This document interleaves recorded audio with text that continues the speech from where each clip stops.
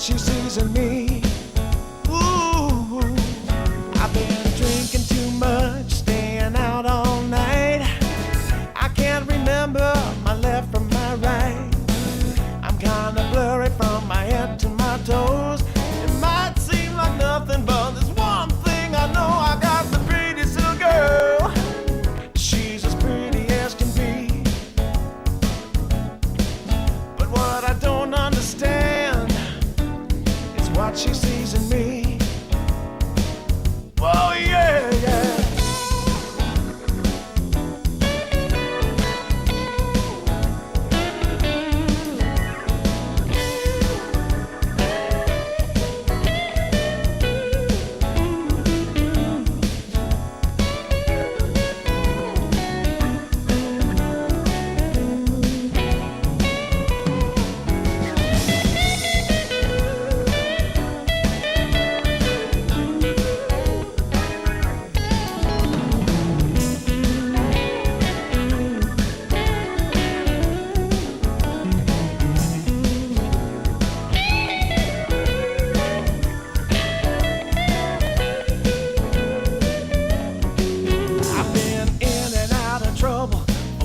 Too long. I can't remember the words to this song. I thank the Lord as I'm crawling out of bed. It's another day that I'm not dead. I got the prettiest little girl. You know she looks so fine. I don't know what she sees in me, but I sure am glad she's mine. Whoa, no.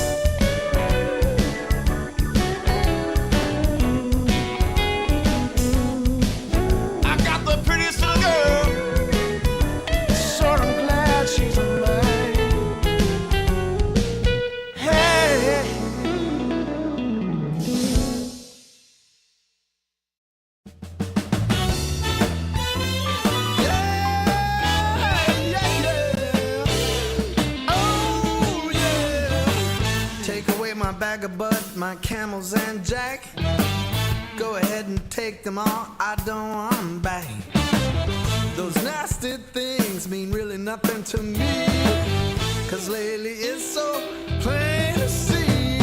All I want is you, honey, it's so true. Give it to me, baby, all I need is you. You can take away my mint Cadillac, take my Harley too, I don't need them back.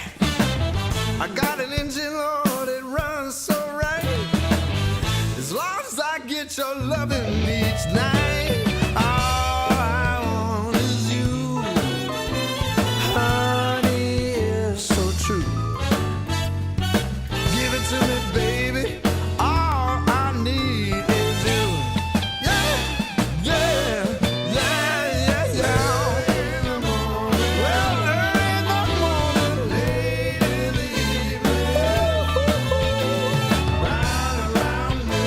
Right about noontime, baby.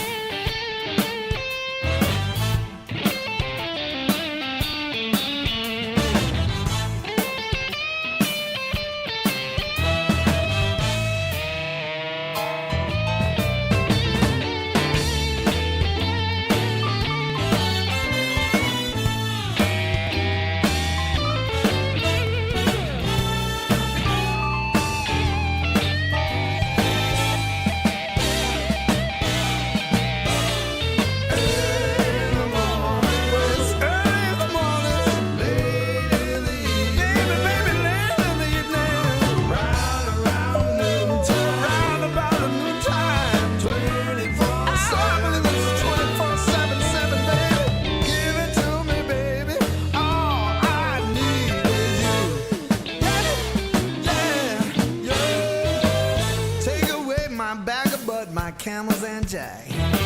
Go ahead and take them all, I don't want them back. The only thing I could ever really miss is what I feel when I get your kiss. All I want is you, honey, it's so true. Give it to me, baby. All I need is you. Yeah, yeah, oh yeah. Early in the morning, late in the evening. Well, it's about late in the evening, baby. Right around noontime.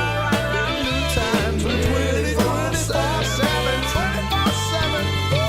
Give it to me, baby. All I need is you. Oh, how, oh yeah, yeah, yeah,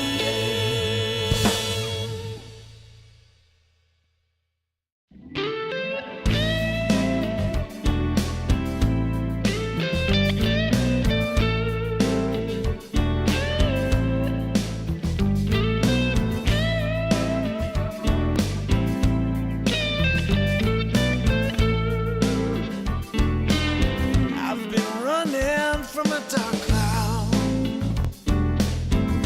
that's hanging over me. I've been running from a dark cloud that's hanging over me. I gotta find me an angel to come and set me free. I need to find me a little sunshine to wash away the rain. I need to find me a little sunshine to wash away the rain. It's the only thing I know that will take away the pain.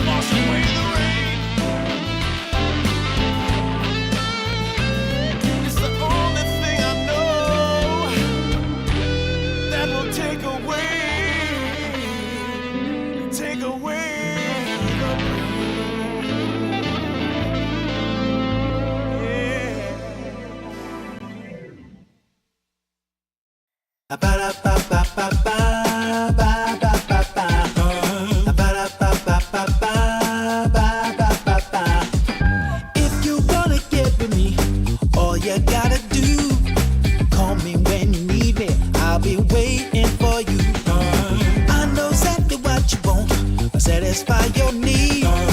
We can have a good time. Don't you worry about a thing. If you want it here, or if you want it there, You got it. have yourself a good time. got it. Act like you don't care. You got it. Get that motivation. got it. I got just what you need. You got it. I got just what you need. You got it. I got just what you need.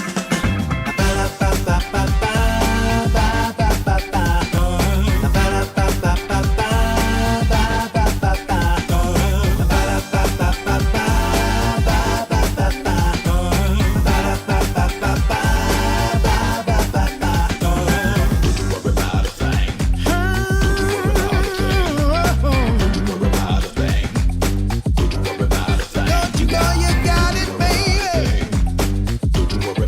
Don't you know you got it, baby?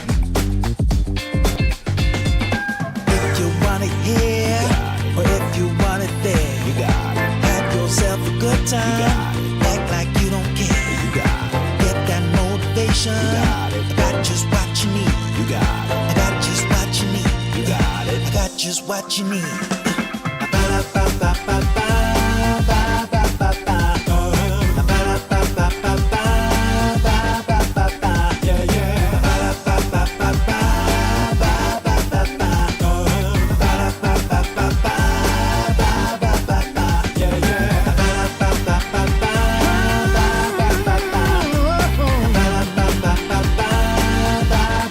Don't you know you got it, baby? Don't you know you got it, baby?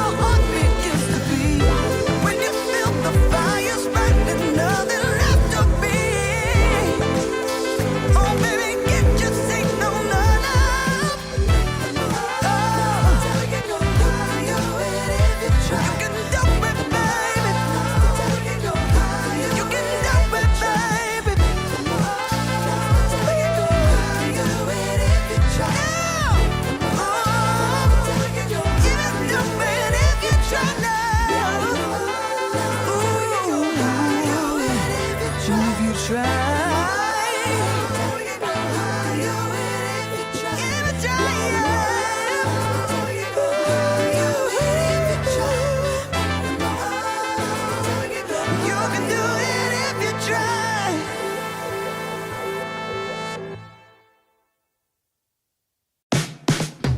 gonna be a cold winter, baby, without you loving around.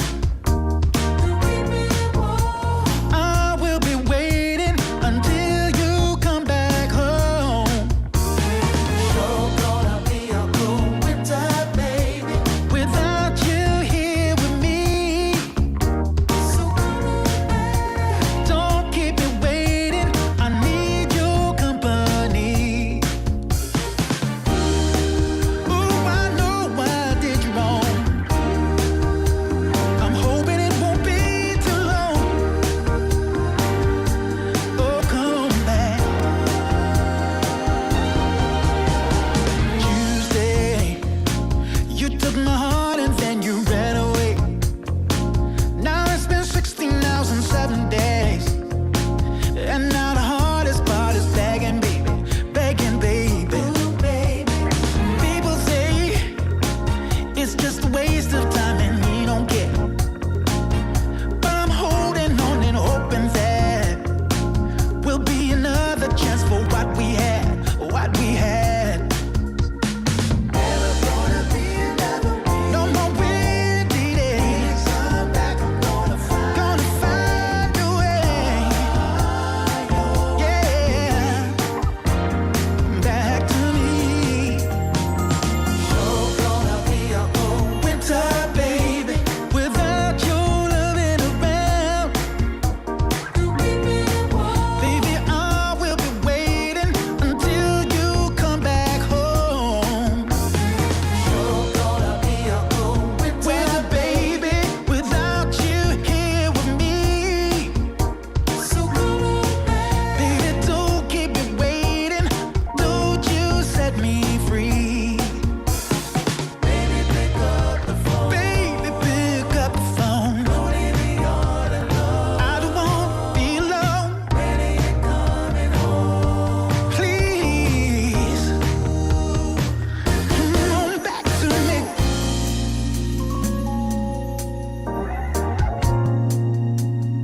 Ooh, baby. Oh, yes it is. Come on, baby.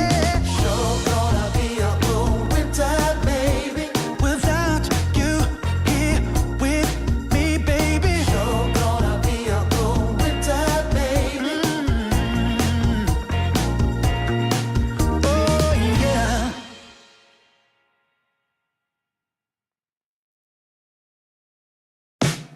Sure gonna be a cold winter, baby, without your loving around. I will be waiting until you come back home. Sure gonna be a cold winter, baby, without you here with me.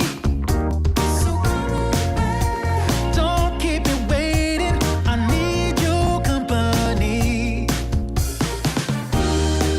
Ooh, I know I did you wrong. I'm hoping it won't be too long. Oh, come back. Tuesday, you took my heart and then you ran away. Now it's been 16 hours and 7 days. And now the hardest part is begging, baby, begging, baby. People say it's just a waste of time and you don't care.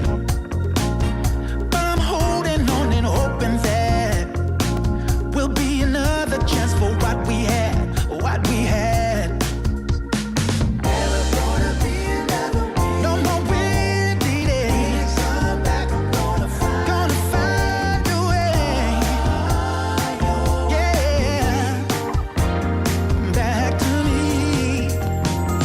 Sure gonna be a cold winter, baby, without your loving around. Buddy, and welcome to the Dream League Qualifiers. That is right, we are here with the Eastern European region to find out team is going to be making it through from this region. It is just one team qualifying here to join the upper echelons of DreamLeague Season 28. How exciting. My name is Nomad. I am joined by T-Gunner. T-Gunner, how are you doing in this lovely, cold, wintry morning? Cold? Is it cold? Is it? I mean, 0 degrees with you. I think. Wait, hold. Let me. No, okay, my radiator isn't on. I was worried my heating was on. No, it's. Nah, to be fair, it snowed during the night, mate, but nothing settled. It's so sad being in England. Like, even when it's cold and it snows, nothing settles. It's just wet. I looked out, and then the other day, it did snow, it settled, and it was like 5 mil on the ground. There was nothing, but then somehow the buses stopped. Anyway, who cares? Yeah, we got Dota happening. We got closed qualifiers. We have a couple new rosters. Eastern Europe. We seem to always be here. I'm excited to see them play once again.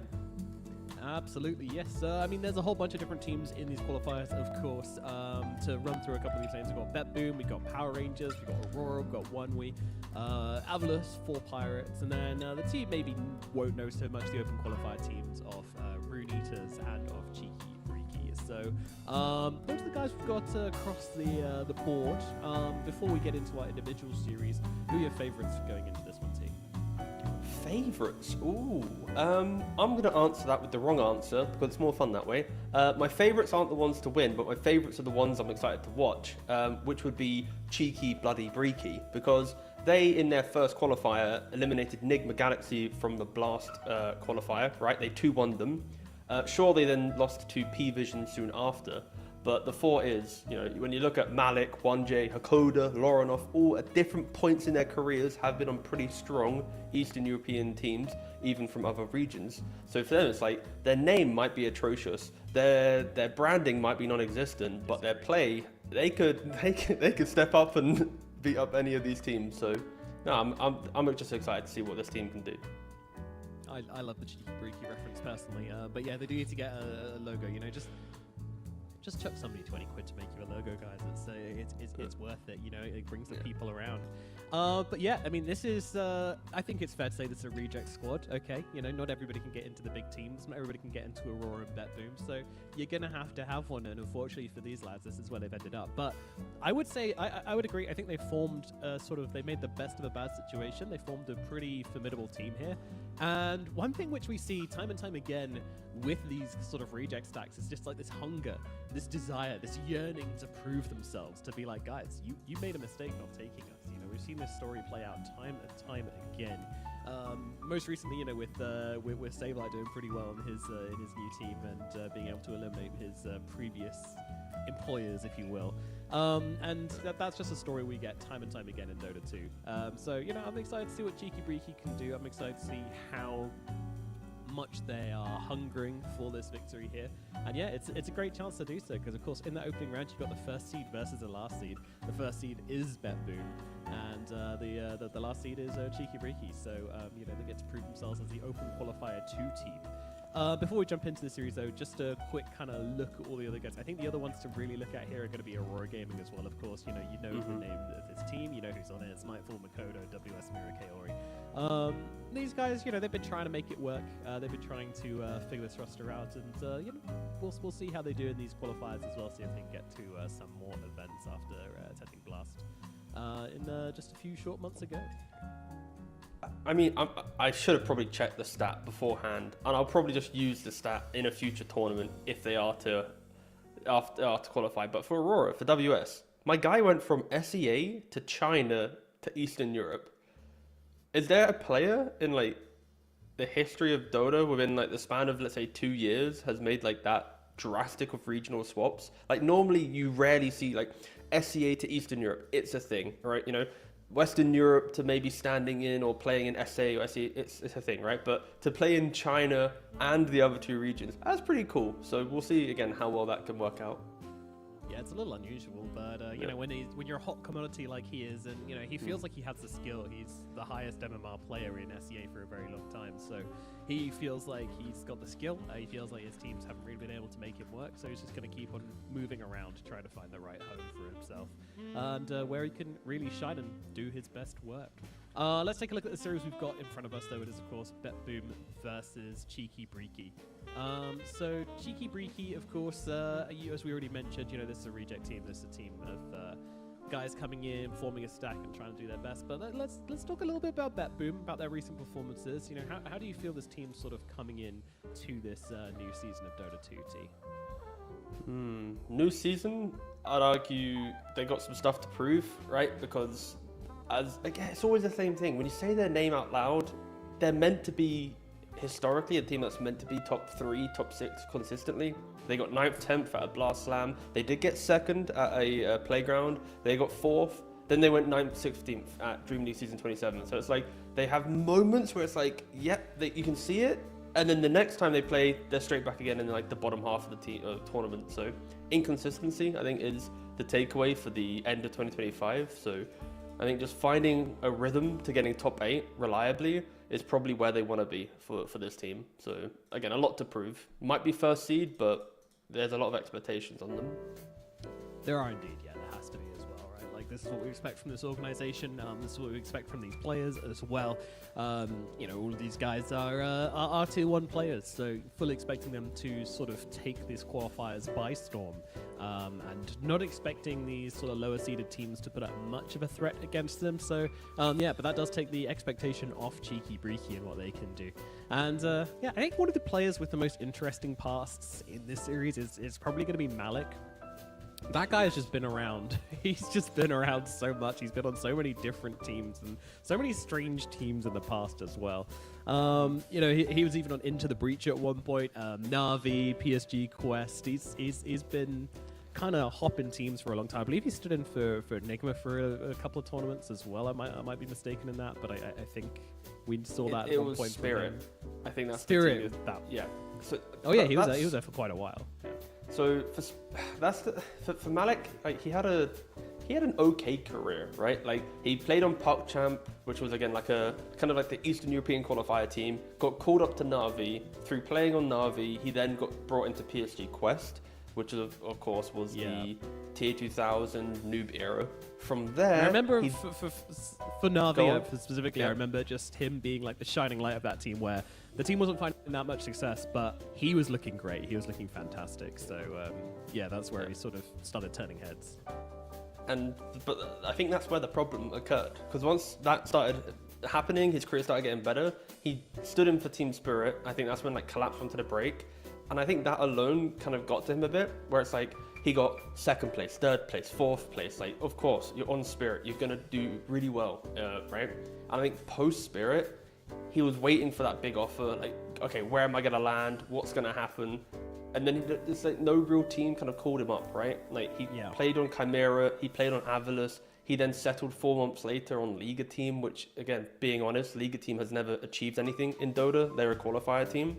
So it's like he went from playing on best Eastern European team in argue the history of Dota to now I'm now on Liga. Halfway through the year, leaves Liga, doesn't play on a team again, right? So I think in his head he might have been like, I'm gonna be on another great team. I'm like, I've made it, and then he just kind of stumbled down a little bit. So it is rough for him, I think, but it does happen. I think maybe your expectations don't match reality, but I'm happy to see him back on a team and see him showcase what he can do again.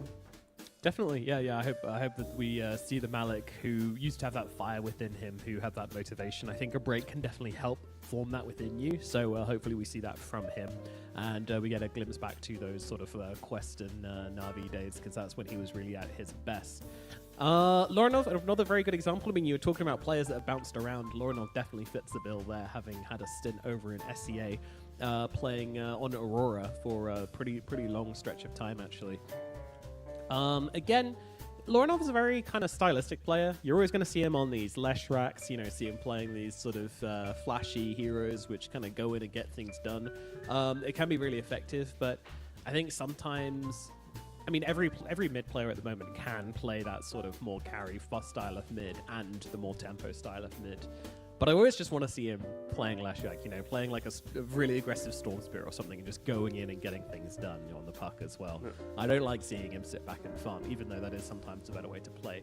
But yeah, I hope this is a team where he can sort of play Lorinov Dota. I think it is. I think this is going to be a very high-tempo team. That's what I would guess from these players. What do you think? I think I would lean towards it, right? Like, when you think about... Like, historically, when I think of Malik, I do think of a traditional offlaner. Like, he's playing his Tide, Centaurs, like, I'm part of the team. And then because you have active mid laners, like, that synergizes really well to then break open 20-minute fights. So, yeah, I think Lorinov should be able to be a playmaker. I think Malik will be your traditional Beast or Centaur, Tide Hunter style offlaner. And then, of course, the question mark will move towards Dark Lord. It's a player that we haven't seen too much of, right? Like, he did play on 9 Pandas for a brief stint. He's not really achieved much so far in his career, but again, he's only 22 years old. It just takes the right team for him to kind of like catapult himself into the limelight. So yeah, I think if anything, it's for Dark Lord to kind of show what he can do around a lot of so many experienced players. Yeah, the pressure is on in that regard for sure. And looking at this, I mean, I don't really know the player that well, to be perfectly honest. Apparently he was on 9 Pandas for about a year. I don't even remember seeing that much of him either, though. So, yeah, he's going to be a bit of a question mark for me. We'll see what he can do. We'll see how he performs in this team. I think the CIS region has sort of been turned on its head by a little bit by this arrival of Yandex, a team which I think a lot of teams sort of thought, nah, we don't need to worry about them. They're not going to do a whole lot. And then all of a sudden they come into this year and they are swinging at everybody who comes near them.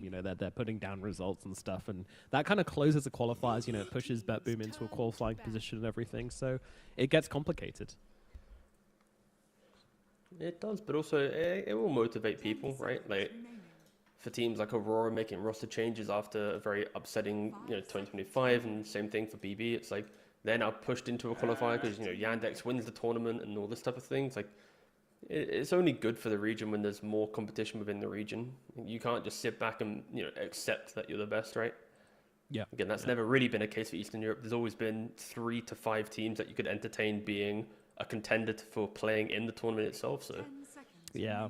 I'm actually a little disappointed we didn't get to cover Aurora more in our pre-show. Maybe we'll talk about it later. But yeah, the new... I guess we mentioned WS quite a lot, but Kaori's there as well now. Very interesting switch-ups being made by that team and pretty sort of dramatic changes coming out from them. So I think a lot of people will be watching them in these qualifiers. But we have a draft. We have a game 1 here between BetBoom and Cheeki Breeki. So let's see how these guys can do.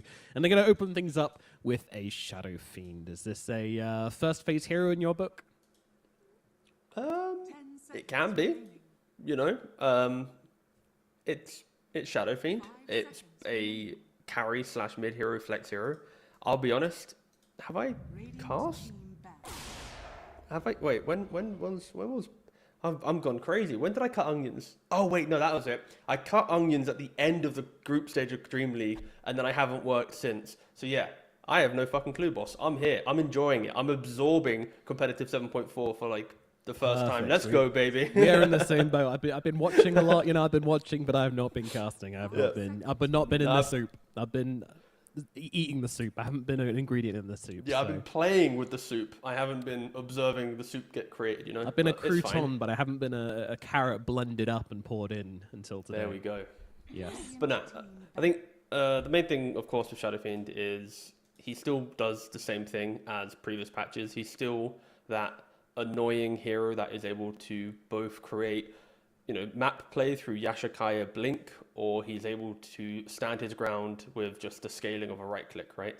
So, yeah. It's probably, when this hero can be flexed as well. I'm assuming it can still be played like mid and safe lane, so it's not like a full-on lock-in. We know Lorinov plays this hero, right? With a name like Dark Lord, he's going to play Shadow Fiend, okay? You can't not play Shadow Fiend with that name. This guy 100% has over 100 games on Shadow Fiend and Anti-Mage. I can tell you that just from his name. I'm going to check if he has an anime. Yeah, I was like, I'm checking for the anime profile picture, and yep, there we go. Nice edgy anime profile picture there as well. I knew it before I even clicked on it. Yeah, don't even bother. But BB instantly going for the Enigma in the... I'm assuming the offlane pick. Again, there is always a world that it could be a 4 position, but I'd like to think it is just locking in the offlane. When you see a Shadow Fiend picked up and it is the carry, there is this world of like raises can be quite annoying, but you are just going to lose your tower if you are playing into offlane Enigma. There's going to be a couple levels of fun for Shadow Fiend into then just despair, especially if BB can get a strong support to pair with it. They don't pick up a strong support as of yet, but instead they pick up the Gyrocopter. This is some very like qualifier style drafting that you've seen throughout multiple regions now. It's you pick Enigma, you then block pick with the Gyrocopter, you're protecting the Enigma. Of course, Gyrocopter flat cannon is very good against the Eidolons, but yeah, it's very robust. These two heroes as well, even as an early double core pick, isn't too exploitable because to counter the Enigma, you need very specific heroes on lane, but then the Gyrocopter through twin gate rotation can also kill those heroes. So it's kind of like a fun little partnership and draft to see. I think I like single target damage against this though. When you're all in on a team fight like this, like there's definitely an angle you can take where you just go, okay, we skirmish, we split push, we fight. Make sure you get like a ratty sort of carry or mid laner who can push waves and get some single target. The Pudge, I wasn't anticipating, I'll be honest, but I'm excited to see it. Let's go. First game back in an age and I get to cast a Pudge game. I'm always down for that. 5 seconds. It's good, right? Of course, we've seen the rise of Pudge at the end of 7.39, but again, Pudge, still the same hero. You're still going to be seeing the kind of the playmaking capabilities, but Cheeki Breeki are putting themselves in a very awkward position of if you don't connect on your spells, your fight disappears very quickly, right? Like a miss kinetic, a miss static, a miss hook, a miss requiem. Again, it's kind of hard to miss static and requiem, you could argue, but you know, you miss those spells, your fight will disappear, right? There's no real kind of glue to tie it together. I know a Naga Siren as well. Damn, they are really going for the... We're not going to miss the spells anymore because we are going to song into the Static Storm or song into the Requiem, but... Okay. Just make it easy though, didn't it? Yeah, but for BB, they are just running down lanes, right? We don't see Ogre. It's one of the most unpicked heroes, and like when you look at previous tournaments, I think it's unpicked in like the majority of them. But with an Ogre, with a Gyrocopter, it makes sense, right? You've got Bloodlust to enable the flat cannon to pump out more damage. You make early moves on the map very nicely. You're tanky enough to not really care about, you know, if you get hooked, just walk it off, right? So, yeah, I think Ogre's pretty fun because of Gyrocopter. Hoodwink's really cool because of, you know, save. And then there's no real problems with their lineup. Like, it farms well, it plays the map, it can smoke gank, it can Roshan, it can take towers. I do like how you don't even need to really like specify much about Hood. Just, it's save. And everybody should know. Like, if you don't know, then, you know, just go watch some replays. It's save Hoodwink. You're going to have a good time. Exactly. Like, for BB's lineup, it's like, it's traditional, it's solid, it does its job. Like, we've probably seen these hero combinations in the past, right? Like, it's fine. But for Cheeki Breeki, it's like, it's all execution based. It's like, after lanes, like, if you make the wrong map move, if you do the wrong, like, spell combo, you're instantly reminded about it, right? So, I respect the fact that, like, a newer team is drafting like this, but they do need to demonstrate like really strong like mechanical and, you know, macro skill to showcase these heroes. And also, you know, the Naga is probably the carry, right? Like with the Disruptor and Pudge. You know, Pudge technically could be a carry. Disruptor could be fallen. There's still a world where Naga is a support, right? But I would assume that it is Naga carry to then just shove illusions into the Enigma and just kill off the Eidolons, protect your tower. I have memories of a Malik Pudge, so maybe that's going to be a thing. I don't know if those memories are real or not, whether they're kind of fake, hallucinated or dreamt them, but one or the other. Yeah. It does. What are they banning out? BetBoom are banning out offlaners, so assumedly it is going to be a carry, either Naga or Pudge. We'll see which direction they decide to go in. I haven't seen either of those in a long time, so I don't really know which direction they're going to go in, but it's fun to find out. What would you go for? I mean, realistically, for the offlane, for Malik on Cheeki Breeki, they do need a simple I blink and stun or I frontline, right? Because Shadow Fiend and Naga as heroes, they want information to utilize their heroes, right? Like Naga wants to walk in with an Orchid if it's a core, right? To get that pick off using your illusions for vision or another hero. Shadow Fiend wants a hero to create the fight to then blink Requiem, right? Like, there isn't, I would argue, a single hero on their team that will stand in the front line for 10, 15 seconds and go, okay, this is the fight, let's take it, right? So, of course, Tidehunter is a very good ban. They take away Mars. Again, if this was previous time, you'd be looking at Centaur. I think Brewmaster might also be fine, just to keep annoying the Enigma. It's like, if you don't black hole me, I will get split off, and then I can cyclone up another hero. I can also dispel the Fire Shield shard from the Ogre to take away some of the right clicks. Like, there's small little things you can do, but 5 seconds remaining. again, there's Gyrocopter in the lane which can counter it. But yep, they go for the Centaur. Nice. Keeping it standard. But I was going to say he buys Axe, but Kite. it's just not really that good against any of the heroes they've picked, even though it's good for their lineup. So yeah, You'll the get Centaur chased makes down a lot in of lane, sense. yeah. I mean, the lane's Yeah, scary horrible. no matter what you pick, right? Like, everything I described is a beefy offlaner, and then when you play into a Ogre at level 2 when you have 2-point ignite plus stun with a Gyrocopter who's probably going to have, you know, afterburner plus barrage, like, you are going to be chased down the lane. You are going to have HP problems, but Yeah. we'll see how they want to navigate that lane. Does Centaur have a way out of that though? Like, is he fine sitting in the jungle after a certain point, or is he going to be able to survive the lane after a certain point? How does that go? I mean, it's probably going to be on Pudge, right? Just to hook him out. Like, if the Yeah. Pudge is trying to pull waves, then Centaur's going to lose HP. But if Pudge can just hook the Centaur and then just bring distance to the lane, then you're probably going to be fine. But, yep, it is going to be the carry Naga Siren, the mid Shadow Fiend, the offlane Centaur, 4-position Pudge. And for BB, they are keeping it. Yeah, again, everything's pretty normal, right? Beastmaster to mid, Enigma to offlane, Gyro to carry. So yeah, in regards to heroes going to the lanes, there's no like, oh my god, wow. If anything, I think the promotion of Naga Siren from support to carry is a product of 7.4, but yeah, teams should be pretty happy with what they got. Yeah, I actually want to check Naga Siren and see what's actually changed about her to make people feel like this is now viable, or at least make Dark Lord feel like this is viable. We get to changes and just some gentle nerfs across, gentle buffs across the board. Really, it seems nothing super crazy coming out. It's like 0.1 agi here, 5 damage there. Everything was very subtle for sure.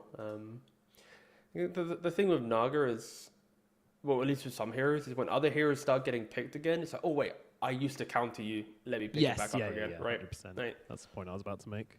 Yeah, like And this is like the sort of 2 months after the patch, or 1 month after, however long it's been since the patch, where you end up in that situation where people aren't picking the stuff which has been buffed anymore. People are picking the stuff which answers the stuff which got buffed, or that answers the stuff which is answering the stuff which has been buffed. So it's sort of we're a little bit down the chain now. We're a little bit past just the general basic stuff.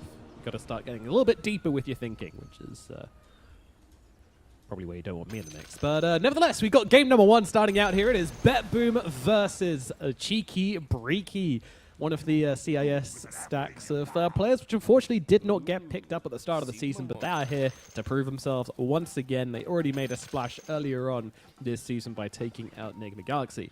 And now they're going to come up against BetBoom and try and do the same thing. The favorites, the number 1 seed of these qualifiers. Let's see what they can do. Here we go, straight away. Hook lands from 1J onto Kataomi. This could be a first blood. They need a little bit more damage, though. It's an Ogre. He is so tanky, but I don't think he's getting away this time around. And the first blood will go to Loranov. What a hero to get it on as well. good kill. Beautiful So stuff. do you want me to analyze that? Do you want me to just hype it up? You know, You can go for the incredibly deep analysis of how this affects Shadow Fiend in mid lane. ooh. Okay, so an early kill for a Shadow Fiend. Not only does it give some Necromastery, but it also accelerates his timing to bottle. Once he gets bottle, he can then apply multiple additional Shadow Razors to the enemy Golly. mid. Issue is, he's playing against a Beastmaster, who plays on boars and axes. Therefore, are you actually raising the individual hero? Probably not. We shall see. Oh, One J is stuck around way too long here, so yeah, he's going to be dead. Now you get to talk about how Gyrocopter getting second blood is really It important. does. It changes nothing. He's going to get his Falcon Blade up a little bit quicker, get that Blade of Attack, which is going to make it even stronger in lane, already a strong hero in lane, so that's really going to help. But yeah, sort of questionable from 1J there. He was looking for the hook onto the bounty rune, but we've all seen it in our pubs plenty of times. The pudge just getting picked up there for no particular reason. He is going for the hook onto the range creep though, so this kind of gives you an idea on how they're planning on answering this lane. The answer is just mess it up. Take the range creep, push it out, really change things up and try to just disrupt this lane equilibrium as much as possible. They drag the wave back. Yeah, it's going to be tanky with the double ring of protection. So yeah, just trying to do everything to be as dishonest as possible. The problem with this type of laning is you are giving complete free XP to the Ogre. So there will be a level 2 timer to play on for that. And we'll see if the BB can utilize that. Meanwhile, mid lane, Lorinov playing with his bottle coming out soon, and let's not forget the Necromastery points. He started the lane with 4 extra damage, which, I mean, considering Shadow Fiend has such pitiful damage, maybe makes a difference, but you're kind of raising for your early last hits anyway, so. Yeah, you are. This is just a farm lane. If anything for Beastmaster, it's just respect the fact that you don't want to feed away your boars. They do give, a hearty amount of XP. Keep on the high ground, do exactly what you just did there. Play for deny, keep them out of the raise range. And, yeah, it should just be a farm game. But yeah, Beastmaster, one of the better melee heroes against Shadow Fiend.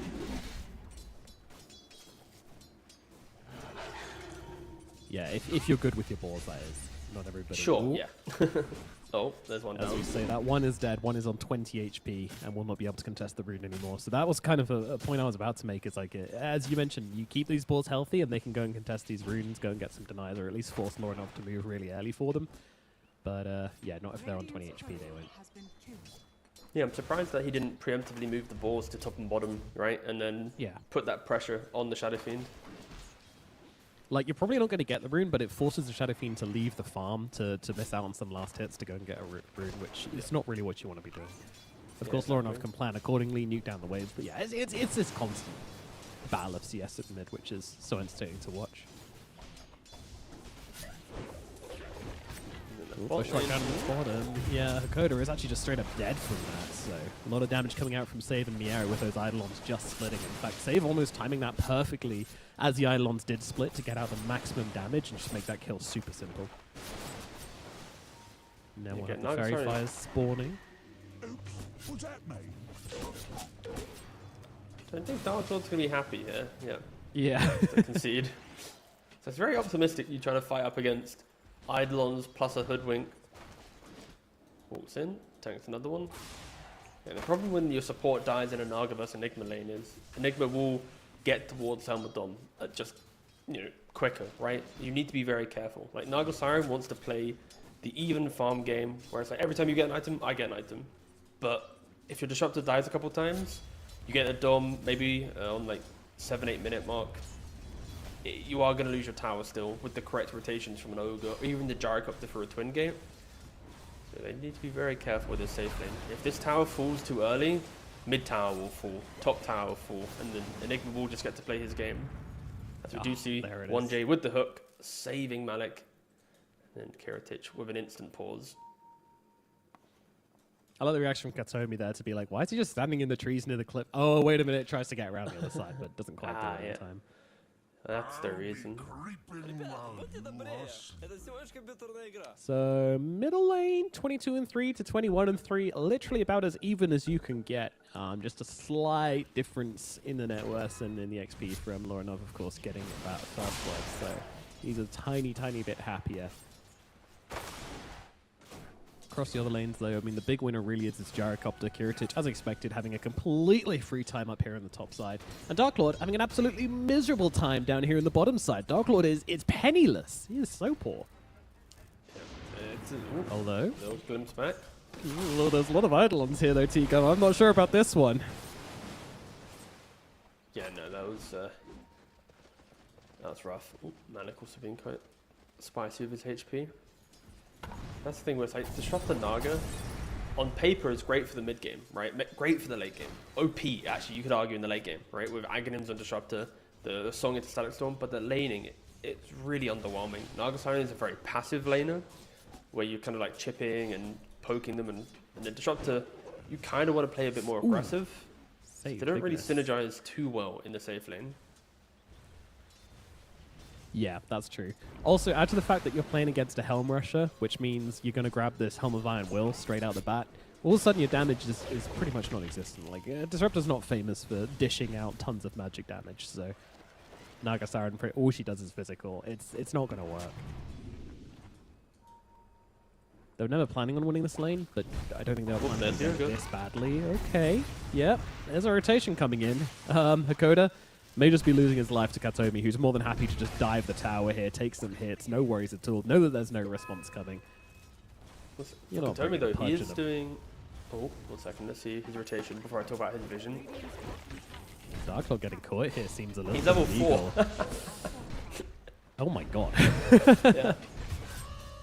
Tries to make it up to the high ground, but yeah, save will catch him out. So can we quickly look at the observer below the tier 1 Dire Tower? Like, Katomi is doing like these small little plays, right? Like below the tower, he's got the on the right hand side. He places it on like the edge of the high ground. Hakoda thinks there's vision, but now he doesn't find it. Like, I do feel like Katomi's always thinking about his vision game, and he still might walk up the high ground and find it. But at night time with a reduced vision, it would need to be a nighttime check. He places another sentry to find it. Still doesn't find it. On the case, maybe not the greatest detective in the agency. I mean, if he had kinetic, I'd assume Hakoda would check this spot, but he also didn't ping it. So my assumption is he might not even know about it, right? Darklord, could you go and spend like 12 seconds cutting down trees up on the high ground for me, please? And Darklord's like, absolutely not. You're a lumberjack this corner for me. But still, small little wards like that can be game breaking, especially because that reveals the ancients. So yes. Scan note, checking for top wisdom. They don't want to contest it. Some discipline from Katomi and Kiritich there. They sense the aggression and they disengage. Now there are little things across like the skill brackets which you can get away with in sort of low skill games and you can't get away with in high skill games like lone pro games. One of them is having a Quelling Blade as support, placing wards down, and then like cutting trees so that the wards can see more. Because in a high MMR game, people are just going to instantly know, like, okay, well, they've placed a... Why is this tree dead? They've clearly placed a ward here, but no one thinks of that in the low MMR games. So, you are a, pleb like myself, then grab a Quelling Blade on support, get creative with your warding. They will never get dewarded if you place them in a strange place, which still sees as much as a regular ward. Trust me, guys. You want to know the best thing, Nomad? What is the best thing, Tigo? That ward I talked about doesn't even need a quelling, because Katomi doesn't have one exactly. yet. Yeah, it's hype. But that's what I'm saying. Like in these games, if you quell a tree, they're immediately going like, "Well, ward there. Thank you for the." You might as well place a giant green arrow on the ground, saying, "There's a ward here." That's why I miss with Pushka, honestly. Like he used to be probably one of the best at it. Yeah, for sure. He was. I remember him getting Quelling Blade and just burying himself into trees to not even to place the ward in the trees, to place the ward from like a new position. Harder to do now. They've reduced the cast range on wards, but used to be very, very funny to watch them. Him just burying himself in the trees like 2 minutes before a team fight to get down some crazy ward, and then the fight would take place there in the future, just as Maposhka plans. Have TP top. Top multiple lane heroes. Yeah, it's about to get crazy up here. I mean, Kiritich coming in the backline, just trying to get the damage off, and GPK roar out onto Lorinov. Hook back, though. They're trying to keep him alive. Malik stuns nothing. Lorinov going for the Requiem, but it gets cancelled by save. They'll kill. Malik, he's looking at a whole world of hurt and will be the second casualty of Cheeki Breeki. 1J still being run down by GPK, but GPK says, yeah, I'm not going under that tower. But Pudge all the way down to 50 HP, does just about get out of there. But man, that was a stinky, stinky fight for Cheeki Breeki. You can kind of feel the difference in supports right now between the two teams, right? Like, the way that Katomi's playing, all right, like he's got this like freedom of map movement. He's placing these wards. He's setting himself up. He's always in the right place. Kiritich as well with his map read. He rotated towards the wisdom. They went, you know what? We don't want to fight this. They disengage. They walk towards the top rune. He then pings as vision, which there was. He also disengages. So Kiritich has this awareness of the map where they are, and then Katomi has the same thing. So then Katomi, again, like I mentioned, that support difference, he tanks the gank, opens up the gyrocopter to come in to then get the additional information and damage. So yeah, it's... And they read that play like a book as well. You No. know, the gyro was hidden in behind them in the trees, just ready to let loose with the cooldown and everything. Drums picked up for Loranov here, okay. The problem with the Radiant lineup is they just have farming cores, right? Centaur farm, Shadow Fiend farm, Naga farm. No hero takes the kill and goes explosive on the map. They go, thank you so much, I'm going to farm 4 more counts, right? As 1J is going to get picked off here. But you compare that to the side of BB, right? It's if you are to get a kill, Enigma's going to suddenly take a tower, or Beastmaster's going to smoke with a teammate to go get a kill, right? Like there's so much more motion available for BB to utilize, and you know you can see that in the net worth already. 4,000 gold lead because they're getting kills, they're getting towers. You know they're making just good early moves, and also stealing away the triangle. It further hurts the farm lead of the Radiant lineup. Absolutely. Hook doesn't land again. You know, it's always hard when you're behind, you don't have the vision, you're sort of struggling, but yeah, this is feeling like a pudge on my team rather than a pudge on the other team.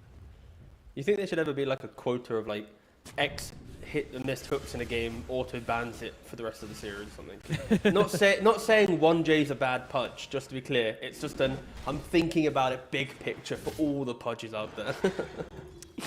That's the coach's responsibility. Okay, he's got to be writing it down the whole time, tallying them up. Okay.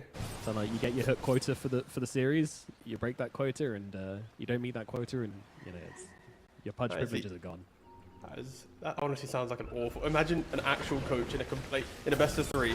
Hey man, after game 1, you had a 12% hook accuracy. I'm gonna have to ban you from the hero. Like, how soul crushing would that be?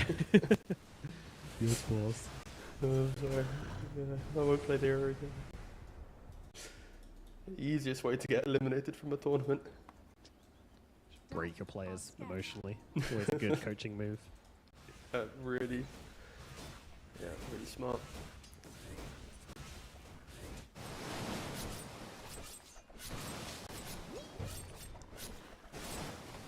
I mean, I reckon there's some merit to being horrible to your players for a while, and then you know tanking the early season losses by being an arse, and then later on in the series you start to be like, actually, you guys are playing really well right now. Actually, I think you guys can do it. And then it's sort of like the, you know, they're used to the abuse, and they're like, oh, he thinks we're doing well now. We're gonna win. We're gonna do it. I was about to say sure, but that sounds like some like American football This is a underdog very story. toxic mindset, by the way. That's but really yeah. I'm kind of sold on it. That's like some. Don't worry about what that says about me, but I'm thinking now it's a good idea. Someone should try this. Oh, there's a song. It sure is, D-Gov. I'm not even convinced it's going to change much. Okay, 1J's there. So we've used a song and a hook to get Hakoda out of the engagement, which was actually heavily Radiant in favor. There were like 4 Radiant heroes there to 2 Dire players, but Sabre was coming over, as was GPK, so... But yeah, kind of an indicator of how this game is going at this point. Cheeki Breeki have not really gotten their feet wet at all in this one.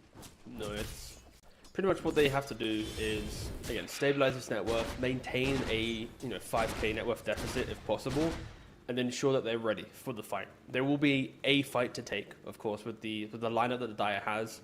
They are going to look towards Roshan and Tormentor around that 20-minute window of the game, right? Of course, going for bottom Roshan and top Tormentor, but the question will be, are they ready? Are they going to fight for Tormentor? Are they going to fight for Roshan? If they can do either of those, I think that is a window in which they can get back into the game. But again, hold the net worth lead or deficit, maybe even claw back 1,000 gold here or there if possible. Don't give away any more kills, and then we might have a game on our hand. But yeah, I think the next 6 minutes are just critical right now for Cheeki Breeki.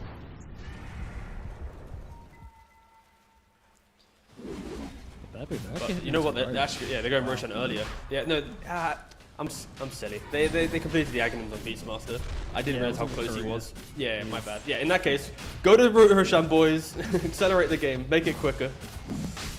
For some reason, I thought he was still 1,000 away. My bad. GPK has the drums of Slom, but Shadowfiend actually bought his drums of Endurance before him, so he just wanted to feel, a little bit bigger, like, I got my drums before you. Makes sense. Slom versus Endurance. I don't know what Slom is. I'm Googling it right now, don't worry. Slom meaning.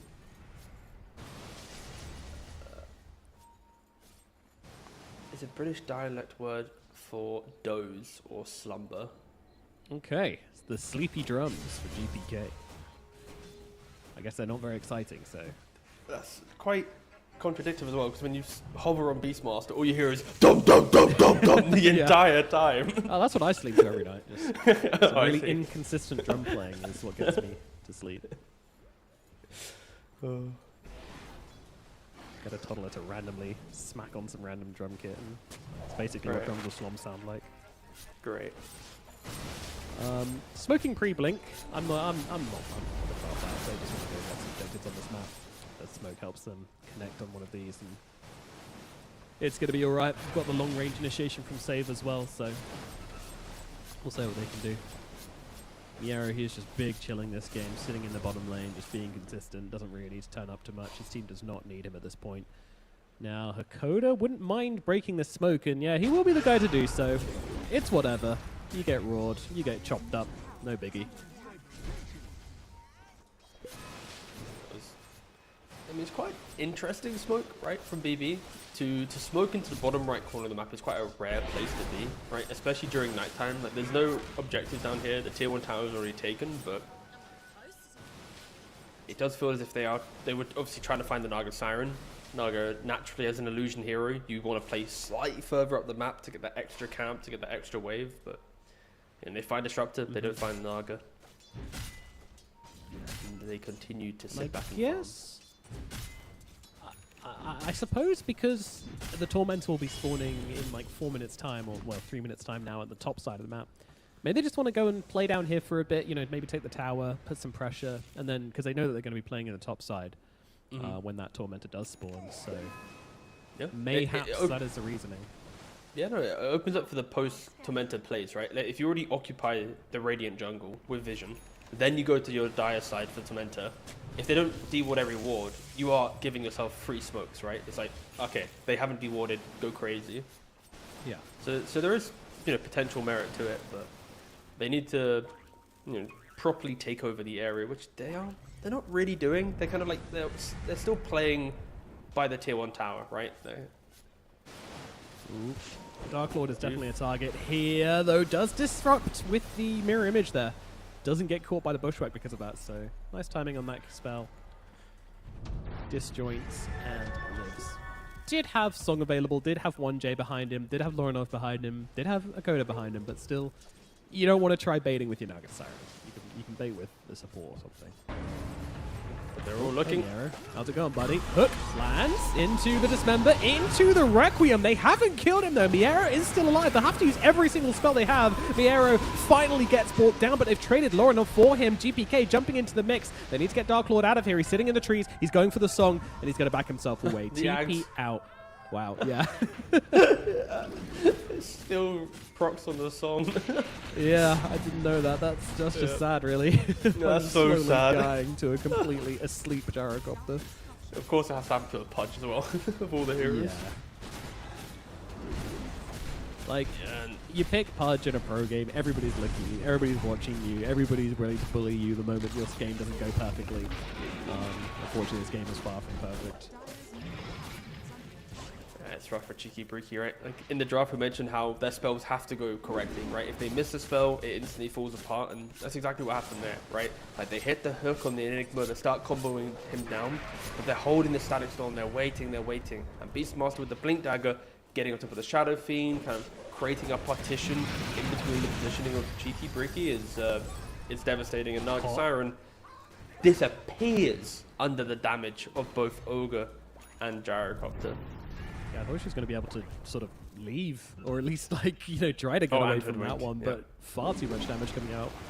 And, yeah, okay, that she carried dead. Unlucky, I guess. All right. Yep. That's sort of the moment where you sort of realize what state this game's actually in. It's actually incredibly bad. We knew it was tough, but that's sort of your last hope. Your Naga Siren still being able to be the guy was sort of the last idea they had, and that is now gone, so I don't really know yet. It's back to shoving waves. It's back to kind of prolonging the game where possible. The ability to find a pickoff is always available for the Radiant side. It's just a matter of it not being near a tower, not allowing for the quick response, right? Like when you want to pick off, you want like an honest pick off, that one hero, that one kill. But the problem is, I feel BB should just be holding each other's hands now for the rest of the game. Like, obviously not literally 5-manning like this, but in a kind of linkable position to help with that fight. 1J is getting scouted by the scan though on the twin gate.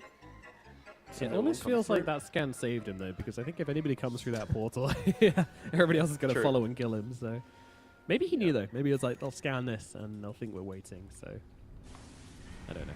Blink finished on the pudge at least, so he's got another way to sort of play these fights and be in the right position. You want to know a really exciting build? The Centaur went for Helm of Dom into Crimson into Pipe, and the Enigma went into Helm of Dom into Pipe into Crimson. Fuck. Wow, I love the That off was- lane. What a roll. Which one's your favorite, Nomad? Oh, it's so hard to choose. The pipe did help Miero survive in that last fight, though, when he got hooked in. He was able to pop that pipe to keep himself alive a lot longer than he should have been. But I do want to... I don't know. Like, Lorinov needs to go for the instant Requiem there, but I feel like he could have just gotten, like, slightly closer to Miero there. A little bit closer, because the Dismember was already out, so you know he's not getting off the black hole. Get on top of him, make sure you're doing the maximum damage possible. I didn't check the replay, so I don't know if that criticism is valid, but Katomi's dead in the middle lane at least, but there's a cooldown on the Kiritich coming into Dark Lord. Dark Lord pops a song with Kiritich, he's BKB'd, and he's just taking Dark Lord apart. Some axes from the sidelines from GPK to help out as well, but it is all Kiritich as he brings down the enemy carry once again. Oh, Kiritich now has a Daedalus as well. Yeah, he's a very farmed carry. He's Very, very disgustingly happy. farmed, isn't he? Yeah. Yeah.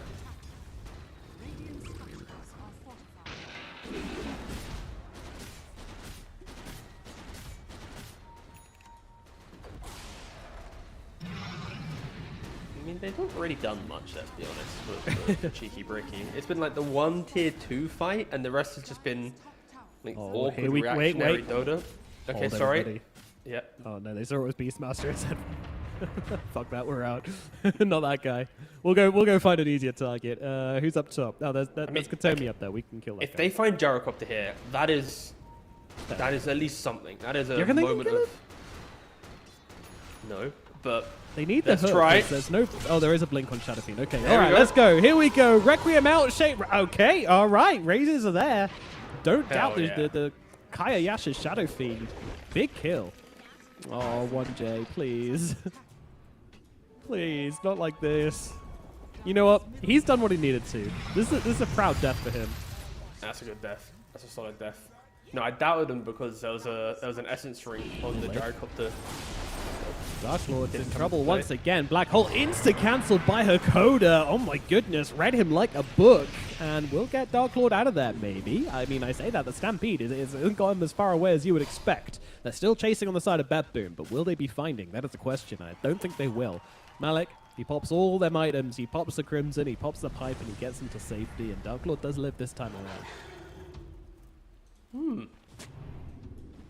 That's where they wish. Why didn't we think about these type of moves earlier, right? Like why? Obviously, they are product of having items, right? Like the Naga's going for moves because she has the Orchid. The Shadowfiend's making moves because you have the Blink Dagger. But I think if you have this understanding of how you get kills, then your early game should be more disciplined, right? You shouldn't be giving away early kills to delay your timings. But again, that's for replay review down the line. Cheeky Breeki, they see a path now, right? It's Pudge Shadowfiend somewhere on the map get a kill, and then Naga has to shove waves to open up that pick-off potential. But Dark Lord, every time I click on him, he seems to be across the river in mid lane. He really does like going over the Dicing river with in mid death. lane. Yeah. Now second Roshan is being taken by the side of BB. Of course, Roshan is an incredible tool against Naga Siren plus Shadowfiend or Disruptor combinations. They are all in on that one spell combination, right? The Song into Static Storm or Requiem. If you have an Aegis, Gyrocopter can hit buildings for free and not care at all. Of course, then the second layer to that discussion is, what if you get pudge hooked under a tier 3 or a tier 4, die, and then you get static storm? Like, there's layers to it, but still, Aegis, very, very good. We'll see how BB can utilize it. But as much as it looked pretty dire, we are actually very close to some pretty good items for Cheeki Breeki, right? Like, we're 1,000 gold away from Aghanims on Disruptor. The Heart just got completed on Naga Siren, so you can actually, you know, tank up some of these spells. The BKB that we just saw on screen from Shadow Fiend, like, I kind of was happy to sit back and watch BB just cruise into a game 1 win, but honestly, I can see a path in which they find that one fight to get back onto the map, and again, it's all based behind the execution of if they can set up the spells. Of course, Heart of Tarask really is a perfect item for going over the river in the middle lane, so That is true, no. happy with that one. I mean, what is the changes to the Heart in the 7.4 patch really meant for the item in game? Like, how does it sort of change that item? It's more regeneration, right? So you don't have, like, it used to obviously give strength and HP, but now, based on when you're lower HP, you get more regeneration. So it's kind of tankier when dying, I guess, is the easiest way to describe it. This is where Wappa Circle's chatting goes, well, actually, I'm like, oh no. Oh, Naga. Oh, okay, all right. Yeah. Not allowed to farm there, friend. That is not your place. The Heart, not enough regen that time around. No, not at all, no. Again, long fights, not burst, okay? Long fights. But to be fair, he died in like 3 seconds in mid lane. He died in like 5.5 seconds in the triangle. So like, we are showing development. Just need a bit more. No more pep in his step. Well, they've got the banner down from the second Roshan at 27 minutes, and now they're going up the high ground with it as well. The Aegis still plenty of time left upon it. Hook is going to be there, but not going to be landing onto Kiritich. Easily sidesteps it. And the barracks starting to fall. Naga Siren back in 2 seconds, but... The weird Crimson. Courier just given to the gyrocopter. Okay. Fire shields for all. Oh, by the way, do you want to know a fun bug? Oh, Ooh, wait, Hook! Hook out onto Kiritich. I mean, this is the Aegis, don't forget, guys. And he's just going to pop the Satanic Life 1 and go for this. GPK jumping in, committing onto Loranov as well. Loranov, he's down to half health. The song is going to be there, forcing the reset. Kiritich still has Aegis, still has BKB. They're going to go, though, for the Requiem, but the Requiem does absolutely nothing to Kiritich as he pops the BKB, and now Malik on the sidelines getting caught out a little bit weirdly there. Yeah, the Aghanim's Disruptor ult still being held. Kind of insane it didn't get used there on the gyrocopter, no? I mean, I guess the Aegis is just not appealing. They won't see if they can get through the Aegis and use it real life number 2. They were looking for it, but... Yeah. Yeah, no, as soon as you use your big ag static, the one that you've sold some items to get, it is just a matter of, oh wait, we lose the rack straight away. I think, yeah, it is really, really rough, but use it incorrectly, everything just falls apart. But if you want to just hover the camera slightly towards the Radiant Ancient real quick, do you still see the Crimson effect on it? Yeah, I do. You do? There we go. There's a bug for you. The Ancient is not affected by Crimson, yet you still see the Crimson effect on the Ancient. Crazy. As they walk up to the high ground, Gyrocopter hits the tier 3. Certainly is. Rapier in the quick buy as well. Wow. Kiritich has grand plans. Oh, the arrow tanking the hook with the Alpha Wolf. That Alpha Wolf does a lot of damage to the Gyrocopter. Dark Claw's coming in, starting to get a bit of damage out onto, well, no, not really. It's the other way around. Dark Claw's just dead. All right, cool. Good game, I guess. The cart was not there in time. I really want that to be, like they do like the clips for like the main event, like the introduction to teams. Yeah. I want that to be part of BB's clip package. I guess that's game, I guess. Yeah. Like epic montage into then. This huge win they made in the qualifiers. Well, guess it's over. Yeah, well, cool. Well, they didn't stick around for the bottom ranks, which is a little bit surprising to me, but I guess they're still respecting this Gyrocopter ranks. The Gyrocopter ranks? Requiem The back up Disruptor again, ranks, yeah. Yeah, Disruptor, yeah. Aegis is now gone. One thing we didn't talk about really at all is, of course, Beastmaster was a good lane matchup into the Shadow Fiend, but also it's one of the best counters to a core Naga Siren. A reason why we haven't seen Naga Siren too much is because Shivas is really easy to purchase. There have been multiple Radiance heroes in the previous patch. Like, there was ways in which Naga Siren was countered, but Beastmaster, with Aghanims, with Shivas, with BKB, you never care about Naga Siren in the fight. In the map play, sure, it can be annoying, but in the team fight, you counter her, right? And I mean, that is a reason why Dark Lord is struggling to enter this game, because Yeah. you cannot really go toe-to-toe against the old Beastmaster. Yep. Beastmaster. I mean, Gyro, of course, doesn't struggle with AoE either, so it really is just... you're kind of just ignoring the Naga illusions, in which case, why Naga? Sort of starts to And be the question. Keratic, he's a smart cookie. Okay, he knows did not that go for the Rapier Rapier, is... yeah. You're playing into Naga Siren, Disruptor, Shadow Fiend. Yeah, I feel like yeah. a Rapier is... You're offering up the enemy to go on you one time, right? But get a Skadi, get HP. Of course, 35 all attributes. Feels quite nice.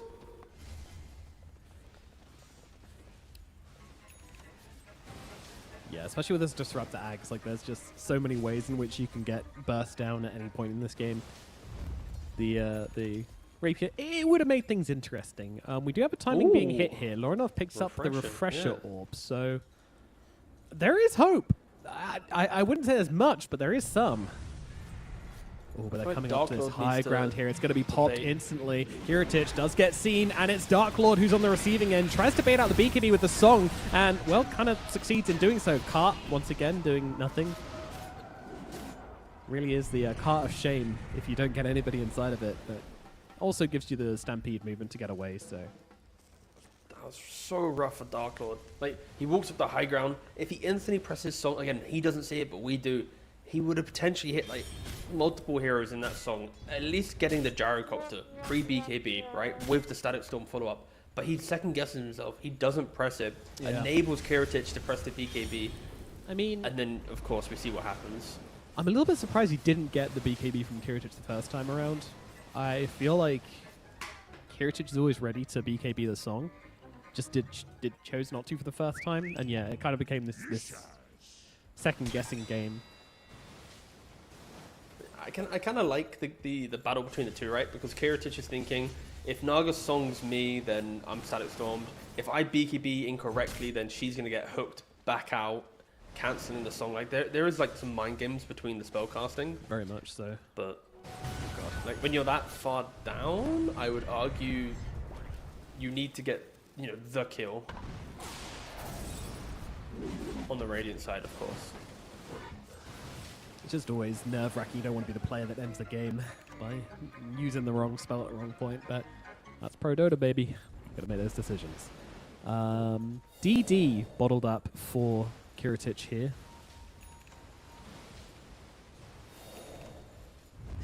That is absolutely terrifying. He's got The so AD much is on the damage. carry. Yes, okay. Isn't that a league phrase? Is it AD carry? AD carry? Yeah, I think it is. Yo, you should Attack do that damage carry. cast unironically.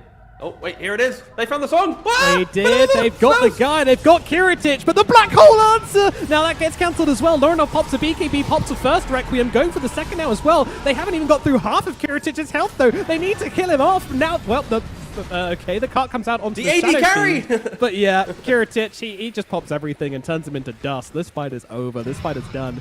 They did it correctly. It's just too late in the game. He's got a Skadi. He's got a Satanic. Like, he's not dying to the combos. And I think they've realized this now. GG is called. Like, it was a good attempt to try and end on, but unfortunately, they'd just given away far too much to this Gyrocopter. And Kiritich and BetBoom will take game number 1. Yeah, it was a very, very strong showing, of course, from BB. I think their early game was just exceptional, right? I think Kotomi and his first 10 minutes of the game just brought so much life, right, through the early rotations to bot lane, the wards that he placed, forcing Hakoda to waste multiple sentries, and then not only was there this weird vision game, then Hakoda was like TPing top, not finding anything, and then he finds an ogre and then his team dies. Like, not to try and just over hype Pos 5 for no reason, but like it really feels like Katomi did so much. And of course in the game we saw the map play and all the BB things that we often see from them. But yeah, for Cheeki Breeki, I wasn't really a fan of the Pudge. The Naga carry didn't really work out. Malik, I didn't really see him enter the game at all. And Laurenov, like, no one really did anything. They just kind of just was there. So I think a different style of draft with a bit more laning focus will help them a lot. And for BB, just probably run back this same, mentality again in game 2, because it was really, really scary. Yeah, there were whispers, there were suggestions in the wind into what this Cheeki Breeki draft wanted to do, what it was designed to do. We saw that kind of shouted once when they went for the gank onto Kiritich with the Pudge and with the Shadow Fiend, and they were able to get that kill and sort of buy themselves at least a tiny bit of breathing room in this game. But overall, if you're picking Pudge and you're picking Shadow Fiend and you're only getting 5 kills in a 34-minute game, something's gone seriously wrong, and it had. Also, this Naga Siren didn't look fantastic either. Admittedly, it had a really tough lane, and then she just couldn't get on the map, kept trying to find some players. Went for this Orchid even, so even Dark Lord committed to this sort of pick-off idea, trying to get these kills where they could find them, but it never happened. BetBoom just played it way too solidly, and Kirita is just farming like an absolute monster. I mean, how much GPM did he actually have in the end of this game? I imagine it's 873 GPM in a 34-minute game is absolutely insane. So, yeah, he had a fantastic time. BetBoom generally having a fantastic time in this game, number 1. And leaving us as to no doubts as to who the number 1 seed is and who the bottom seed is. And we'll see if Cheeki Breeki are able to make any changes to that in game number 2, whether they're able to change any minds. I'm guessing we're going to see something completely different from them in this next one time around. Would you agree with that? Sure. Alrighty, let's see what they bring out in game number 2. We're going to jump over to a break. Afterwards, we shall be back with the second game of this series. It is Cheeki Breeki versus BetBoom, game number 2, coming up after this short break.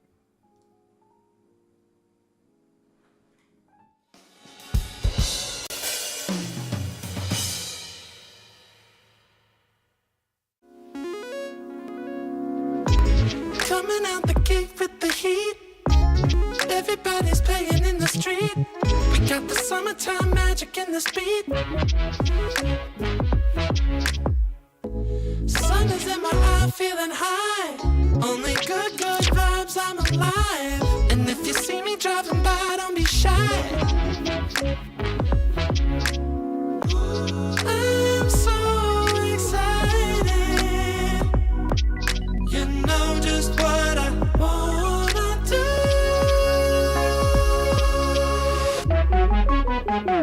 I'm glowing on up, I'm glowing on up, I'm glowing on up. I'm glowing on up, I'm glowing on up, I'm glowing on up.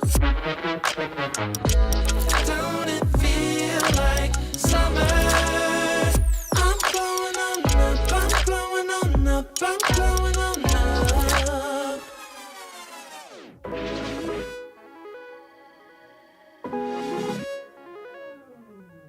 Blow up, show up, soak up aromas, float to Sonoma, roll up to Nola, trope up, blow up, slow up, show up, get real, choke up, you're flowing, you're glowing. Astral samosa, you're landing on Europa, your horns blowing, you're chosen, all the deep cuts you know it. I got the pre-glow and the post-glow, inspiration knows no boundaries where it flows. Your fingertips to the globe's tilt, to the universe on stilts, hold on and chill. I'm so excited. You know just what I wanna do.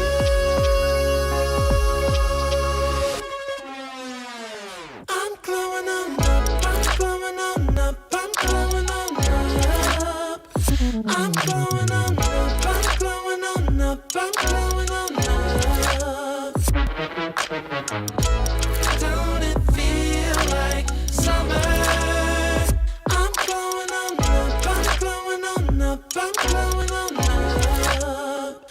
I'm glowing on up, I'm glowing on up, I'm glowing on up. I'm glowing on up.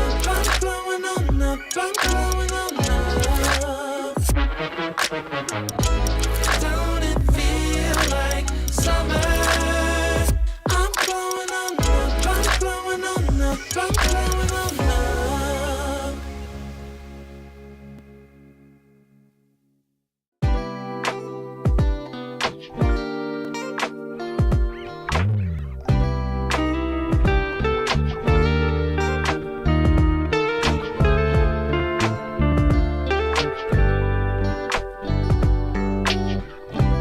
We're gonna keep it going. We got this now, you know.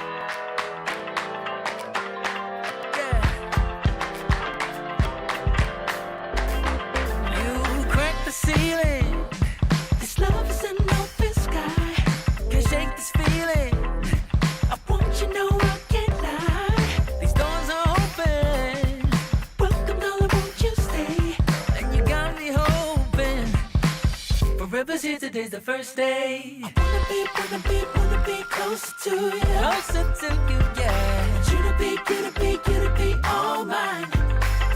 I got all these choices, but I so made up my mind, yeah. There's nobody better, gotta be you.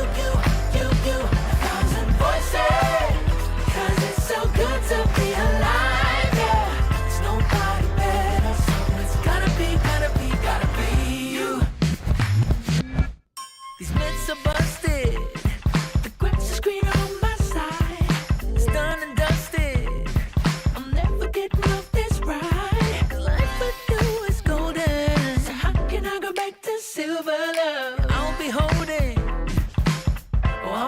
on, can't get enough. Wanna be closer to you. Closer to you, yeah. You to be all mine. Oh, yeah. Got all these choices, yeah. But I so made up my mind. There's nobody better, gotta be you. Thousand voices, 'cause it's so good to be alive, yeah. There's nobody better, so it's gotta be you. Yeah. It's gotta be you. Gotta be you. Gotta be you. Gotta be you. Yeah. Gotta be you. Oh. It's gotta be you. Yeah.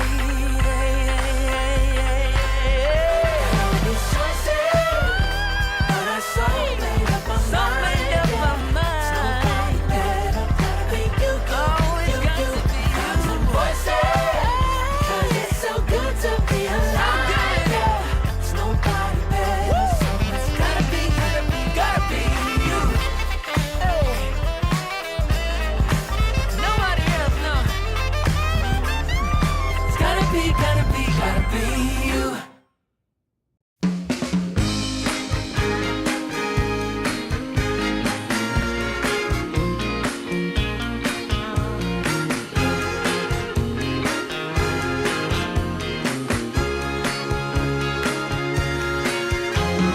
I want good music playing and dancing to the groove, and I want to sing at the top of my lungs. The evening has just begun. Hips are swinging and feet are stomping. We will party all night long. This will be magic night to remember. A joyful celebration for a whole new generation. This will be magic night to have together. No more limitation. We unite as one nation. I want keep on moving. The sweat is dripping. I want shake it to the beat of the drum. No need for hesitation. Bass is pumping and everybody's smiling. We will party all night long. This will be a magic night to remember.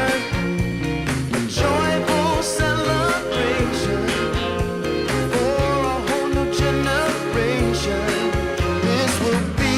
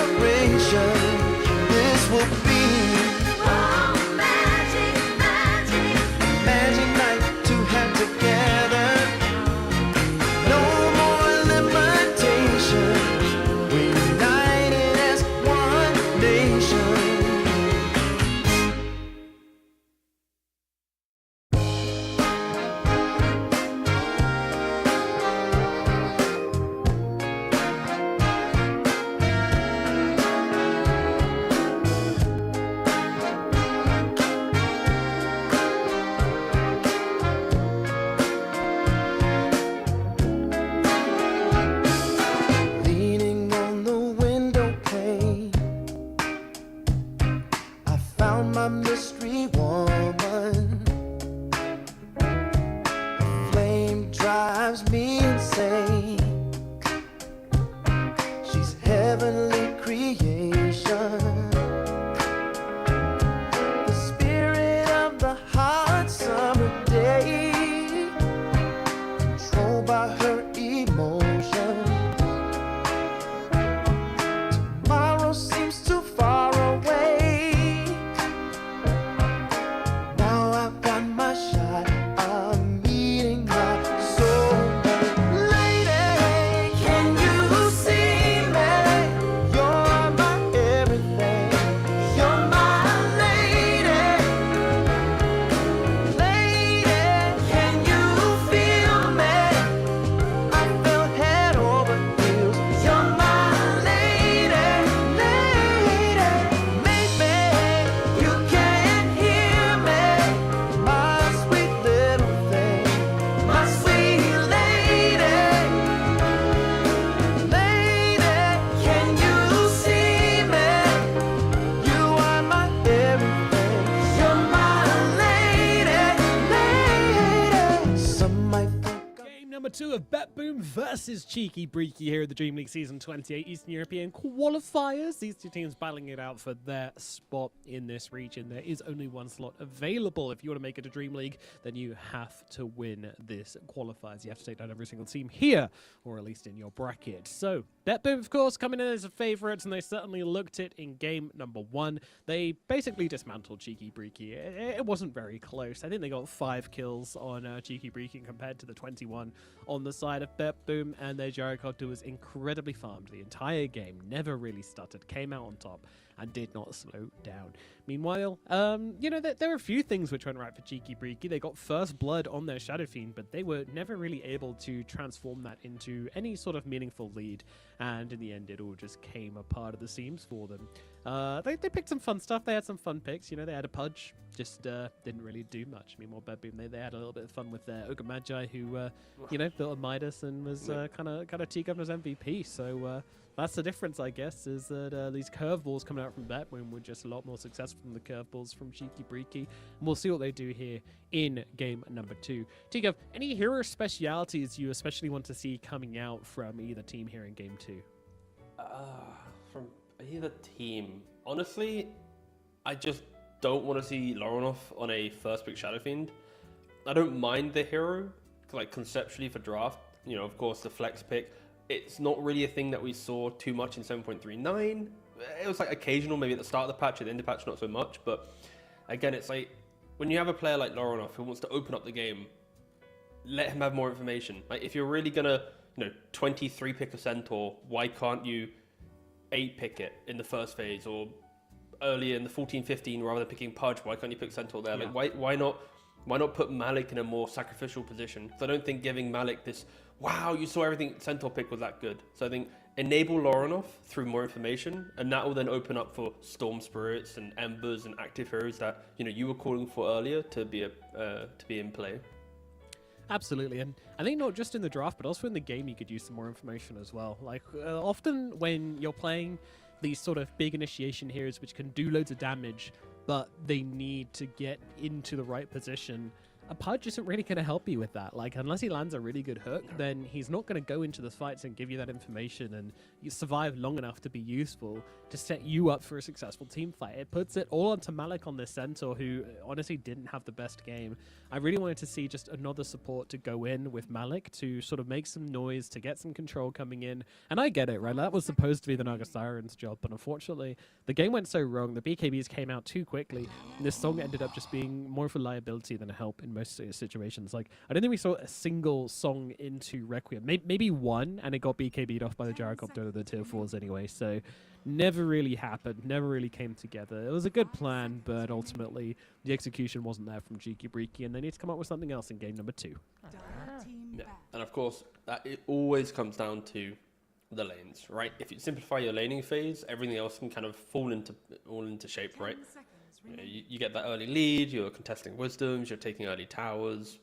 There's quite a script the first like 20 minutes of the game, you could argue. And I think especially for the newer teams, I always look to just have better lanes. Like unless you're some like insanely talented team where you can concede lanes slightly to then outplay them, yeah, you need to focus on that. So we'll see if Cheeky Breeki are going to maybe identify this as well. But it is kind of the first thing to talk about for any new team. The easiest thing to talk about for any new team. Dire team pick. What heroes have you been enjoying recently?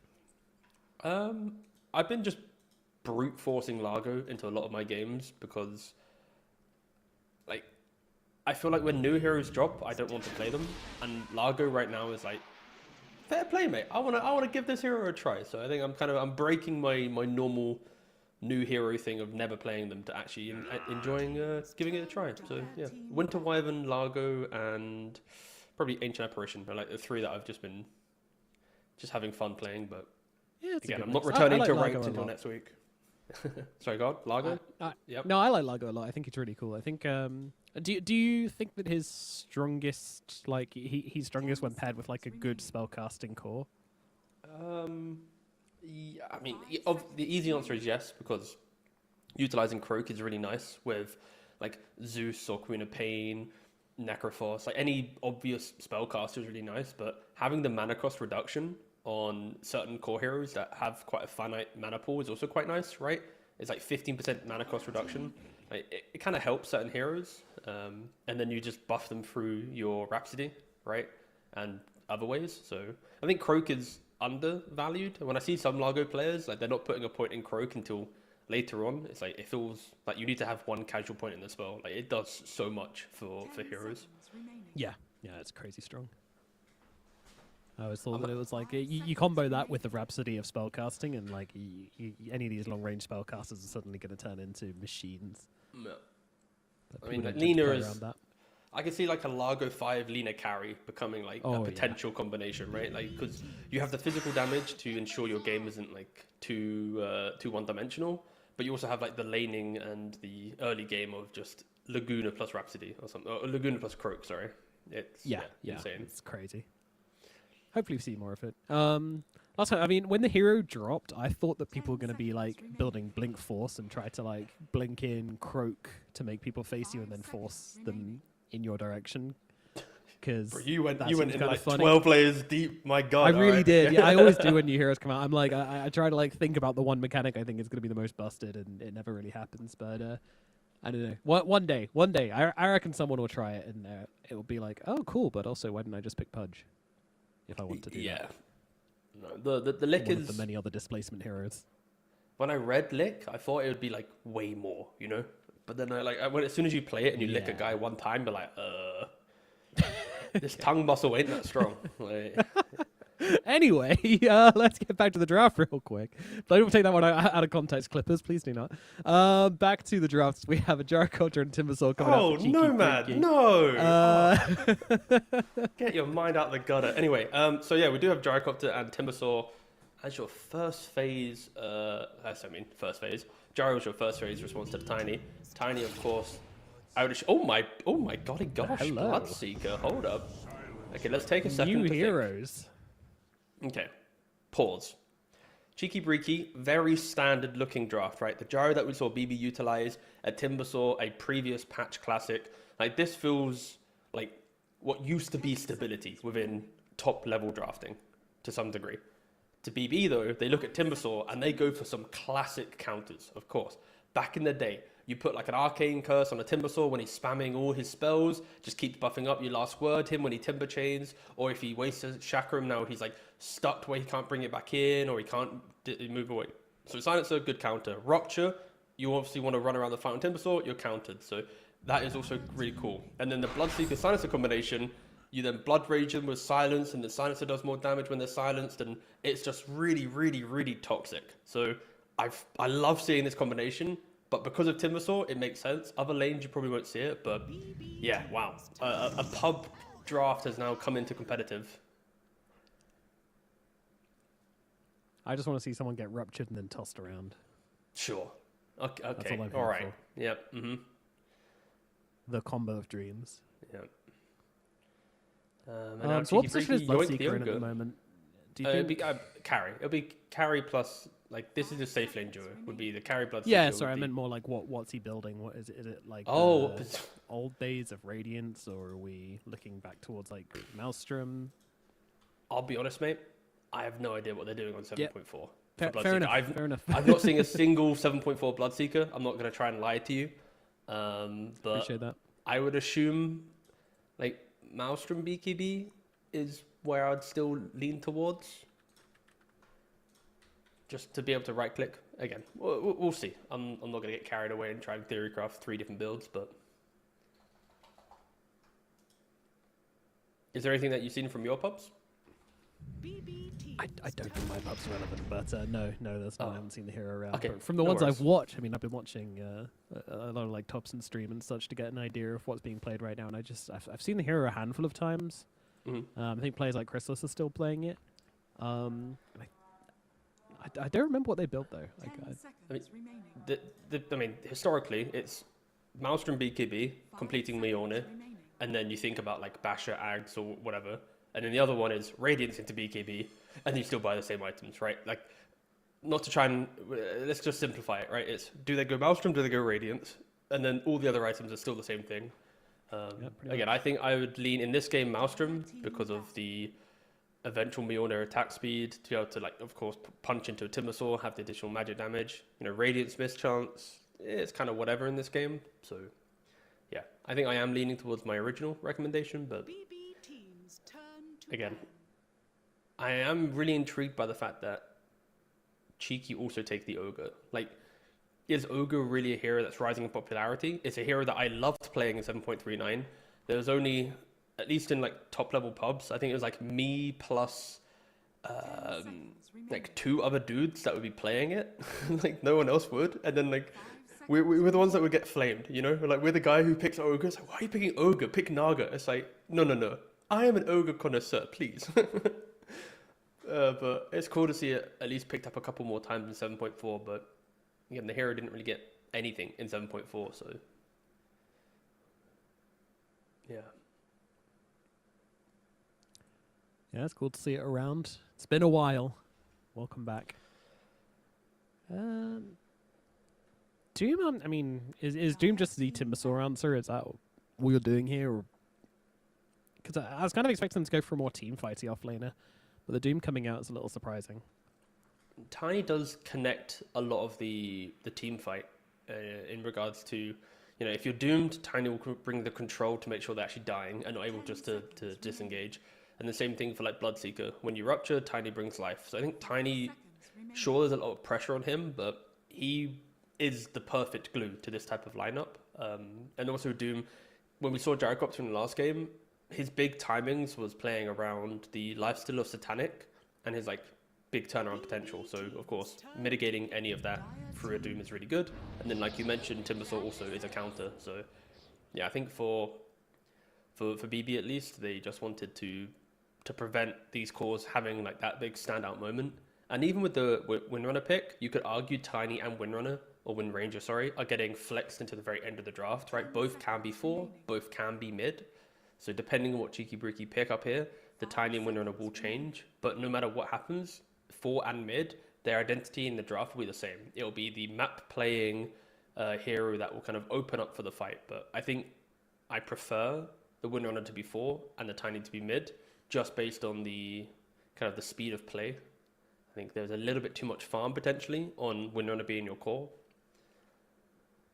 Again, greed is always not really a problem when you have Doom on your team as well, because you can just inevitably be too strong for your opponent. Yeah, for sure. You always tend to just slowly pull ahead. Bloodseeker, meanwhile, he does tend to struggle to keep up with his core matchups. He's not the fastest farming hero in the world.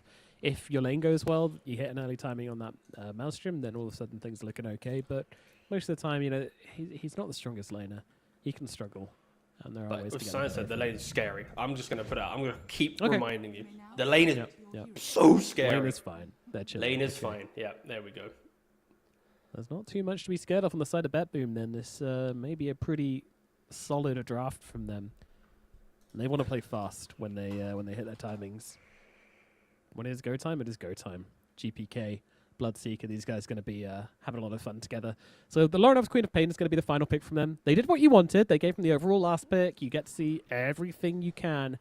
And then they do go with the Quap. So I mean, the important thing to mention here, though, is that you are playing into both the silence from the Bloodseeker, maybe not quite as important, but the Bloodseeker is nothing compared to the Silencer, who can just shove down that R button at any point and potentially put that Queen of Pain in some trouble. Of course, Queen of Pain, not quite the same as your Spirit Heroes, you know, as your Pucks or whatever.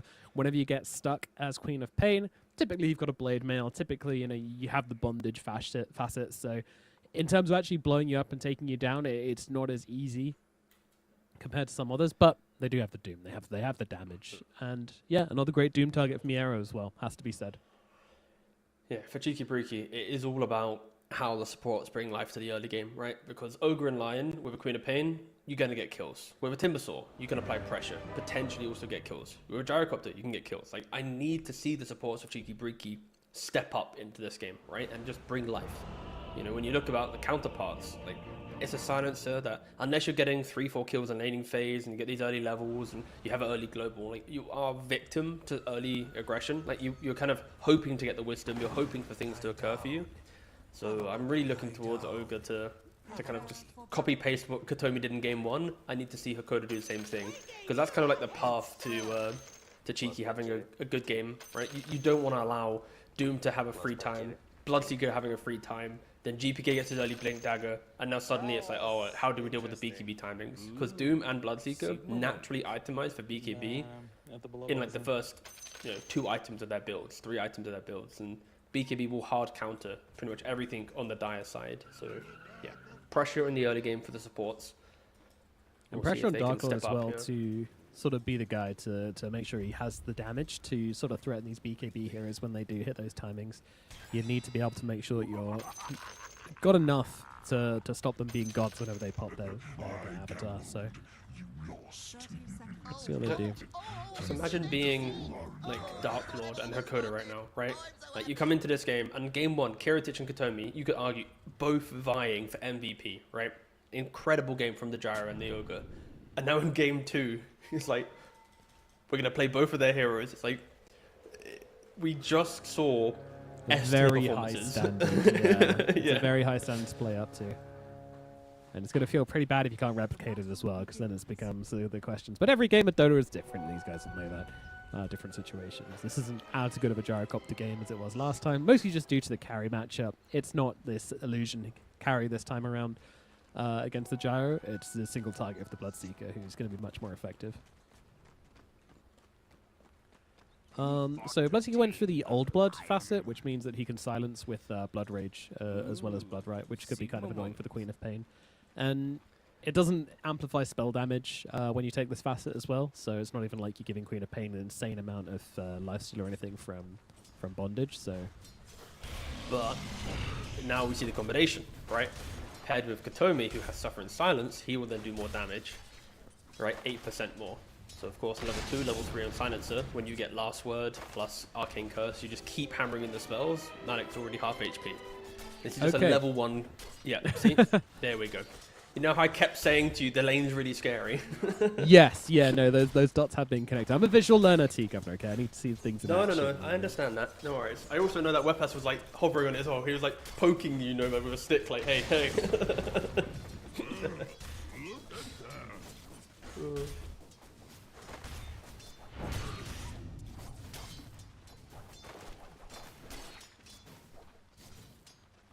All in all,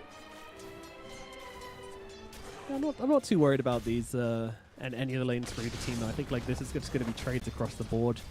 I would expect GPK to struggle, but then I also know GPK pretty well. He knows every single matchup, and when you pick something like Tiny, I'm just kind of like, yeah, he's going to be fine. This guy doesn't tend to lose lanes. Yeah, Tiny is... It might be a boring answer, but one of my favorite mid heroes to watch, because I feel like the motions on a good Tiny player are so beautiful, right? It's like they're in the right place at the right time. They're tossing people back to set up for more plays. They're avalanching. Like, everything just feels like when you see a good Tiny, it is just a treat to watch. Of course, you could technically throw back to the other Tiny players in the past, but he just what are you throws scared out about, Nomad? so much aggression in the middle lane, and he might just be able to get himself 2 of the water runes here. We'll see. Blowing off his bottle is really slow, and because of GPK's aggression and just constant shoving out with these avalanches, it's just completely under tower. Well, he's going to stay and just try and get some more denies, try and mess up some last hits, and he does do so magnificently. And he's going for the water rune as well. Lorenov has the blink though, so we'll be able to secure it for himself. Not the end of the world for Lorenov then.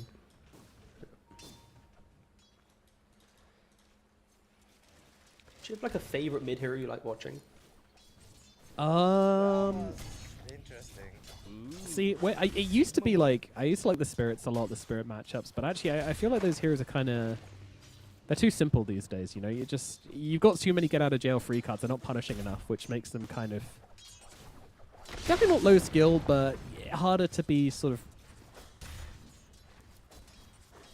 it's too easy to be sort of brave with him. It's too easy to go under tower, and you know, especially like Park, who just actually benefits. Well, doesn't anymore, but used to benefit massively from diving under tower and stuff. So, I kind of like the slower heroes. We had to have first blood on Katomi in the bottom lane, and Kiritich also getting super low here, but both of them are also silenced up and taking a ton of damage from that arcane curse. Are either of them gonna fall? Are neither of them gonna fall? I think they're both gonna be okay. They do both just about survive. That's so rough. Of course, if Silencer was level 3, then of course that is just going to be death to both sides, but... Look at Katomi. Yeah, he just has to cast spells on 1J. He's trying to survive, but I think he might just die to the Blood Riot, and yes, he will, so... Oh, top lane. Save, yeah. I mean, they're going on Dark Lord as well. Dark Lord backs away. He should be alright. I don't think they have the spells to keep on chasing him down here, although there will be a power shot in just a second, and kill shot has been the facet taken. Does he land these? Dark Lord. Oh, he does. No! He doesn't dodge. He doesn't get out the way, and save is absolutely going to fanfare over that one. Get your voice lines out, sir. You deserved it. Yeah, double voice line as well. Yeah, really good kills there on the top lane for BP, but in bot lane, I think Katomi are... That's the moment where like, you watch the replay in bot lane and you go, why did we enable that fight? Like, if you just waited for that level 3, you should be getting a double kill. You shouldn't be the one dying, but it doesn't really change too much of the lane, at least for the Bloodseeker. He's still farming quite nicely, but again, they want to be getting a couple kills in this safe lane. That is what this matchup is meant to be about. So anyway, my favorite mid laner. Oh, yes, back, yes. Slow and clunky mid laners, because you hate spirit heroes. Yeah, so Tree and Protector at the moment is definitely my number one. Slowest and clunkiest it gets. How many months have you been subscribed to Topson? Just yeah. quite a few of them. Hurry up with the fanboy. Come on, get it out of the system. Come on. But no, it's seriously probably Rubik. I think, again, he is a lane dominator. He's pretty easy, but, you know, to really take advantage of Rubik mid, you've got to be super annoying and super aggressive. Yeah. And it's here I can't play as well, so. You're a hipster. No worries, that's fine. Oh, absolutely. Not a bad thing. Come on. You know yeah, this. not bad. Just to be clear. Dark Sometimes Lord, when people say not you're again. a hipster, There's a power shot available. Oh, he's going for the double. He's not going to get either. He was miles away. He was on a whole different continent on that power shot. That was... Yeah, no, that wasn't close. You made it sound like it was real close. I just saw two heroes in a line, you know. I wasn't really worried about the trajectory or the maths of the situation. I see. Okay. Lorenov is going to be able to get the taster in at least, so a bit of a breath taken in the mid. He's been able to survive these early levels and come out the other side with their game. There's down on the bottom side. Yeah, Malek's just kind of getting cooked. It's a little awkward. It's a really, again, just to hype up the wards again, it's a nice ward from Katomi, right? It's just to the right of the Roshan pit. It's not in any of the typical kind of lane areas, which means when you do see Lion go for the 6-minute rune or any mid-rotation, Silence is going to step up, play away from the small camp, get right onto the Timber Saw, and then go, hey, your support isn't here, I know he's not here, you're going to die. And 1J steps up to get a couple CS, and he's silenced, arcane cursed, and dead. Heritage is this getting lane, everything he wants. Yeah. But this could have been the entire lane. That's what I mean. Like that one, death on the silencer was a bit weird. But coming up on 7 minutes here. Ogre's coming. Malek's coming. They're gonna try and chase them away. Queen of Pain's coming. Yeah, everybody's joining this one. They have to. They have to. You cannot give up this Wisdom Shrine. Yeah. Level 5 is really, really important for the Ogre. And, did he even get it? No.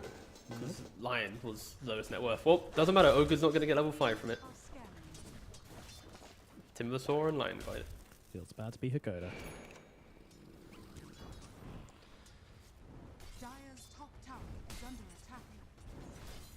Because of that rotation, GPK is once again slammed into the lead on this Tiny. Full 10 CS above Lorinov, so their work difference is going to feel very good.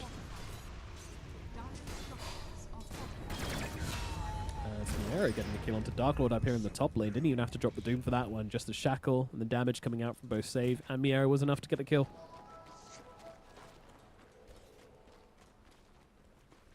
It was a really long chase down. I just don't think the heroes had the TPs to come over and help out. Malik was farming a stack, didn't really want to be there, doesn't have 6, so couldn't really do a whole lot either way. And the supports, of course, had to come down for the shrine, so...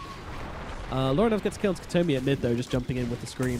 Though, Shackle from Save. That sets up pretty nicely for GPK to keep the damage coming in onto Lorinov, and they'll get the kill. GPK brings him down, and he's still in the middle of 3 heroes. Surely he falls here. There's damage coming out from every direction. Dark Lord comes in as well. They need a little bit more in the tank, but they will find it. Dark Lord gets a kill. Save will not be going down, but a big turnaround here for Cheeki Breeki as they do get the return onto GPK. Let's not forget, though, they lost their Queen of Pain in the first place. Yeah, and look at the net worth, right? It's you got to bring, what, 4 heroes to the mid lane, and you're not really putting a dent in the economy of BB. Sure, you're killing off a Tiny, starting with a Silencer kill. The Dark Lord needs to be careful. The Doom is chasing him. Oh, nighttime save. Could not get the Shackle 5 at 9 minutes. Bot lane, they're looking for the Bloodseeker. Yeah, still no level 6 on Malik. What do you do? How do you make this work? They're sitting here being like, oh, wait a minute. He's turning around. Yeah, of course. They got no damage. They got nothing. Kiritich realizing that he does not need to care about these 3 heroes in his lane. He can solo step up on them with Lorinov in the mid lane getting absolutely cooked up here by Katomi and Save. And yeah, I just wanted to reflect on like the cause and effect of this, is that they went for that Wisdom Shrine. They lose a hero. They don't get the Shrine. You're thinking, yeah, okay, BetBoom, maybe that was a mistake from them. Maybe that's not great. Top lane, though, they run up the gyro under the tower, knowing that nobody can come and TP for that because they already TP down to the bottom to protect the Shrine. So it's just the effect of pressure on the map and how that can kind of come back to play for you. Yeah, Tiny now, what, like 500 gold away from the Blink Dagger? And you got Katomi about to hit level 6. They're smoking up, they want to find more kills, and I'm not seeing any pressure coming from anywhere. Of course, we didn't mention how important the early game was, right? We wanted to see the Gyrocopter, the Ogre, bring life to some of this early game. Maybe a twin gate rotation or an early smoke, just to go for a little bit of that kind of like, hey, we exist, we're ready to fight into you. Of course, bringing life to Queen of Pain through those moves, but again, it didn't really connect. Nothing's really stopped Kiritich or Malik, Miro, from farming. Double supports the bottom. Fine. Yeah. I think you've taken mid tower, top tower's nearly dead from catapult. Bot tower's being taken by the catapult. Like at the 11-minute mark. 2 towers would have fallen, 1 tower is barely alive. That is all 3 tier 1s. Pretty much dealt with. They have mass twin gated though behind them. Surely Bloodseeker's dead. Okay, this is looking good. Global Silence comes out. It's not going to be enough to save Kiritich, though, but maybe the supports can get away. Win run out from Save to try and get himself to safety. Katomi trying to TP. Oh, 1J. Lovely air spike from the high ground there, finding the pathing and even flexing that finger of death on him a bit as well. Okay. This is what I wanted to see from Cheeki, right? Like, I wanted to see this like massive aggression just to punish how greedy the Radiant lineup is, and it took them a little bit of time. I think having to react so much to BB, it does hurt you, but they get the kill, and you shouldn't really hit the tower, right? It's reset, get back across the map, and that's what they are now doing. It took them about 10-15 seconds to decide, but they got the Ogre, the Jarek off the top. Miro though, if he goes for this camp, will be found. Yeah, he sure will. Turns around with a Doom onto Dark Lord though, and GPK giving chase with a beautiful Avatos focus. I mean, the power shot comes through to follow up as well, and that is so many heroes lying dead for the Doom up in the top lane. That looked like an easy pick up onto the Doom, and suddenly there's 3 corpses in the top lane team. Yeah, you got a amp damage plus a blink dagger, surprise, and yeah, wow, what a move there from GPK. Of course, Miro, he was getting punished. Like, it looked like he should have been dead he obviously did die at the last tick of Ignite, but it should have been like a clean kill. Congratulations. Reset back to farm on Cheeki, but yeah, Tiny, he was having none of it.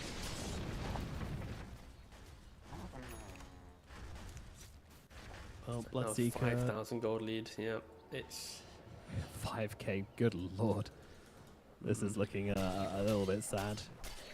Still, Bloodseeker's going for the Battle Fury, so his game's going to be, I guess, not as fast as he had a Maelstrom. option number 3 that we didn't talk about. Yeah, he's really just Battle Fury, doing that yeah, to spite us at this point. But That's fair. I even checked the builds on Spectral just to make sure, just to have a look at what Bloodseekers were buying at the moment. And Battle Fury didn't even come up there, so. Fair enough. Kiritich, a true hipster. Did anything change to Battle Fury in the patch? I need to refresh my memory. Let me double check. I Now don't think works so. on ranged Battle heroes. Interesting. You simmer down. One day, a man can dream. What the? How would that even work? Like, would it be based on the angle it comes in behind? I guess would be the easiest answer. Yeah, I mean, you can make it splash damage. That's just boring. Let's keep it That's fruity. way too boring. Yeah. I want the cones of. I want like the Kunka cone, but like based on the yeah, that sounds so bad actually. Like so good that it becomes bad to play against it. Maybe you can set the cone yourself so you can decide what direction it cleaves in. So open up some play potential there. Power shot. That's my biggest desire for. Now blink away. Oh, GPK. GPK though, he's going to blink in, find 1J, but gets next up, so doesn't really get a chance to let loose here. Global Silence coming down to the 4 of them, so they just have to sit here watching GPK leave. It's a little sad for them. They feel they got themselves an opportunity, but Lorinov cannot spellcast if he is silenced. That is what silence does, if you guys didn't know.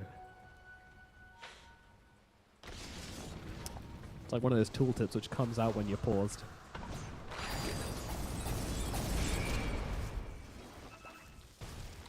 You know, you spoke about like the custom cone or whatever. That's Yeah. been always my dream for Clockwork, is a facet that allows you to pick like the orientation of your cogs. Oh, yes.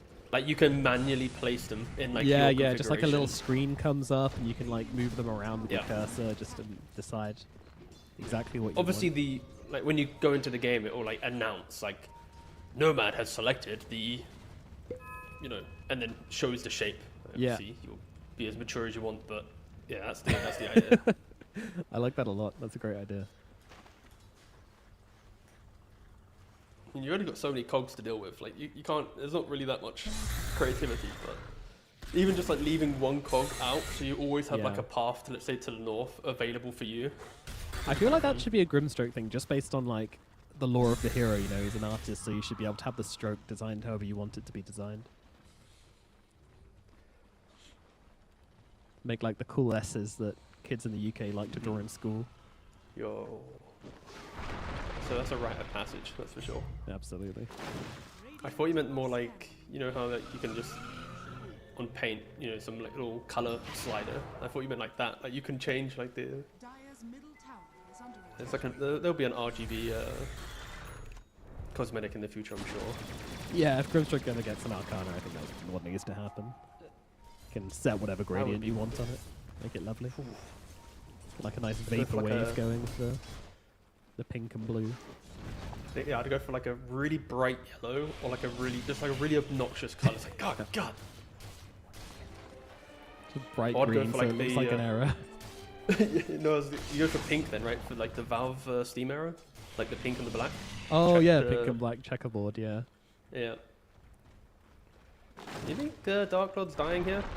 I think so. I'm gonna go with yes. Yeah. Yeah. Oh wow, that was not hard. I was expecting a little bit of pushback, but yeah, no, he's just super dead. Hakoda as well, also just kind of dying in the trees, alone, afraid, and cold. You got to say it once per cast, but of course Silencer doesn't gain int from the ogre, so yeah. Stupid Silencer. Stupid ogre, I guess. Yeah. You should go into minus Can't say figures. that. Bro, relax. I have negative Imagine mana. that is so toxic. I can't gain int, but you can take it. Yeah. It's the way the world works. Life isn't fair. You go into minus mana, you have to use your arcane boots just to get enough mana to cast one spell. I mean, of course, I could buy strength and then Let's do it see, that way, arcane rune for the Queen of Pain here. No global silence either. This could be an opportunity for Cheeky Breeki unless you jump in and immediately get silenced by the Bloodseeker. Then that's going to make things very awkward indeed. And now he's just sitting here, ruptured, silenced, and almost dead. One spell, please. One spell. Oh no, GPK tosses him across. A doomed Malik lands on his head and just makes absolutely sure that he is going down. Malik dead now as well. Dark Lord going to fall. 1J. Have you got any way out of this? No, you do not, my friend. He's got a 21. Surely that'll save him. Turns around, baits the finger, doesn't even throw it down. That was game. I'm sorry, friends. There's no other way to slice that one. That was just yeah. They had everything they needed, and then unfortunately, Lorinov just blinks into a silence and can't do anything for a full. How long was he silenced for? Too long. It's a really, really naughty draft from the side of BB, right? Utilizing early game silences against a skirmishing lineup. How long is that? 1739 to Oh, global silence did 1751. actually come off cooldown like the moment the fight started. Yeah. So my bad Yep. there. That is just a lot of silence. Yeah, what? Yeah. 39 to 51. So Mm-hmm. full 12 seconds of silence. Brilliant. 12 seconds, yeah. Lovely. What a fun game this Queen of Pain's having. And she's still committing to like the Kyra and Sanj build, which like I get it, that's what you do on Queen of Pain, but at some point you gotta feel like a BKB might be necessary. And BKB into global is always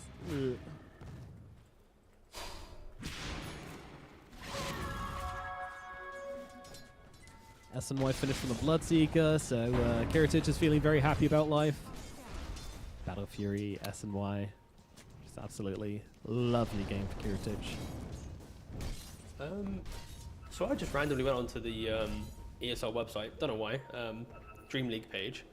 Do you want a fun little fact? I love fun little facts. They're my favorite kind of facts. Last 3 Dream Leagues, all won by an Eastern European team. Before that, 3 Dream Leagues before that, all won by Falcons. Then it was won by Spirit. So it's literally Okay. 7 Dream Leagues, 4 of them Eastern Europe, 3 of them Falcons. So, Eastern Europeans or birds, that's it. Lovely Avatos to start this one off. Global Science to follow up as well. Lorinov already very low here as Miera gets the Doom out onto the Queen of Pain and she is gone. Lorinov, this last pick, Queen of Pain, hasn't done a thing. TP out from Dark Lord. He wants nothing to do with this one. Malik's dead as well on the side to the Bloodseeker. Not a fight, a slaughter. Barely a single point of damage dealt to the entirety of BetBoom there. Yeah, they are continuing to just crumble. If they show, they die. And this is the problem when you're playing into, I think, a Windrunner or Tiny lineup. Support Windrunner and mid-Tiny naturally play with such a forward-think mentality. They're TPing to your tier 1, especially with all tier 1s being alive at the 21-minute mark. They're going to TP. As soon as they see a drop of vision on a hero on the other side of the map, they're going. They're setting it up. Utilize the Twin Gate, keep closing out the map, right? And you are just going to get picked off constantly. It is very, very scary to play into. Of course, we mentioned how important silence is. When the silencer does get to level 15 with a 20-second cooldown reduction on his right talent, it is just going to further amplify this pick-off play. 100-second cooldown when you get 15 talent, it is near impossible to feel like you're ever taking a fight on your own accord. AD in the bottle for GPK.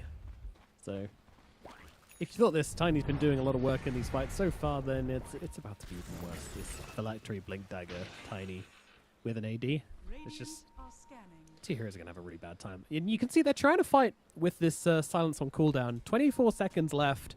They need to make something happen quickly. Smoke's going to get popped, but GPK's positioned perfectly. Oh, what a stun! What a Landing stun. through to the both of them. 1J, the boss comes through. Finger down onto the Tiny. Sonic Wave coming through as well, but he's got a BKB just arrived on the courier. Not going to make a difference, though. Dark Lord brings him down. That is a 5 times kill streak. Going to the gyrocopter. 1J pays the ultimate price. In comes Kiritich. Where is that global silence? He's got it, but he doesn't have the mana. Katomi, he cannot cast it. Is that what they were relying on here? I'm not sure. Kiritich is coming in. He's very low, but he's able to take down Dark Lord. Lord get himself a chunk of health back. He's still looking low. Save He has comes to get the in, kill. trying to bring down He got the kill. Lorinov. He does get the kill. He keeps himself alive. Kiritich, he is not falling. Hakoda realizing this is gone and TPs himself out and just about survives. Oh my goodness, Cheeki, Breeki, they did it all right. They almost made it come together. They almost found themselves the first team fight of the series, but Kiritich, he plays it on a knife's edge, and he survives. He gets the kills, and he turns it around for BetBoom once again. I mean, first of all, I want to, 1J, what a stun from the line, right? Your smoke breaks, and in fairness, you already see down the lane. You kind of know, okay, they're obviously not standing in front of me. They got to be in the tree line. So to go for the stun blindly, you get the kill in GPK. Like, there is a world where that fight maybe goes better. If the game was closer, that's the stun that breaks open the fight for you. But again, not to be the case. And yeah, Kiritich, without a BKB, just playing on so close to dying multiple times, and gets the kill to then get that burst of HP and continues the fight. Unfortunately, though, for Cheeki, it's like, even with certain little things going your way, you just don't have enough, and then it all falls apart. Absolutely. Yeah, we're at the point in the game where they're just so far behind. Like, Tiny should not have a BKB in that fight in a normal game, but they've fed away so many kills to him. They're so far behind on gold. GPK's just got more than he should, so you don't expect that. If he doesn't have the BKB, he dies way quicker. You can move on to your next target, use less resources to kill him, etc., etc. There's 1J getting jumped here by the Tiny, and will likely be falling. Unless he throws a block grenade.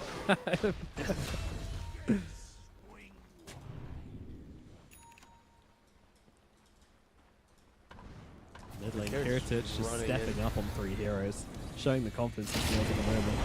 Rupture out onto Lorinov. Lorinov trying to get away. Global Silence is there though. And Miera, he's on top. He's got the Doom. What can you do, Lorinov? What can you do? Well, you can pop a shield room, try and TP, but that ain't happening. And Save gets the kill with the power shot. Bye-bye. That's a pretty cool play. Oh, toss.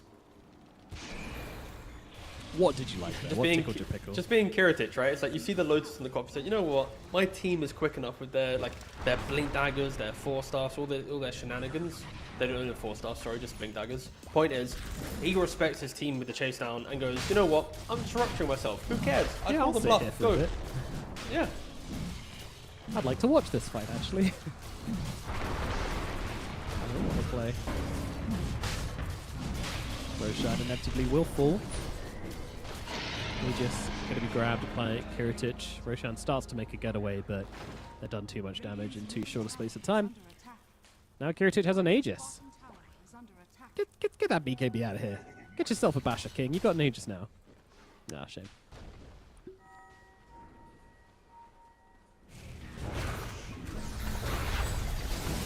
To the mid lane here, and a very quick pick off here onto Katomi. Yeah, the ulti-less silencer, maybe not the highest value target, but at this point you're not really looking for high value targets, you're just looking for targets. The old classic phrase. Uh-oh. A kill is a kill.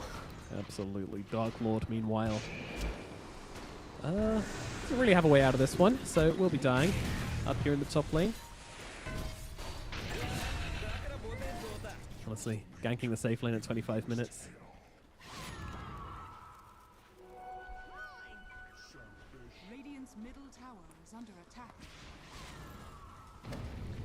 Lorinov and Dark Lord are really taking it in turns to suffer this game.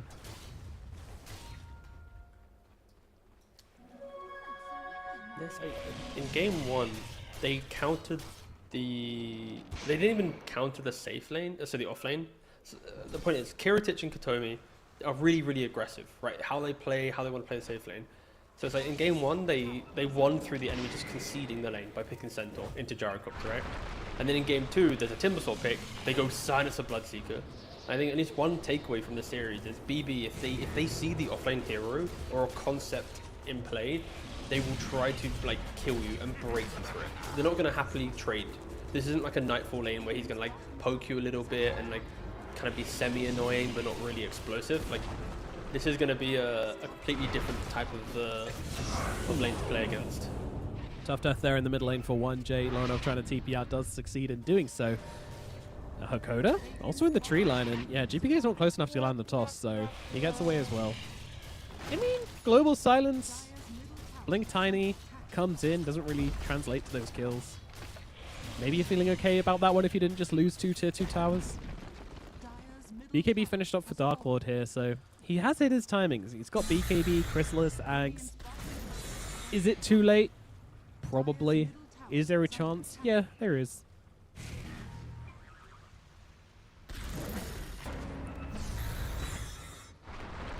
It needs to be perfect. It needs to be an asymmetrical fight as well, but that's what they're trying to make happen here by playing so deep in these lanes. Toss over from GPK, a nice try to get Miero in range to land that Infernal Blade, but he still gets away.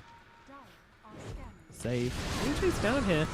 Might be a kill here onto the Wind Ranger. Lorinov just staying with him. Yeah, he's focused by his dad, but he shouldn't care? Oh, okay, never mind, he does care. GPK comes in and kills him. Unlucky. That was an awkward kill indeed. They just could not bring down that Wind Ranger. You'd think with a Lion and an Ogre Magi, they shouldn't really have catch problems, but they really, really do. The sad thing with this game is because it's been so aggressive and explosive, like I've not been able to sit back and just like appreciate some of the things that BB have been doing, right? Like save with the Vessel Vlad's build going into like a Mage Slayer, like buffing up his team. The Tiny with the Tree Toss wants to have more damage, and then Bloodseeker also wants to right click, like saves itemizing in a very like tanky, skirmishy way, and exactly how they're playing. Like BKB's out. Oh, the Gyrocopter doesn't escape. Yeah. I mean, yeah. That was really weird. Oh, it's yeah, GG. There we go. It's Cool. gonna be called. I don't blame him. That was very weird for Dark Lord though. Like he's just playing in the enemy triangle, and then he takes a Watcher, so he knows that they know they're there, and then he just kind of stands there and tries to fight with the Tiny. They've got 4 TP points near the triangle, guys. Like they're gonna get there.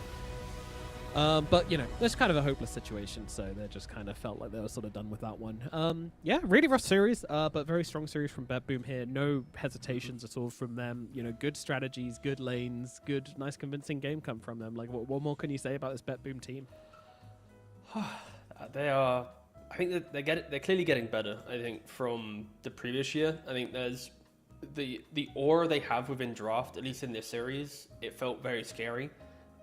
I think the argument to that is the opponent drafting didn't try to punish them. It felt very generic in their picks. So I think BB's like creativity was not punished. Sometimes like they've tried a mid Jakira before and it got completely dismantled. But if they picked mid Jakira in this series, they probably still would have been able to showcase its strength, right? But yeah, the thing is, I think the drafting and the creativity of BB is getting better. That's a thing that they've always been, I think, weak at. They are also always a traditional team, like follow the formula, we are good. So I think they are just moving in a good direction. And yeah, I'm just excited to see what they're like against, you know, a 1W or an Aurora in the qualifier. Like, are they truly at this strength which they look to be at?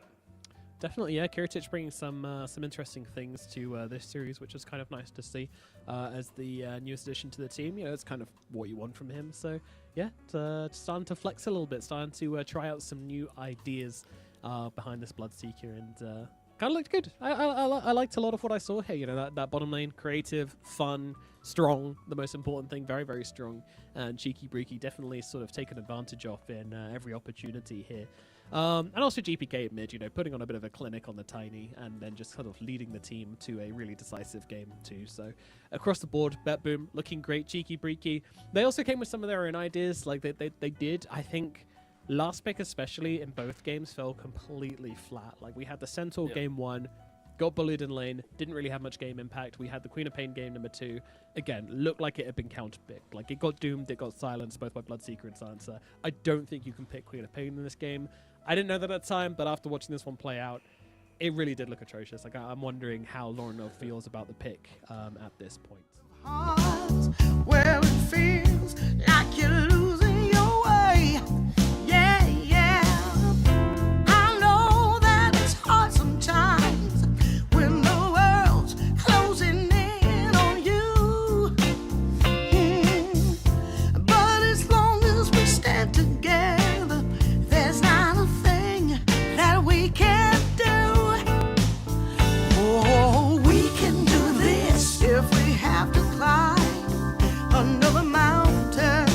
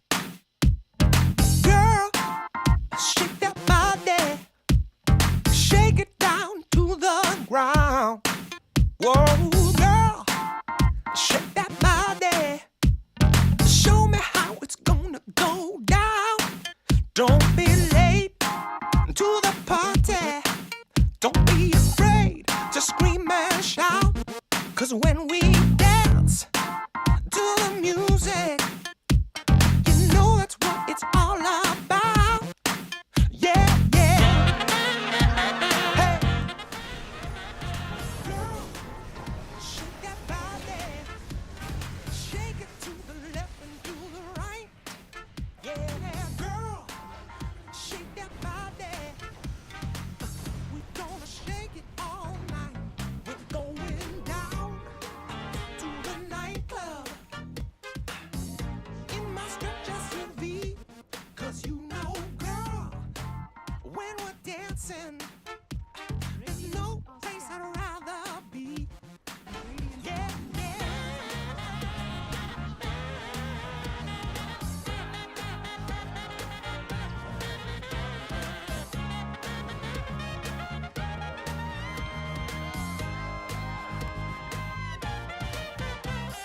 Girl, Never refuse gold given. shake that body. Ooh, girl.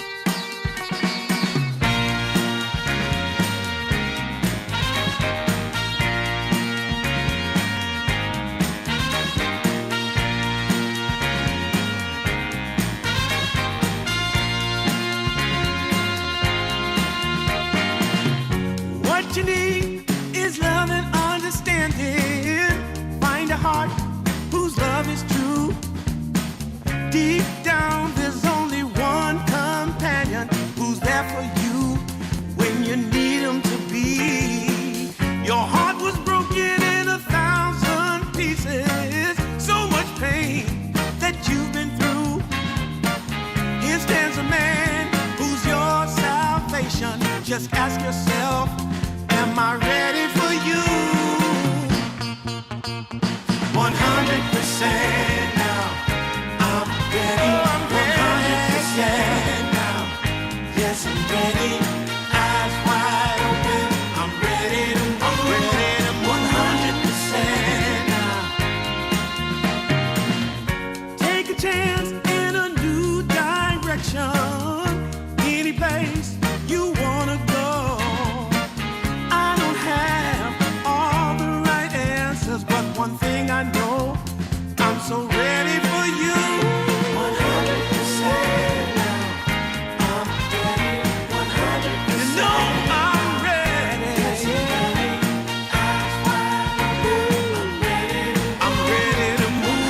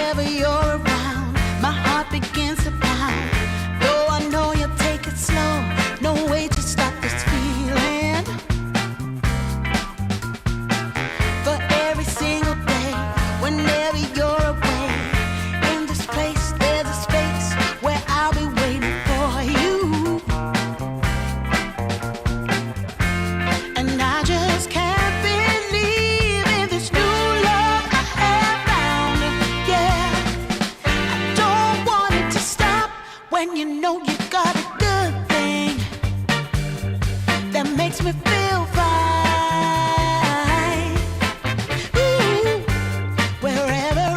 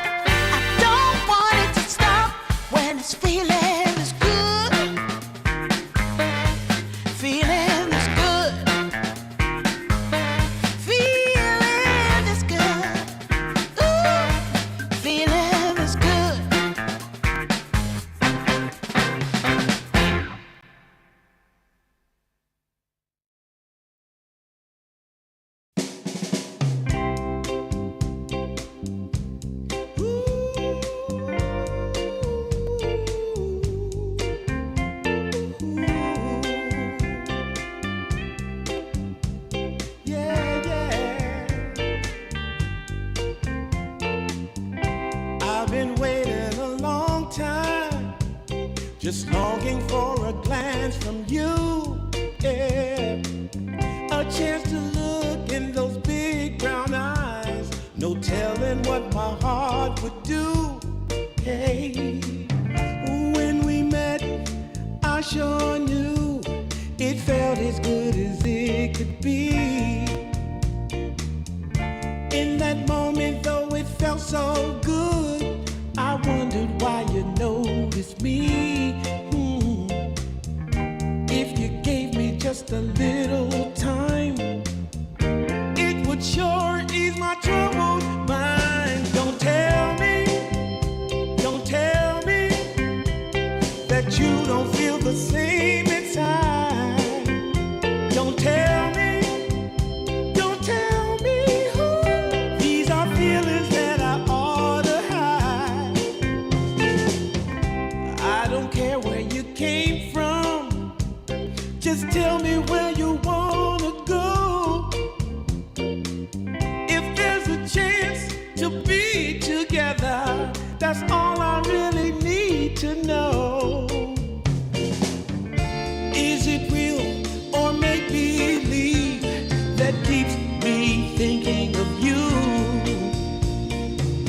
If you've got time to walk with me, I'll show you how my heart is true. And here I stand waiting for you. Tell me, baby, what I gotta do. Don't tell me that you don't feel the same inside. Don't tell me who. These are feelings that I ought to hide. Don't tell me that you don't feel the same inside. Don't tell me who. These are feelings that I ought to hide.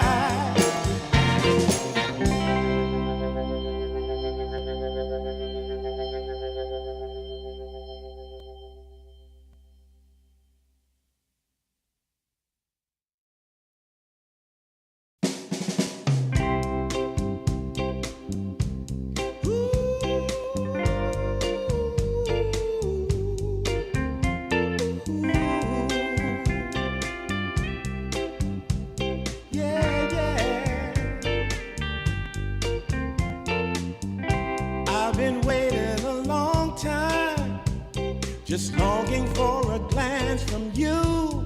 Yeah, a chance to look in those big brown eyes. No telling what my heart would do. Hey, when we met, I sure knew it felt as good as it could be. In that moment, though it felt so good, I wondered why you noticed me. If you gave me just a little time, it would sure ease my troubled mind. Don't tell me that you don't feel the same inside. Don't tell me who. These are feelings that I ought to hide. I don't care where you came from, just tell me where you wanna go. If there's a chance to be together, that's all I really need to know. Is it real or make believe that keeps me thinking of you? If you've got time to walk with me, I'll show you how my heart is true. And here I stand waiting for you. Tell me, baby, what I gotta do. Don't tell me that you don't feel the same inside. Don't tell me who. These are feelings that I ought to hide. Don't tell me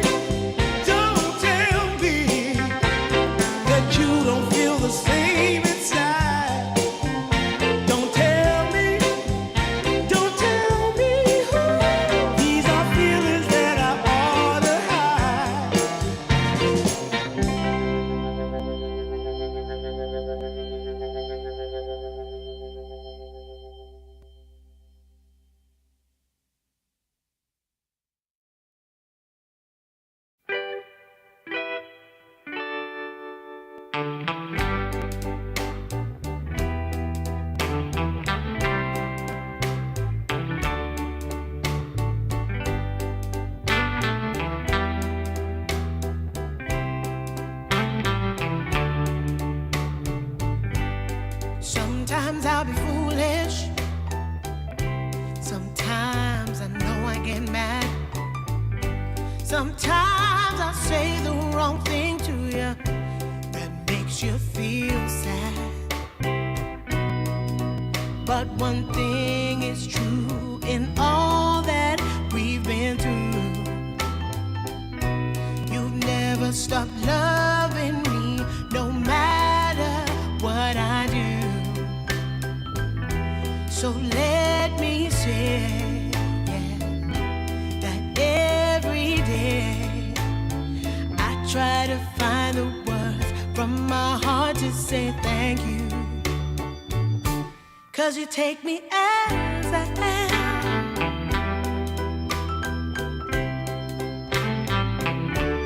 You take me as I am. Oh, baby. If you stop loving me, well, I would understand. But I won't take you for granted, no, no.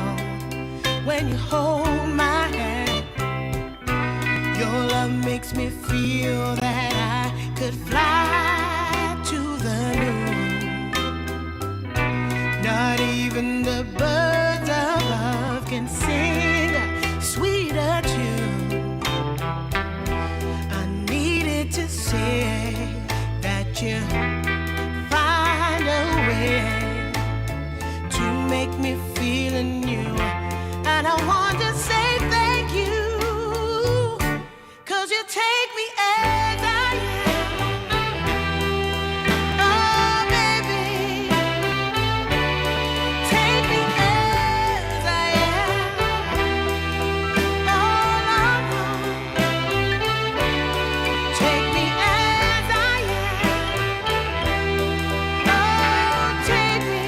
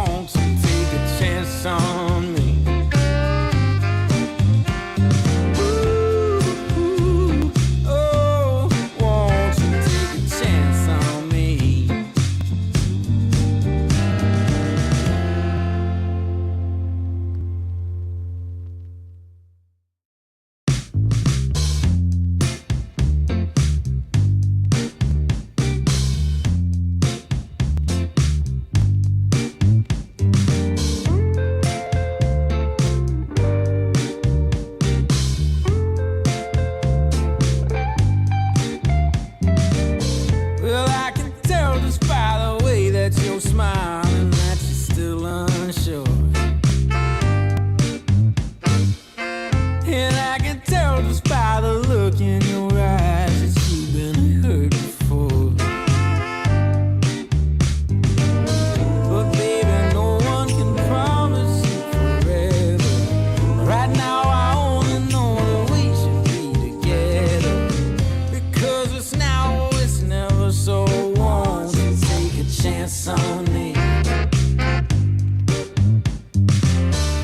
Well, it's fine if all your previous guys they made you run away.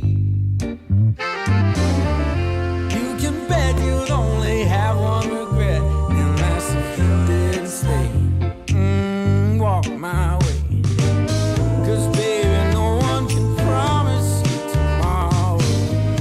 But today you take away all of my sorrows. You know I'd beg and I'd borrow for you, so won't you take a chance on me? Right from the moment we met, I knew that I couldn't let my fear get the best of me. And every moment since then has proven time and again that we're exactly where we're supposed to be. Yeah. Oh, won't you take a chance on me? Ooh, oh, won't you take a chance on me?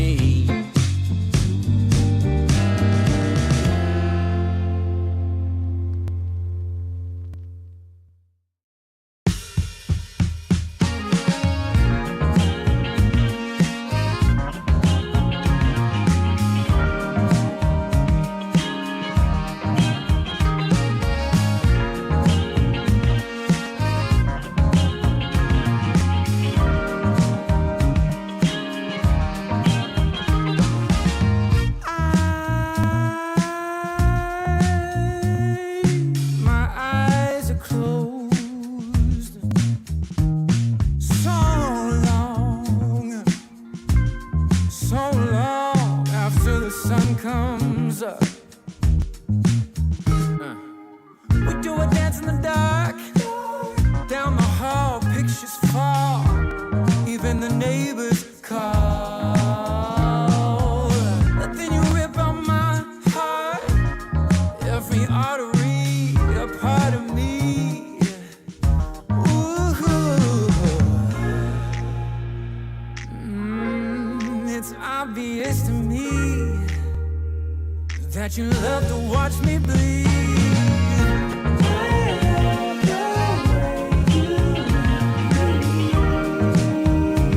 But not half as much as I love when you leave. I hate to see you go. But I love to watch when you're walking away from me. Walking away from me. Yeah, yeah. 'Cause I could be anything you want. I could be anything you need. Baby, tell me it's something real, and I'll give you everything. Every now and then we can smile. You know I can't help myself. They play around with me for a while, keep tearing me up until there's nothing left. Ooh, it's obvious to me. Yeah, you love to watch me bleed.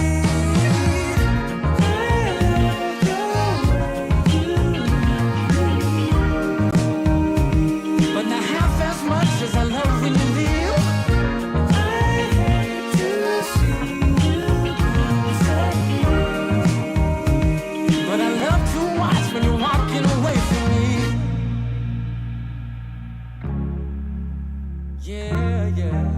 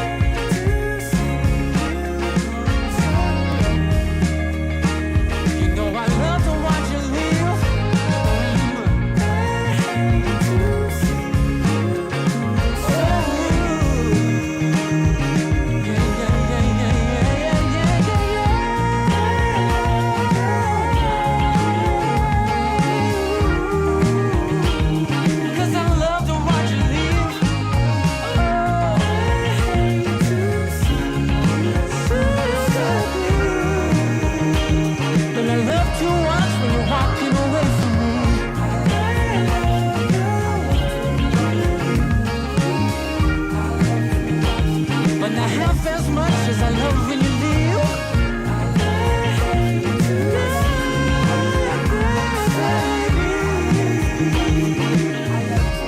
When you walk away from me.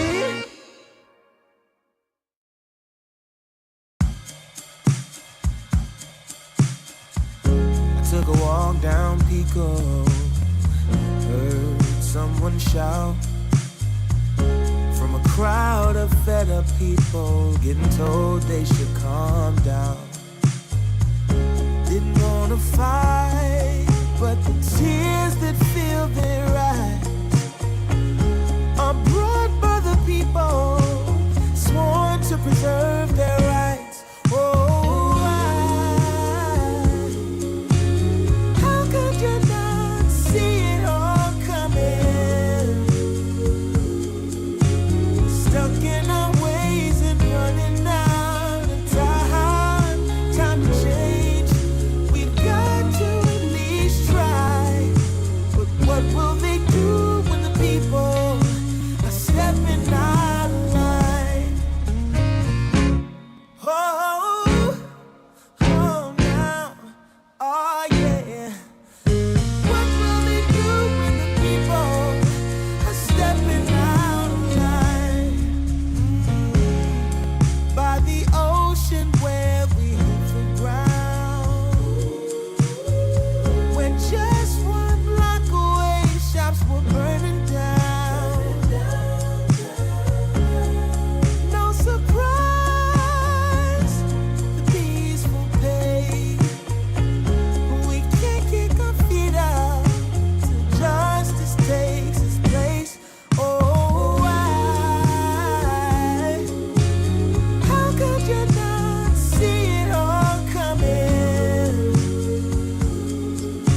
Stuck in our ways and running out of time. Time to change. We've got to at least try.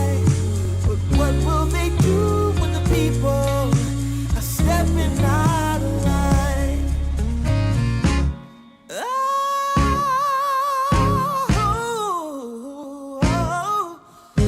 what will they do when the people are stepping out of line?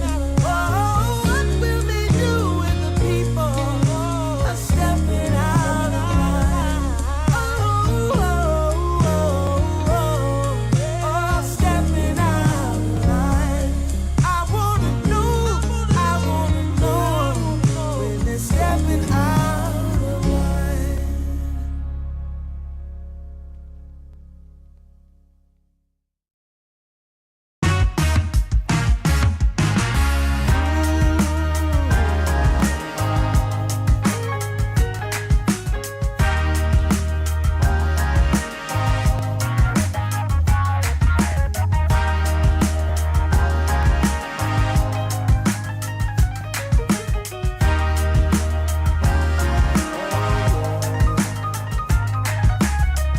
Turned on the dime when I saw you walking by. Something about you caught my eye. Yeah. Ain't trying to waste my time, just standing in your line. Gotta take a shot before you pass me by. So you wanna be alone for a minute? Well, come on, tell me what's on your mind. I wanna know what makes you happy. I wanna know, can I make you mine?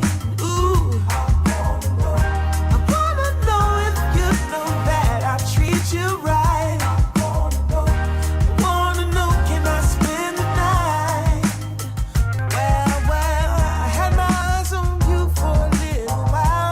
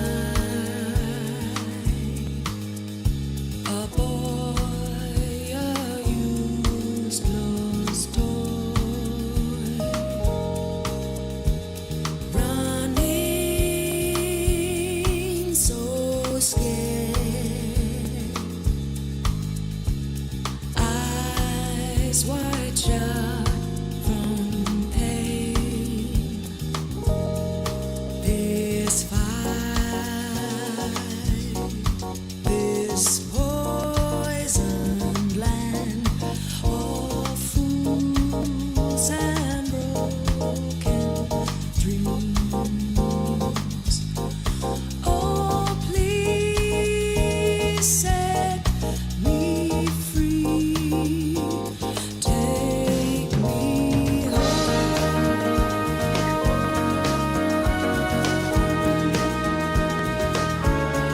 So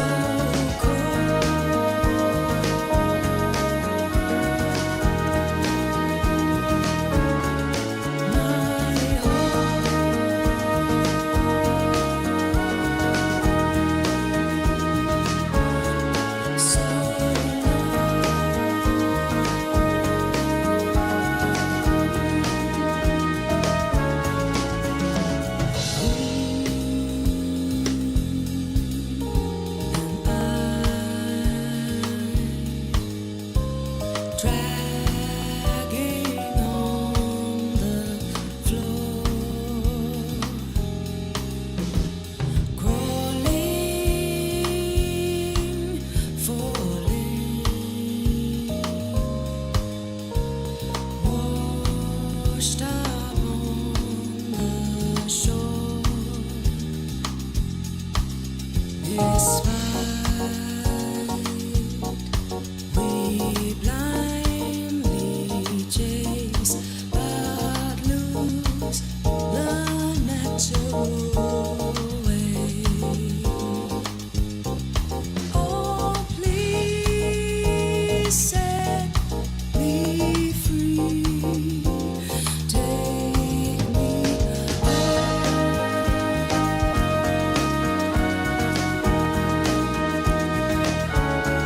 So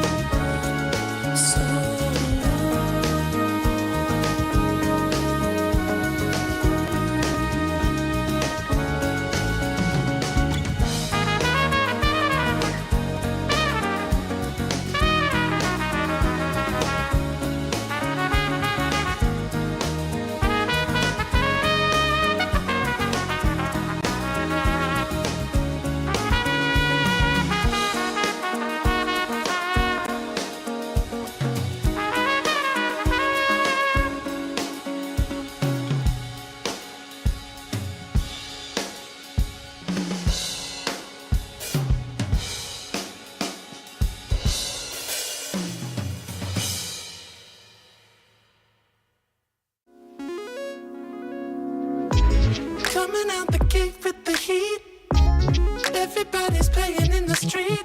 We got the summertime magic in this beat. Sun is in my eye, feeling high. Only good vibes, I'm alive. And if you see me driving by, don't be shy. I'm so excited. You know just what I wanna do.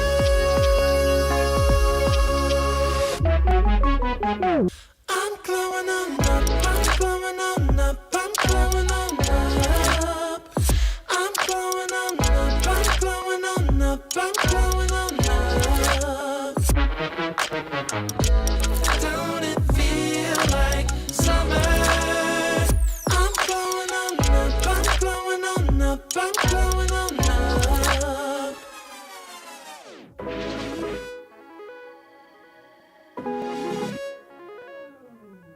Blow up, show up, soak up aromas, float to Sonoma, roll up to Nola, trope up, blow up, slow up, show up, get real, choke up, you're flowing, you're glowing.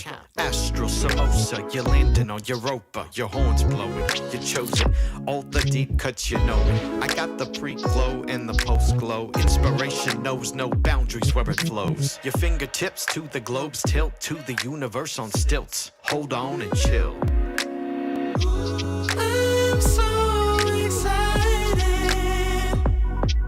You know just what I wanna do.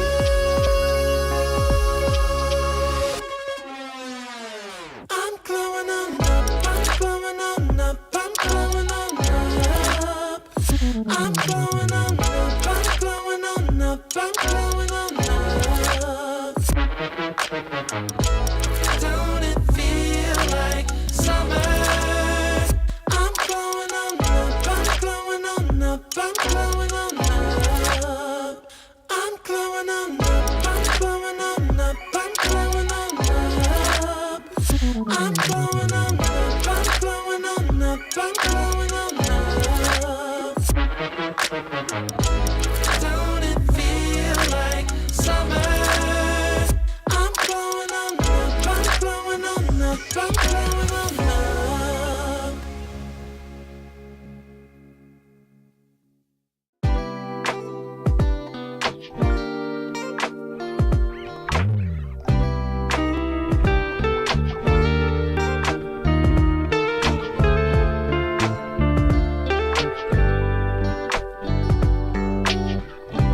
We're gonna keep it going. We got this now, you know.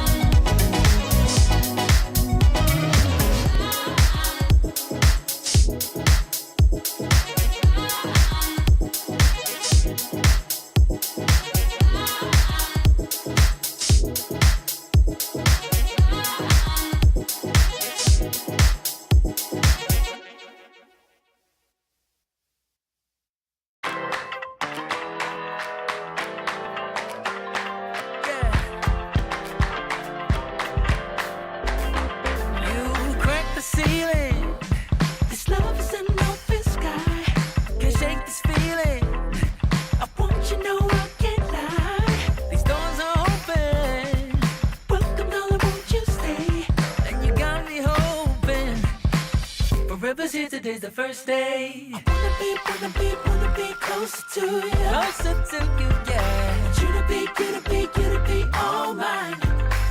I got all these choices, but I so made up my mind, yeah. There's nobody better, gotta be you. A thousand voices, 'cause it's so good to be alive, yeah. There's nobody better, so it's gotta be you. These myths are busted, the grass is greener on my side. It's done and dusted, I'm never getting off this ride. 'Cause life with you is golden, so how can I go back to silver love? I'll be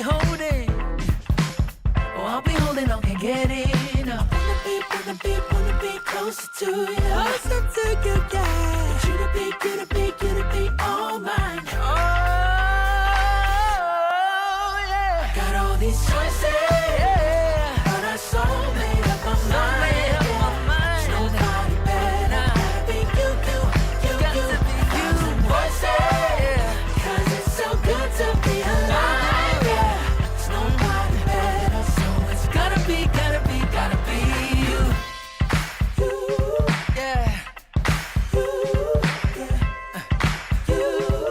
It's gotta be you.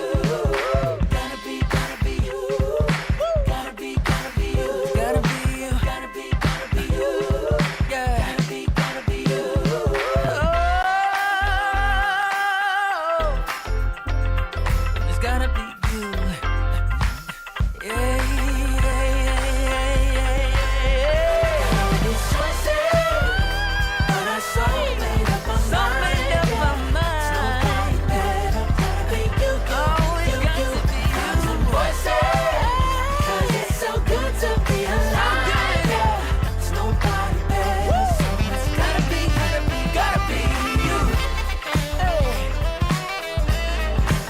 Nobody else, no. It's gotta be you.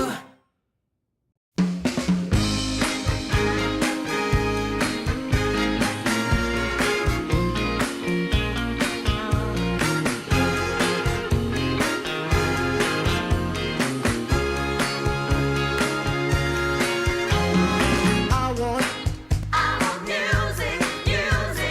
good music playing and dancing to the groove, and I want to sing at the top of my lungs. The evening has just begun. Hips are swinging and feet are stomping. We will party all night long.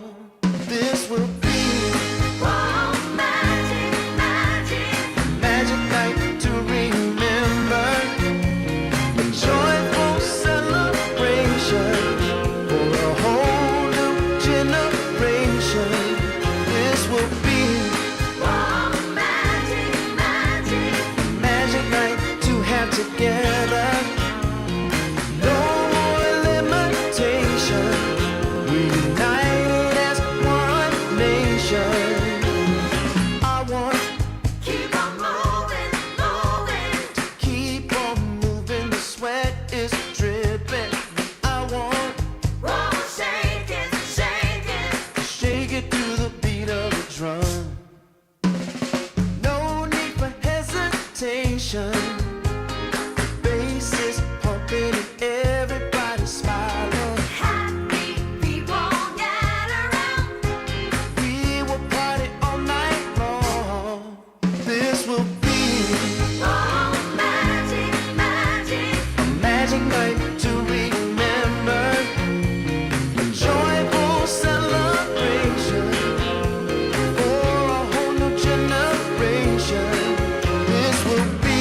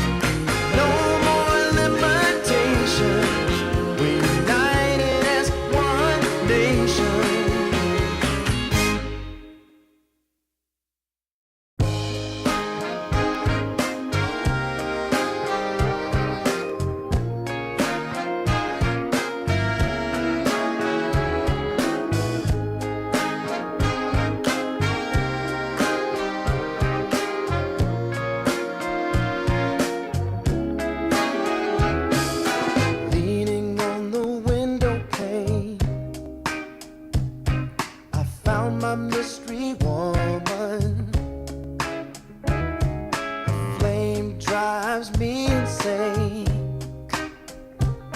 She's heavenly creation,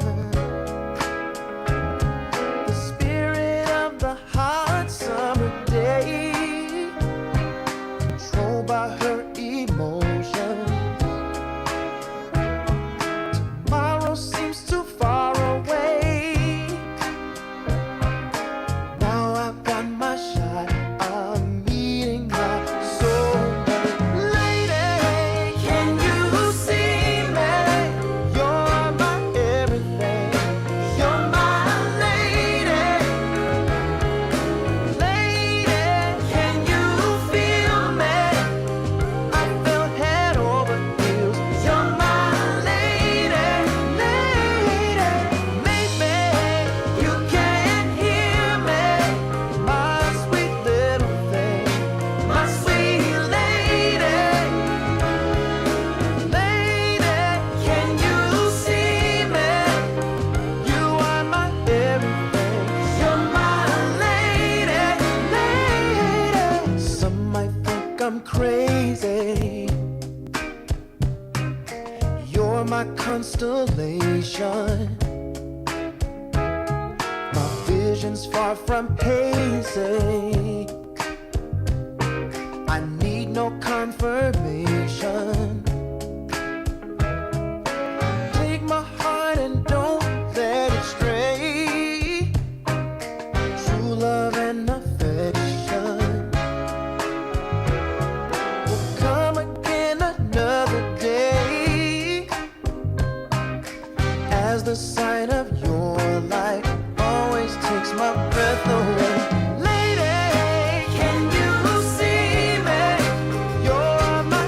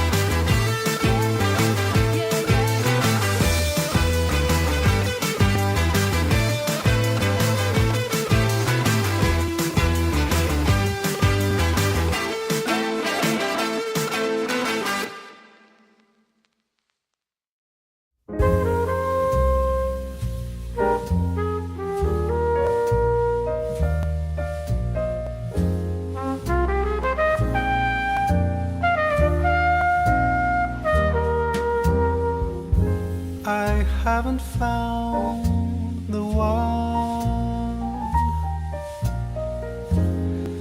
I never knew what others do. I hope and yet again, what do I know then? I believe it's all meant to be. All my dreams are so out of reach. I fool around, but we never know. I fell in love, but a long time ago.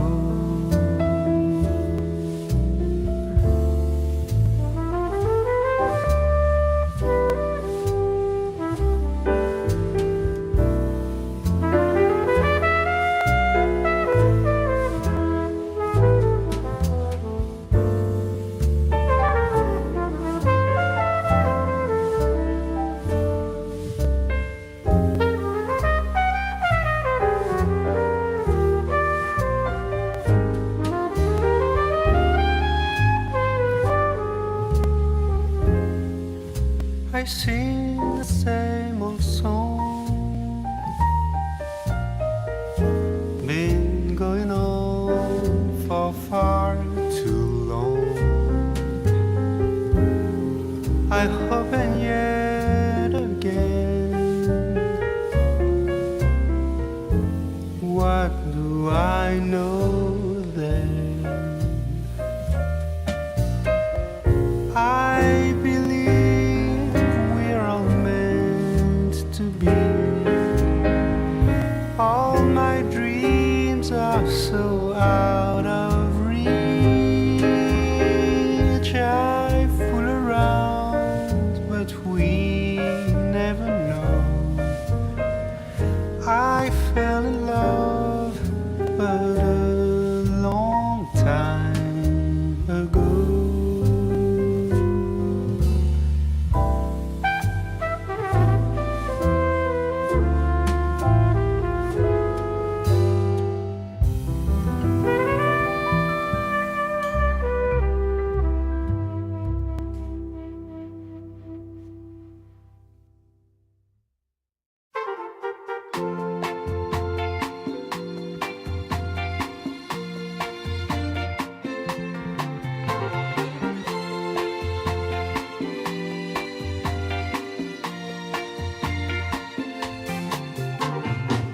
I got the sun in my pocket and the moon above my head.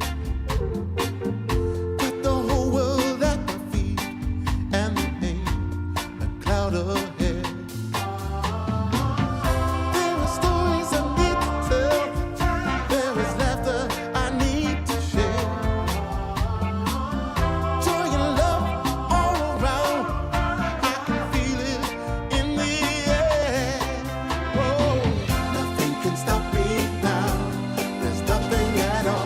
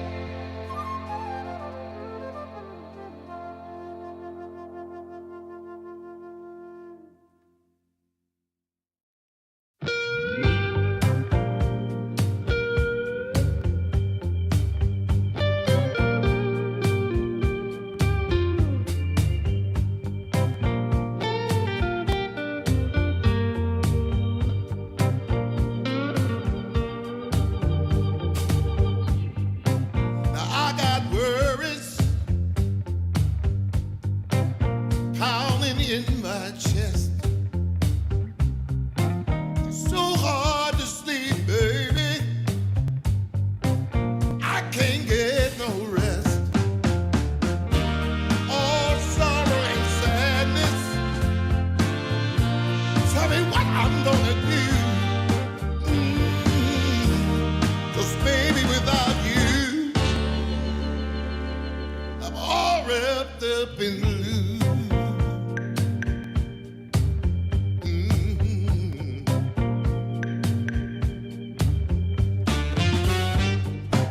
I thought it would be easy to make it on my own. But baby, now I know what it means to be alone. Lost in the shadows.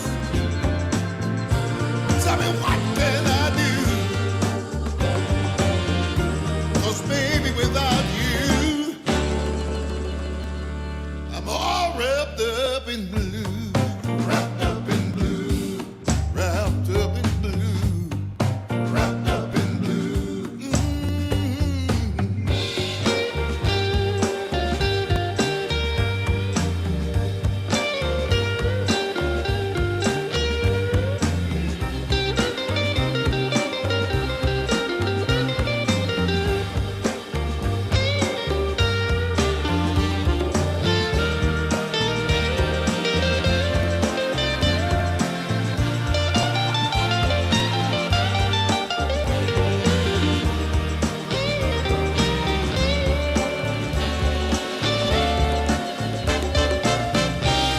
You don't miss the water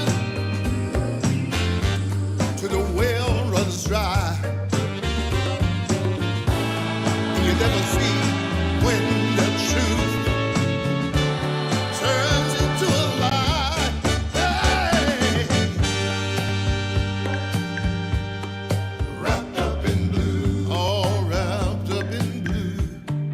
Wrapped up in blue, can't find my way out. No, wrapped up in blue. Tell me what can I do? Wrapped up in blue, all wrapped up in blue. Wrapped up in blue, somebody help me now. Wrapped up in blue, all wrapped up in blue. Wrapped up in blue, somebody tell me what to do. 'Cause I'm wrapped up in blue. Wrapped up in blue. Wrapped up in blue. Wrapped up in blue. Wrapped up in blue. Oh, yes, I am.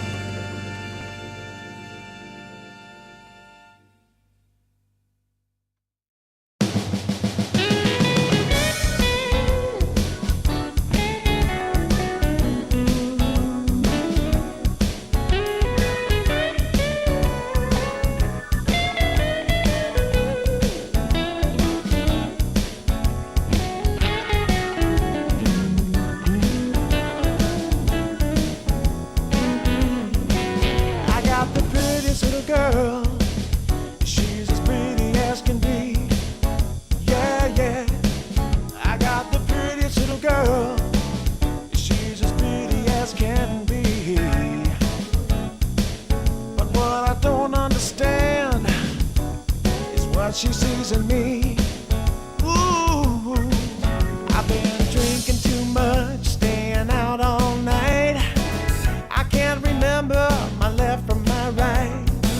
I'm kinda blurry from my head to my toes.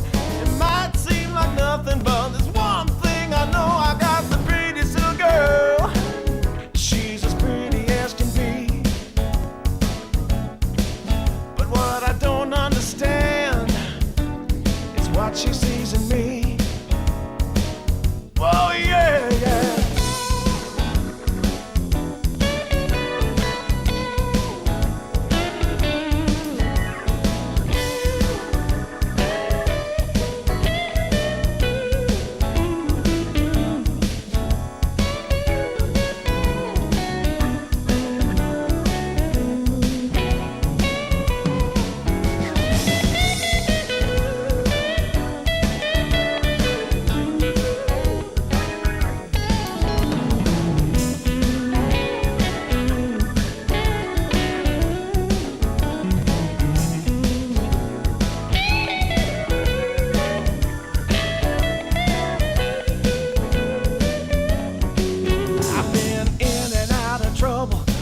much too long. I can't remember the words to this song. I thank the Lord as I'm crawling out of bed.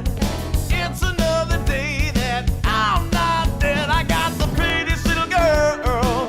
You know she looks so fine. I don't know what she sees in me, but I sure am glad she's mine. Whoa, no.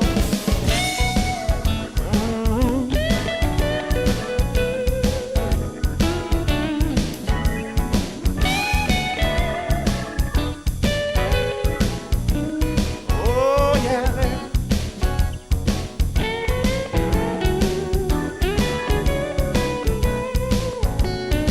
Oh, yeah, yeah.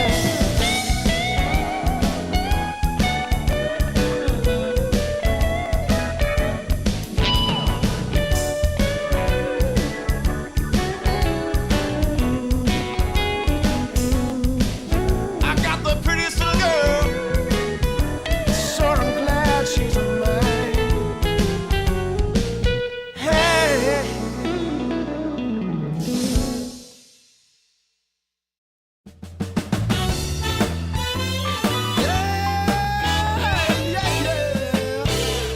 Oh, yeah. Take away my bag of bud, my camels and jack. Go ahead and take them all, I don't want them back.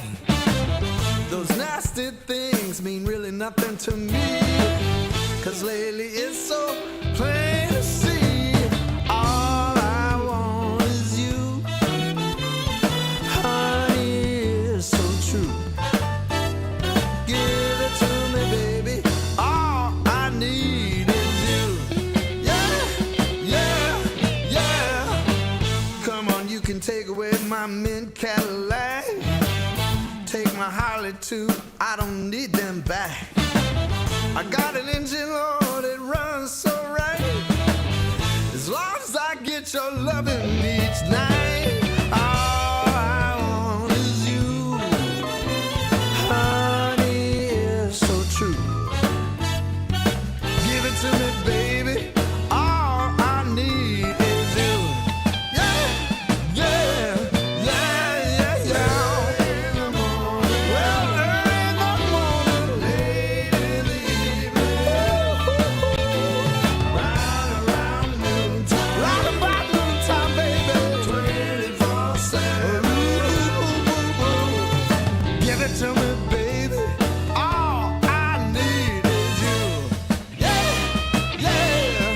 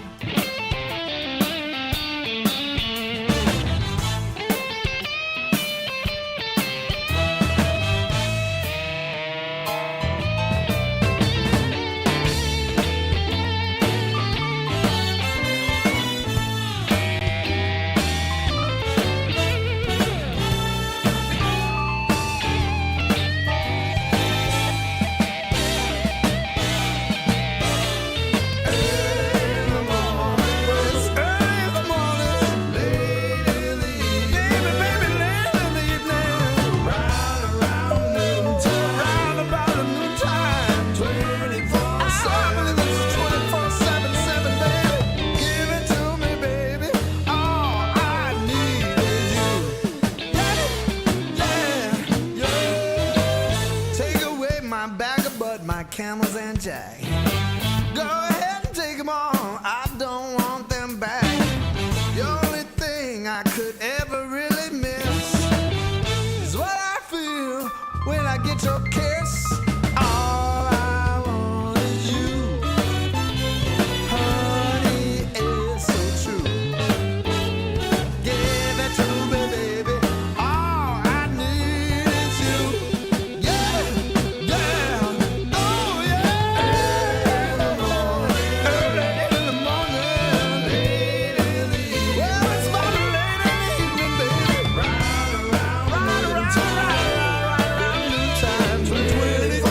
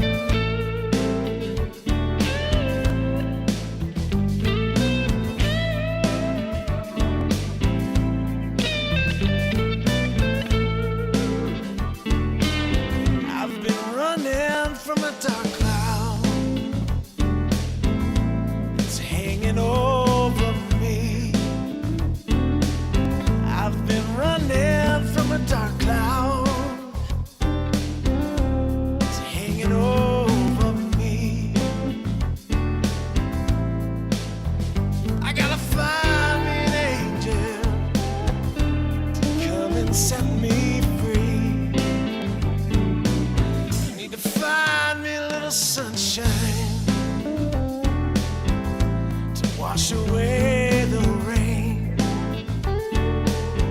I need to find me a little sunshine to wash away the rain.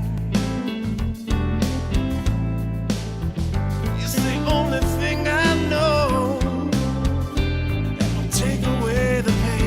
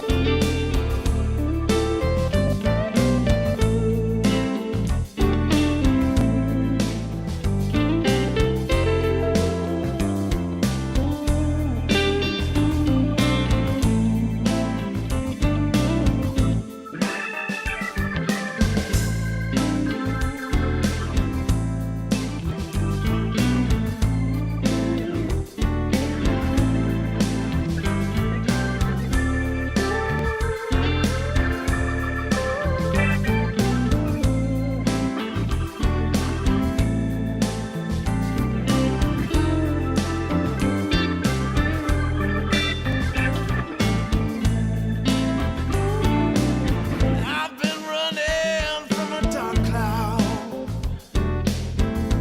It's hanging over me. I've been running from a dark cloud. It's hanging over me.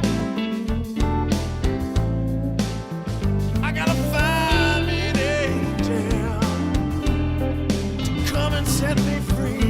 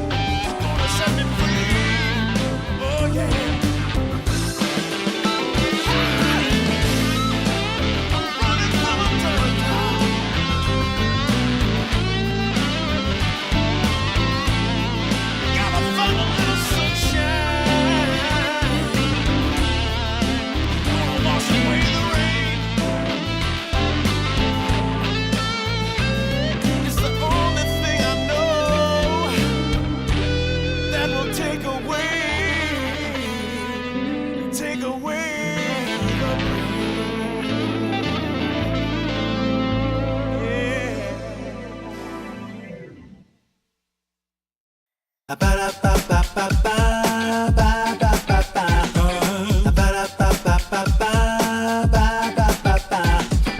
If you wanna get with me, all you gotta do, call me when you need me. I'll be waiting for you. I know exactly what you want. I'll satisfy your need. We can have a good time. Don't you worry about a thing. If you want it here, or if you want it there, you got it. Have yourself a good time. Act like you don't care. You got it. Get that motivation. You got it. I got just what you need. You got it. I got just what you need. You got it. I got just what you need.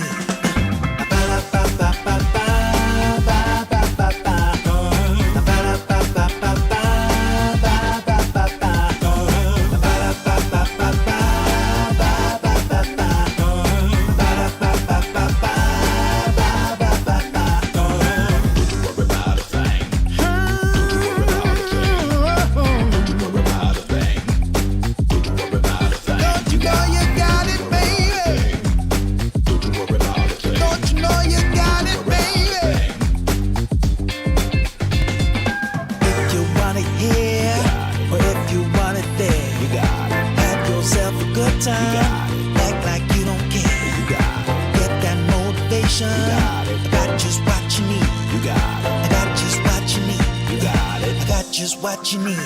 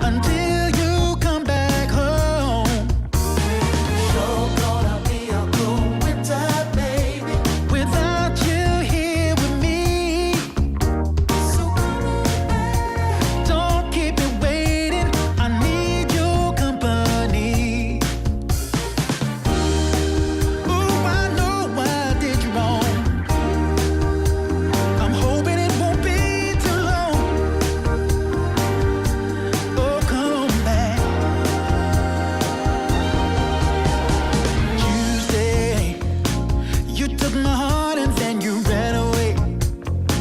Now it's been 16 hours and 7 days. And now the hardest part is begging, baby.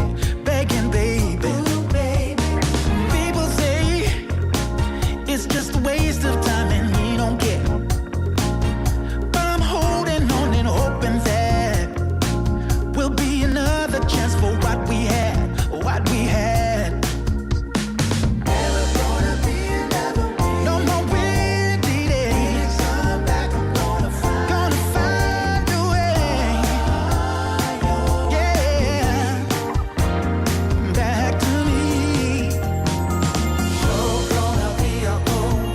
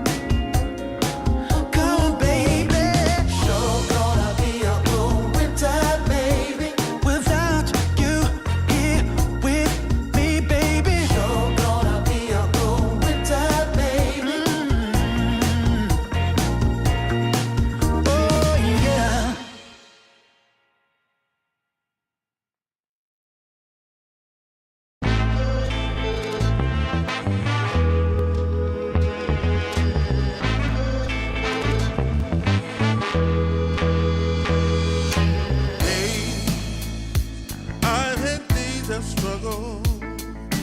Nothing quite as rough as today. Held, I've been held up. Nothing seemingly goes my way. Oh, I not a man for crying. For a storm of tears I crave. Take all this sorrow from me. How much more do I have to pray? Foolish of me, you might say. I make my way out of this here my way. All reservations I have come to bear. It's clear that I'm not going anywhere.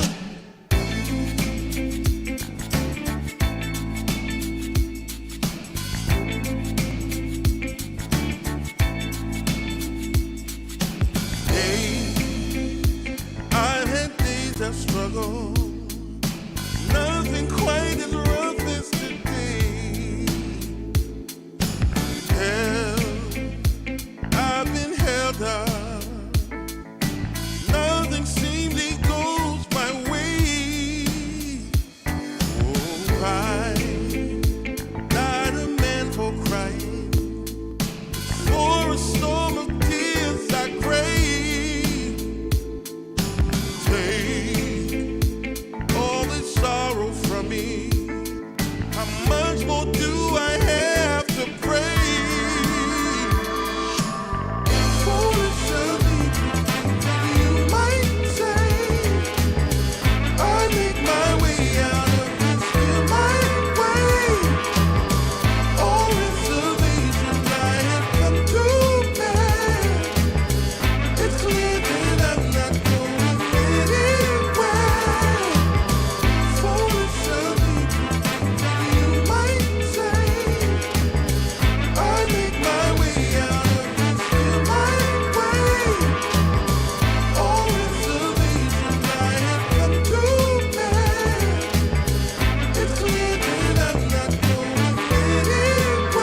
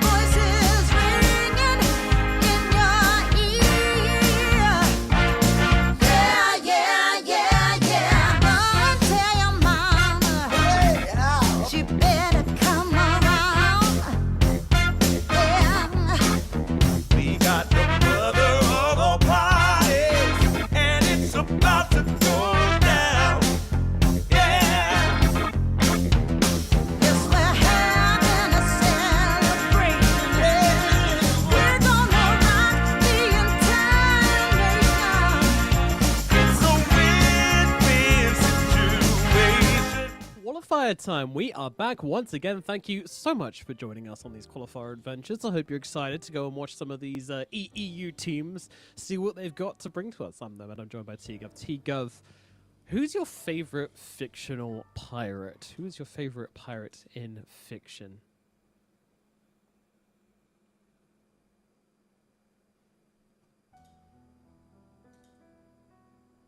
Okay, all right. He's just disconnected from everything and trying to escape this one. Is there any thoughts going around that head? Nah, mate. Fictional. That counts as like the dude from Pirates of the Caribbean, right? Whatever. The dude who runs around all like wee woo wee woo, whatever his name is. Cool. As long as you don't say One Piece, we're all good, dude. Nah, couldn't care less about that, mate. I'll be real. Never watched it. Brilliant. Probably won't. That was all I was fishing for. Oh, just trying to. Cool. Every now and again, I just weeb check you. It's Yeah. gotta be subtle so you don't see it coming. But yeah, you passed once again. Nah, I'll be honest, mate. I did try watching that. What's the football one where they're all like ego maniacs or whatever? I watched like 8 episodes. I just couldn't take it. Just hearing the word like egoisto and them fighting each other, I was like, oh, it was just way too cringe. Like I wanted to get behind the sports and all this bullshit, but yeah, I couldn't. I agree. There's so many people that say, "Oh, you got to give the sports animes a try." Like I've tried. It's not good. I can't. I don't know what people see in them, but some are good. Maybe one's good. One's good. Like. But okay, like there's like again, I don't know the names of them, but there's like a volleyball one that's pretty good. There's a golf one. That's production's good. getting upset, and I don't want my mic to randomly start cutting out for unknown reasons throughout the broadcast. Let's change topic and have a look at the series we've got in front of us right now. It is interesting. We do have some interesting teams here. Aurora versus the 4 Pirates, hence the topic of conversation. I mean, I'm just going to get out of the way with 4 Pirates. Okay, this team is sort of like some, trying to make it just the kind of vibe of players. Unfortunately, they're on like a 9-series loss streak at the moment, so probably not going to do too great here. But Aurora, if there's any time to beat them, it's now. They've just kind of fresh off a shuffle, sort of. Got 2 new players in Kaori and WS, and yeah, what do you think that's going to do to the team? Honestly, no idea. Right, because when you look at Kaori, I think, as no offense to the previous, it was Ori, right? That was the previous 5 player. Ollie, sorry, not Ori, but Ollie. Yeah. Mixed them up, it doesn't matter. Ollie, there you go. No offense to Ollie. I feel like he's like a sacrificial support, like he wants to play into a system. And like Kaori, he tries to be like the alpha 5, like I am the guy, I'm the warlock, I'm goleming, I'm doing this, it's like, bro, chill, calm down. But I feel like Aurora, that might work for them, right? Like have this 5 who has like big authority, tells Nightfall, I'm doing this, and Nightfall's like, oh damn, my guy wants to speak up to me, okay, because like Nightfall teams are, you listen to Nightfall and you play his Dota. But I think Kaori's got a bit of that like spice to him that might be able to like combat Nightfall, and then you actually have like different types of angles coming into the team. So it might work out, or they might implode within 2 weeks. But conceptually, I think it is a step in the right direction for them, having some more like, just forward-thinking people in the mix. So yeah, Kaori, I think on paper looks like an upgrade, and then WS, I don't really know. Of course, like Toronto Tokyo, I would argue was a little unstable. Like the offlane from Aurora wasn't like the big, shining star for the team beforehand. So I think just changing up the offlane, getting a bit more pacing into it potentially, and just getting new ideas might help the team out a lot. Because of course, Makoto, very good mid lane, and Nightfall, if he's on his heroes, can be very dominant. It's all the other pieces, like the offlane combo, the support duo. That's what this team needs to kind of just fix, I'd say, to be getting a better team. Yeah, definitely. And I think also WS will be interesting in that regard as well, because we know that Nightfall can play the hard carries. That's kind of what he came into the scene doing, is playing these hard carry heroes. But as of recently, last year in Aurora, he played a lot of different stuff, and he was starting to go off the chain a little bit. We saw some Dawnbreaker coming out from him, some Omni Knight carry. He was moving in different directions. You can keep track of this guy. But ultimately, what that led to was someone who was going to enable his teammates much, much more than most carries would. He was happy to take that back lines if his offlaner was willing to say, hey, you know what, this is a good game for me to take over. I can play this hero and win the game. Like a Beastmaster, a Timbersaw or something. And he's like, yeah, sure. Do it, brother. I'll help you out a little bit. I'll still be the carry. I'll still get the money, but I'll be able to help you out with my spells and my toolkit. And I'm interested if we're going to see that with WS. We know that he does like to play those dominating heroes. There's a reason he is the highest MMR offlaner in Dota 2, and that's because he knows how to dominate a game. So if you get him on his Marcy, if you get him on his Brood, something like this, then you can have some really good stuff. Of course, you know, WS also very versatile, so that's the scary thing about this Aurora. Once it starts working, it's going to be a very scary team to play with. I think the adaptability between all of these players is crazy, and it's going to be very, very hard to sort of predict the direction they're going to go in, and they are going to be able to go in many, many different directions. But with it being that open, it makes it so much harder to sort of find your style and find your opening and find your sort of genre, and to practice that, it just takes so much longer than, say, you know, a team which tends to just play the same way each time, you know, like a Falcons, I would say, who, yeah, there's adaptability there, but they know the spreadsheet they're playing from or the flowchart they're playing from. Aurora wouldn't have that, so they're going all over the place. It's going to take a lot longer for them, I feel, to settle into their goal. Or maybe they'll just hit the honeymoon period and be great. Who knows, T? Yeah, for me, it's probably a lot simpler than that. It's just, I think Nightfall needs to get to a point where he trusts others, I think, a bit more. Like, the way that previous Aurora played when they had Toronto Tokyo and Ollie, it felt like Nightfall would, like, read the engagement and, like, based on his assessment, would choose if he goes in or not. I think other carry players in other teams, they often have a bit more, like, I don't want to say respect, but a bit more, like, appreciation to, oh, my offlaner wants it, or my mid laner wants it, I'm going to help them, you know? I think sometimes Nightfall would, like, I'm not saying BKB TP at all. This is not the meme. It's more like he would just like not join a fight at all because like he just doesn't take the read. I feel like if he can like find a sweet spot to going, Makoto wants me or WS wants me, and then sacrifices his own like the Nightfall game slightly, I feel like Aurora can like really just level up a lot as a team. But it's really hard to break habits, right? So we'll see if Nightfall can do that slightly because it's like again just toned it down by like 10-15%, and I feel like this is where the team really takes off. Yeah, absolutely. And again, you know, this will all take time in theory. You know, 4 Pirates should be a pretty straight run there. Yeah, I'm not expecting this to go to 3 games, if I'm being honest with you guys. Like, 4 Pirates are in a rough patch at the moment, and already Aurora is significantly above them just in terms of, you know, their general level of playing. So I'm not expecting this to be a close series, to be perfectly honest. I'm just interested to see what Aurora is going to pull out of the bag, where the balance is going to be, who they're going to put the onus on, what kind of heroes Nightfall is going to play. There's a lot of questions here, ones I'm very excited to have answered. And of course, for that, we shall need a draft, which is just getting started. So we can jump into the draft here for game number 1 in this series. And I don't know. I mean, I would assume it's going to be coach drafting. Yeah. I don't think.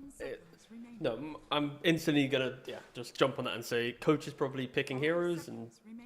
Yeah, it's definitely not going to be the new offlaner drafting for them. That would be insane. So that'd just be G with a little. I'm not opposed. No, it's not G. G left the roster quite some time ago. It's KP. Yeah. Dire team ban. Or is they have? Well, on Wikipedia it does say G and KP, but KP is the one that's been in the camera shot for like the last 2 tournaments or 3 tournaments, or since like 3-4 months, right? Actually, so yeah, it would be KP. KP getting the promotion to main coach, got to be exciting. So Shadow Demon coming out as first pick, no big surprise there, and Tidehunter, of course, coming out for the 4 Pirates. Not much to note between these two. I mean, I think Shadow Demon's sort of slightly happier with the head-to-head matchup, but Tidehunter just overall stronger in Dota at the moment. Yeah, it's very kind of stable openings from both teams. Shadow Demon's like, we already know what he's done from 7.39, right? Like you have Disruption, you have Break, you've got, you know, kind of like this little blade mail that you can throw onto any hero, buff up HP, remove HP. You kind of like eat through. Roshan, it's quite nice, right? Of course, with Promulgate, Disseminate. So, yeah, Shadow Demon good. Tidehunter, so obnoxious. There was a point, of course, you know, everyone knows like the first week of 7.4 with Tidehunter, with his talent.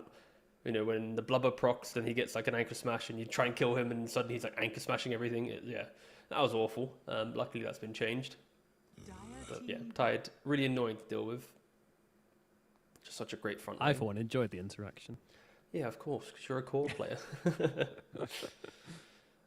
The thing with 4 Pirates that again, on a competitive level, Aurora are they're the tier 1 team that has made it to, or maybe tier 1.5 team, again, depends on your tier system. Like, every person has a different one in their heads. Aurora is the team that has like all the experience. Even in a bad draft, they probably will be able to make good plays. For 4 Pirates, they have high MMR. Most of their players are around like rank 100 to 250, right? It's just like their decision making in game, the way they set up their drafts, of course, aren't to the same caliber. So I'm intrigued to know if 4 Pirates can lean on like their mechanical skill to be able to at least surprise Aurora in a game 1. Like, I think on paper it's probably like 80-20 to Aurora, but there is a slight pop-off potential for 4 Pirates if they can concoct something. And this next pick is quite important. My issue is just 4 Pirates isn't enough. Like, you can't even sail a ship with 4 Pirates. It's just not enough pirates. It depends how big the ship is, mate. What if you just have like a shipwreck where you have like the planks and then they've just got like a rowboat? Yeah, exactly. I don't think you're going to do much pirating in a rowboat. Like, who are you going to rob? The turtles? Have you ever played or watched Sea of Thieves? Like, you can do, like, all you got to do is be in the water and you can do what you want. Rowboat and a keg and you go crazy, yeah. And open mic. Yeah, open mic is crucial in that regards. Yeah. All right, take it back. Maybe 4 Pirates is enough. So Tidehunter Tusk going to be the opening for the 4 Pirates. Is that the lane together? The double melee lane of Tide Tusk? I mean, potentially. Again, the thing is, Tide is quite sacrificial in nature, that you can leave him kind of on an island quite early, and then Tusk can utilize tag team and shards to go play into a tri lane or even towards mid to put pressure, taking away the water runes. So there is a world it can be a thing, right? Double melee has been shown by multiple competitive teams in the last year, if not longer. But for Aurora at the moment, they go for the Windrunner. My assumption is it's Windrunner carry, tree position 5, Shadow Demon 4. Like, that is like the most standard approach. And with that lack of lockdown, they are going to get a puck pick here. The control 4 Pirates, they got plenty of it, right? Between Coil and Ravage, a little bit of the Tusk as well with Snowball and Punch, but the fear for 4 Pirates is it's all locked into ultimates, right? Is Coil available? Is Ravage available? And for Aurora, seeing a puck picked in this position, you can still go for like a Tiny or the Void Spirit, even a lane counter if you really wanted to. Again, I think Husker or Sniper is probably a little bit too extreme, but there are plenty of melee heroes that you can pick to try and out CS and then put threat onto the puck. Yeah. So how does tree versus puck matchup even work? Should the puck ever be caught there? Yeah. Not really. It's like, you're going to have good vision from the shard on the train, so then you set up other people to be successful. And that's kind of about it, right? You might hit an overgrowth, but then he can just still phase shift and he can do all this random stuff. Oh, yeah. Phase shifting in Roots is always a fun one. Because Roots were all clearly too strong against puck previously. That's still a case. We'll see it in the game. I'm pretty sure you still can. No, you can, 100%.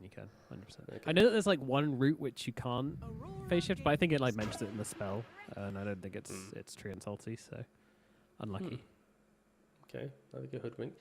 Yeah, like 4 Pirates, their lineup, it's very generic. It does their job, and they go for the Void Spirit, like I mentioned. So it's like you kind of know what's coming for 4 Pirates, but yeah, my fear for them is like they just don't have much damage. Plenty of control. Hoodwink and Tusk bring damage together when they go to the same lane. They amplify other heroes to do well, but like I'm still worried there's not that cheap explosive hero that's like, okay, we're going. Of course, Puck with Witchblade Blink can be that hero, but by then there's going to be like 4 points in living armor from the tree, plus there's going to be disrupt saves, Void Spirit's going to have his barrier, Windrunner's going to have wind run. Like, there's so many layers of defensive from Aurora that like if you do get jumped near a tower, you'll buy time for that TP rotation. You'll buy time for the overgrowth to connect on the support duets. Yeah, I'm slightly afraid for them. Again, the carry can change that a lot. 5 seconds remaining. Into Aurora. Aurora Gaming's turn to ban. We'll see where they go, but again, I'd like to see, yeah, offlane pick up for Aurora, of course. It just depends what they want. Do they want to try and take the towers, progress the map, or do they want to just round up their lineup with some more control? 5 seconds It remaining. is the question. More control surely is needed. Aurora Gaming's turn to pick. So Beastmaster and Brew taken out of the pool. Both the masters gone.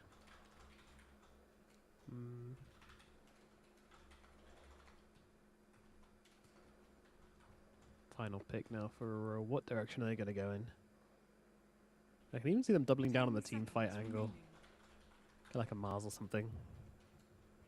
5 seconds remaining. Still not the best against Puck, but it definitely gives them a way Ooh. to sort of control up the fights. I have the hero, Night Stalker. Go, quick!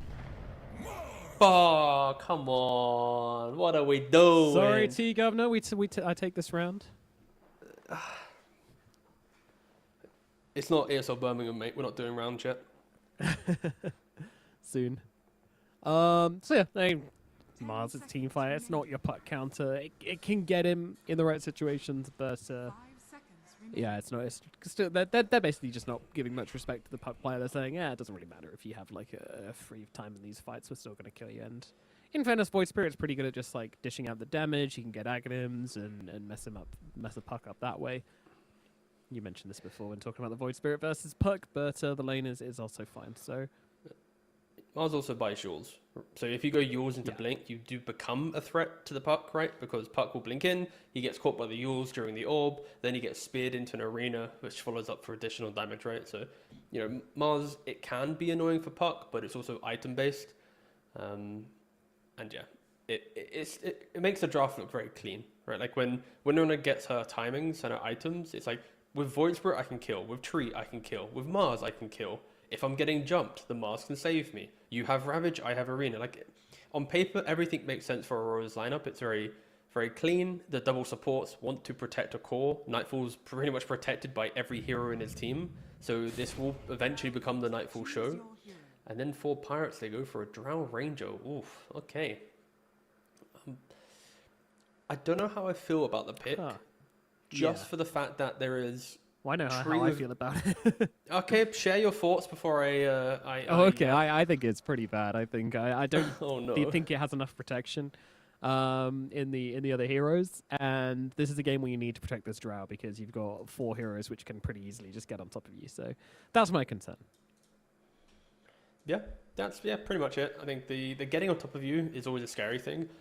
Of course, Drow naturally itemizes in a way that you can play around that, right? You like buying Pike, you can buy BKB, you can get your Shard if you want to stand on a cliff and hide away from your problems, right? Like there's multiple things that you can do. You also buy Manta to get rid of Overgrowth. Like your item path is there, right?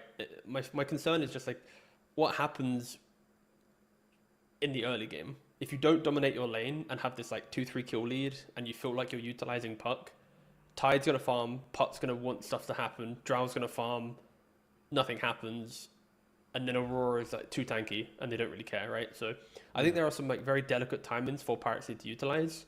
And of course, we'll see if they can kind of showcase that, but it really starts with the lane, right? Like you need to try and punish the Mars Shadow Demon lane, and it is there, right? I'm assuming, yeah, it's Tusk plus Drow. That's quite a scary lane to play into. A good Shards can just keep destroying the Shadow Demon, get 2-3 kills on him, but yeah, we'll see. Lanes are so critical for 4 Pirates. They are, yeah, for sure. But I'm not super worried about the lanes. I think they get out of them okay. We'll see how it goes. Of course, there could just be some outskills going on, and it's up to 4 Pirates to kind of prove to us that that's not going to be the case. I also, one more thing to mention as well. Drow versus Mars is like not the worst thing in the world because multi-shot goes through the arena, right? So you're not entirely reliant on your right clicks. You can still do right click damage with multi-shot into the arena, which most range heroes really struggle with. There's some good lucks and some conversation. Could be worse. I got so confused for a second because like Tusk started talking, right? And then I'm like, wait a second, it's WS and Makoto, like they're not going to understand. I completely forgot, of course, Aurora. It took me a brief second, like, oh yeah, Aurora is just like this hybrid SEA Eastern European team. An entirely SEA team, surprisingly. Yeah. I'm just staring at them. It's Aurora like, was in the past, to be fair. So this is very optimistic. it's interesting that they were like an SEA team, then they became an entirely an Eastern European team, and then they're like, actually, we'll do a bit of both. Now that we've experienced. They dusted off some of the old contracts, like, oh wow, this guy, yeah, we could go back for this guy if you want. Yeah. The old contracts. Oh yeah, we actually still have these guys on contract. I guess we'll just take them. And I'm always a fan when we get to see like the regional blends, especially because a product of Western Europe being like the only server most Heimdall players play on nowadays. Like SA players play there, NA players play there, SEA players, if they are on like the western side of SEA and can kind of get to the ping where it's like not higher than like 200, they'll also play. So yeah, Western Europe really is just becoming like the international server, and the longer that happens, the higher chance we are going to see these blends of teams, right? Because it just takes like one pub with Nightfall. He respects you. It doesn't matter if you're from, you know, SA. If you can like communicate on the same level, you're probably going to join his team, right? So it's kind of exciting that, you know, continue this kind of pub logic for 2-3 years. What's to happen with our competitive teams? Listen, Dota is a language which everybody speaks. It's the Rosetta Stone of the gaming world. Powerful. So, yeah, truly. Gabriel just needs to put those yachts in use and go lay some like underwater internet cables across the world. Have a giant Dota network so that everybody plays on the same ping. I think that's possible. He's got like 5 yachts now. Maybe that's the future of the Steam machine. If everyone gets a Steam machine, then we create the... Ah, I see. It's one of the old like in the Batman film where everybody's phones are being used to make a sonar network. The same thing with internet. Smart. Yeah, if I got a Steam machine, I'd donate some usage of it to help my teammates have better ping. Absolutely. Send them some internet. Yep, that's how it works. Just download the internet from my... Some like proper tech guys like these guys are fucking idiots. It's like, yep. Pretty much. Yep, correct. You got us in one. Boop. I mean, I'm always like, we're in a pause, so I'm going to keep going with this topic. But like, I'm always amazed by like how the internet works. You know, by how like the amount of steps which data has to go through to get from one computer to the server, and then from the server back to the computer. And it's like everything's encrypted on both ends. It like goes up into a satellite and then back down again. I'm like, how's this only taking? And then people are like, oh, I have 100 ping, and it's like, dude, well, your data's doing so much doing a lot, in such a short space of time. How's that even possible? I don't understand. Do you ever think that you're walking through your Wi-Fi? Oh wait, no, it Yeah, I'm always like, I sleep with my phone under my head, and I'm like, man, I mean, I read about it, and it says like your skull's actually pretty good at. The signals wouldn't do anything if they were in your brain, but even if they did, it doesn't matter because your skull's pretty good at protecting your brain from electromagnetic signals. But even then, I just think surely I'm getting like Bluetooth or Wi-Fi or signal. Something's going in my brain. And something's going into Mira's brain. That's Tusk's fist, as he's going to be a first blood. And that is exactly what 4 pirates need to do 3 more times with this lane. Utilize the Tusk Drow and keep destroying the Shadow Demon. Again, Mars, you have some kind of tools to deal with it, right? Eventually, when you hit level 2, you'll be able to spear move the Tusk away from the tag team, so the Drow can't proc it. But yeah, getting the early kills, it's exactly what is expected from them.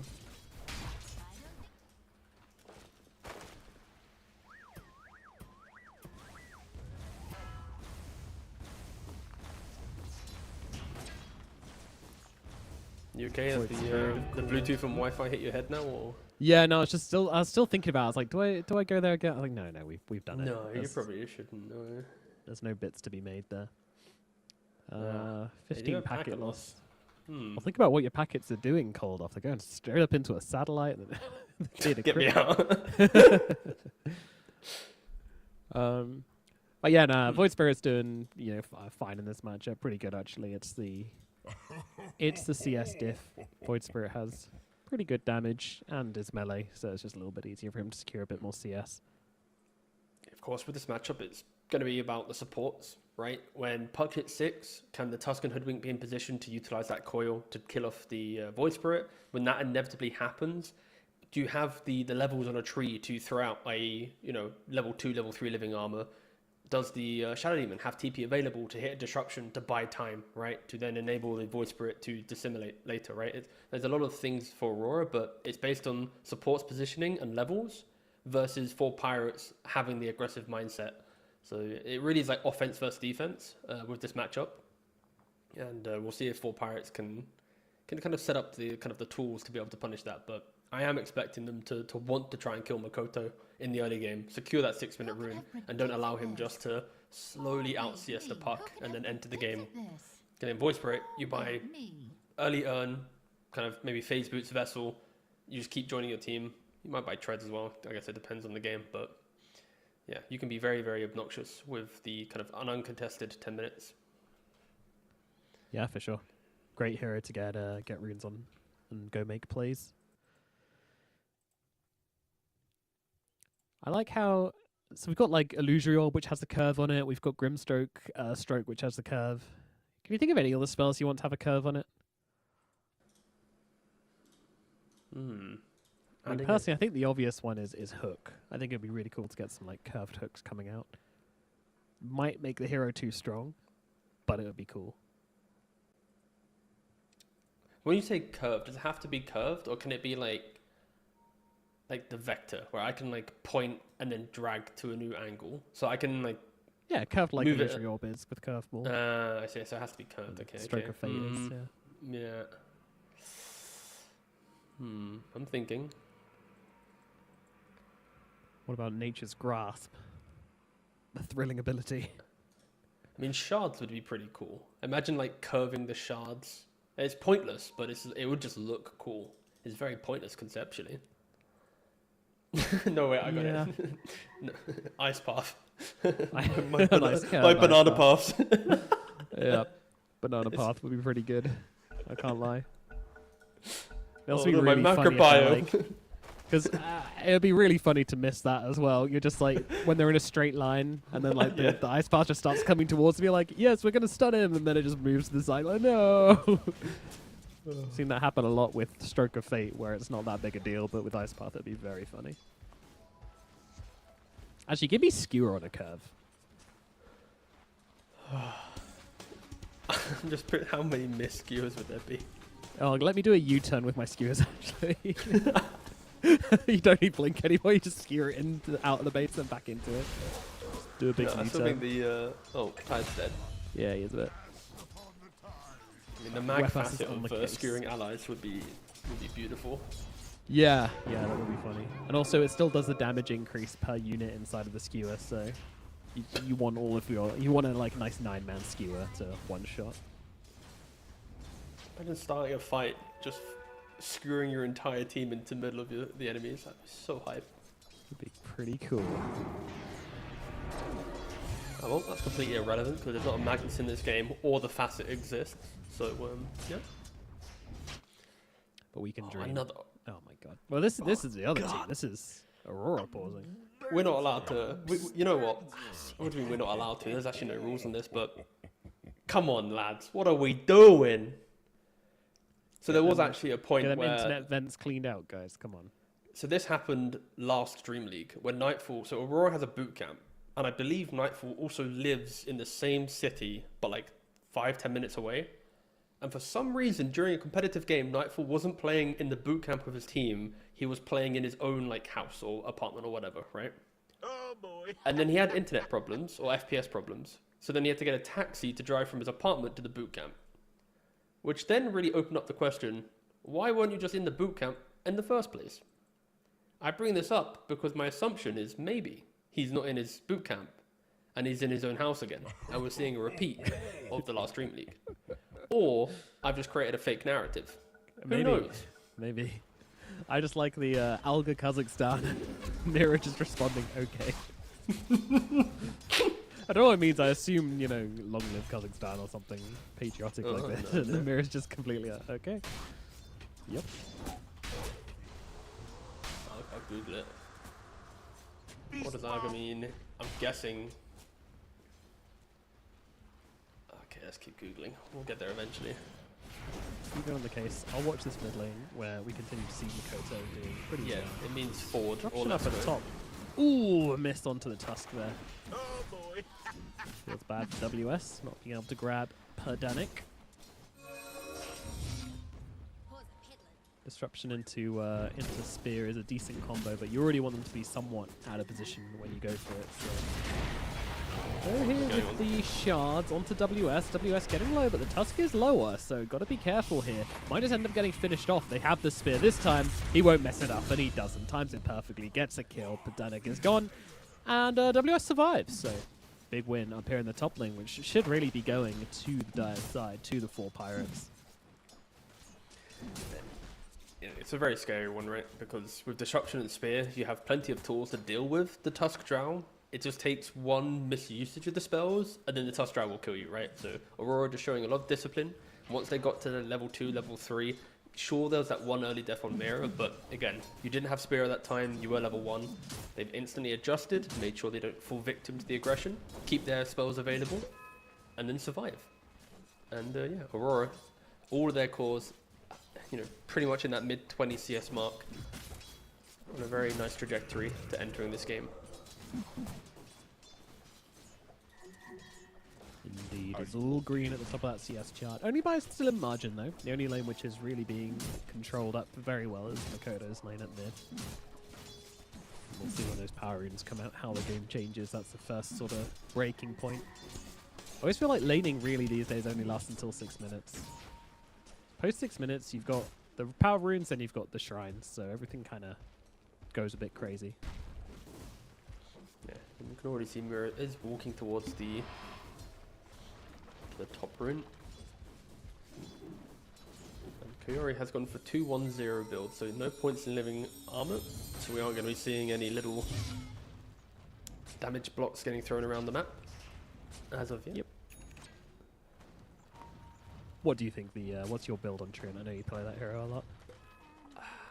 It depends on what your team's going to do. Sometimes maxing grass is really good if you want to sit in the lane. Sometimes just maxing living armor as soon as possible is broken, right? Like in an early fight, now that it's a damage barrier, you throw that onto people, it's going to make them feel insane. But if you max living armor and have no way of farming with grasp, you won't have anything. If you max grasp but have no living armor, you might grief your team. So you need to find that balance between when's the right time to take either point.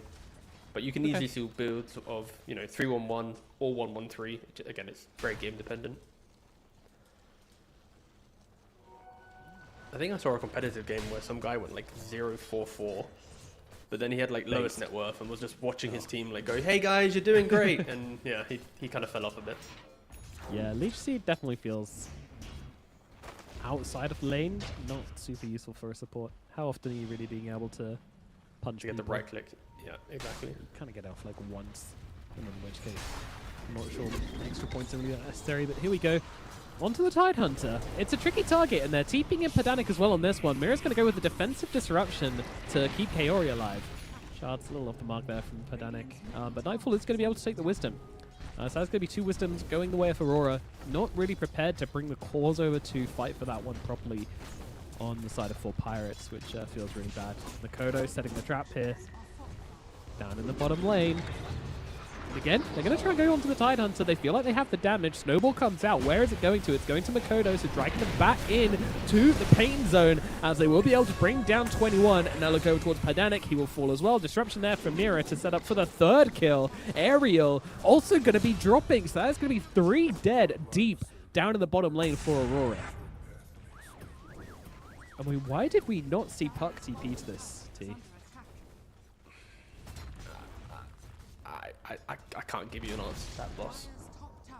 The Drow also could have technically TP'd, but she was only level 5, and then, you know, with how long the fight took, I think they just felt too underleveled that if you do TP Drow and Puck to the bot lane, Mars will free farm, then you don't actually, you might get 1 or 2 kills, but then you're going to really be underleveled, and yeah, everything just become lost. And this is where I mentioned in the draft, right, the lack of damage.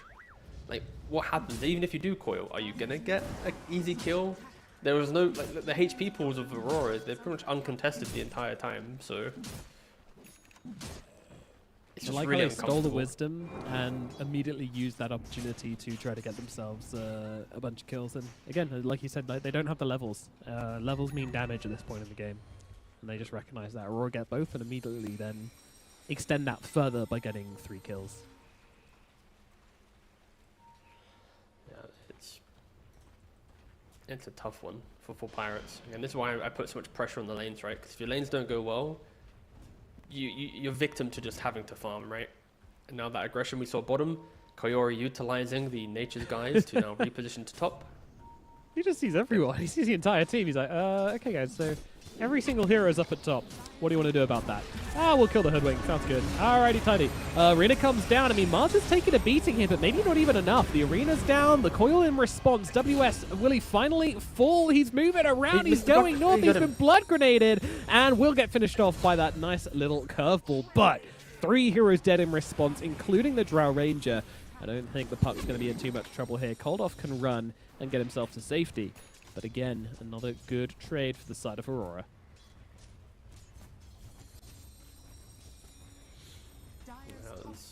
Really nice movement from Aurora, and it just takes the right player on Tree and Protector to understand when is the right time to try and be aggressive, right? Because they make the moves bottom, they understand that resources are dragged down there, so if you quickly get to top, before 4 pirates set up, place the sentry behind the tower, which is quite a natural thing to do against a tree, especially a 7.4 tree that you do have access to this Nature's Guys. Before, you had to wait till 15 minutes, you then bought the shard, then your kind of vision game kind of unlocked. Now it's very different. You can play on the invisibility very early on, you can just utilize that to get the information. And if you have heroes like Mars or Windrunner that can, go for a little bit of that, early poke, you will get punished. So yeah, 4 pirates continue to get punished. Oh, another spear missing there from...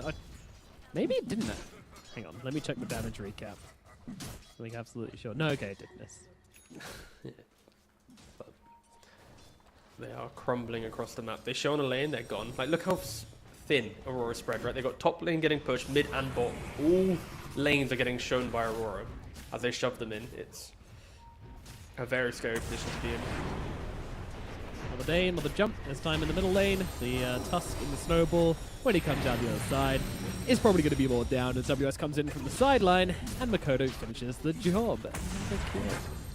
This is so many charges on that urn, which he's going to turn into a spirit vessel and just be an absolute menace.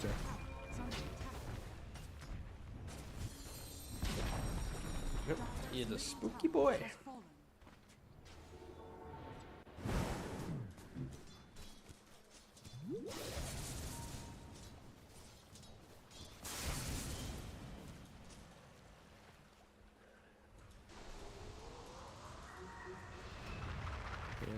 Utilizing his Nature's Grasp to make a little bridge to keep his invis. Trying to follow this Drow and will not leave her alone. Meanwhile, Padaning's just going to get balled down, but Kaori, he's not giving up his target here. He's following this Drow to the ends of the earth, and she will get killed. Overgrowth used. Nice push back from Ariel, followed up by a Ravage. Okay, supports might be in some trouble here. Koldoff comes in for this one as well, and they do bring down Mira, but Koldoff is taking damage from Nightfall on the sidelines as well, so he can't stay around for long. Has to back himself away, but will successfully do so. Another bushwhack out onto Makoto, but Makoto's going to be fine. And it's just, I mean, it's a couple of support kills. It feels good, for sure, for 4 pirates, but it's not going to change things for Aurora, that's for sure.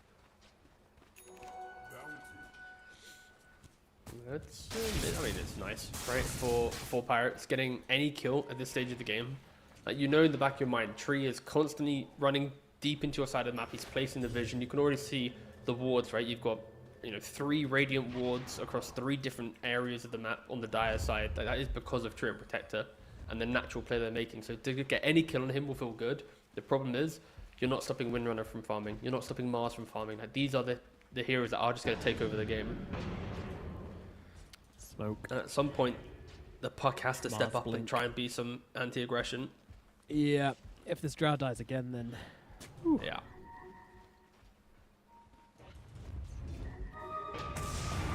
Tusk gets seen. Nice snowball to dodge out the spear.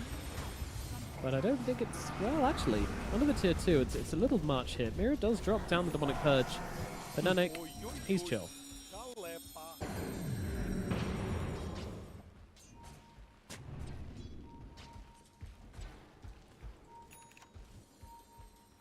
things slowing down a little bit. I mean, Aurora really trying to force these movements. Mostly it's been working, but you know, the two supports dying at top and now not finding what they want at mid. 4 Pirates getting to exert some sort of control here. You say that they are currently sitting 5 heroes in their triangle at 13 minutes, but they are. But they're not dying.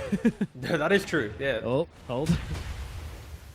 Tusk once again being the target. Who's going to pop the overgrowth to try and kill this one off? And yeah, the Tusk will eventually fall. No longer triangle safe. I mean, that's a cool time to use overgrowth as well, right? Like, it takes them ages to kill the Tusk if they don't use it. Maybe they don't even get him. If they don't get him, then they get control of the triangle. Like, sometimes it's not just the role of the hero which determines the worth of the kill, but sometimes the positioning.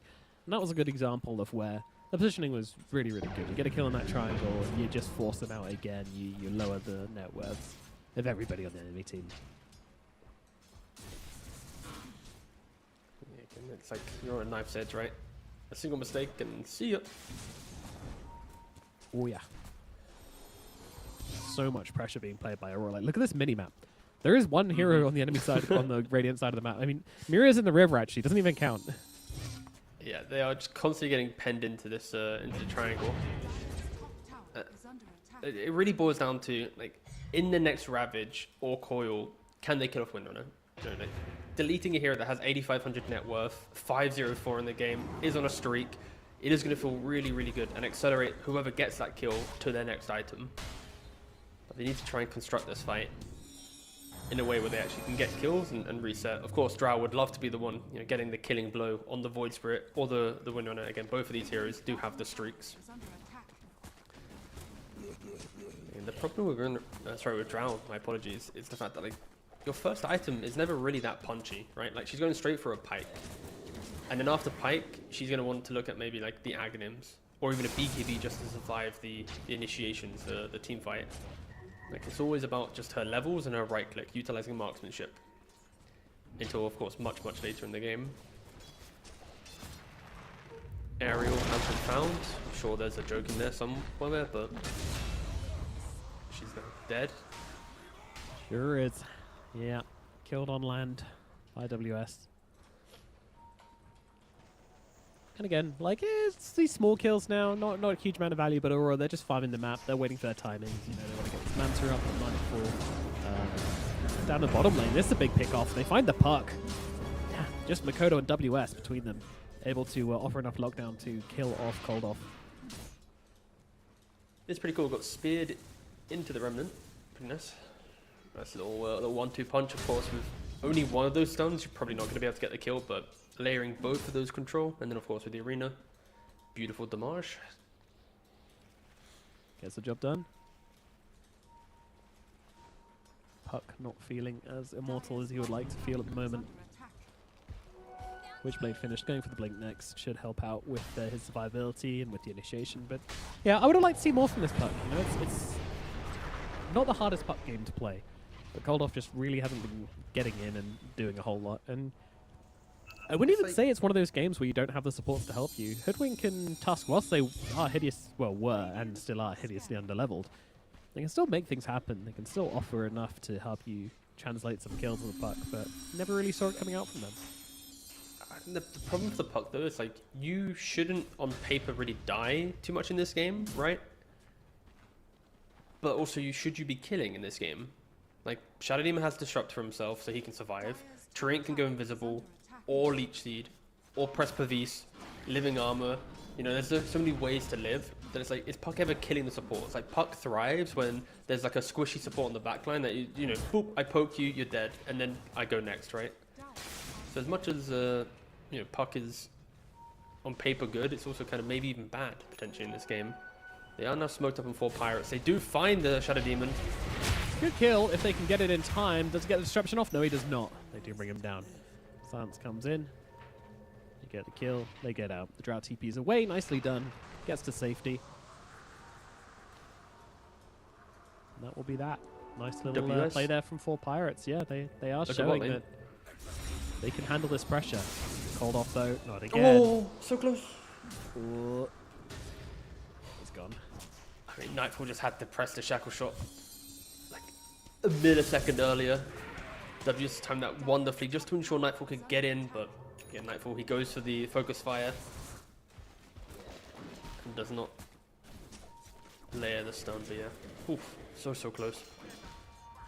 Smoke up now. WS once again leading the charge. Arena is up. Got a lot of damage. They're trying to maybe set up onto Makoto here. This could be a bit of a bait. Let's see how they got the damage. Ravage comes in. The Arena comes out from WS, but it's not going to be enough to save Makoto. They get that kill. Waste brings him down. But Drow stuck inside this Arena now. Got on top of by WS, by Nightfall, and they will finish off the Drow Ranger. See you later, I see dead people. Imul Kaori leading the charge, looking for more, looking for the supports as the puck bounces around the sidelines as well, but will not be caught. Ariel running away one way. Pedanic trying to get into the river and find a way to TP out from this. Or maybe just head up north and find something else in this map to do. You lose your Drow. Epic chase. You do get the Void Spirit. Yeah. One thing that we hadn't really discussed as well is that Drow's first item naturally is Pike. Then you're playing into Shadow Demon, so you can't even Pike away. You know, if Mira just holds his ultimate for the Drow, then all of the net worth pretty much that Drow's invested into has just pretty much been deleted from the game during the effect of the ultimate. And Aurora, they do just straight away go into the pit with the Ravage on the cooldown. They do identify the ability to take the Aegis and Nightfall. Manta Maelstrom Aegis at the 19-minute mark. Also, it's Yikes. really nice when you can take Roshan at nighttime between 15 and 20, which naturally pushes you to the top side of the map to then take Tormentor during the 20-minute window. It does feel really, really good. Of course, if you don't take Roshan at this time, you go for Tormentor. The Tusk team with the tag team and Gush, you're probably going to try and snipe away Roshan while Aurora go for the Tormentor. So I like the heads up thinking of them to think, what is that comeback potential for Pirates? How do they try and claw their way back into this game? Don't allow them anything to play on. Yeah, that should be the idea. Right, Torm gonna fall. That's gonna be a shard for Mira. A really nice one as well to want to cleanse. Seldom a game where that's not useful. When there's What are our nothing to timings dispel. looking like? Yeah, when the enemy don't have spells. Yes, when you don't level them because you're scared of Rubik. Happens. Whoa, Kaori! Okay, okay. There is Makoto nearby, but he wants nothing to do with this. He's nah. Team are a little far away. Well, he does go for the wave. Classic Void Spirit thing. So WS opening up here onto the Drow Ranger, but there is going to be a snowball, but I mean, the Drow comes out the other side. Ravage is going to be there as well, but I see dead people just completely stuck. Cannot get out of this, and is going to get brought down. Danning also going to fall, and on the disruption is over. Will WS die? No, he will not. He gets the spear back onto Waste 21. Waste 21 says, see you later, guys. I'm out of here. I'm TPing away. And Nightfall says, no, you are staying. This is your party, sir, and we will eventually bring you down. 3 dead on the side of 4 Pirates. They do not get a whole lot from it. Just a Kaori Beautiful kill. start, right? Yeah, I mean, Kaori, he dies, but Aurora instantly know, you know what, we can take this fight. If they want to come near this tower, we have the tools, we have the Aegis, we should be taking this fight in WS. It's a beautiful arena, but without Mira and his positioning to provide the disseminate, to provide the disrupt saves, of course, the Mars would have died and maybe things would be a little different. But yeah, great kill, great saves on the Mars to then enable the kills. In 4 Pirates, they just don't have the damage. When you hit like a multi-hero Ravage like that, a multi-hero coil, like you're expecting at some point, like there it is, there's our moment. But again, like the Drow's like, she's in the low ground of the river, having to right click, then also disengage from the arenas. Everything's just wrong for them pretty much. And I just don't know when the damage will be just coming into play. Like when you look at the items that are in the quick buys for 4 Pirates, you've got a BKB as a second item, or technically third, right after Blink Witchblade for the puck. Drow's looking at a Shadow Blade just to get better positioning. Your Tide's looking at an Axe, which again, a little bit of minus armor. Throwing out the Gush of multiple heroes could be quite nice, but there's nothing really from 4 Pirates that's going, this is our moment. You know, this item, this is our savior to the aggression of Aurora. Does Shadowblade not get taken off by the Shadow Demon ulti, the Demonic Purge? No. Like, it's the counter to like Nullifier and stuff. Right. Glimmer, yes. Nullifier, no. I believe, if my memory is correct. But you know, it's been a Christmas and a New Year. I'm still getting over the little Dota break. Might be wrong. Mira, he's trying to make some magic happen here over in the jungle, and with the shard just picked up from the Mars, it does push him away, but kind of puts Icy Dead People in a pretty good spot to not be too close to the Mars and get off a bit of damage. But having used the multi-shot, will not be able to do any damage inside of this arena, so chooses to back away, TP out, and get to safety as Nightfall comes in from the side and gets a free kill onto Pedanic. Now looking in for more as WS sets up with the Yules onto Aerial. Nightfall is here, damage comes in, Hoodwink goes down. See ya later, you bloody squirrel. Curry instant TP's the bot. He's like, guys, I found the puck. Anyone here? This has been the game. Oh, that's rough. Yep. Okay. Hold off. I think he was just blinking there to get to the creeps. To get He to was. The yeah. He was. Just He was unlucky. My guy's just farming. Probably didn't even see He it. had no idea. Yeah, he had no idea. It's like, oh, okay, yep. Continue to farm. Doesn't know anything's wrong.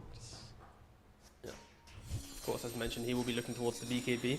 And maybe that actually will be a way for 4 Pirates to turn the fight. Like, if he can initiate the fight, get his kind of body in the middle of the engagement, BKBing just to brush off the spears and the kind of the light control that Aurora has, that might enable the Drow to utilize the Shadow Blade to get that position to get the right clicks off. But again, everything has to go so perfect for these items to look good. Because if you don't execute on the fight with them, you will just disappear. Like, you have no damage. Like, you are really just showing better positioning when you buy these items. WS again, having some fun with Pedanic. Pedanic tries to TP, then remembers there's a Yules in place, so just continues trying to run.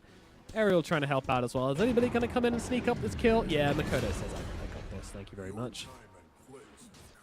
Whips out the broom, does the cleanup, heads back to the jungle.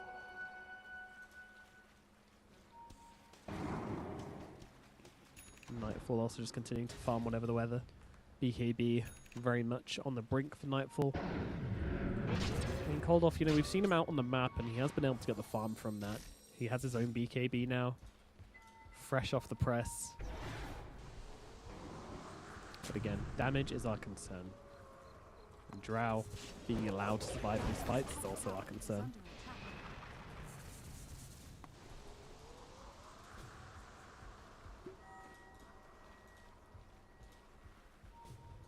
Silver Age is really interesting, so they feel like maybe the Mars is a problem, break him down, get him killed that way. I don't know about that. For 4 Pirates, it's just, you need to choose which hero you're going to go on and ensure that whoever you jump, the supports have already identified where they are, right? Like, if you're going on the Void Spirit, you need to know, okay, Tree's not in position for the overgrowth or SD's not in position for the disruption. And that's, of course, where Puck needs to shine. Like, maybe carry a dust on the Puck to find the backline supports. Ooh, both teams about to clash here, smoking into each other. Radiant are scanning. Now they'll see this Mjolnir on the creep wave and know that Nightfall is nearby. Be a great target for them if they can rip through him in time with that BKB, but of course they don't know that their entire team is behind him. Here we go, Shackle actually disjointed by Dway's blink away. WS gets tied to a tree, doesn't get health in his arena, and a complete misinitiation there for Aurora.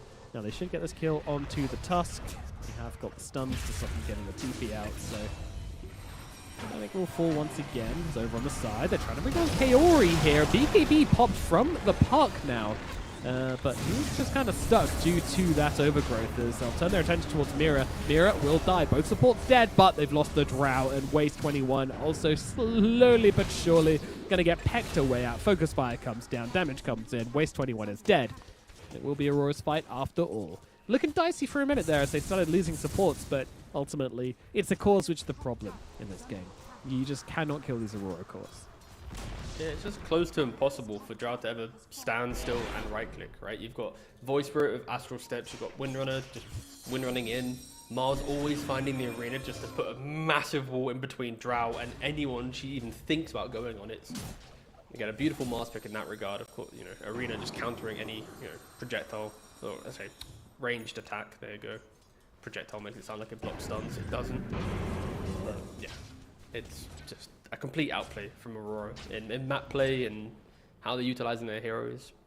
I was expecting more from the multi-shot from the Drow, honestly. I did say it earlier on.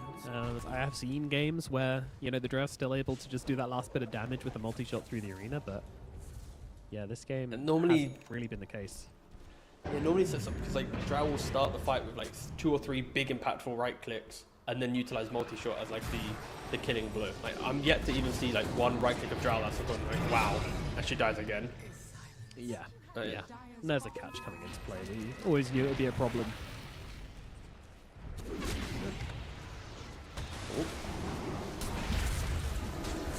It's a pretty deep dive onto Pedanic here, but it doesn't look like they're going to be punished for it. With no Drow alive, it's really lacking in the damage department, so you kind of just got to let Aurora do what they want for a bit. And what they want is to take your tier 3 tower. That's exactly what they're going to do. Who claims it? Starts going onto the barracks. Uses the focus fire even to try and bring this one down. They've got 16 seconds left until the Drow is back. It's feeling like it's going to be too long to wait.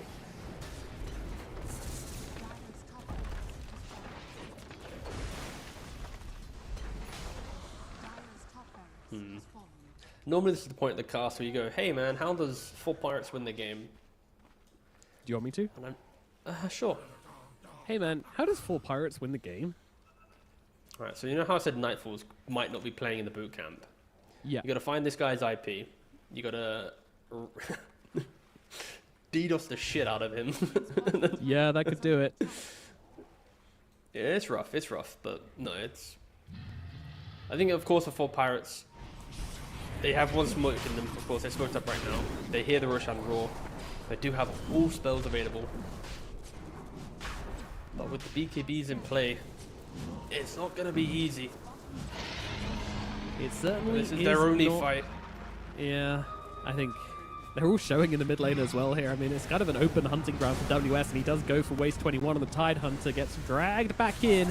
Ariel, oh, he's going to be the real victim as Nightfall, can he finish the job? The evasion, Ariel's going to live. Oh, the power shot also missing, or not finishing him off at the very least, but WS still won't find the kill. Oh, my God, this Hoodwink's actually going to survive. I mean, sure, the Tide Hunter's dead, but I was more committed to the Hoodwink there. That was crazy. He lives that. Yeah, he nearly did it. It was looking pretty good. He nearly hit the rebuke as well, but phew, very, very close. Again, Tide, as you mentioned, he died, so 30 seconds for him. Nightfall utilizes focus fire to take away the tier 3. So it'll probably be take melee racks, reposition to bot. Just position yourself. And another smoke from 4 Pirates. They know that like the only way for them to get themselves into this game, to have a drop of confidence, is to find a pickoff. And Ariel jumps up with the Tumbler's toy, places a ward. Ooh, spear misses. Down the cliff we go. I think they need to stop trying to find this Hoodwink, I'll be honest. Right, Nightfall. Nightfall's in pretty deep here, but no kill off Pedanic once again. The Tusk, a much easier kill.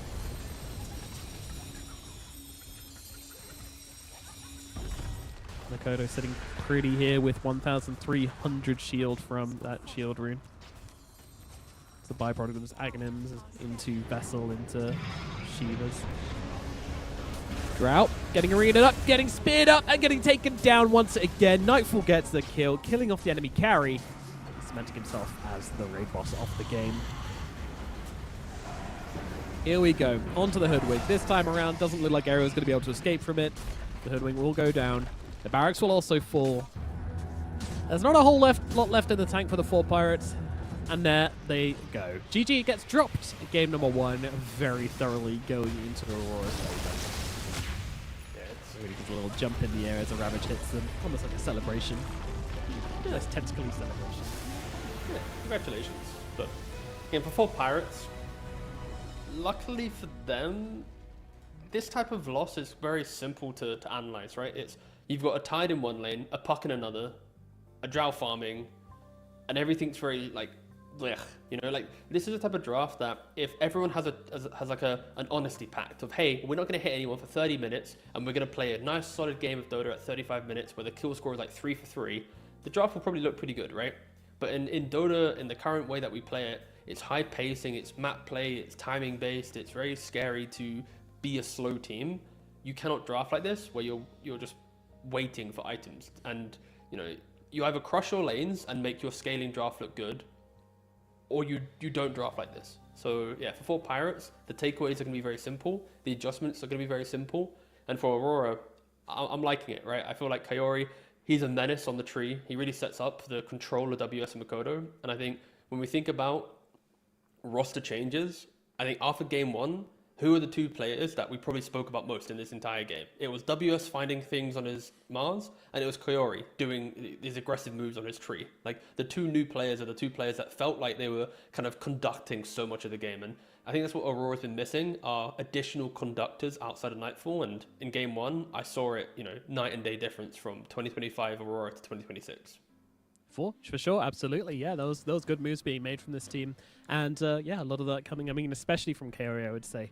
Kaori had some great finds there, especially onto the Drow, just following her around and not letting her escape and getting off those overgrowths. So yeah, great stuff from the newcomers to Aurora. And yeah, a little bit tough. One more thing to mention about this scoreboard as well is that Padanic, unfortunately, having a ton of deaths this game, sitting at 1 and 12 on the Tusk.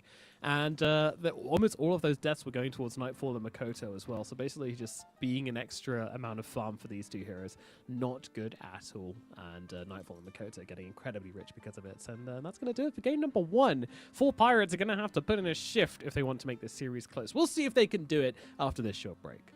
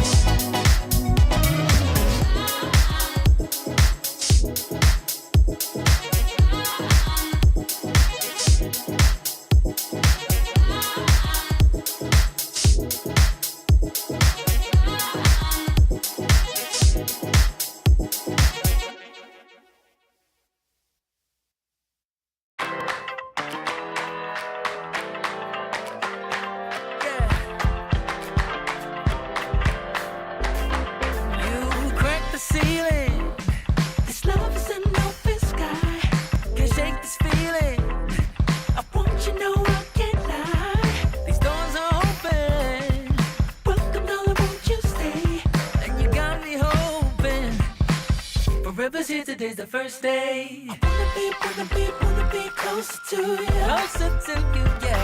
You to be all mine. I got all these choices, but I so made up my mind, yeah. There's nobody better. Gotta be you. 1,000 voices, 'cause it's so good to be alive, yeah. There's nobody better, so it's gotta be you. These myths are busted. The grass is green on my side. It's done and dusted. I'm never getting off this ride. 'Cause life with you is golden. So how can I go back to silver love? I'll be holding on, can't get enough. Wanna be closer to you. Closer to you, yeah. You to be all mine. Oh, yeah. Got all these choices, yeah. But I so made up my mind. There's nobody better. Gotta be you. Got to be you. Voices, yeah. 'Cause it's so good to be alive, yeah. There's nobody better, so it's gotta be you. You, yeah. You, yeah. You.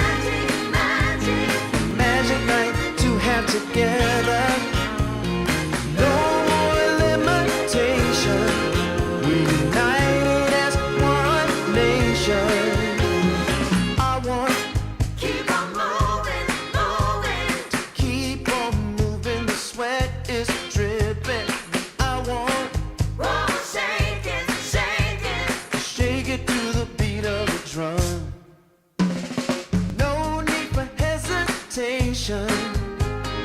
Bass is pumping and everybody smiling. Happy people gather round. We will party all night long. This will be Oh, magic, magic. a magic night to remember. A joyful celebration for a whole new generation. This will be Oh, magic, magic. a magic night to have together. No more limitation. United as one nation.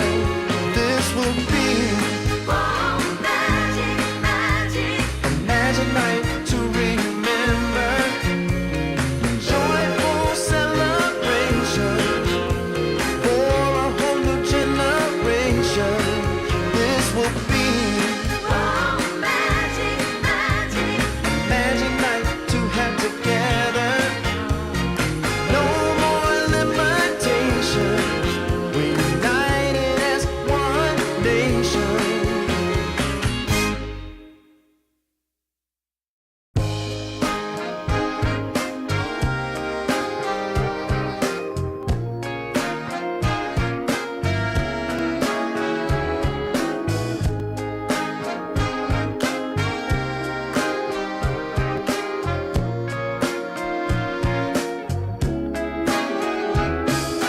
Leaning on the window pane, I found my mystery woman. The flame drives me insane. She's heavenly creation. The spirit of the hot summer day, controlled by her emotion. Tomorrow seems too far away. Now I've got my shot. I'm meeting my soulmate. Lady, can you see me? You're my everything. You're my lady. Lady, can you feel me? I feel head over heels. You're my lady, lady. Maybe you can't hear me, my sweet little thing, my sweet lady. Lady, can you see me? You are my everything. You're my lady, lady. Some might think I'm crazy. You're my constellation. My vision's far from hazy. I need no confirmation. Take my heart and don't let it stray. True love and affection will come again another day. As the sight of your light always takes my breath away. Lady,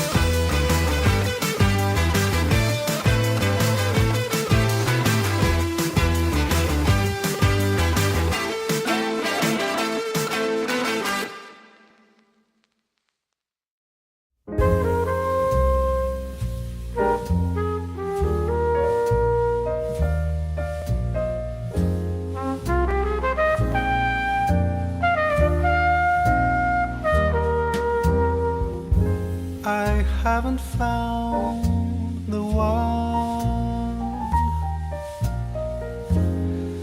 I never knew what others do. DreamLeague Season 28, where we are diving into these close qualifiers. We're here in the Eastern European region, and we're into game number 2 of Aurora versus 4 Pirates. These two teams battling it out here in the upper bracket to try to make it through and grab their spot at DreamLeague Season 28. Of course, Aurora heavy favorites in game number 1, certainly making it look like that. T, how you feeling about this game 2? Yes, game 2 will occur. My feelings are, honestly, I wish there were more. I'm going to be honest with you. All right, this is a scary, scary series. Right, if you're 4 Pirates fan, you're going to look at this game 1 and go, game 2, please. But that's the thing. When you forget about the team, when you don't think they're going to win it, then they surprise you. But yeah, no, Aurora are just in another league to 4 Pirates, at least in game 1, and of course game 2. So many improvements are required for 4 Pirates.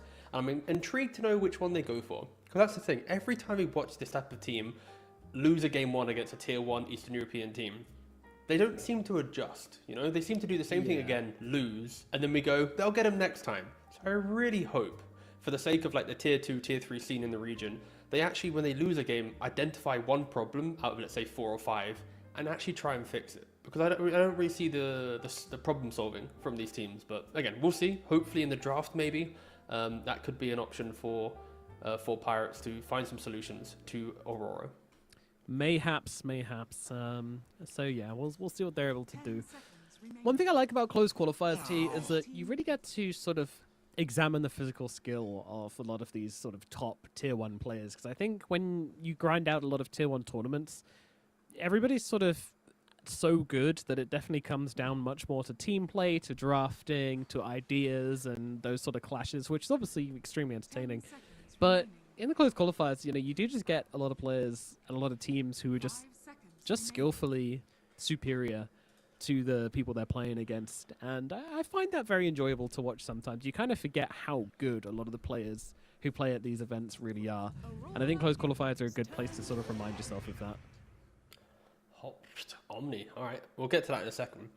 The other thing as well with top teams having to play close qualifiers, it's like when you get to play all the lands, you get into the rhythm of like what is land Dota, the style of draft, the pacing. You get like the regional, style of Dota. But when you go back to qualifiers, it really is kind of like the Wild West. There's going to be a yellow submarine, a 4 Pirates, a random academy team that's got some like new idea that surprises you that maybe tier 1 teams don't even want to go close to, right?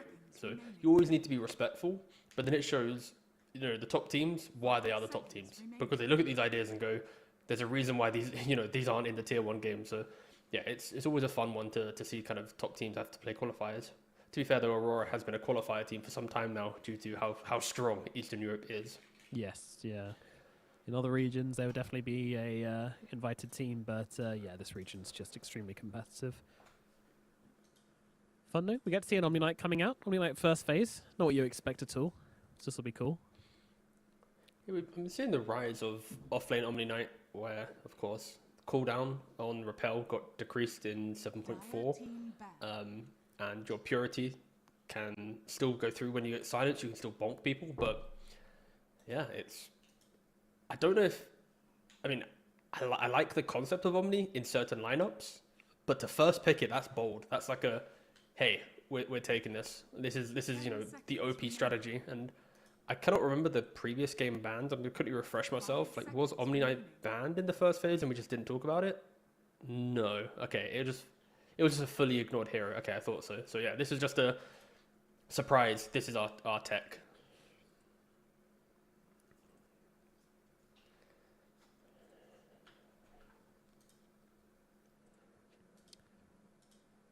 We'll see what direction they decide to take it, but they'll ban out the tree, and once again on 4 Pirates, a respect going to Kaori there.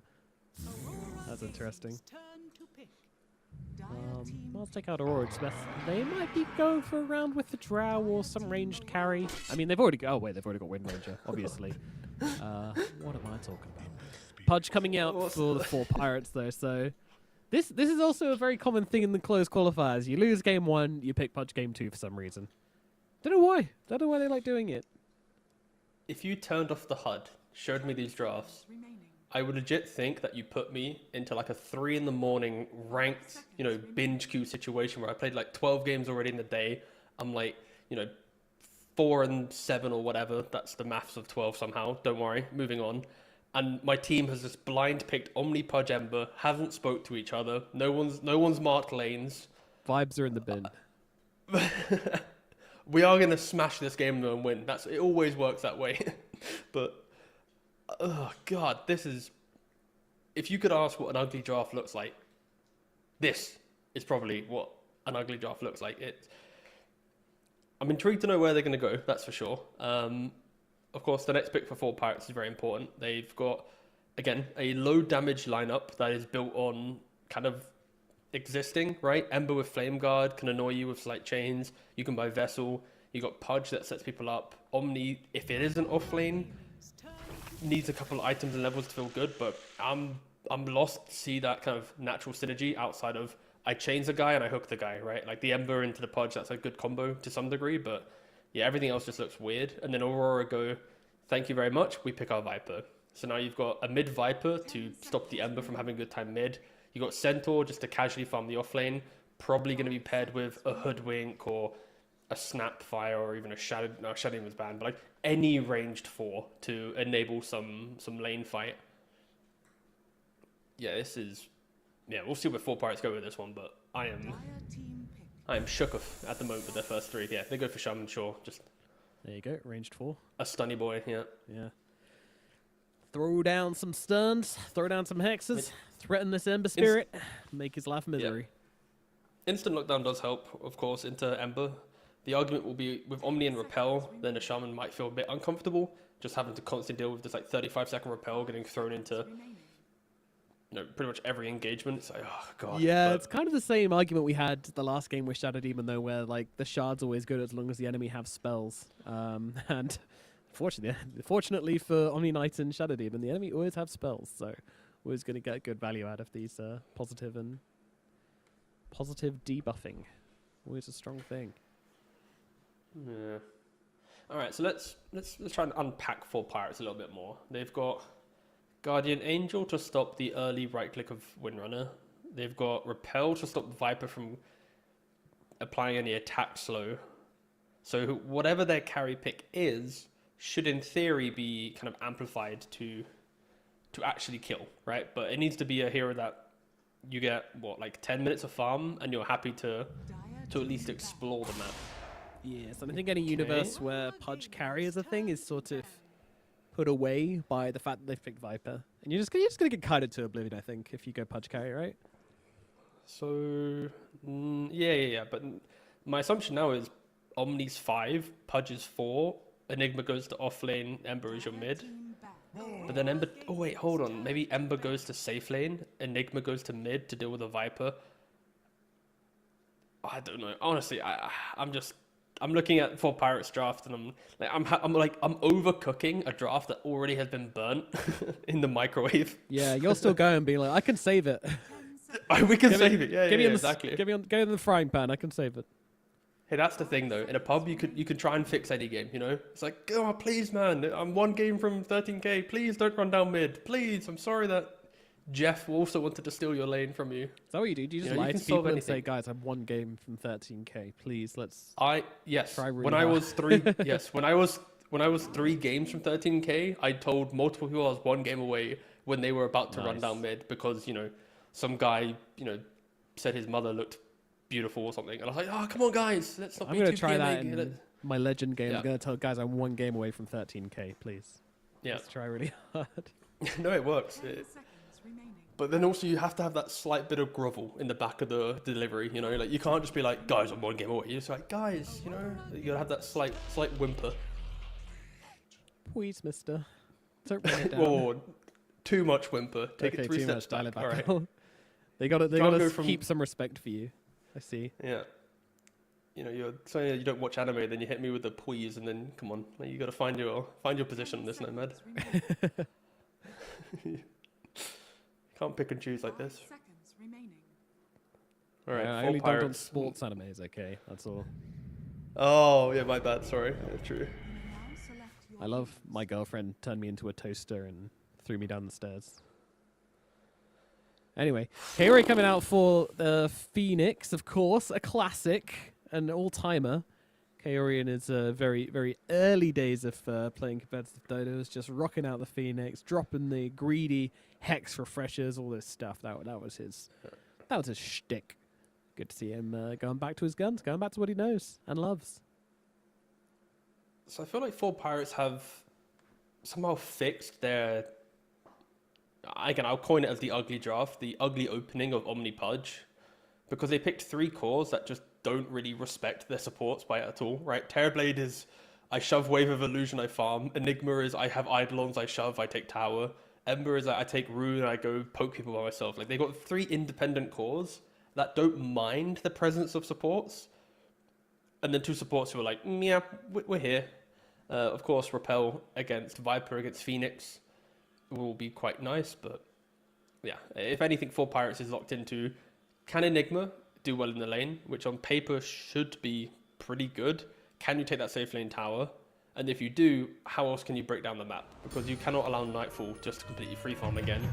You know, Windrunner into Terrorblade is, again, quite a fun matchup. Windrunner, you can go for the, BKB, get right on top of the Terrorblade, don't allow him to sunder, just focus fire him, kill him off. You buy Maelstrom, you can also buy other types of damage to, just rip through him. So yeah, for Pirates, it's all about map play, farm efficiency, early tower taking, and then for Aurora, it's just scale, ensure that you're in the right place, utilize your shaman to find the pickoffs, and just play another clean game of Dota.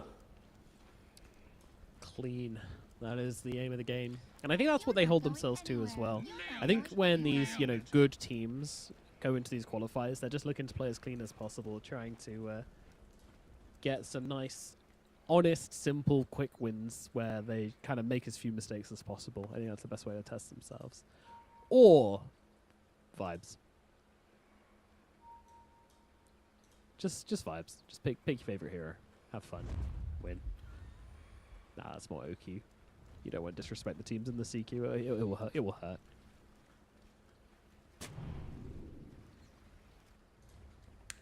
I just want to see how Omni Pudge function as a double support duo. It's like, in my head, I just see it as quite dysfunctional, where when Pudge hits a hook, Omni doesn't really enable the damage on the hook. You cannot really set up for the hooks as well. So as 2 supports, you need a core, and then to drag a core, it's annoying. But if you do play on the Ember, there's so much life to give, right? You repel an early Ember, he feels really good, now he doesn't care about Shaman. So it's like, I can see a path where it might work, but... Yeah. Cool. I don't know, man. It's like, your cores are Ember, Terrorblade, Enigma. I think I could believe in the support duo if you had, like, a DK. If you had... A DK? Yeah. Just... Why DK? Well, I went for DK because, he's going to get a Blink Dagger, he's going to jump in, he's going to stun people, he wants to just be in the middle of people and exist in the team fights without having to, bounce around loads and get disconnected, which is going to make it way easier for the supports to play around. I think the Ember's he's a bit too zesty, it's a bit too ADHD. Well, the counter argument to that would then be often you want to enable like squishier heroes like a Leshrac, right, with an Omni. You know the kind of semi-glass cannon heroes that want to throw themselves in the middle of the fight but often die. That's where like Ember's like I agree. Ember's a little bit too in the middle where he's not glass cannon, but he's also not just. Yeah, it's just a weird one. Again, we're getting carried away. Let's see what 4 Pirates can do with the heroes that they have drafted themselves. Yep. And the lane setups are as expected. Nothing Mirror might too crazy. Be dead here, by the way. No, WS comes in. He's got the stomp, so Pedanic can't quite finish the job. But and also when you're playing with a Terrorblade, and it's like, ugh, okay, this guy's gonna offer me absolutely nothing in terms of trying to convert kills at this point. But level 2 gets reached. There comes a reflection. Something is offered, but it still won't be enough to bring down Mirror. Mirror's fine. Good try. Also, we have this beautiful Courier Centaur set, by the way. It is one of the best cosmetics in the game. Only if you use just a headpiece or just a body piece. Yeah. Yeah. So funny. Omni died. Yeah, he did a little bit. They got a little bit too obsessed with trying to kill Mira, and they paid the price. He's gone. Another thing I want to mention about this Omni, by the way, is that like this repel could definitely give someone upwards of like 100 strength, because you get bonus strength per thing dispelled. Yep. There's going to be Fire Spirits and Icarus Dive, and then Poison Attack and Corrosive. There's a lot of dispellable things to throw into the mix. Yeah, definitely looking at a lot of strength for whoever you decide to repel, if you use it in the middle of the fight rather than at the beginning. Yeah. Which, you know, does carry. Any chance we can look at mid lane for a second, just to remind everyone about Nope. the Don't issues? do it. Okay. Don't do it. We're past it. Viper into Ember. Yep. A very, very good matchup for the Viper. And you know why? Because for some reason, when Viper was picked up before, people kept leveling Never Toxin because they wanted to farm. And they kept ignoring Poison Attack, and it was tilting me. Like, there was like 2 Valachias and 2 Blasts and 1 DreamLeague I worked that people just ignored Poison Attack. Oh, what a hook! Ooh. What a hook. Another Toxin comes down. It's not going to make a difference though. Makoto is dead. Aerial from downtown as WS is dead elsewhere, but I see dead people going to get traded as well as Padanik finishes off Mira up here in the top lane. There's now just 1 hero left in this top lane as this brawl, this absolute bloodbath took place in the healing Lotus. The Lotus fountain now runs red with the blood of the people who have died trying to get that Lotus, but Padanik is the champion. No one can take that away from him. That's such a clutch TP actually from the Pudge, right? Like you get the Ember with the Searing Chain, step away, boom, hook. Like if you don't get the hook there, Viper will continue just to obliterate this lane. He had like a 300-400 net worth advantage that easily would have become 800, 900, 1,000. So yeah, nice move there from Pudge. Of course, TPing away from that potential lane ward. Makoto needs to be careful though. He has to understand. Of course, Pudge did show bottom. That's why Makoto is stepping up again. But the TP is available again. So the next time Makoto thinks he's in a good position, he might just go under that tower. This is like the biggest playmaking combination 4 Pirates have in the early game. Is just Ember and Pudge playing together. Yeah, the Searing Chains with the Chain Gang is a very, very good setup. They seem to know this time around, and even Kaori kind of starting to wrap around. Oh, they found it again! Under the tower, once again. They're going to need a little bit more damage, but I think they've got it. Makoto getting low, though he is turning around with a good amount of damage. Now Kaori comes sweeping in. He wants to bring down the Ember Spirit, and he's going to be able to do so. Looking at Aerial now as well. Ooh, did he land that last Fire Spirit? He did, but it is not quite enough to finish off the Pudge. They only get the singular kill from this, and if the hook does land... Oh my god! Yeah, tip that man. Tip that man. That was insane. Oh, God. All right. Great hook, boss. Dire's middle tower is under attack. You don't get that very often in these games. That's for sure. Damn. Damn. Yeah, Makoto just not respecting the Pudge, right? Like he sees the Pudge missing from bot, still plays in that aggressive Viper v Ember position, and now 2 times he's died. Even though whilst he's dying, the Terrapin has died twice, to be fair. We haven't mentioned it, but now sitting at a scoreline of 1-2-1, they are trying to go into the Centaur. Yeah, he should be able to walk it off with the Helm, the Ring, plus the Crown. Very, very tanky. And then mid lane, another hook onto the Viper, but this time Kaori was a little Viper bit has quicker on the friends, pickup. Yeah. Yep. Like, Kaori was getting into position last time. They just pulled it off just before he got there, so it got awkward. Mira's here. Mira comes in. They're looking at Cold Off, and no one's coming to help Cold Off, so this Ember Spirit is just going to die. Double kill for Kaori. Doing work on his signature Phoenix. Yeah, just saving the day pretty much. If Kaori doesn't make these rotations, then Ember might just kind of open up a game that he should not be allowed to have, right? And Aerial stepping up, Kaori then stepping up, supports, fixing the battle of the mid lane. As Aerial, he's still here. He's looking again. That was pretty close, to be fair. Pretty close. Yeah, it was the only angle which would have worked, but yeah, Makoto didn't step into it. Yep. And Centaur just completes the Helmet Dominator at the 6 minute and 40-second mark. So once his career connects, he'll have that around 7 minutes. And then tower should fall shortly after if they are to bring any heroes in. Depends on if they want to play like that. Or he will just continue to drag waves through the dom and then farm up immensely. Either way, Centaur will just remain top net worth. Aurora again gonna come in and steal these wisdom shrines. This is very, very poor for the side of 4 Pirates. You cannot let this happen 2 games in a row. You talked about choosing one thing to really start to improve on and make improvements with for this qualifier team, and that should definitely be something on your radar. And this is going to hurt. Now, coming down to the bottom side, the Repel comes out onto Icy Dead People to keep the Terrorblade alive, but Pedanic may just be trading his life here. There's a big old shackle coming out from Mira. And with the Ether Shock, they'll finish him off. So Pedanic goes to save Terrorblade, is successful in doing so, but isn't successful in staying alive afterwards, is down in the bot. There is a dive onto Aerial as well. Dire's top tower is under attack. Yeah, the problem there for 4 Pirates is the Enigma has just been full-time jungling, right? The supports have been living mid to fix that problem. So Enigma, to stop the threat on him, lives in the jungle, and it kind of creates this like domino effect of, can you contest runes? Can you contest wisdoms? Are you ready? As Curry solo pushes the Ember back to base. Yep. And, well, the lovely snakes coming out from Mira. Can he bring down Kaori with him? He can. That was a... If he got the kill first and didn't take tower aggro, he would have got 6 from the kill and then leveled egg. That is really, really close to not dying there. Yeah. Dakota immediately going to come in with the Viper Strike, dropping that out onto Ember Spirit. Now, despite snakes being dropped mid, I really like those snakes. It gets them the kill and looked like it was going to get them the tower as well, but doesn't quite do enough, so still 600 health on this tower. Yeah, they're clinging onto it, but 9 minutes into the game, top tower's dead, mid tower's already looking to fall. We spoke out in, I think it was last game, was it like...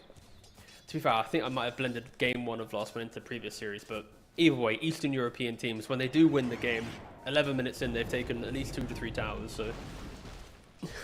I'll just combine BB and Aurora into one bit of analysis there. I mean, it's kind of fair. They're very similar series into how they've been played. Yeah, that is true.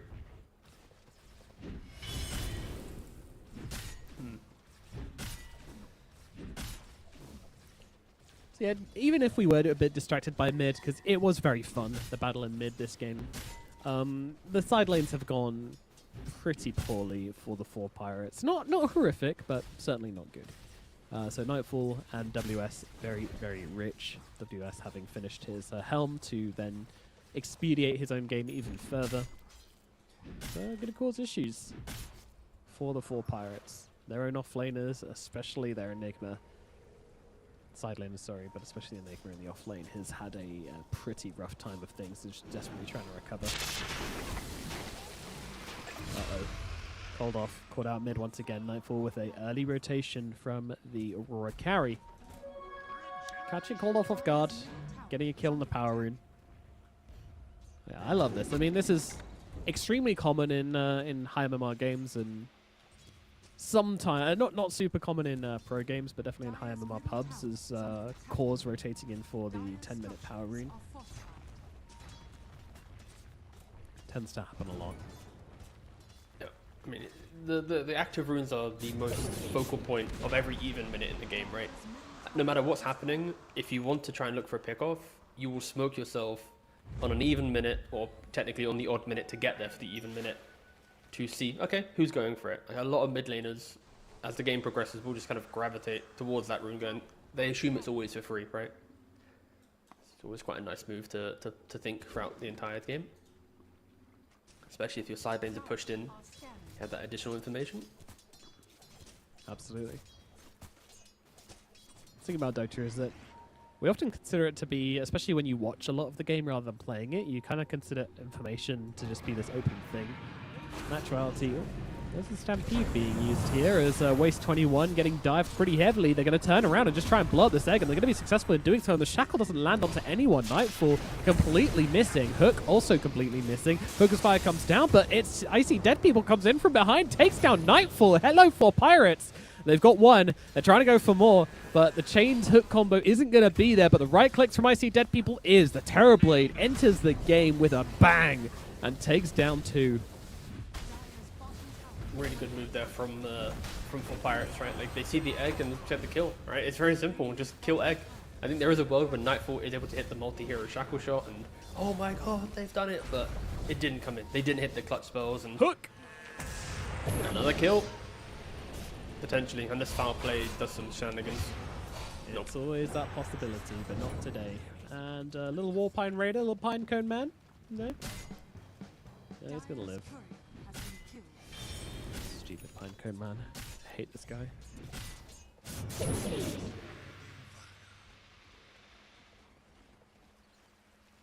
Pine Cone Man's Right. so At least this stupid. time around we do have a game on our hands, though, right? Like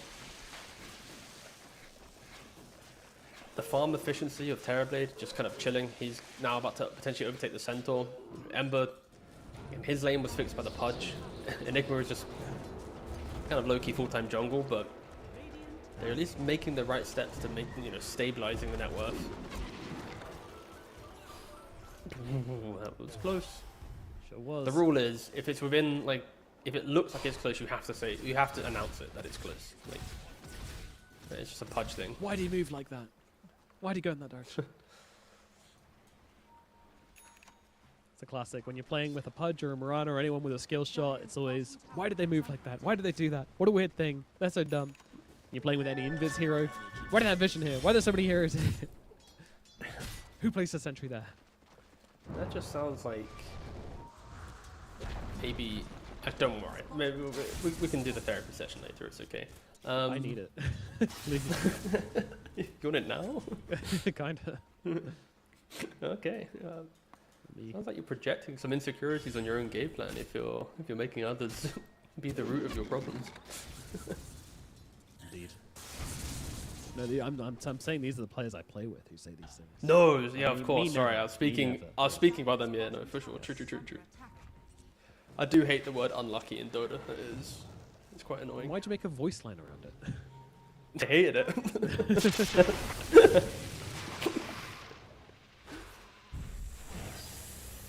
Wow, they actually traded straight wisdom shrines. I'm so proud of this for Pirates team. Organic is gonna die, but that's a worthwhile trade.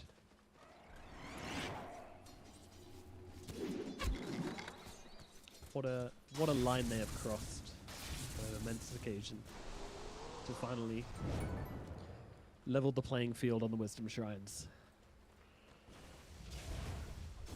Next stop, TI Grand Finals.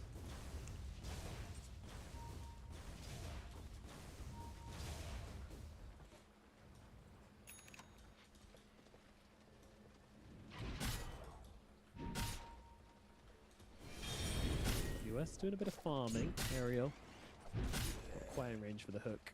They're just about to turn to night. It's about to get pretty tricky to be relying on those hooks without some good vision down.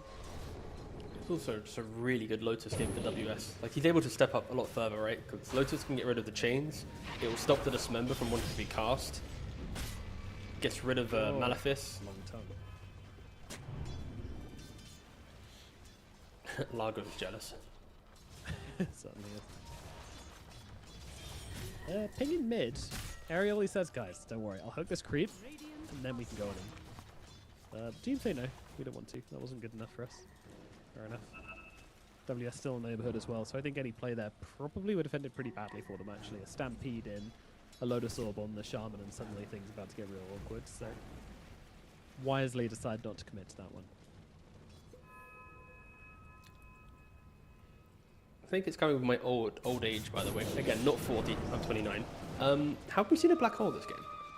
No! Okay. Okay, cool. Can Just checking. categorically say, as the young, spryly one of the duo. 30. Nice. Yeah, I'm pretty sure you're older than me, but Goodness, cool. 2 Congrats, weeks by the way. away. Two weeks away from 31. Wow. Whew. Yeah. God damn. Any big plans? No, I think once you hit Check 30, up you with gotta the just GP. ride. Yeah, it's over. You don't celebrate anymore. Cigar and a whiskey, trying to be a cool old guy.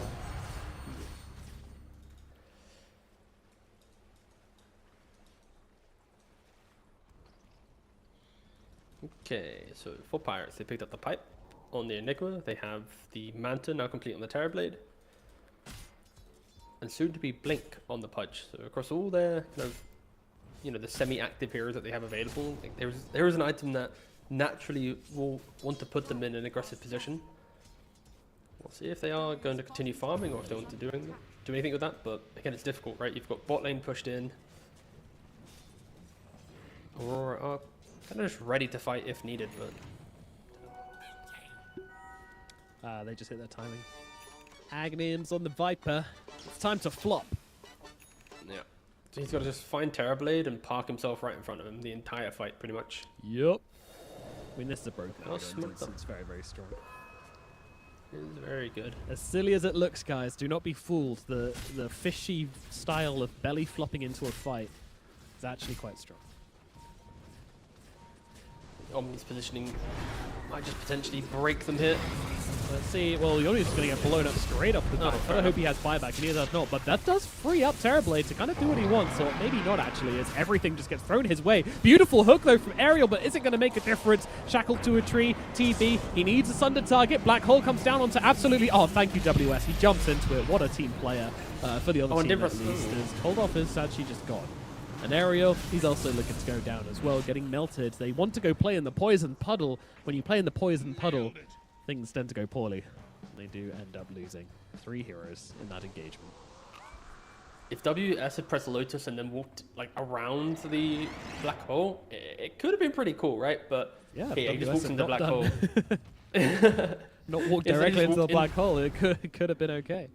Maybe he just felt bad. He was like, this is like the first one of the game. Buddy. You know what? I don't want the stats to reflect, 0% hit rate. I'll quickly walk into it just so it looks better for you.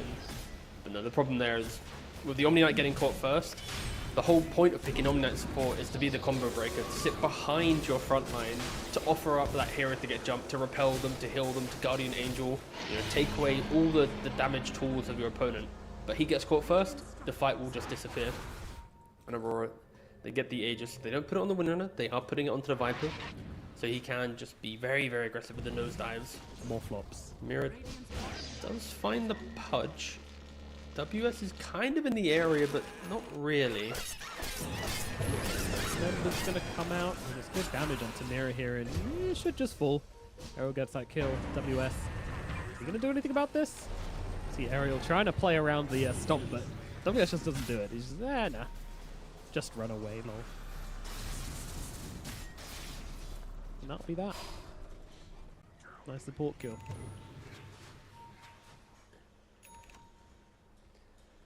TB, meanwhile, picks up the shard, so is able to use Demon Zeal to speed up its own farm even further.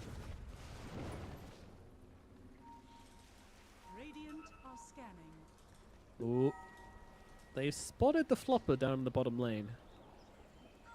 And he needs to just read this move. Oh, Aerial! Ah! I mean, he did have to walk a little bit to the right of the tree to see the Viper, but oof. Very sneaky Viper in the trees there. The Viper's actually lucky his Toxin was on cooldown for 7 seconds. If that was on cooldown for like 2 seconds, he'd have staged, threw it down, then TP'd, but blessed by a slightly longer cooldown. If 7.4 was like -4 seconds on Nether Toxin, Makoto would be dead there. Minus how much on Nether Toxin? No, I said if. I just made it Yeah, up. but what your hypothetical was -4 second cooldown? Yeah, which made it 3 second on cooldown. And moving on. Anyway, Terrorblade. He's fine. He's got a Sunder ready to go. He's going to sit here. But the puddles are a little scary. They'll take the Aegis down. It's actually Cold Up on the sidelines, who is in a not a great position, although the Omni Knight's doing his best to keep him alive, and his best is very, very good, in fact, as Cold Up continues to go in and go further, deeper into the fight. Better, harder, stronger. He has Sunder. Dead. Sunder comes out onto Makoto. Makoto still happy to play a range here and keep on poisoning up Icy Dead People, and Pedantic, he doesn't have another repel for another 9 seconds. That's not going to do anything. Icy Dead People going down here. The big Terrorblade is gone. Waste 21 also going to be falling here as well. So it is a 4-man wipe from the side of Aurora, and they lose absolutely nobody. Very clean fight. Just cutting the fight. Yeah, just cutting the fight. Of course, he had the Aegis and the Viper, which simplifies that engagement greatly. He utilizes that just to kind of offer himself up to Terrorblade, kind of put him in a bad position, and then you trade Aegis to then chase him down. And unfortunately for Pirates, not able to get kind of anything into that fight. With the egg going down, Ember gets hit by the egg stun, which then also kills him off to a shackle shot later. Enigma doesn't press Black Hole in the entire engagement. Of course, Repel was used elsewhere. Maybe if they repel the Enigma, he gets a Blink Dagger. There could be a world in which we see some multi-hero Black Holes come into play, but you kind of want a Skadi on the Terrorblade. You want a BKB on the Terrorblade. You want a BKB on the Ember, and you want so many more items. And the late game for Pirates will be very scary, right? We already mentioned that these 3 cores and 4 Pirates, they're quite greedy and selfish in nature. Like, they like to play their own game, and once they do get online, they are often big focal points of any team. But it's just a matter of getting there. As Aurora continue just closing out the map and trying to just force these cores to overlap their farm.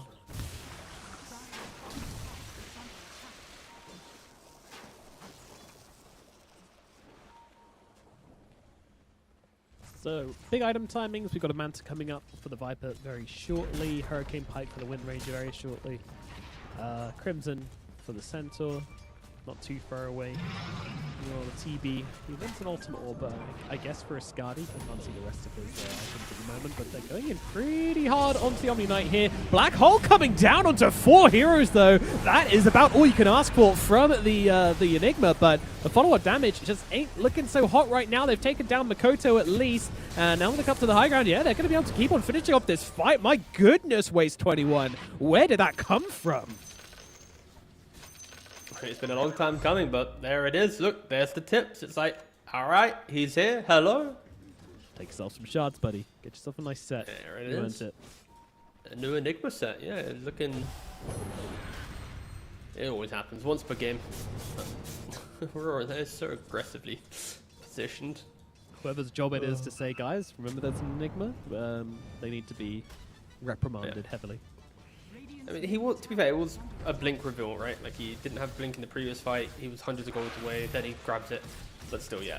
Someone should be constantly refreshing the where's Enigma in the team comms. And someone probably slipped up there. Kaori's very confused right now. He gets, like, chains to, like, hooked, but then both of them just run away from him. He's running out of health, though. He's going to have to supernova this. Oh, Mira could have gone for the Blink Hex. Slow for Mira.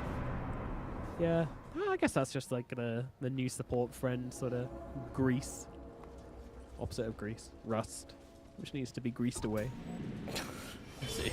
It's like, that sounds like a well-oiled machine already. Maybe it's... moving on. Pause time, great. I was trying to segue away from a dumb point, and now we get pause. You got to go back to it now. Invokes the dumb point. Back to the dumb point.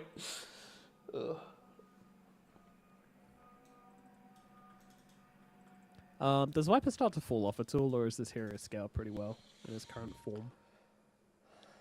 He falls off if he dies without finding items. If he's like equal net worth to the enemy cores, and getting to Shivas, BKB, more like just kind of tankiness and glob, whatever's required to be tanky in the game, be it armor or magic resistance or negating enemy healing, whatever. Even net worth, you're fine. Deficit, you got some problems. You will just be eaten alive by the Terrorblade. Once he gets to like Skadi Daedalus, you'll walk into the fight, get hit like 4 times, and go, probably shouldn't be here, right? Because he'll outrange your Nether Toxin. He won't be hit by anything that he really cares about. Yeah, it's tricky for him to get in close, I guess, when he's, I guess that late game situation, everybody just kind of becomes paper. Did you see that Reddit clip some weeks ago where there was a caster who, during a pause, just stopped casting?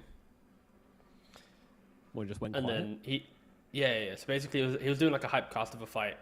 It was a SEA caster. He's doing a hype cast wasn't of it a when fight. the global silence gets used? Yeah. Was it global or was it a pause? I swear it was a pause. Maybe he's done both. A good bit. Either way. Yeah. The point is, we should do that as well. Yeah, but then we don't do do it's it just for lazy. Yeah, no, exactly. We don't do it for comedy. We just do it for a break. So we just see. go on, you know, I go make some tea. We just come back. Oh, welcome back, guys. Pause is finished. Yeah, true. No, not a fan of it. Or? You know, I wouldn't mind it if we had instruments. I think that would be better, and then we can just play music during pauses instead. Do you know any True. instruments? I used to play the clarinet when I was younger. Oh, I used to play the flute. Get a little brass band Wow. going. That sounds great. I'm sure those Like, instruments go together. all the 70+ viewers, age of course, so all the oldies would love our. No, they'd hate us because we wouldn't be as good as like some Dutch Hey, composer they don't- enjoy. Let's Or not. we sell gotta ourselves grind and short, get all right? sick. Yeah, exactly. Okay. All these pause times, you know, if we just practice every pause in this, you know, in 2 series today, we'd be pretty good. That's true. The flute versus gameplay ratio would be about, I'd say, like 8% flute, 92% gameplay so far. Radiant are scanning. Oh, there's a scan on a Terrorblade. Guess we've learned that those. Found the Terrorblade. This might just be a solo kill we're looking at right here. We need to get off the Thunder. Does do so. That make things a little awkward, but not really that much. So I see dead people gonna go down. Yeah, that is rough because they do have a ward. Actually, no. Oh, 1 second. Somebody know? He's trying to get something done here, but Fedonic is just stuck inside these snakes. So gonna go for the repel TP out, and does get away. Thanks to all of that bonus debuff that were on him, the repel ended up giving him a bunch of extra strength.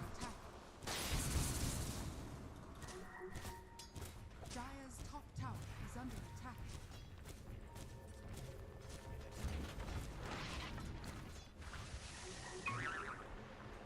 Well, they looked for the Pudge and they found the tree line. Will he manta out? Dire's top Will he tower press it? has Will he fallen. try? He's pushing himself to the corner. Come on, try Makoto. Don't just wait for the nosedive. You got this, look. Use the tech. Oh, boring. Boring. To be fair, he probably wouldn't have made it out, but still. I was hyped for the attempt.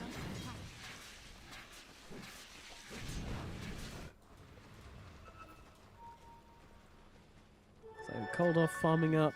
He went for the Vessel, Kaya. Now going for the Aghanim Scepter for the extra fire remnants.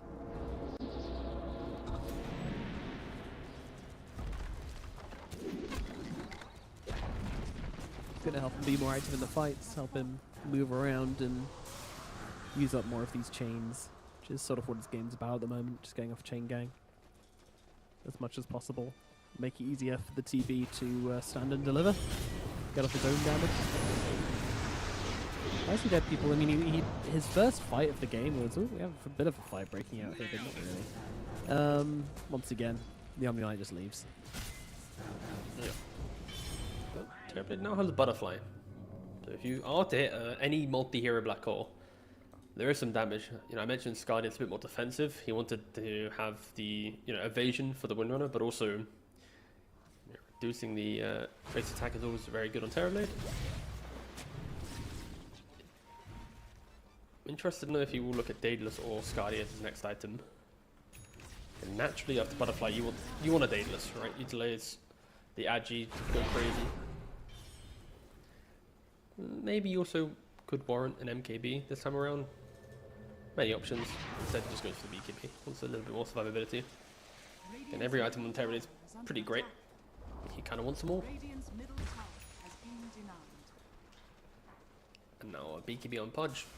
Okay, some pretty big items are in play for 4 pirates, right? Where Aghanim's that you mentioned for Ember is about to be complete. Pudge just got his BKB. Enigma is only a recipe away from BKB. Like there's really, really formidable timing for 4 pirates, but the problem is they're not all perfectly at the same time. Because they're still waiting for Enigma, he is giving Aurora this Roshan. Yeah, they heard it, they know what's going on, but ultimately there's not much they can do about it, not with their current item situation, so just waiting. Did you want them to try and disrupt this? Like, they have hit some of those timings. The Butterfly and the Aghanim Scepter are both done. Do you think it was worth it to just let this Roshan fall? I think the problem for pirates is if you contest that and die, Middle tower is everything falls apart, you're probably losing a Rex.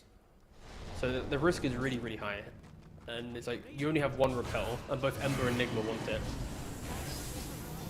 And Ember would really want the repel right now, but his Omni Knight is not here. The hook comes in too late. Ember Spirit goes down. Cold Off is dead. Is under attack. But I'm happy that they didn't contest it. I just feel like if you're not contesting Roshan and you know they're going there, you already have to be across the river, skipping every wave, getting those defensive wards to enable the macro gameplay. And Terrorblade, he is, to be fair, doing that. He is setting himself up to start doing this, but top wave needs to get shoved in very, very quickly. Yeah, the Terrorblade's Eidolon's also coming out to do that as well. trying to hold the wave. Yeah, Illusion coming out as well. Without any creeps. Feels very, very difficult for Aurora to get anything done, Dire's particularly. bottom tower is under attack.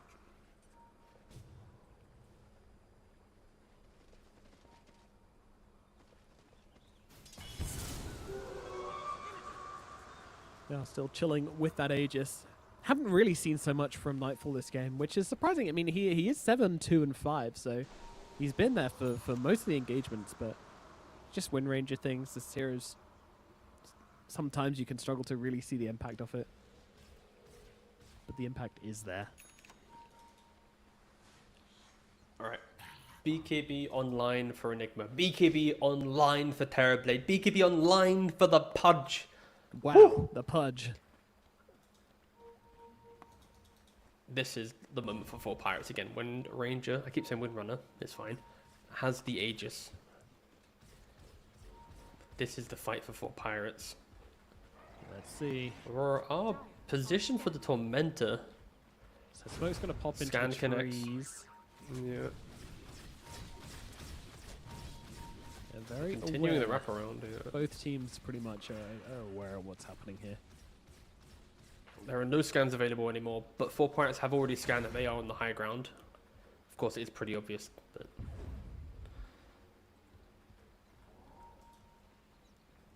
WS more than happy to show himself here on the Centaur as well.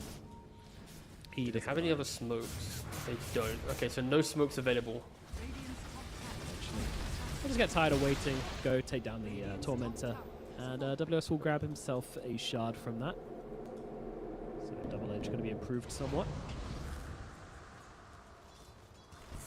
Okay, Makoto did TP to mid lane where 4 Pirates are kind of drifting towards.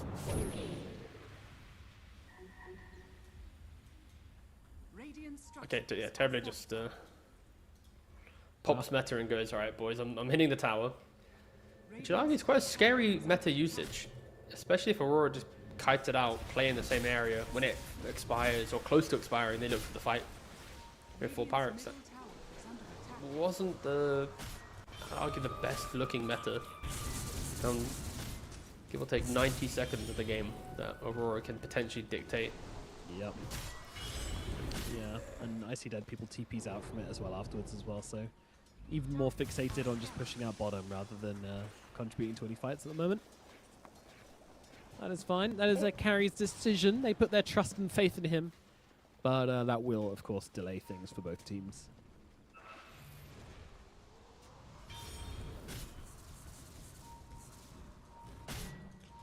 See a bit more confidence coming out from Aurora now. Getting a bit more into the map, pushing it in a bit.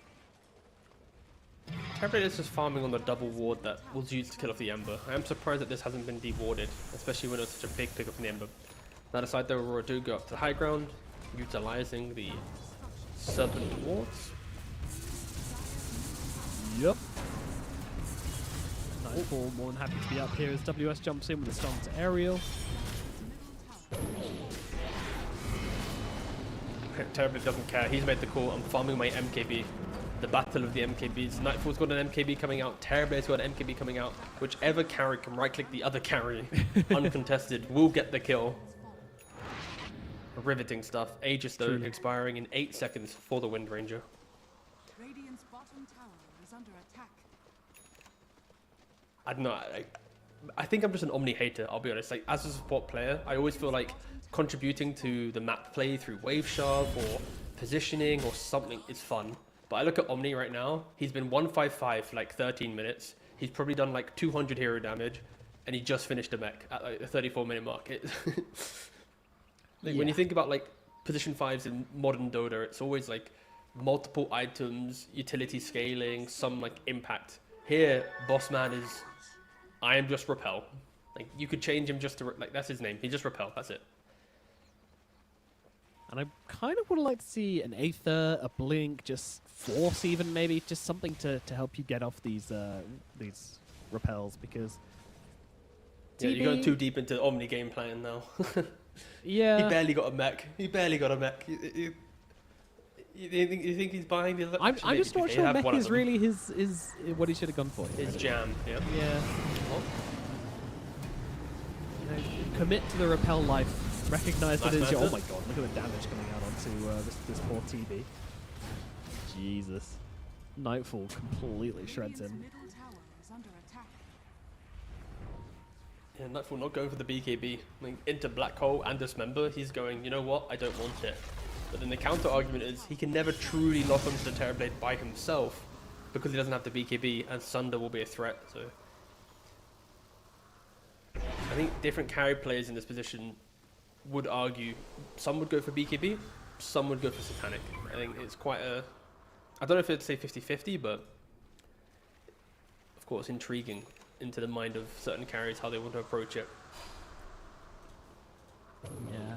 It's a dangerous place, the head of a carry player. Wouldn't go too deep. Radiant's top tower is under attack. Sure, they do have some warped perspectives on the game. Here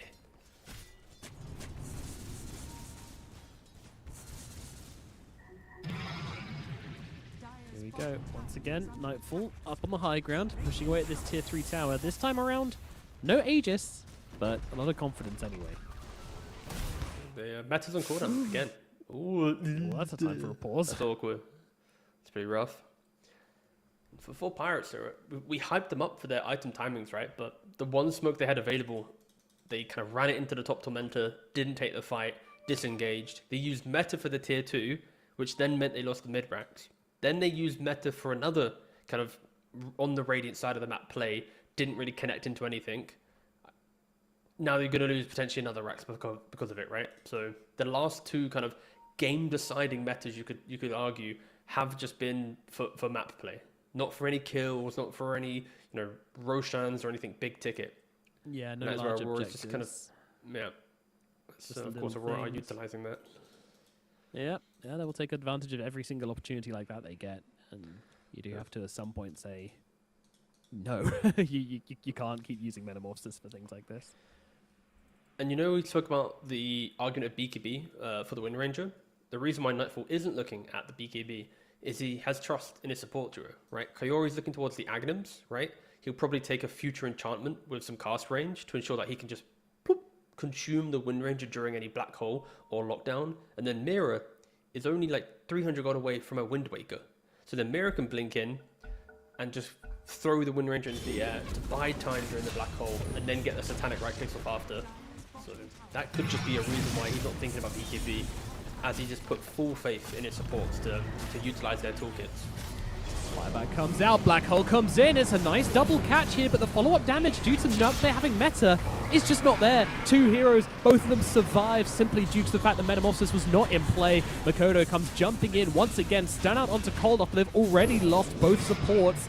Ember still surviving through this at the moment, but the barracks are not. The snakes are going to work, Makoto's going to work, and the barracks are going to fall. Another lane goes the way of Aurora.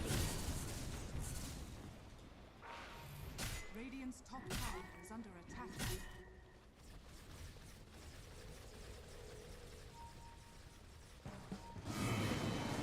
Maybe something stopping them going again, and that is that Metamorphosis is coming off cooldown. They didn't even have the Wind Waker or the Axiom. They have a solid Sunray heal or Star.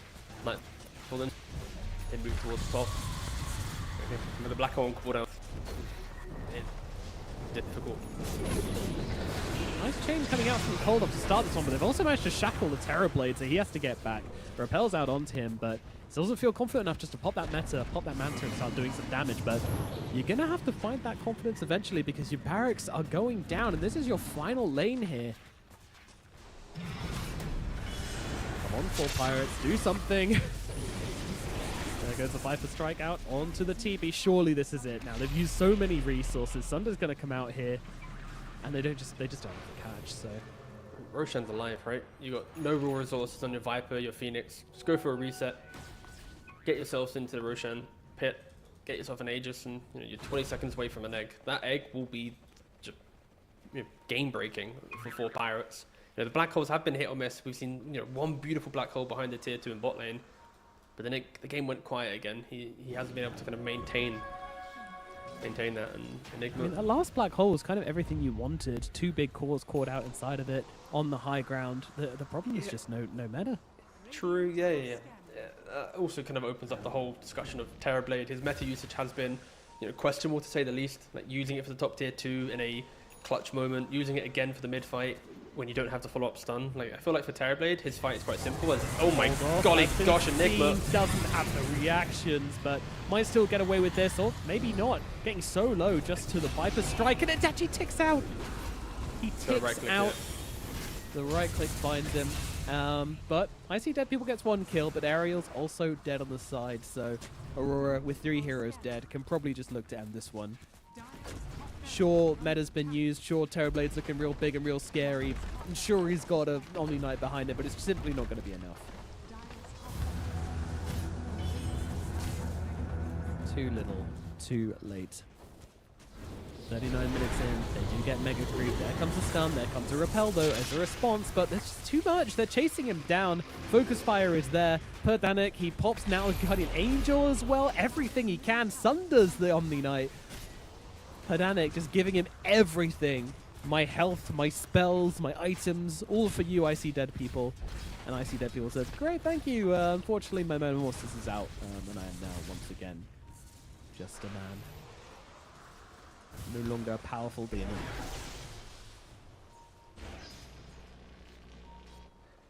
Yeah, resetting though.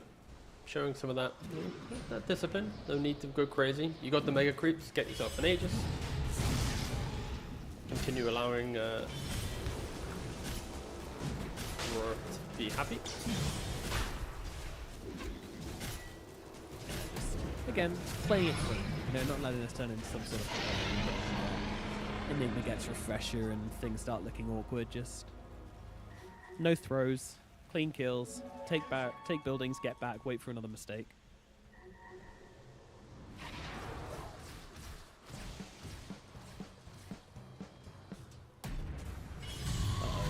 Uh-oh, that's not your man. You want to get caught out here. There comes the Viper Strike out. Icy Dead People. Might be seeing himself in a minute, unless he can get up to this high ground, which he can. Omni still behind him, still throwing out these heals, still doing what he can to keep him alive. But now the Mega Creep's going to start to flood this base. Smoke out. Waste 21. He's got the Blink Black Hole available. Meta is available as well. He's going to actually pop it here and start to go onto Makoto, but Makoto pops a Bloodstone in response. And we'll be fine as Nightfall unleashing onto Icy Dead People. Icy Dead People getting low. They need to drop the Black Hole. They need to help out here, but he's broken and he is stuck. And he now cannot do anything as Supernova's going to burn him down. The Enigma is dead, and down goes a TB as well with no buyback, and that will be it. GG will be coming in just a second. As it's an ultra kill for Makoto. Come on, give your man a Rampage. See if you can get it. Ooh. Oh my god. He just disappeared. He just went inside the Searing Chains, the Sleight of Fist, and never came out the other side. That was pretty good. Legend has it, he's still Slice of Fisting to this day. Yeah, but what a game from Aurora, of course. Nightfall, he's the type of carry player that he'll find his carry heroes and go, I'm just going to keep playing them. And clearly Wind Ranger is the hero of the month, right? He's going to keep wanting to play it. And it's working out really nicely for them. I think, to summarize, their roster shuffle has looked good for them. They have made good moves in that regard. They're looking consistent, but for Pirates, yeah, just not in the same league as Aurora. It's kind of hard to compare them because 4 Pirates just aren't ready to be in a qualifying position. I feel like they might make a couple upsets in the lower bracket, but at least in today, yeah, they unfortunately just aren't a top 2 team. I'm not expecting them to be in the grand finals, and they are going to have to put in some work for maybe this qualifier or future qualifiers, because at the moment they're they just don't seem to be able to match up against some of these teams. At least in the second game, you know, there were moments of hope for Pirates. You know, I didn't feel like they were completely out of their depth. There were parts where we get to see the individual skill from each of them. You know, TB had some huge moments in this game, and I see dead people, but again, some late game decision making costing them a lot more than he was able to get them in the early game. Same with Waste 21, you know, a couple of good black holes, but again, and Aerial as well with some nice hooks, but ultimately, you know, it's not about that. It's about putting together a solid plan and executing that plan with the highest skill possible. And this time, it wasn't good enough. Aurora do take the victory, but next time, who knows? But they will be knocked down to the lower bracket. One more chance in these qualifiers for 4 Pirates. Meanwhile, Aurora move forward in their bracket, thus ending this first round of matches. But don't go anywhere, as we do have one more series to come. It will take about an hour and 40 minutes or so to get started with that one, but we shall be back with one more series here in these qualifiers today. So we'll say goodbye for now, and we'll see you in a bit of time for the upper bracket matches.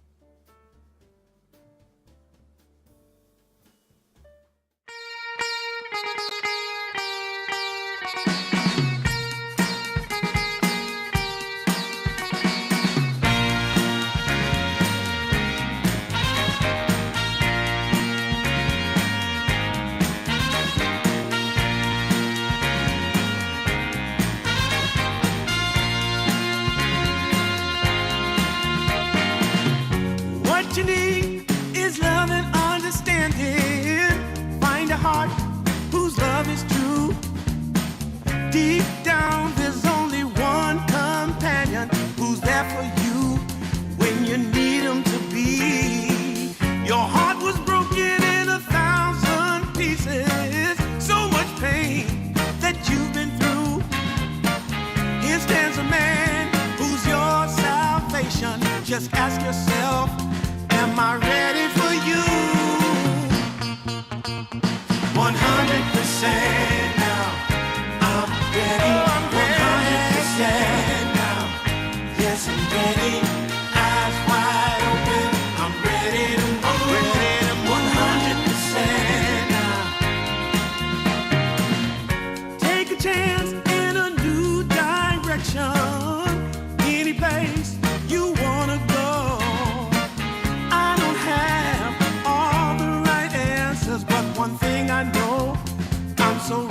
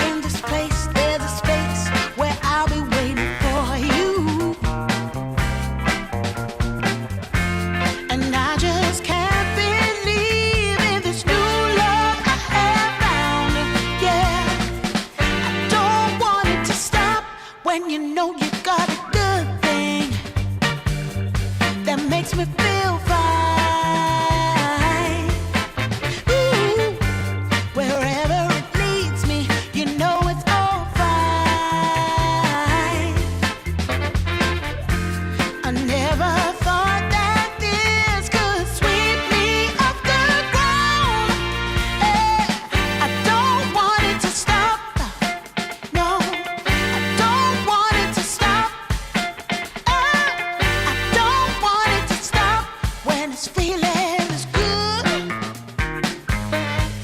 Feeling is good.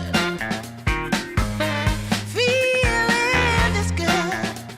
Ooh, feeling is good.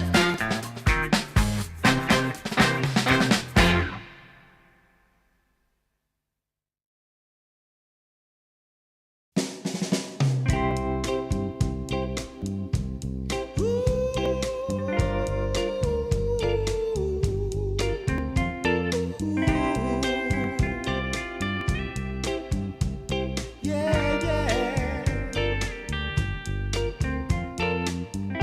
I've been waiting a long time, just longing for a glance from you. Yeah, a chance to look in those big brown eyes. No telling what my heart would do. Hey, when we met, I sure knew it felt as good as it could be. In that moment, though it felt so good, I wondered why you noticed me. If you gave me just a little time, it would sure ease my troubled mind. Don't tell me that you don't feel the same inside. Don't tell me who. These are feelings that I ought to hide. I don't care where you came from, just tell me where you wanna go. If there's a chance to be together, that's all I really need to know.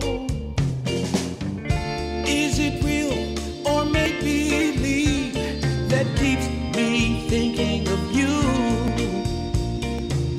If you've got time to walk with me, I'll show you how my heart is true. And here I stand waiting for you. Tell me, baby, what I gotta do. Don't tell me that you don't feel the same inside. Don't tell me who. These are feelings that I ought to hide. Don't tell me that you don't feel the same inside. Don't tell me who. These are feelings that I ought to hide.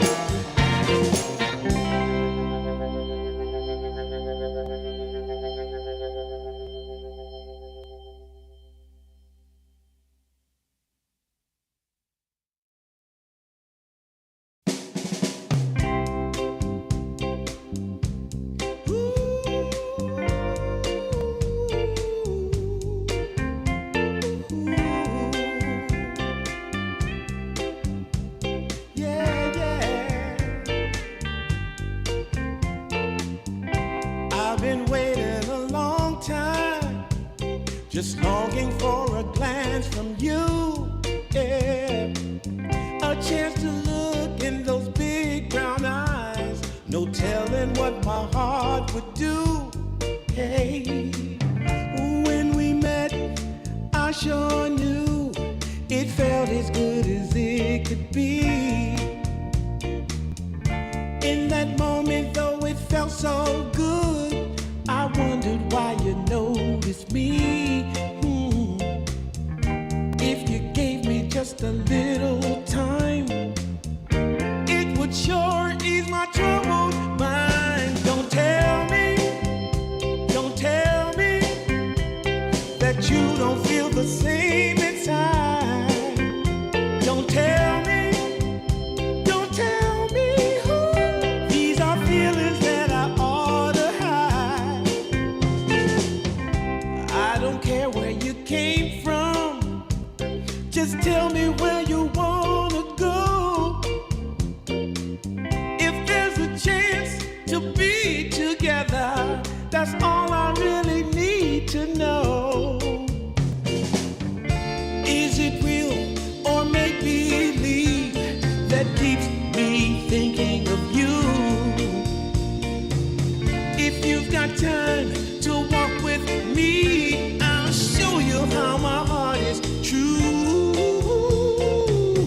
And here I stand, waiting for you.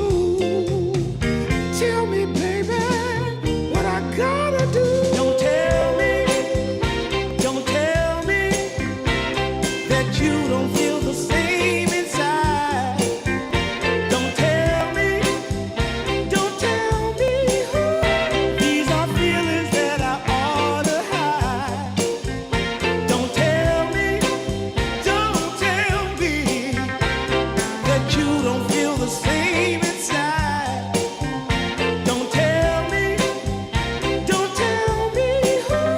these are feelings that I ought to hide.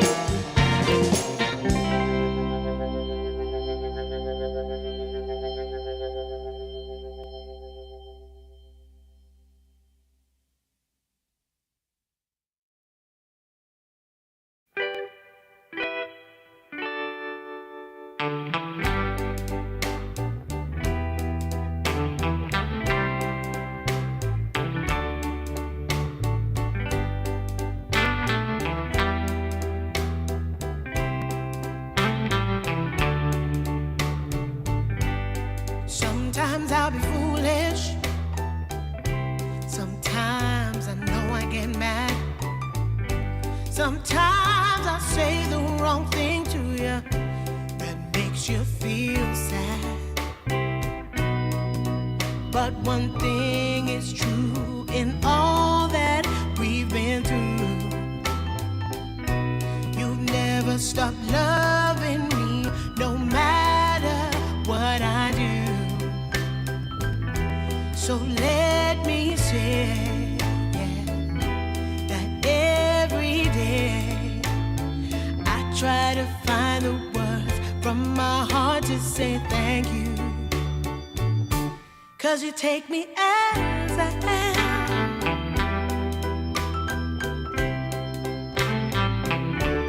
You take me as I am.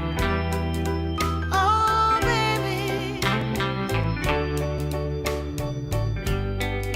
If you stop loving me, well, I would understand. But I won't take you for granted, no, no. When you hold my hand, your love makes me feel that I could fly to the moon. Not even the birds above can sing a sweeter tune.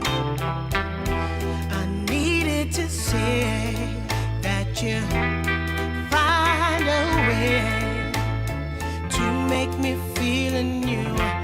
And I want to say thank you, 'cause you take me as I am. Oh, baby, take me as I am. Oh, Lord, take me as I am. Oh, take me.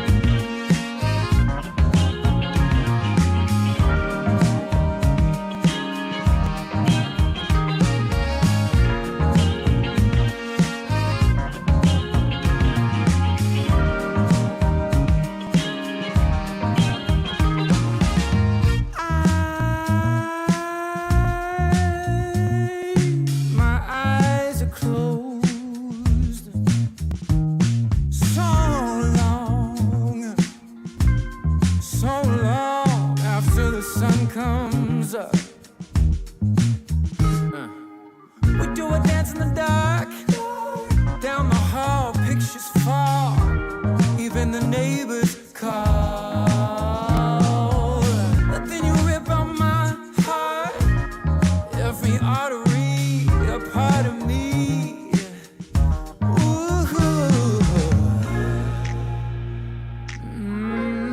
It's obvious to me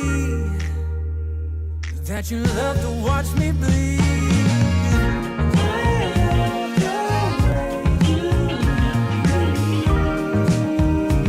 But not half as much as I love when you leave. I hate to see you go. But I love to watch when you're walking away from me. Walking away from me. Yeah, yeah. I could be anything you want. I could be anything you need. Baby, tell me it's something real, and I'll give you everything. Every now and then wicked smile. You know I can't help myself. They play around with me for a while. Keep tearing me up until there's nothing left. Ooh, it's obvious to me. Yeah, you love to watch me bleed.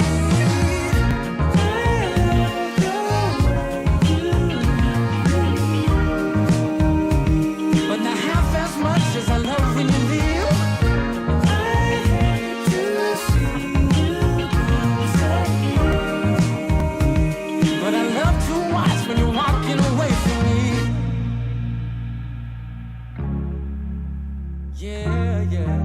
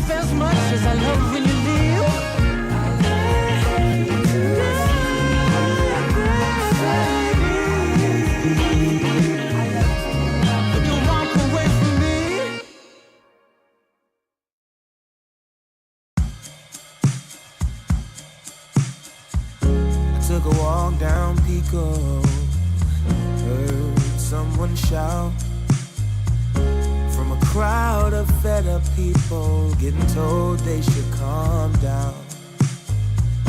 Didn't wanna fight, but the tears that fill their eyes are brought by the people sworn to preserve their rights. Oh,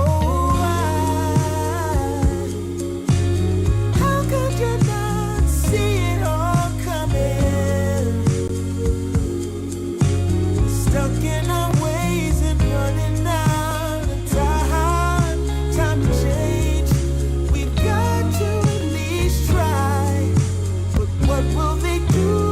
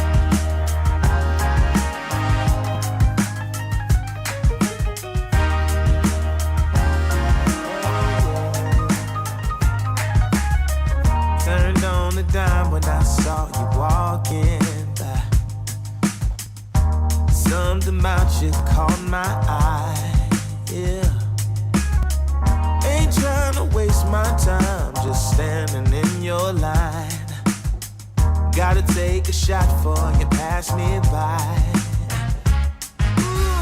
So you wanna be alone for a minute? Well, come on, tell me what's on your mind. I wanna know what makes you happy. I wanna know, can I make you mine? Ooh, I wanna know if you know that I treat you right. I wanna know, can I spend the night? Well, I had my eyes on you for a little while now, but you never noticed 'cause you had a man. Ooh, yeah, and it's plain to see how bad I want you, girl. I'm trying to be much more than friends. Hey, so you wanna be alone for a minute? Well, come on, tell me what's on your mind. Tell me, baby. I wanna know what makes you happy. Wanna know, can I make you mine? Ooh, I wanna know if you know that I treat you right. Wanna know, can I spend the night?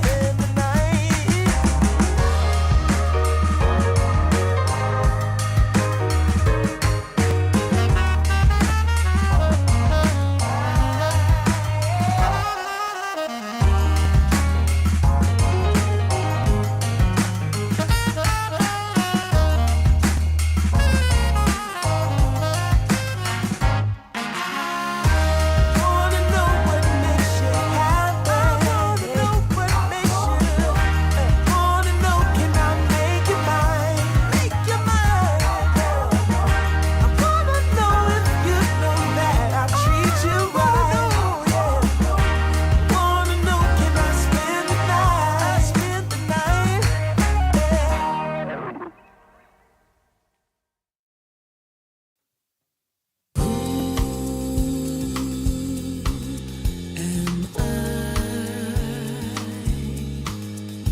A boy, a used lost toy, running so scared, eyes wide shut from pain. This fight, this poisoned land of fools and broken dreams. Oh, please set me free. Take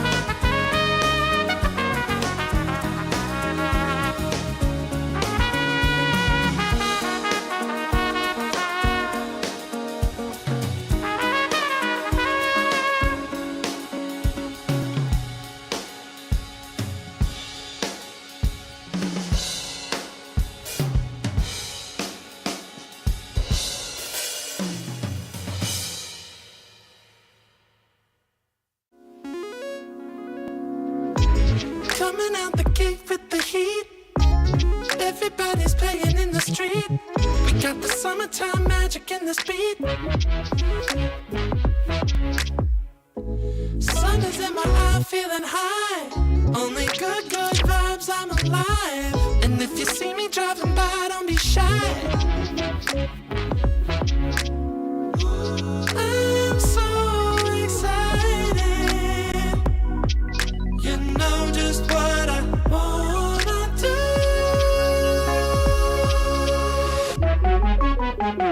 I'm glowing on up, I'm glowing on up, I'm glowing on up. I'm glowing on up, I'm glowing on up, I'm glowing on up. Don't it feel like summer? I'm glowing on up, I'm glowing on up, I'm glowing on up.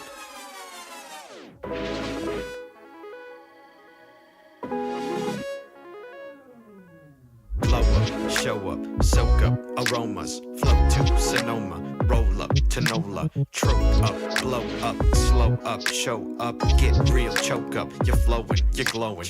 Astral samosa, you're landing on Europa, your horns blowing, you're chosen. All the deep cuts you know it. I got the pre-glow and the post-glow. Inspiration knows no boundaries where it flows. Your fingertips to the globes tilt to the universe on stilts. Hold on and chill. I'm so excited. You know just what I wanna do.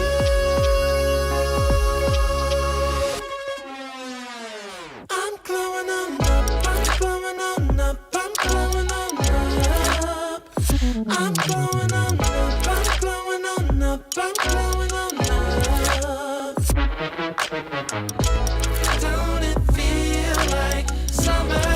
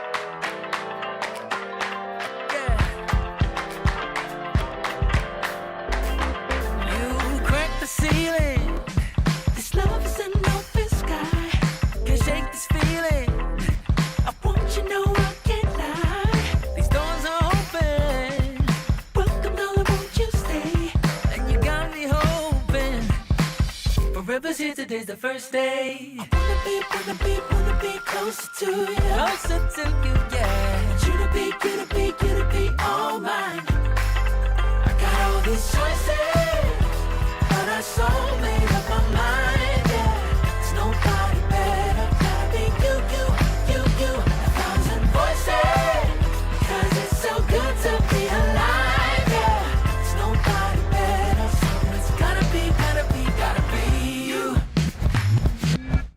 These myths are busted, the grass is greener on my side. It's done and dusted, I'm never getting off this ride. Life with you is golden, so how can I go back to silver love? I'll be holding on, can't get enough. Wanna be closer to you. Closer to you, yeah. You to be all mine. Oh, yeah. Got all these choices, yeah. But I so made up my mind. There's nobody better. Gotta be you. Thousand voices, yeah. 'Cause it's so good to be alive, yeah. There's nobody better, so it's gotta be you. You, yeah. You,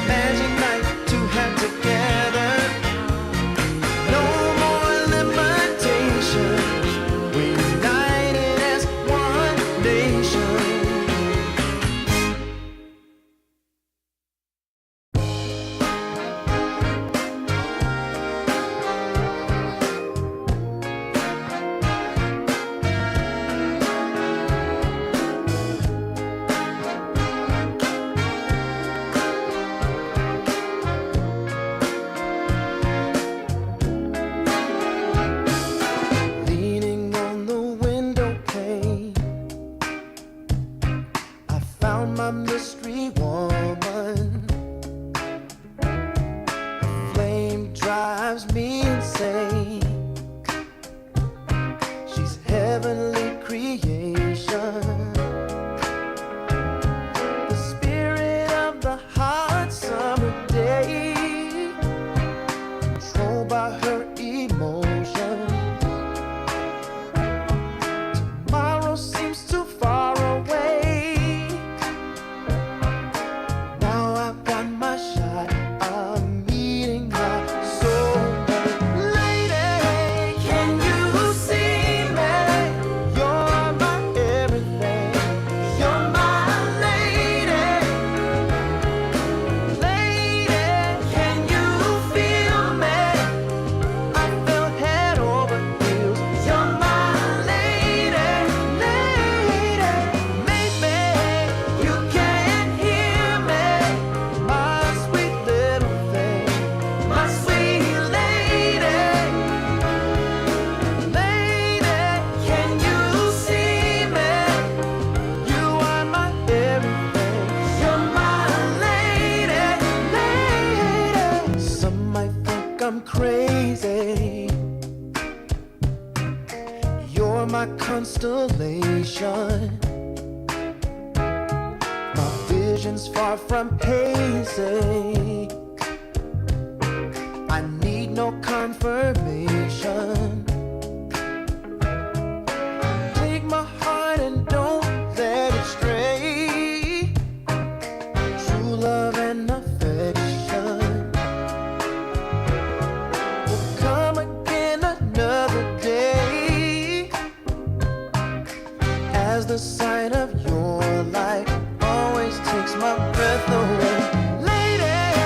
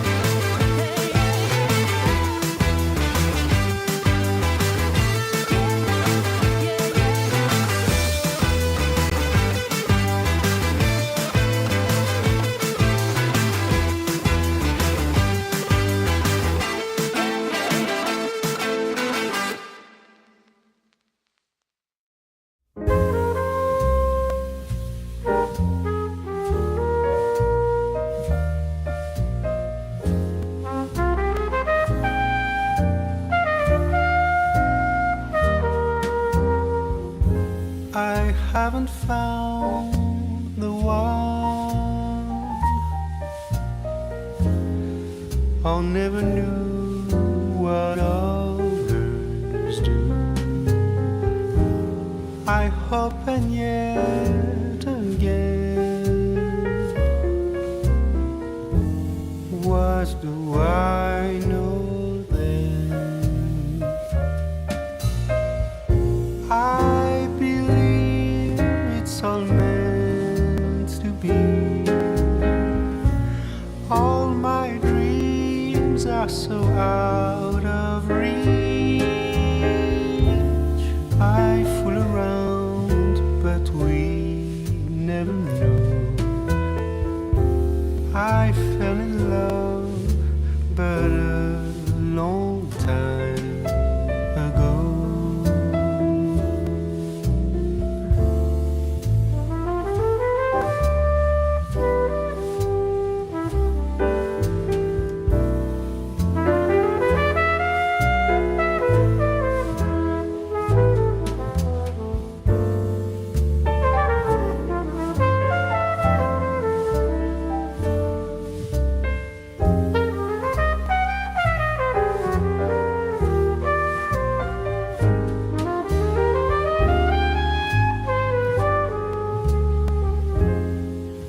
I sing the same old song,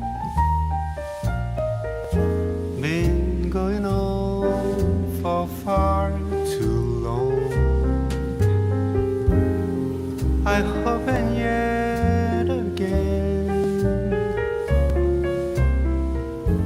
what do I know then?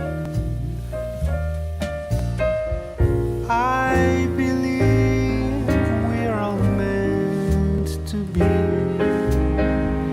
All my dreams are so out of reach. I fool around, but we never know. I fell in love, but a long time ago.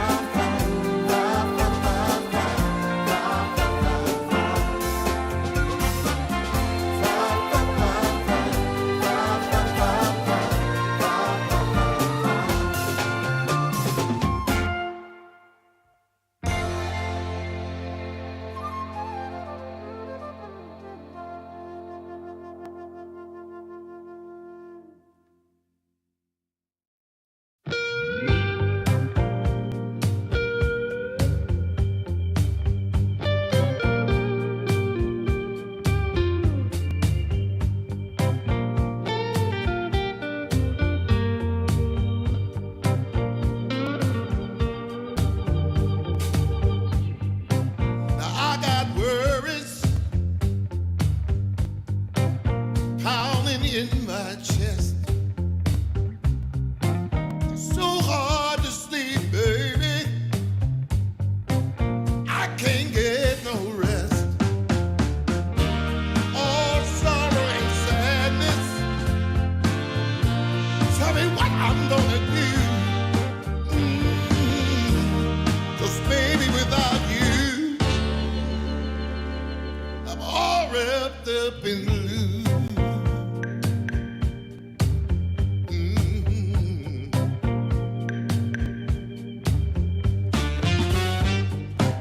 I thought it would be easy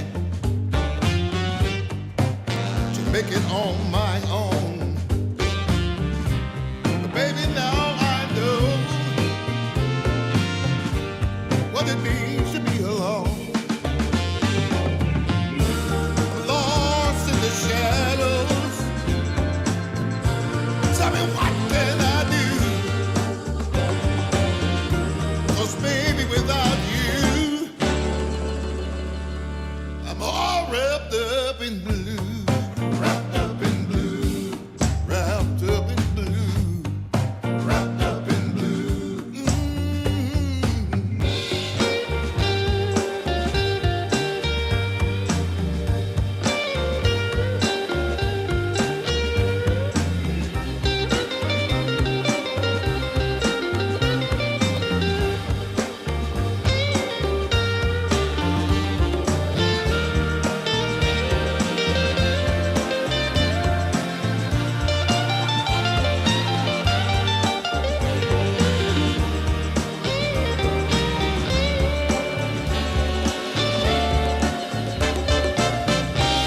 You don't miss the water till the well runs dry. You never see when the truth turns into a lie. Hey. Wrapped up in blue, all wrapped up in blue. Wrapped up in blue. Can't find my way out, no. Wrapped up in blue. Tell me what can I do? Wrapped up in blue. All wrapped up in blue. Wrapped up in blue. Somebody help me now. Wrapped up in blue. All wrapped up in blue.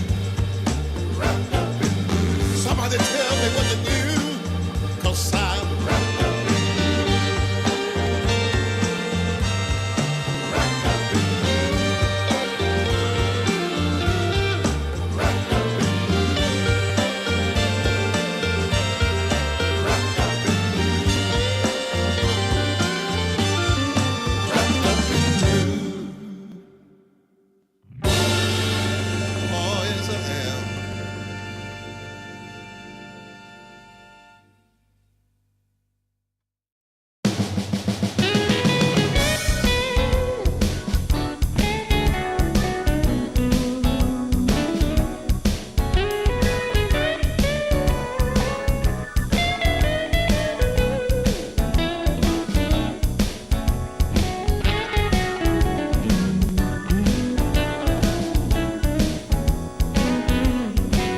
I got the prettiest little girl.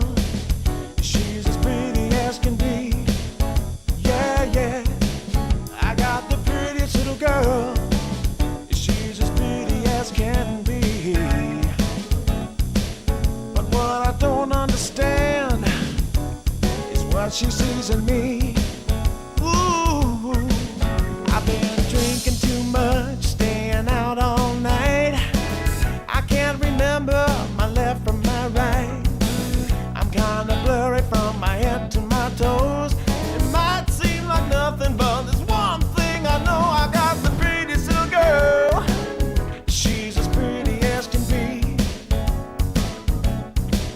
But what I don't understand is what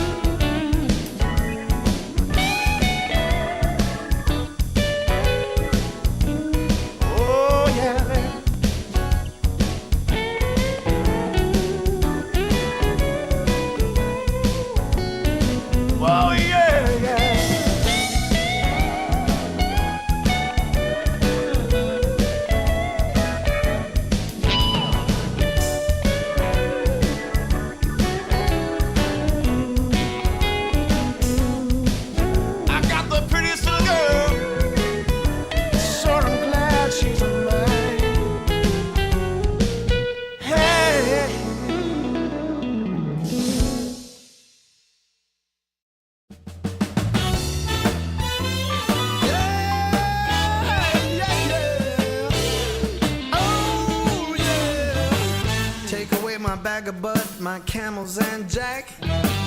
Go ahead and take them all, I don't want them back. Those nasty things mean really nothing to me, 'cause lately it's so plain to see. All I want is you, honey, is so true. Give it to me, baby, all I need is you. Yeah, yeah, yeah. Come on, you can take away my mint Cadillac, take my Harley too, I don't need them back. I got an engine, Lord, it runs so right. As long as I get your loving each night, all I want is you, honey, is so true. Give it to me, baby, all I need is you. Yeah, yeah, yeah, yeah, yeah. In the morning, well, early in the morning, late in the evening, round around noontime, round about noontime, baby, 24/7. Give it to me, baby, all I need is you. Yeah, yeah, yeah.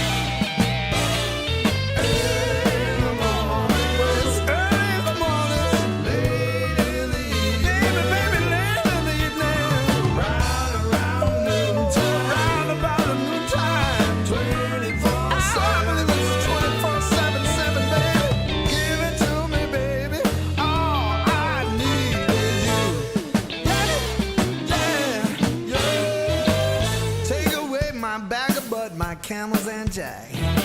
Go ahead and take them all, I don't want them back. The only thing I could ever really miss is what I feel when I get your kiss. All I want is you, honey, it's so true. Give it to me, baby, all I need is you. Yeah, yeah.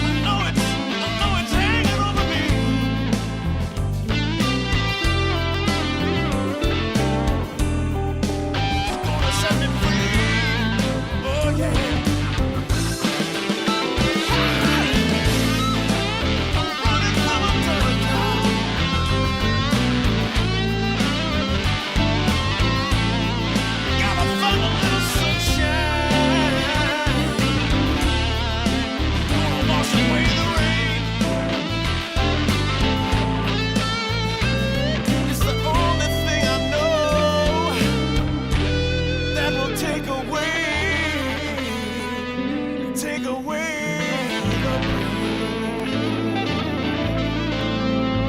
Yeah. Ba-da-ba-ba-ba-ba, ba-ba-ba-ba. Ba-da-ba-ba-ba-ba, ba-ba-ba-ba. If you wanna get with me, all you gotta do, call me when you need me. I'll be waiting for you. I know exactly what you want. Satisfy your need. We can have a good time. Don't you worry about a thing. If you want it here, or if you want it there, you got it. Have yourself a good time. You got it. Act like you don't care. You got it. Get that motivation. You got it. I got just what you need. You got it. I got just what you need. You got it. I got just what you need. Ba-da-ba-ba-ba-ba, ba-ba-ba-ba.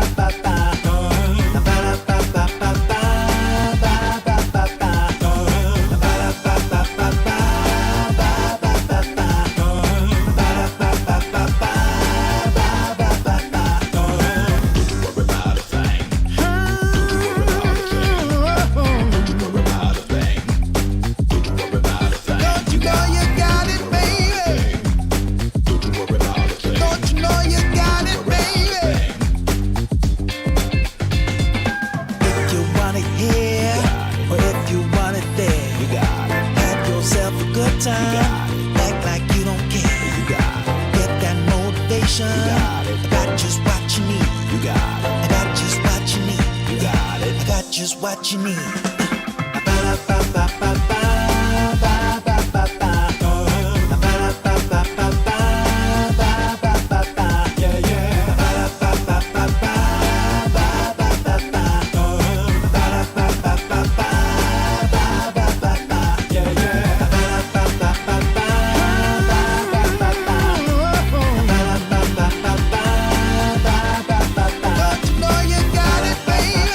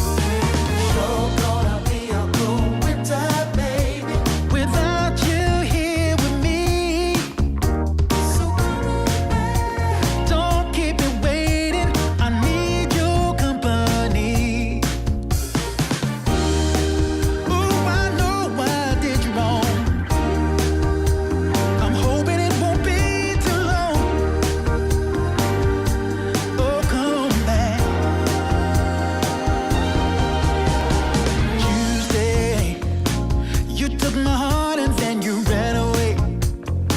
Now it's been 16,007 days, and now the hardest part is begging, baby, begging, baby. Ooh, baby. People say it's just a waste of time and we don't care, but I'm holding on and hoping that will be another chance for what we had, what we had. Never gonna be another way. No more windy days. Come back, I'm gonna find a way. Yeah, back to me. You're gonna be a whole winter, baby, without your loving around. Baby, I will be waiting until you come back home. You're gonna be a whole winter, baby, without you here with me. So come on back. Baby, don't keep me waiting. Don't you set me free. Baby, pick up the phone. Baby, pick up the phone. Don't leave me all alone. I don't want to be alone. When are you coming home? Please, come on back to me.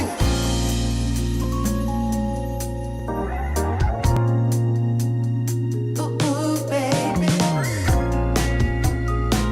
Oh, yes it is. Come on, baby. You're gonna be a whole winter, baby, without you here with me, baby. You're gonna be a whole winter, baby.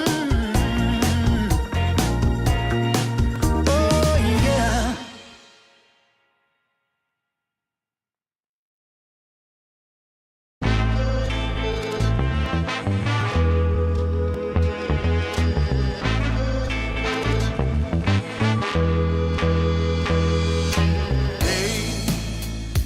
I've had days of struggle, nothing quite as rough as today. Hell, I've been held up, nothing seemingly goes my way. Oh, I, not a man for crying, for a storm of tears I crave. Take all this sorrow from me. How much more do I have to pray? Foolish of me, you might say. I make my way out of this here my way. All reservations I have come to bear. It's clear that I'm not going anywhere.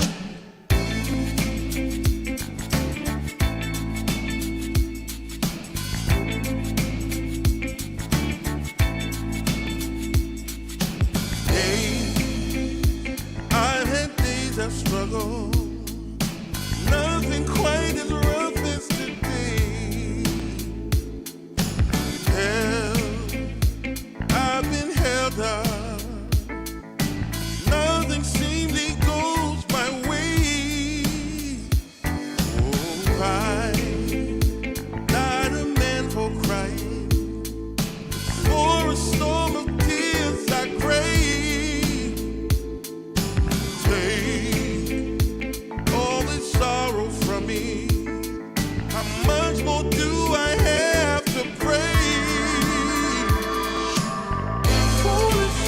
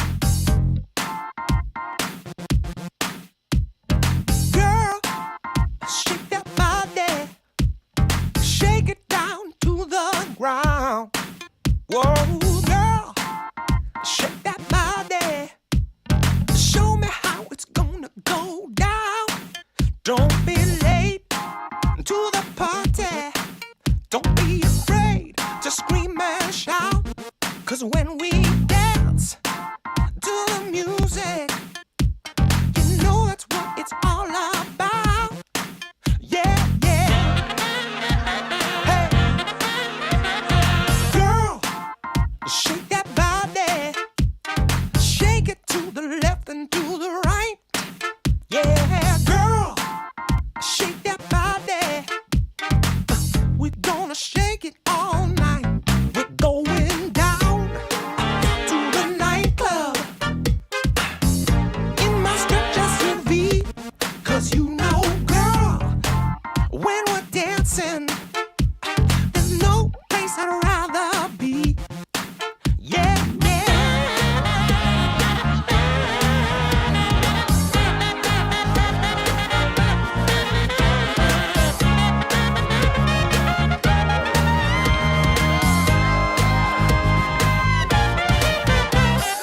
girl, shake that body. Ooh, girl, shake that body. Yeah. Ooh, ooh, ooh, don't be late to the party. Don't be afraid to scream and shout. 'Cause when we dance, dance to the music, we're gonna know what it's all about. Hey, hey, girl, shake that body. Ooh, girl, shake that body. Oh, girl.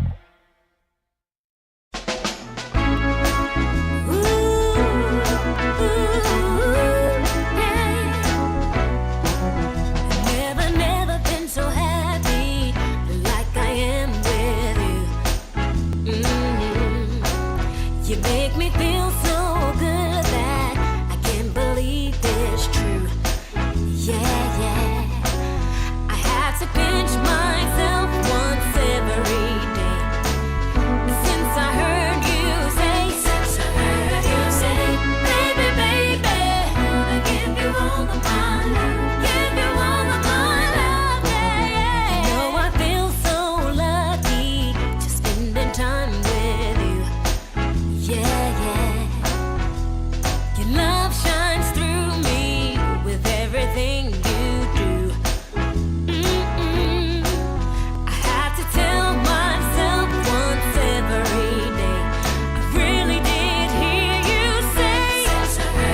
say, baby, baby, wanna give you all of my love, give you all of my love, yeah. Baby, baby, I wanna give you all of my love, give you all of my love, yeah, yeah. Everybody ready? It is time for the final series of the day. That is right, series number 3, and it is BB Team, BetBoom Team versus One Win. These two guys are going to be battling it out for that spot in the upper bracket finals, which is, it's where you want to go about it in these qualifiers. No one wants to go and fight in the mud down in the lower bracket where you're facing elimination, that extra stress. So we're going to see who's going to make it through. Of course, heavy favorites coming into this one will be BetBoom, but a much, much harder match than their last one, that is for surety.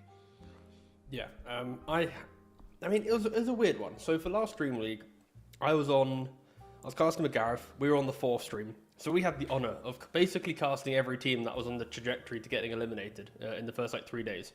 Every day. And unfortunately, it was 1W just every single day. I'd wake up, cast 1W, another series, and I'd go to bed.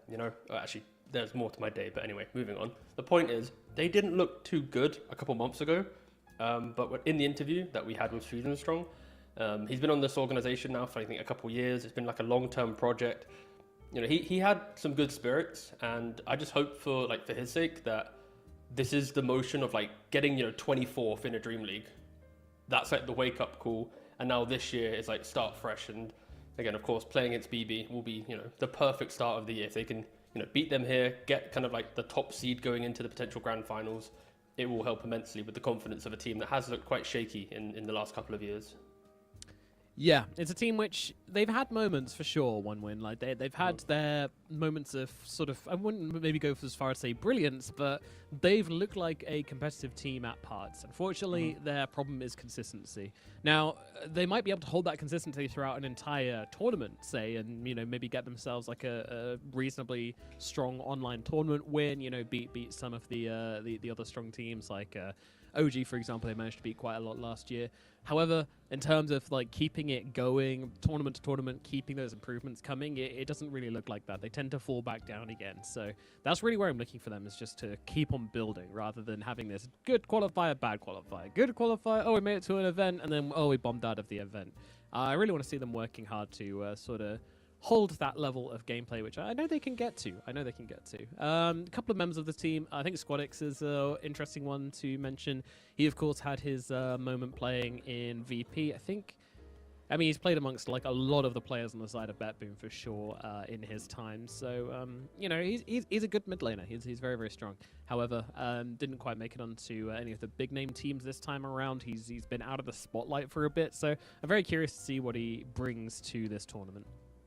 Yeah, I mean, the entire roster of 1W is like players that are pretty high MMR, but haven't really been, made it to like the top teams, right? Like 1W is kind of like the collector team of, you didn't make it into like the top 4 Eastern European teams in the region. Well, welcome to 1W. We're going to, try and do it, right? I think Avalus has kind of become that as well for the region. They're kind of just like little collection pots of like the leftovers in the region, but often when you have those type of teams, it just takes that, the one coach or the one player, that one spark of brilliance, and then, their individual mechanical skill just amplifies with this idea, right? And they can just surprise everyone, right? So, of course, it's been a long time coming, but it really will just take that one patch or that one something, and a team like 1W might actually be able to start rivaling for qualifier positions. Because again, they are a good online team. They are an annoying qualifier team, but like they just don't win the qualifiers. Like that's the thing. Like, so maybe this year is their year. Maybe they had over Christmas, they had that eureka moment. Yeah, and I agree with you as well. I think Sweden Strong is actually a good sort of leader of the team. He seems like a really nice guy. He seems to be very articulate in the way he speaks about Dota. So it's always nice to see these players, but it's also scary as well when you talk to them and they seem so smart, they seem so switched on, and yet they can't quite make it happen. They can't quite, come through and score any big results, start beating the big teams. But, it takes time, and sometimes it takes the captain learning certain things about themselves, or learning certain things about the team, or learning how to be more established or less established in their opinions, or to listen to this player more or ignore this player more. It's a balancing act, and sometimes those things can click, sometimes they can't. But yeah, BetBoom, we saw them play this morning. Quick recap on their series, but it was a pretty devastating 2-0. They did get a little bit creative. We saw the Bloodseeker coming out from them, which was kind of cool. But overall, it was a bit of a smackdown for them. So kind of expecting them to maybe keep the flavor up, keep on trying out some different heroes, which we don't see so much of, because we mentioned that that's kind of their next step in evolving as a team. No, I think, creativity has always been a little lackluster in the history of BB. It's been like strong lanes. They have like a Falcon style hero pool of like, this is what we need to do.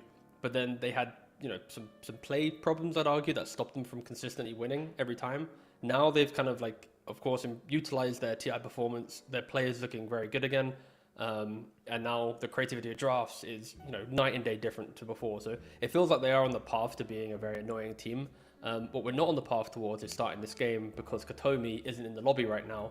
So again, the draft was meant to start right now, but he's not in the lobby, which of course we'll see if there's any penalties. That's what I love about online casting. I like seeing, if anyone's late, because maybe they're busy cooking dinner, and now let's see what happens. But the reason why we haven't started yet is because of Katomi. So as soon as we see a penalty or anything that will hinder BB's draft due to Katomi not being there, we'll tell you, and then it's going to be really impactful. But yeah, I like how you said busy cooking dinner, like you're cooking your dinner and then you bring it to the draft to like eat it, and you want to have it nice and hot, ready to go. I mean, Tomato did his hoovering during DPC days. It's like on TSM, like they'd be like drafting, and he's just there like hoovering. He was like cleaning his kitchen. He had like one of those little like, where it's like the bed, the living room, the kitchen all in one room. I don't know what the studio apartment. Yeah, that's it. he had one of those, so he really could just be very functional during the draft. But yeah, again, Katomi isn't here.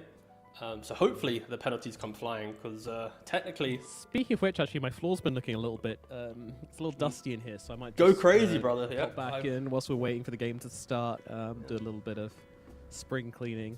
Yours looking nice and clean back there, freshly decorated, ready to go. Yeah, thanks, mate. Yeah, true. It's a nice thing. There is, to be fair, there is paint on the floor. I didn't put any Tiga. plastic down, but it's fine.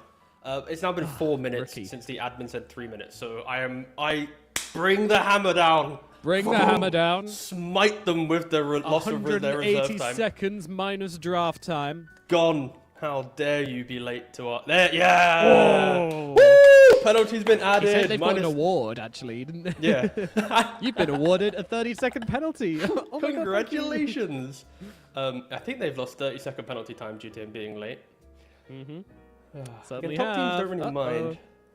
I mean, I think isn't it like 15 minutes for you to get like def loss game 1 or something? Yeah, I think so. And Well, yeah. then I think it's 45 minutes is the series. You def lost the series. So we're 13 minutes away from game 1 to 1W. Okay, boys, get the clocks going. I mean, it's strange. I don't know why Katomi wouldn't be there, but I guess maybe they're playing from home. We don't have any player camps, so it's like impossible to know. Let me think. Do they Good ask. have boot camp normally? Asking lobby chat whilst they're waiting for him. Hey, by the way, guys, we're currently filling right now on the question. broadcast. Any chance you can answer this question? That Also, Has what's no- your favorite pizza topping? What is your favorite pizza topping? Great question. Really inspired question. I think I'm gonna go with egg. Huh. Hmm. Interesting. Fiorentina pizza. You ever had it? No, is that where they just dollop it in the middle?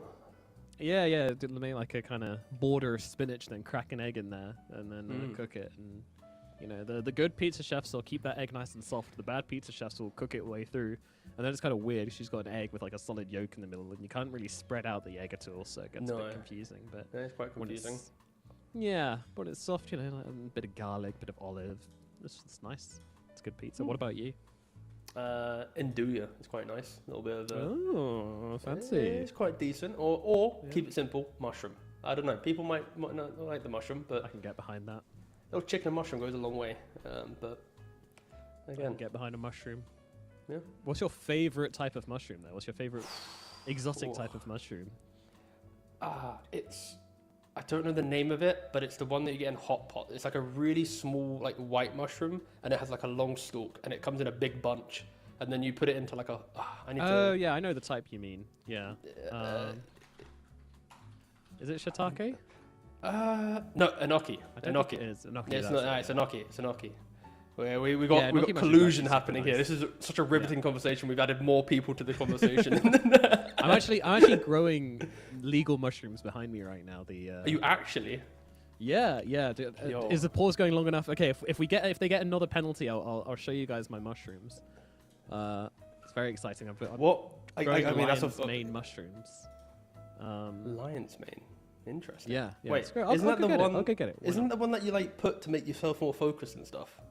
Yeah, it is. People make coffee out of it, which is sounds weird. It's meant to be I don't know sold what in I'm like gonna do with mine, Sainsbury's but- now. By the way, it's like £5 for a pack of lion's mane in Sainsbury's. Yeah, not sponsored by the way.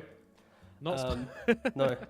But 2 minutes into the next penalty, guys! Woo-hoo! We shall punish them. Oh wait, no, he just turned up. God damn it! Get your mushrooms out. Oh, he can't hear me. I'm just by myself. Great. Yo, what up? What's up? Oh wait, is there any mushroom in there though? Jesus. God.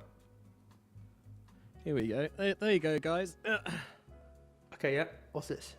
Yo, that's a big boy. It's a big boy. It's a lot of That's- mushroom. That's a proper bag of mushroom growing. Isn't it like you cut it off and it just keeps going and going, and Yeah, eventually pretty then the much. bag will die? One day. That is- One day. yeah. Or I will stop watering it. One or the other. I think we know which one's more likely to happen. But yeah, that's my mushroom. So you know. I'm really proud of you. Thank that you. shows maturity to be able to grow a mushroom. No, that's Maybe I aspire to be like you one day. No, I can't you grow can. shit. I'll send That's you a some fake spores. plant. Okay, hook me up, nice. Fake come plant up in the north and- Dota. Oh, I thought it was a Dota pot, but it's just like a in front of it, right? You want to know the lore behind this whilst we're filling? Basically, when ESL hired me to come to their lands back in the day, bless up, this was from their studio, and a guy woodworked it. And I traded an alliance pack. I got given an alliance pack. I did a hearty trade because he was a die-hard alliance fan, and he made this. So we did one of those little like Pokemon swaps where he gave me this, and I gave him the alliance goodie bag, and then I got to walk away with a solid bit of wood. But then I've not been to an event again, so I think maybe this was the loss of my. This was the reason they were why. like, well, Yeah. you take the dough. He stole the wood. Yeah, exactly. Secretly, the CEO wanted that, and he was like, Yeah, really ruined mad he it. took it and was like, okay, let's screw that guy. Yeah, exactly. Clearly.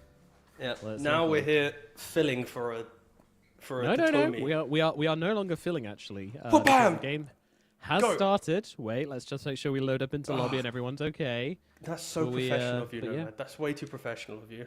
Didn't you want to sit there and watch it crash together? Oh, bam! I sure did. Alrighty, I think we're gonna have to remake. No, don't cut to it. Don't cut to it. We're remaking.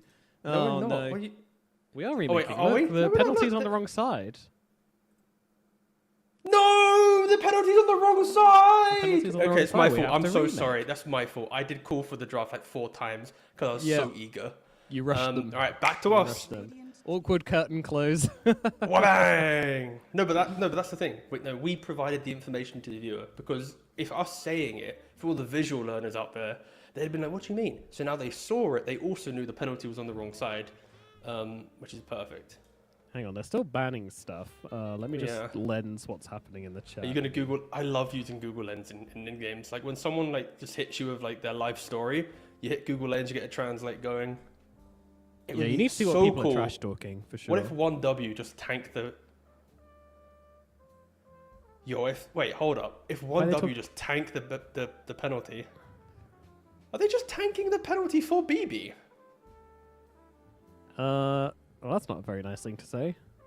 You have foam. I don't think that's correct. Yeah, Miro said you have foam. Then GPK said you got penalty kick, and then Rain said let me see.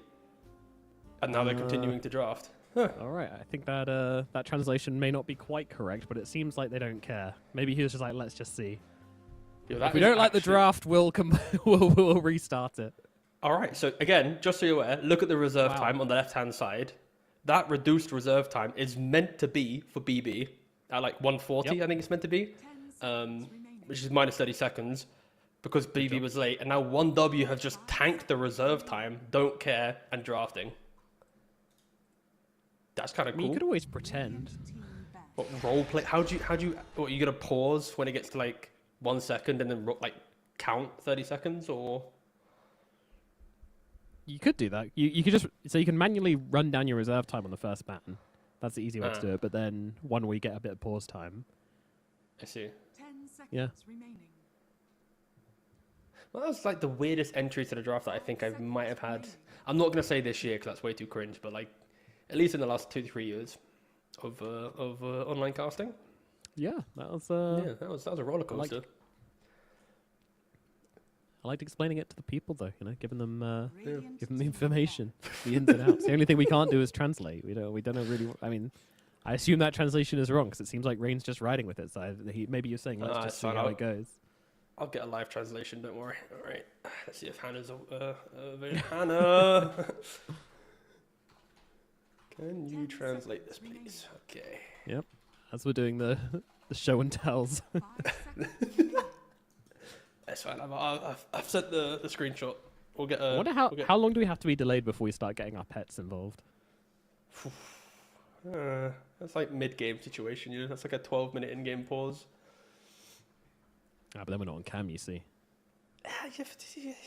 You say that, you know, it's always a It could possibility. be. People Yeah, would go to the cams for the pets. That's true. BB teams Yeah. turn to There's a battle. tinker in the first phase that we haven't mentioned about. We need to do like a mental reset. I'm still thinking about Yeah, we should mushrooms lock and in. okay. Oh no, not lock in. Just like Let me eat some of my lion's mane so that I lock in. yeah. Tinker. Real question: is it going to be just a casual support tinker? 10 seconds remaining. Because you know they have tree, I have tinker, 5 you have seconds sustain, I remaining. have sustain. I wave push better. Like Tinker kind of does what Treant wishes he could do, which is like quickly shove waves, keep people alive forever, you know, old school Tree. So maybe this is just like a mirroring 5 position. Tinker's the guy which she tells Tree and Protector not to worry about. Kinda, yeah. Oh, Hannah is typing. We're making progress on the translation. Excellent. Needs to know what they're saying. Meanwhile, in the bands, we have our Tiny and Timbersaw taken out on one side, and the Shaman and the Shadow Demon taken out on the other. Well, actually, just the Timbersaw taken out on one side. The good thing, by To the be way, clear. is what I've realized is we didn't double check the reserve time, because what happened if the reserve time did go to 0? They weren't actually picking heroes, and they did remake, and we just sat here thinking they were, but that'd have been funny. But no, they are obviously drafting. 10 seconds. Hoodwink, of course, at the position 4, so locking in the Tinker to be 5 or mid. 5 seconds remaining. Ah, okay. So basically, you are correct. GPK did say like you got a penalty. He had like a little F-bomb in there as well. And Rain hit his translation of the text was "we can see." So Rain just simply said, "Yeah, we know, and we're drafting." Okay, so it was So, pretty accurate then. Yeah. So to confirm, 1W just tanked BB's draft penalty for them, basically. Cool. Yeah. Now imagine if they then beat them. Ooh. We take your penalty. Would be We quite take your- something. Yeah.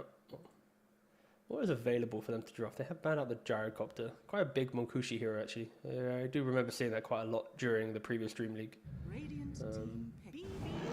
They take, wow, okay. Just. It's like see no core, potentially double support. Just lock in the Ursa. In fairness, that does reflect what we said earlier about BB and how they are really good at exploiting a offlane pick. 10 seconds We of course saw the Bloodseeker Silencer combination. They had a gyrocopter that destroyed a centaur. Like they are really, really aggressive. So I kind of respect the Monkushi tank the draft and then give a bit more information to the rest of your team. But BB is just going for even more survivability. Like Tree and They're Warlock. tripling down on it. Yeah. Again, maybe the Tree has like some mid potential or something, right? You know, some like Thompson style of play. But my concern is if it, my concern is like a 4-position Tree, a 5-position Warlock. You're good at giving farm to your cores in the side lanes, but then you kind of just wait for things to happen, right? Like Warlock, you get 6, you got on a tower, you might push over Catapult Wave, but you're always kind of like itching for the, all right, can something happen, please? I need to do something. I'm not ganking, right? I'm just waiting, reacting. And now it's like BB are happy to also just farm, right? Like Mars going for like yours BKB Blink, Abaddon's going to have like Radiance Manta, you're going to have multiple Dispels to not care about the overgrowth. Tinker, be it support or core. If it's core, you have plenty of frontline with Abaddon Mars. Even from support, only Ursa can truly kill you. Tree can find you, but you can't really die. So, yeah, I think there's a lot of survivability on BB that I am worried for 1W slightly. Okay, then they go for Underlord. Does eat through the tankiness slightly with Firestorm, but it's just the potential of Tree Warlock as just supports is slightly spooky. 10 seconds It's very remaining. slow from 1W, isn't it? It's very 5 seconds like- remaining. big get it. spells, big team fight. Like nothing's really going on with these heroes at the moment. Like I'm sure they'll get like a high impact mid laner, but yeah, it feels a little bit goopy at the moment. As long as the cores utilize what they do, right? Like the Ursa getting the 11-12 minute Battle Fury to then go for Blink, maybe a Nullifier, because Nullifier in this game is exceptional. Into the Matrix of Tinker, the Shield of Abba, like being able to buy Nullifier is really, really game winning. So that's maybe what Warlock can do, right? He can just give you that farm. And then Tree, 10 seconds remaining. you're going to probably pull a wave or two. Underlord gets Pipe, Lotus, Crimson, and now Tinker's Laser doesn't really do anything. He's reflecting on himself. You've got good levels for Firestorm and then Ags for control. BB, their team fight, it pretty much is just arena. So if you are throwing down additional auras and surviving that arena, then it's you in theory might be on the better footing depending on the kind of the mid lane matchups. Radiant team ban. It's just a very weird draft to be honest from both teams. It's just like low damage, big scaling tankiness with like long drawn out fights on both sides, right? It's again assuming Tinker is a support in that scenario. Yeah. Which feels like the right call. But yeah, there's a chance that they do something fun with it. We'll see. 5 seconds remaining. Real question is, where's the Treant going? Come on, Treant mid. Don't worry, I just realized I'm doing something really important. I'm loading up the stream. I want people see what people said about your mushrooms. Oh, they said exclamation mark score. Yeah, that's really important. All right, no worries. That's how much I love your mushrooms.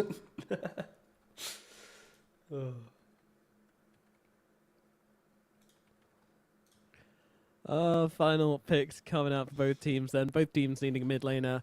What are key mid lane heroes from both of these 10 sides? seconds remaining. BB team, definitely looking at, I think, 5 every time I think of GPK, I can't help but think of Dragon Knight for some reason. I don't know why. Are you calling him boring? What's this little call out? No, for? he's a very What's- exciting mid laner. He's not one. There are mid laners I think are boring. He's not one of them. Hmm.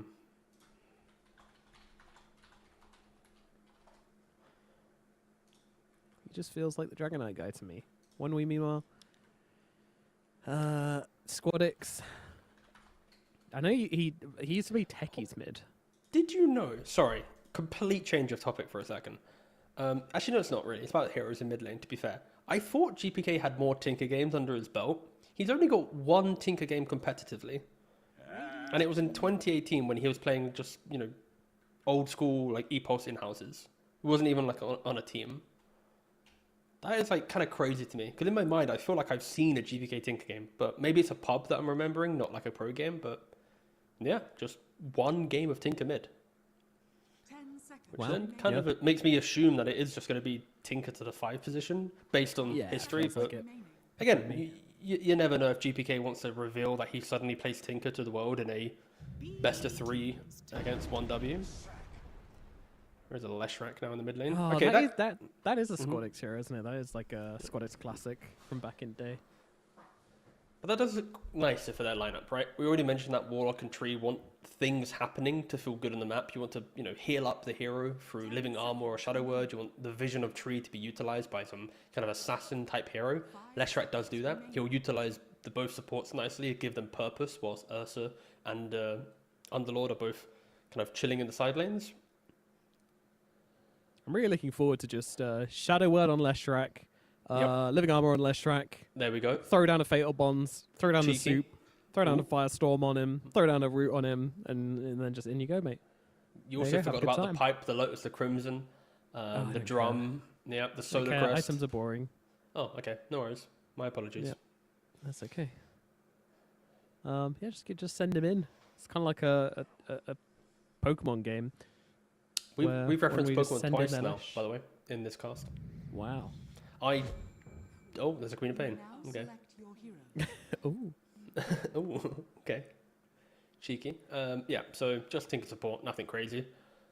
And, and it is going to be a nice Queen of Pain game, right? The buff up and the supports providing life to others also means that your control is quite lackluster. It's often a trade-off with those type of heroes. And, yeah, Queen of Pain, you just buy Blade Jesus. Mail and look at What's that. going on with Heritage is a bad one, dude. Yeah, my This guy's is got such a some neck visual problem. mess. Good lord. What cosmetics do you want? Yes. All of them.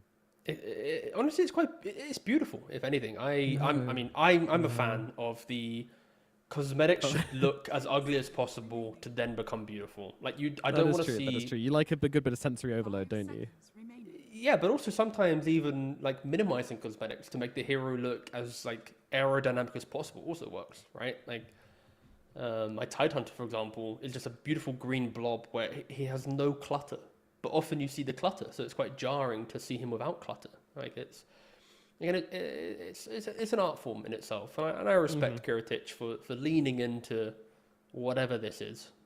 And this is true art as well, because I bet that's outrageously expensive as well, that burning effect. So, just like true art, it is needlessly uppriced.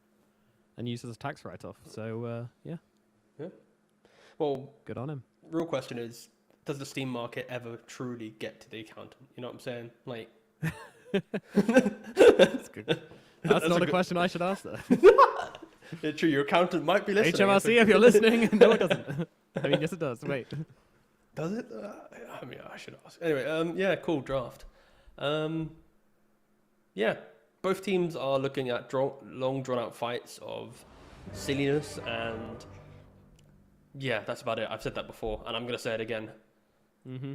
1W though, I think the saving grace for how weird their support duo looks is independently their cores with items are really, really scary. Like a farmed Leshrac is scary, a farmed Ursa is scary. Underlord with the correct aura choice at the correct timings also is very scary. It's just a matter of setting it up. What? Sorry, I shouldn't laugh. That's Just why are you laughing? This is such a weird excuse. Is this like? Is this a school? Like, it's like preschool and kids just had nosebleeds all the time for some reason. And I kind of feel like I just stopped it. Oh, I hope whoever's having a nosebleed is all right. I hope maybe they went digging a bit too deep. We've all been there. Maybe you know how like long distance runners go to like high altitude places to train. Maybe 1W after like a year of not qualifying have like gone to high altitude to like intense, really like up the fitness game. Yeah.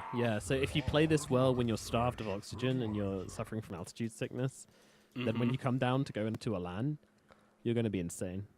Yeah, you know that those Your brain will long be days, flooded the with fatigue. oxygen. Yeah, you get the GPK nose strip on to make sure all that oxygen's going to your brain.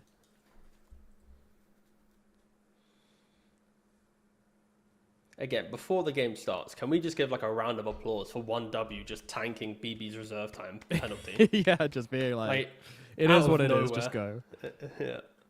It's a testament to sort of like the mentality of Dota players, though, where like G next is like more important than, negatively affecting your win chance. More important to just play to get into the game. They're gamers. They want to play. Would have been kind of cool. I mean, obviously, just to be clear, when I say cool, I mean it in like a sarcastic way where it's not cool. Anyways, where they half drafted for like just 3 or 4 bans, and then went, I don't like how no, this is yeah, exactly. It's like, oh, sorry, we just saw, and then like you use that information for the next game. That would be awful, and I would never condone that. That would be like hella scamaz. Maybe that's why Rain decided not to do it, because like he was already halfway through the initial bans, which is very important. So it's more like an honor thing where it's like, I would actually use this in the next draft subconsciously. Either way, it doesn't matter. Luckily, no one was exploiting stuff. And when I said cool earlier, I did mean it in a non-cool way. Anyway, woohoo! Draft, game 1, let's go. Winner goes to top 3, but it doesn't matter because you got to be top 1 to get to DreamLeague. They have the opportunity to do something cool here. So when you're playing around, I don't know I can't remember who I saw this from, but like when you're playing around this mid stuff and trying to like bait out wards and everything, you should just if you're a support with a ward and your mid's already placed their ward, just give them the ward for a bit, and then like make them give it back to you later. But it really confuses That is true. the opponents. Such a simple. They will thing, but- assume. Yes, I'm talking about assuming. No, actually I don't have a segue, but Sweden Strong is on the high ground of the enemy side.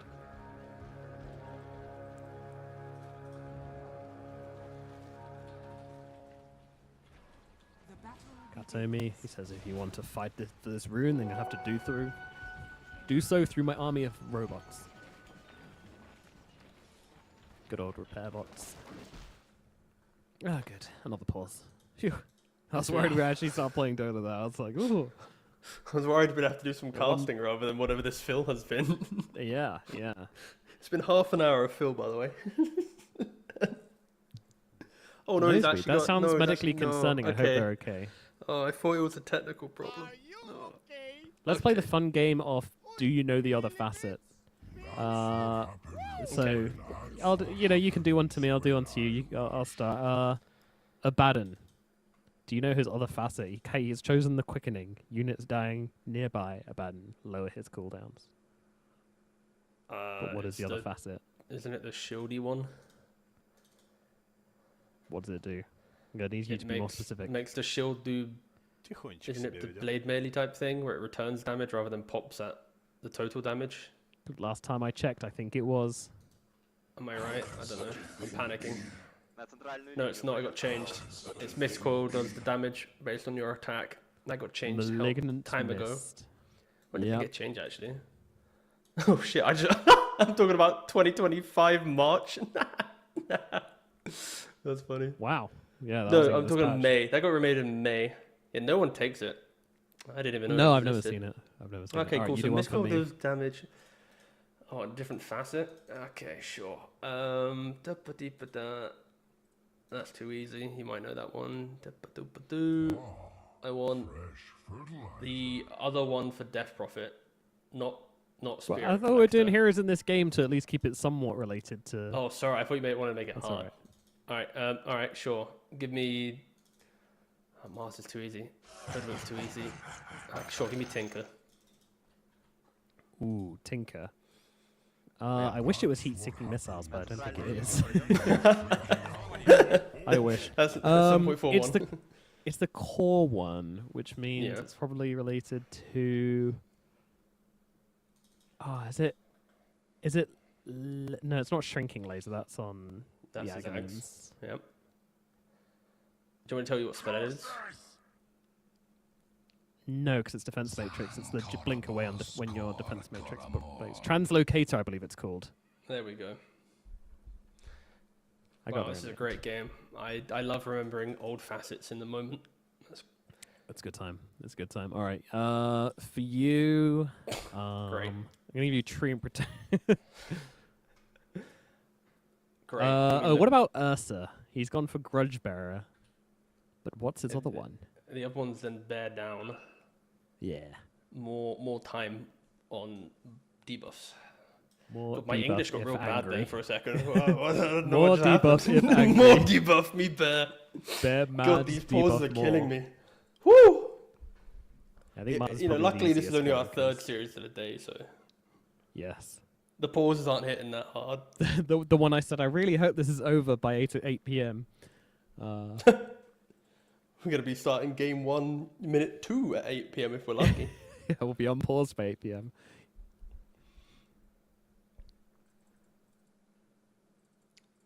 Yeah. I'm gonna go get my cat, or what's the situation? It's close. We're nearly there. It's nearly cat o'clock. I'll go get 2 bowls of food. I'll bring them to the room. I'll then just angle the camera down, and we can just watch the 2 cats Yeah. have the dinner. Yeah. That'd be nice. I feel like every event should just bring animals and just as their pause screen, just feed the animals, and you just get a stream of the animals eating. Or I guess you could do it with the casters instead. And just There feed we the go. casters. I was about to say, like, you know, they do hire often a bunch of animals like ourselves to do that. So just get a Give camera in the Sunspan a green hot room. dog. Watch him. Again, just to be clear, guys, we are currently in a pause due to, we believe, they know Rain, that. who's having a. That's a good point. maybe We're he at was a on pause because of rain, guys. It's, But he unfortunately does have a nosebleed. So hopefully he's able. well, we to... don't know who has a nosebleed. He just seems to be Okay. the default Good communicator. point. He with is the team. voice. So maybe Let's him be or a accurate here. teammate has a nosebleed. We don't have player cams, so we cannot A see. recurring nosebleed as well, which is the worst kind. Yeah. So hopefully he's able to get well soon, and that does not disrupt his gameplay at all, and he can, once healthy, focus back up to the game.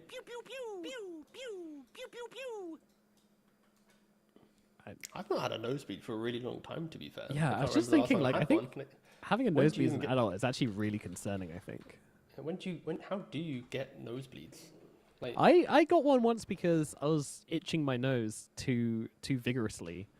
and okay. It wasn't like a nosebleed when you're a kid though, when it's literally like pouring out your nose. It was just like, you know, if you touch it, there's blood there, but it's not like. Yeah. Warning, it's by the almost way, if you turned on don't the like faucet. talk about blood, you should just mute and then maybe unmute at like minute 10 in game time. We ain't getting to minute 10, brother. It's optimistic. I am currently on the UK NHS site about nosebleeds, and it says if you aren't having a nosebleed for longer than 10 minutes, you should go to A&E, which is like just Oh. hospital basically. Goodness. So there is a chance that if he is still having a nosebleed for this entire time, We're that already might like d- 5 yeah. minutes, I think. So yeah, so that's kind of again, yeah. So there, hopefully, he is okay. I am just reading up about nosebleeds now. Of course. Admin, maybe pass that information on to the team and just say, yeah, I predicted all of this, you know.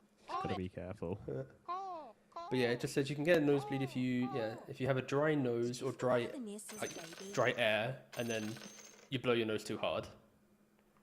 That is one way to get one. Today I learned. So be careful out there, guys. Blowing your dry noses. Don't go so crazy. Keep it simple.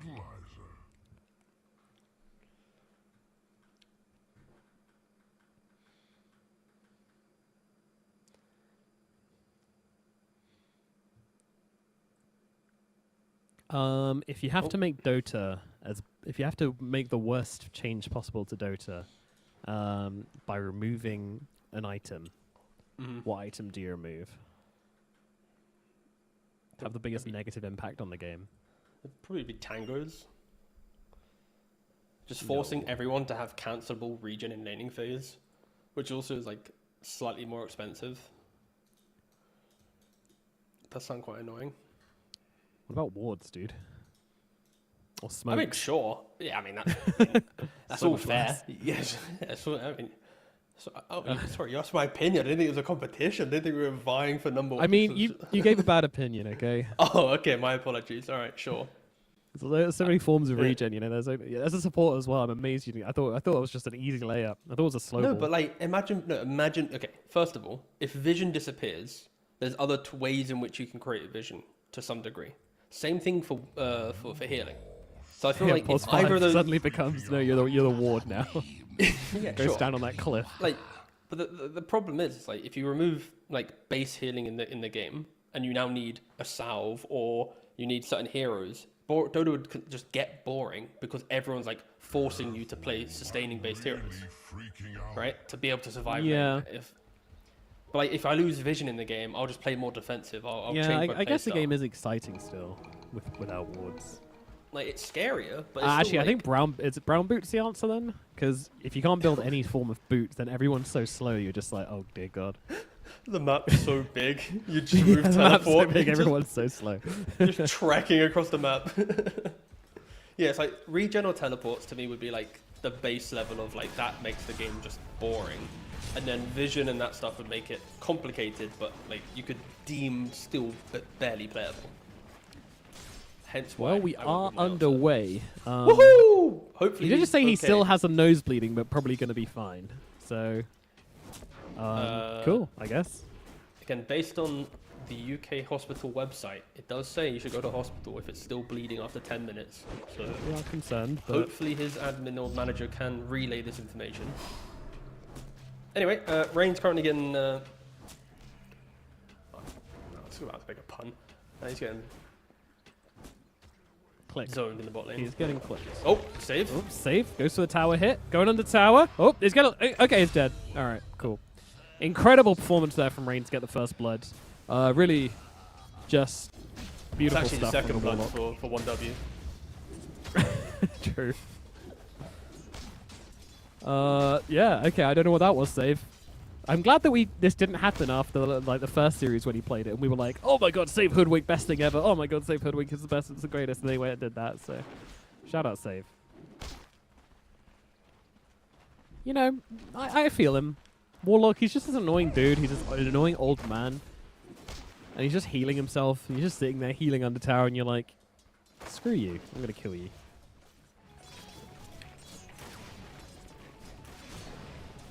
He also didn't help that save. Right-click the tower, lost vision for a second. Yep. Also had his self cancelled by the Warlock right-click. Like, everything that went wrong, or could have gone wrong, went wrong, right? So, a nice early Grimoire for Rain. Pretty much for Warlock. Right, you get 200 XP per Grimoire. You're kind of looking at around 4 Grimoire charges to be able to just catapult yourself to that level 6. Once you hit kind of like level 4.5, level 5. You're doing a pretty good job to get his way there. And again, we've been in the pause for some time, so just to summarize, the whole kind of concept of 1W's lineup is to set up your side lane cores to be able to farm. You then will kind of pivot your support duo to enable Leshrac through additional aggression as we enter another pause. And another GBK, he's just playing with us. He's just having some fun. Yeah. No, Keeping us on our toes.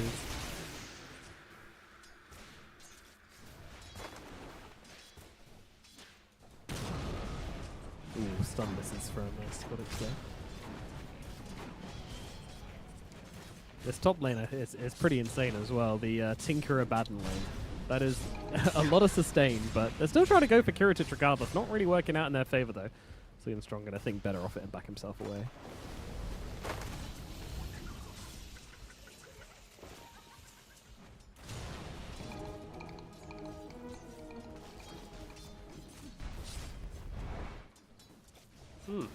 By the way, the item for Kiritich was actually a gift from someone. Wow. Yeah. Golly. That's Radiant's turret has been Hey, it's... No, it's not someone we know. I have no idea, but I was trying to find out how much it cost. They sound like one of the traders. Sure. So we'll just pretend that it's one of them. Easy. Okay. Cool. Oh, okay. It's £172, or like $210 for the effect. What? I'm getting one. Oh, alright. Boss man. Honestly, I was expecting it to be 1,000, but 170 quid to just look like a, I don't know, a bonfire. It's a great deal. Imagine that on Ogre, actually, that would look sick. Alright, I'm now cooking. Anyway, yeah, what's happening in the lanes, mate? Which lane you want to talk about?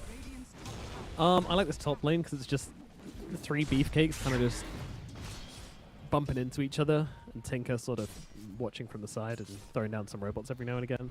It was very entertaining up here. It's a great time. That is the lane we've been watching the most, so yeah, Wepas is going to take us down to the bottom lane. Yeah. In bot lane, when Mons hits some decent levels, you can play up into an Ursa, even though it's a melee matchup. You have that spear to push the Ursa away.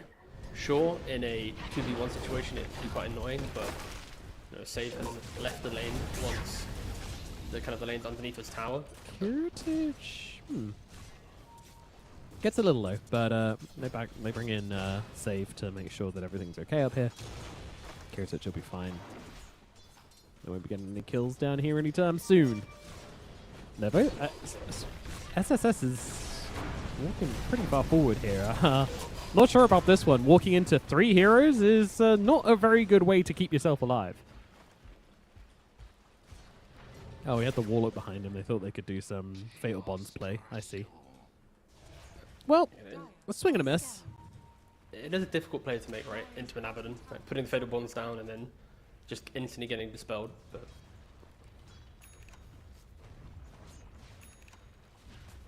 strange. That's your highest CS hero as well, dying in that way up in the top side, so it doesn't feel great.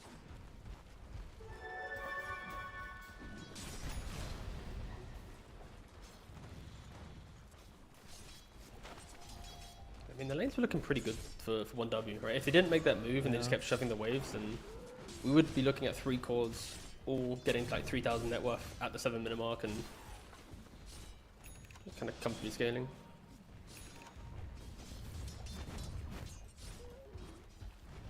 Radiant are scanning. Squadix goes for treads on Leshrac. It's an interesting one. Ooh, failed the stack though. That feels bad. Kind of sucks when you take time out of your lane to go and try and make a stack and then mess it up. But well, what can you do? You're laning against a Queen of Pain with 2 points of dagger. Kind of difficult to come to that lane regardless. Top side, Katomi's pretty far forward, but also still has a defense matrix available. So inside of his machine, he'll be absolutely fine. No real threat.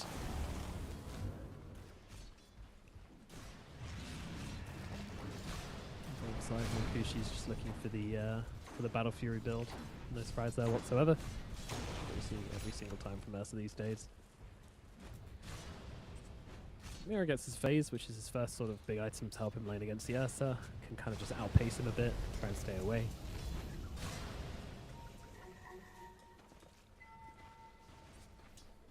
8-minute power rune about to come out.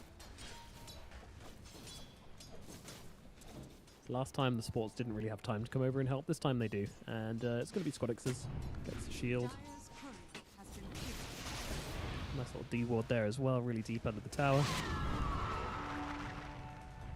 Shield rune popped. Nice try from Sweden Strong, but GPK does have the blink leveled, so it's able to escape pretty handily. Squadix going to keep on shoving it in, keep on putting on pressure at mid. And that's why the Queen of Pain pick's so nice, right? Like the 0 stuns in the early game from a Warlock and a Treant Protector, pretty ultimate. Just gives Queen of Pain so much freedom to be able to just play up in front of Leshrac, then blink back. Of course, if you have a waste blink, then you know there is a world where a well-placed Fatal Bonds with a heal, you know, grasp slow, like you can die, but again, it's so difficult.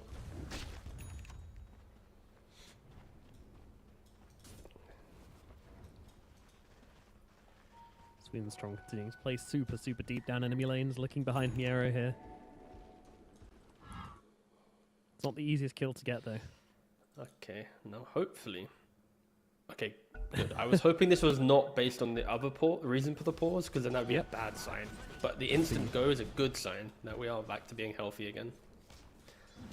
Yeah, passing out from blood loss sort of angle. Miero though, getting jumped here. So, spear away onto the Ursa, makes things super awkward, and yeah, so all this time that Sweden Strong spent getting in the right position and setting up for this gank, and it's just like completely diffused by a singular spear.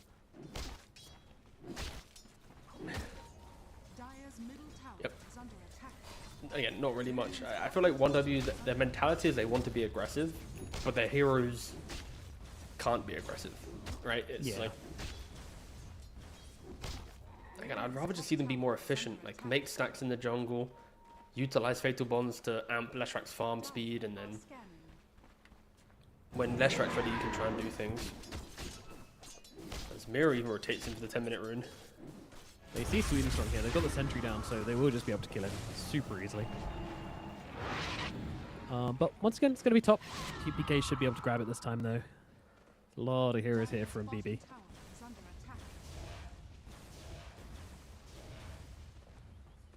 Bringing the whole gang in towards the middle lane to make sure this power rune gets secured.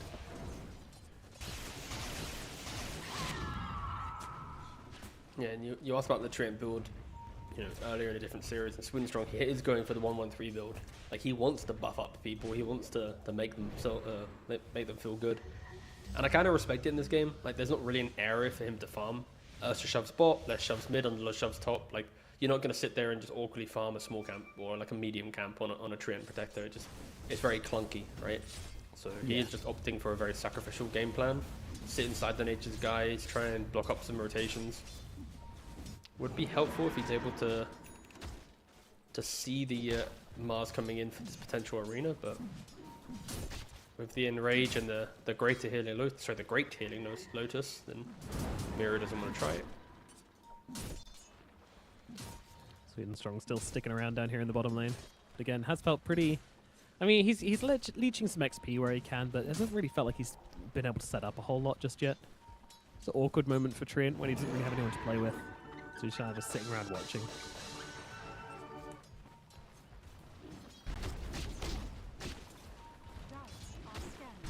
It is a riveting farm game from both sides. It's got me on the edge of my seat, I'll be honest, man.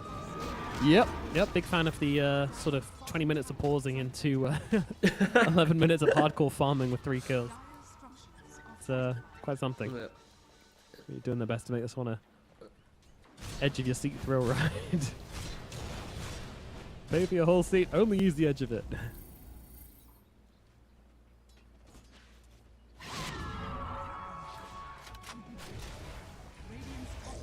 You know, I feel mostly bad for Sweden Strong. He's just trying to play some Dota. He's just trying to move around, you know, set up on tiers, and every lane he goes to, people are like, no, I don't really want to do it.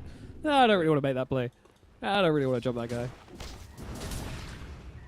I mean, you can see why. I've tried to go on Miero twice, and now they see him as well, thanks to the tower.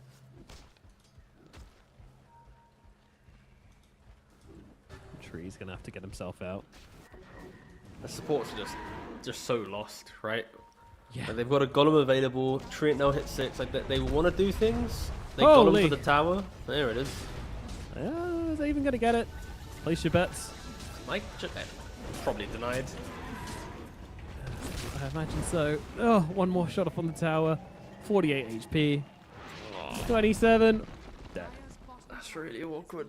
That's really, really, really awkward. Potentially even the strength of a support Tinker into a support Warlock, right? Like, I think, of course, Kaori, now Aurora position 5, kind of pioneered the I Golem for objective pressure in the early game before the team fighting really begins. You throw in a Tinker into the mix. You just kill the creep wave, tower, then aggro's the Golem. You can also laser the Golem if you want. Like, it's really, really disruptive to what a support Warlock kind of wants to do in the first, like, 18 minutes of the game. So, yeah. Rain just kind of feeling the pressure there, and both supports are going to pretty much just be position 5s, right? With the skill build that we mentioned for the Train Protector, with Warlock not getting any creeps with his Golem, we are just going to see the economy really drag towards the cause to give life to 1W. Radiant are scanning.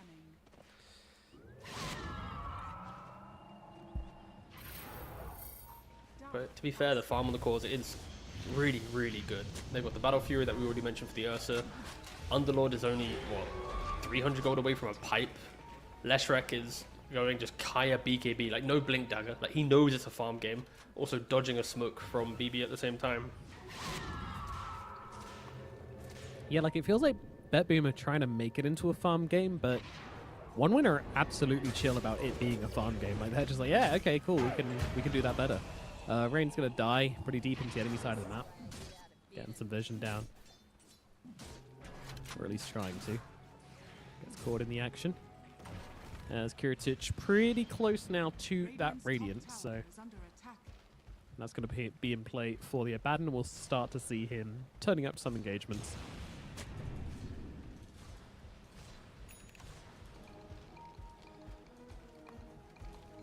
They're all wrapping around the Abaddon. Train Protector, not the best hero to go on him. Not only can he Aphotic shield the overgrowth, you can also just borrow timed it as well. You have an ulti though, you can you have to use both, I guess.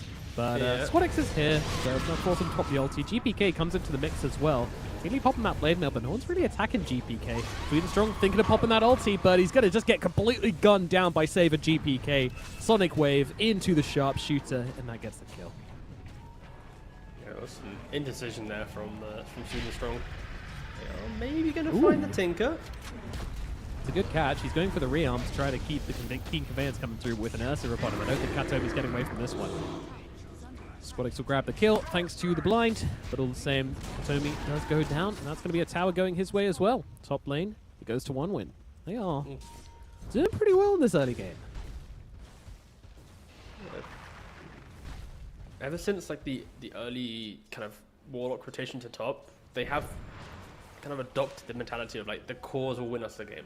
Don't make any moves, play some simple Dota, keep hitting creeps, because that's the thing as well, right? When you look at the BB lineup, Queen of Pain wants to be active where possible, but it's kind of locked behind a rune or near a tower, and that's not really presented itself. Like GPK's 1-0-1, very quiet game from him. He's even got like 2 points in ultimate already, level 12. Like, we're not like talking about like this explosive mid lane. And Abaddon, naturally, after Radiance, you want to continue farming. So, again, both teams are mirroring each other in playstyle. And that does slightly favor 1W, ever so slightly. Yeah. Mainly due to the aura difference from the two offlaners. It might become a damage problem at some point if Underlord, you know, has AC, Crimson, and Pipe compared to, let's say, like a Blink, BKB, Yules of the Mars. I don't know if I agree. Mirror is pretty well dressed. I'd say he's got good aura. He's got a cool attitude.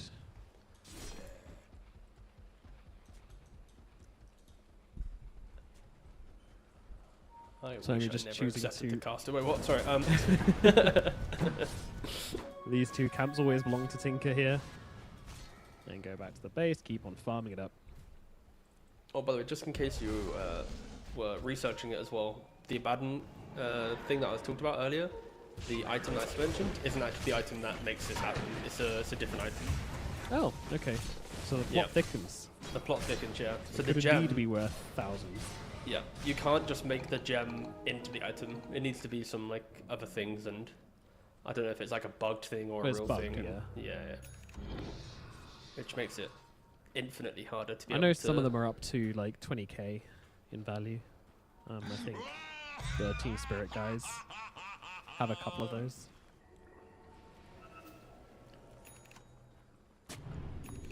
Oh, Yeah, that's really I sad. I wanted did to a make bit. my ogre on fire. Oh, I'm sorry, buddy. That's okay. You still could, it just wouldn't be wise financial decision. Would it just make the... So it's rather than making the entire hero on fire, just make that one item, right? Is that what was... I don't know enough about it. fair enough. I think the Burning Trail is supposed to be an effect you can only put onto couriers, but yeah, they bugged it out to be able to put it on some items. But then within a day it was I fixed, see. so there's just a few of those items around. Makes sense.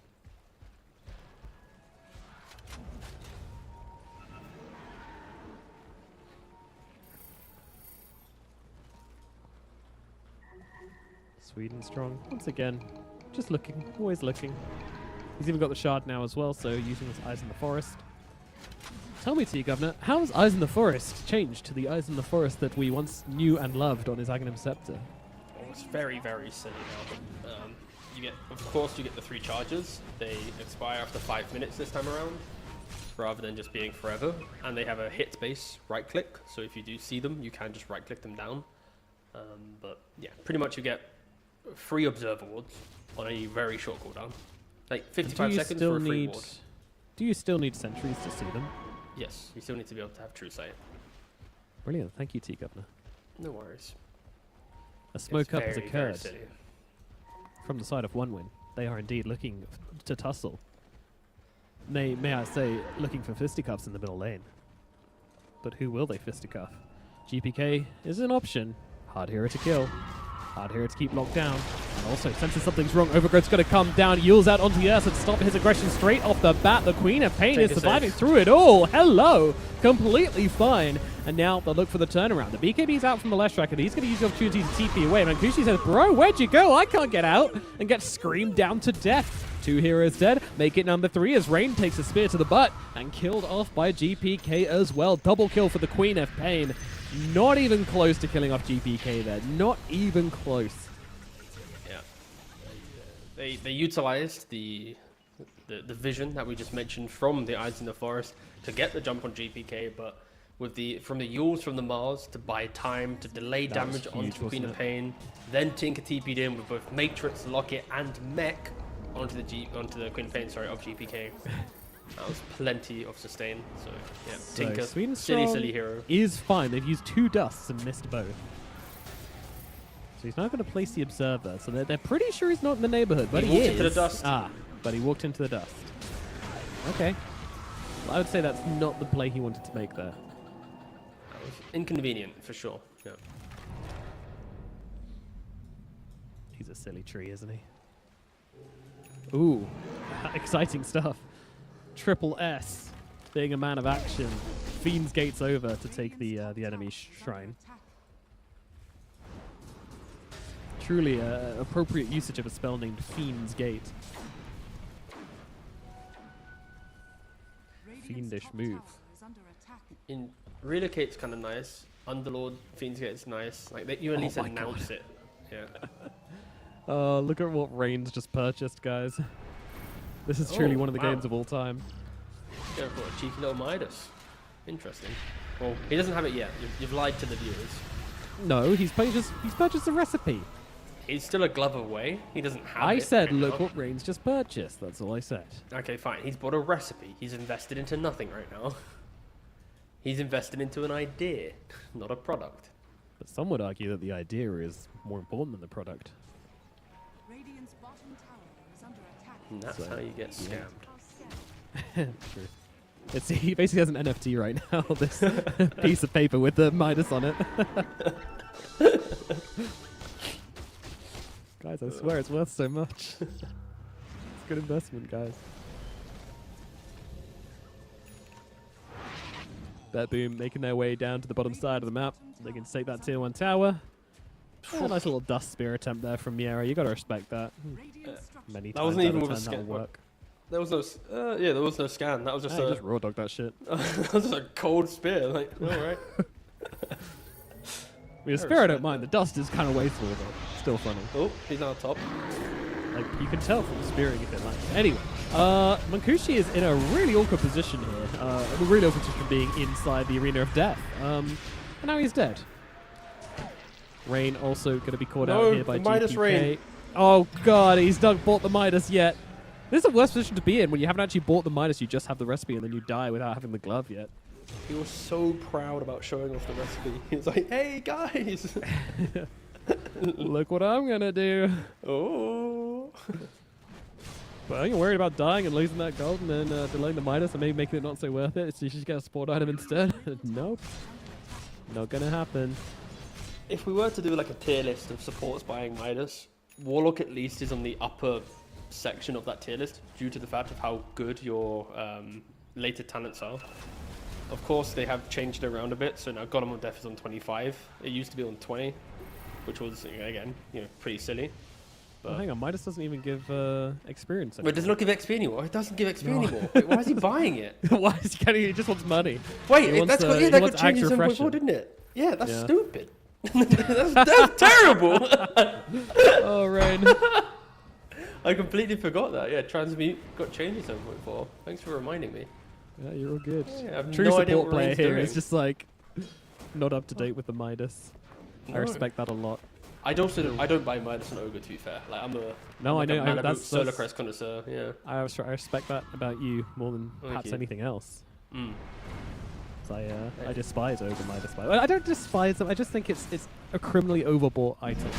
Yeah. In some games, it breaks the game because like a cheeky little Midas with like a Solar Crest into Hex, you are like the king of the fights, right? Other games, I just wish I had one utility item and we just win the game normally. Yeah, wow, yeah, completely forgot Transmute. Yeah, I don't think I've seen a Midas in like... Yeah, I long understand. time. Yeah. Oh. It does give you more money there. Oh no, Roche is mad. Roche is throwing everybody out the pit. What's happening right now? Roche is low. They're just going to go down and Squadix is the one to pick it up. One would turn up. Roshan walks into them and says, "Hey guys, have an Aegis." And they're going to be pretty happy about that. Miero getting up to the high ground, but he's got nowhere to run. He's going to be torn apart by this bear. Never mind, he's running away. Thank you very much, Mister. As we will die on Squadix. Triple S coming back to the equation, helping out. BetBoom, they did not turn that Roshan correctly. That is for sure. Wow. Yeah, like, oh, hold up. We're holding.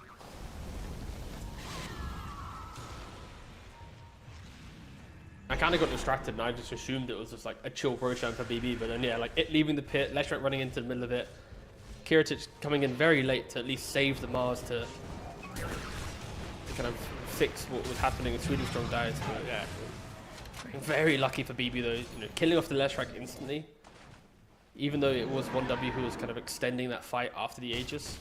If Leshrat doesn't die, then there is a world where 1W can maybe utilize this, but yeah. Aegis gone. Do they have any TP cancel? Oh, what the? What? He's rooted in base. Nice. Lucky. Yeah. Midas Warlock down. 2 charges on the Midas whilst dead.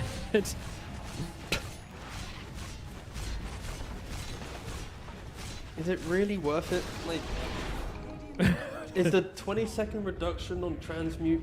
Like, I've not done any maths on like the. How much more gold is it? Damn, bro, he's queued up a Blink Dagger and an Aghanim Scepter. Like, how much money do you think this thing's gonna give you?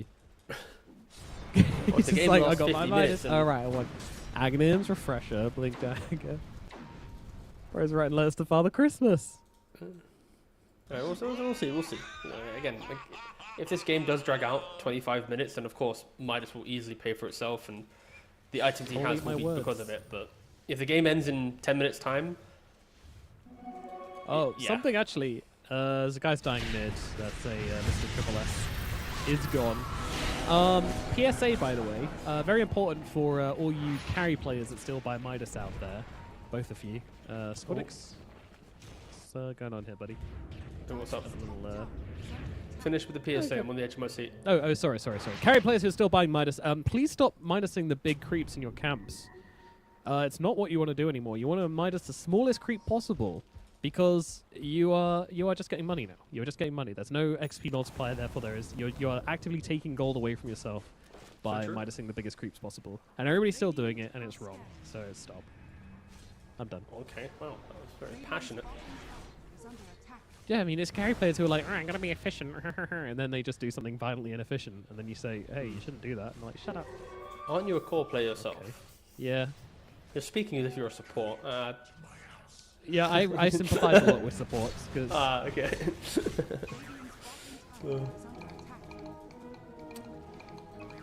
See, I actually really like playing supports. It's just, the rolling the dice on what core you're going to get is sort of... So where's he going to take this? I checked my like when I play support, I like to yeah. properly support, you know, I'm like, I will... Yeah, that's the ride or fun thing of die Dota. Yeah, and you enable wanna, my core to oblivion, but... yeah. That is the entire fun of Dota, just enabling someone else to have fun. And I'm just there like, yeah, I did that. Uh-oh, rain. Ooh. You know what they say, when it rains, it pours. They're looking once again for the Trio Protector, but they find the Warlock instead. Down he will go. It's interesting how much BetBoom are always willing to commit to the Trio Protector kills as well. Every single time they think Treant's going to be nearby, it's pretty instant, like dust. It's like 3 heroes jumping into the trees to try and get him. Like, they don't want them to let this guy stay alive on the map.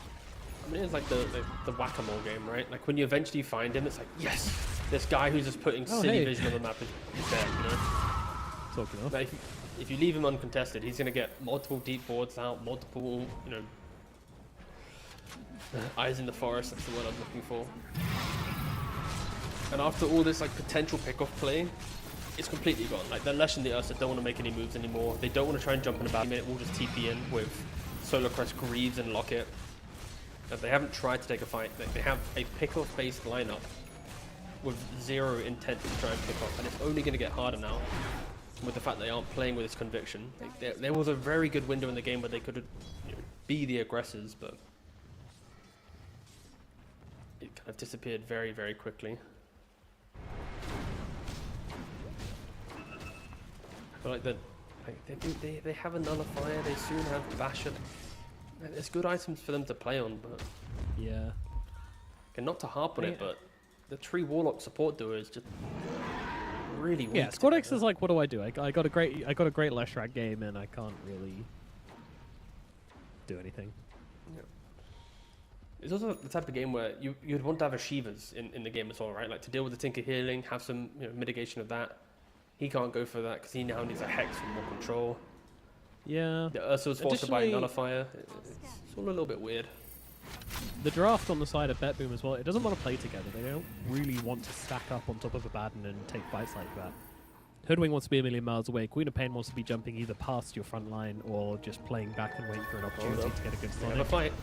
We do indeed. Squad X is going to try and break it by getting up to high ground, but Mier with a lovely arena onto the Warlock just takes him out immediately, so no Golem coming down for this one. Mankushi going to use a BKB to escape the arena. Sonic Wave does jump through 3, but they can't really find the follow-up. Mankushi just does not find a target. His whole BKB duration is spent running around in circles doing absolutely nothing, and now he's going to have to TP out. Strong just doing his best, trying to use Nature's Grasp, does do so, but now has to leave. The Squad X is dead, and Triple S also going to fall. It's a 1-for-3 trade, but more importantly than that, just showing how easy it is for BetBoom to kite these cores into oblivion. As Ursa is just never allowed to stand still and hit a hero. From that point, you've got to be wondering, like, why? What's his purpose in this game? It's just so tanky, right? Like, everything was kill Tinker, and then whilst that's happening, like, GPK is like, oh wait, I'm just free to do what I want. Kiritich is walking through the fight, chilling like, alright, cool, you take an Orchid, you can have a Manta Illusion on you. It's just very, very nice fighting from BB. Of course, they held the high ground. They kind of invited 1W in. Once they entered the area, they then picked them apart really cleanly.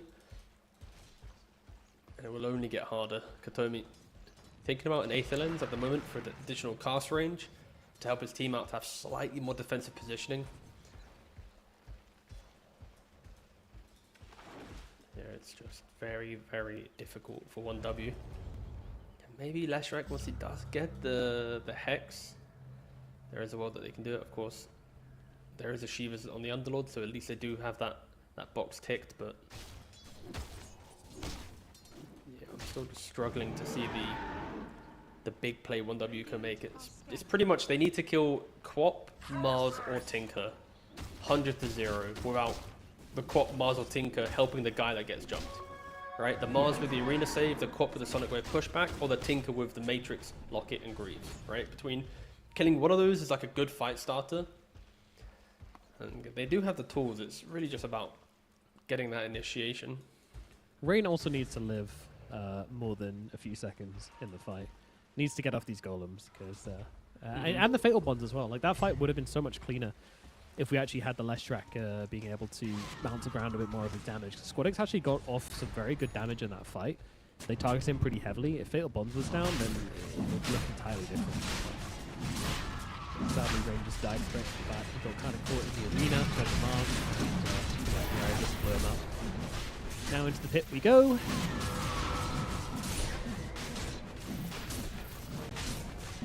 And by the way, part of the reason that he is able to just die from a, not particularly farmed Mars inside of an arena without any other help, is just because he went for this Midas. He didn't really have the stats at the time. Now he's managed to get an Ogre Axe, a point booster. He's looking a little tankier, but no Glimmer or anything like that to try to give himself the space he needs to survive, though. That one, so yeah, that's a bit tough. It's a weird game, to be fair, because like, what would Warlock buy that makes his toolkit feel even better, right? It's like, you could have bought a drum, but it's like, yeah, the Force, Glimmer, and Solar Crest are always an option. But, I don't know. Warlock's a weird hero. You're more on your spells and your items, and you only ever get like a couple items on a Warlock. Outside, of course, of a game that you're crushing, right? When you take towers, you then get 3 items pretty much, but it's one of the weirdest. We have Midas Greedy. Oh, okay, they got Tinker. Do they though? Push back though. No, they don't. So we don't now actually. Ursa, goodness gracious, that's a lot of damage coming out on him, but he does manage to get off the Enrage with the BKB and goes to the TP out and will be okay. Sweden Strong, meanwhile, gets killed off on the back. Katomi and GBK stay on top of him and bring him down. So once again, they start on the Tinker. They realize pretty quickly what a terrible idea it is, and they just bug out. Being able to press Warp Flare, like, the Ursa needs to respect that in the upcoming fight. When you get nullified on Tinker, you just press Warp Flare and you just push him further than what an an Earth Shot can do, right? Like, the Ursa can't then instantly jump back on top of you. You have to, walk back in closer, and pretty much you're going to need to BKB if you are to kill him.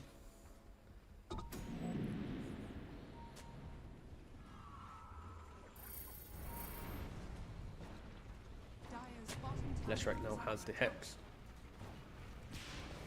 And soon to be 25 as well. He did go for the Pulse Liver damage. I believe Leshrac players normally go for the Diabolic hitting... oh my goodness. Triple S just killed right inside the base there. Jesus. I mean, that's the power of the Sharpshooter, I guess. Broken, taken down. Push him with the Catapult Wave as well, with the mana. Very clean Dota. You can aggro the creeps, but the Catapults will just utilize the mana very nicely.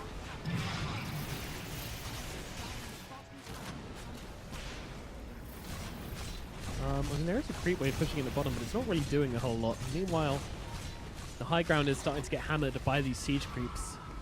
Kiritich, does he want to come up the high ground? Yes, he does. Start hitting at these barracks. Squadix showing off the Hex there, trying to get Kiritich a little bit, trying to buy themselves some time. They have buyback now on the Underlord. They can use it if they want, but they don't even feel like they can defend this one. Ursa's still out on the map. Kiritich just mapped to dodging Split Earth, because why not? And on we go, onto the middle side. 10 seconds left on the Underlord. You're going to have to do something here. But I mean, what can you really do? The Abaddon, he has Aegis, he has Borrowed Time. He has a Blink Dagger as well, so inside of that Borrowed Time, he can go anywhere he wants. Triple S is back, though. I imagine that's enough to deter them, but Kiritich is not stopping. He's going for the range barracks now as well.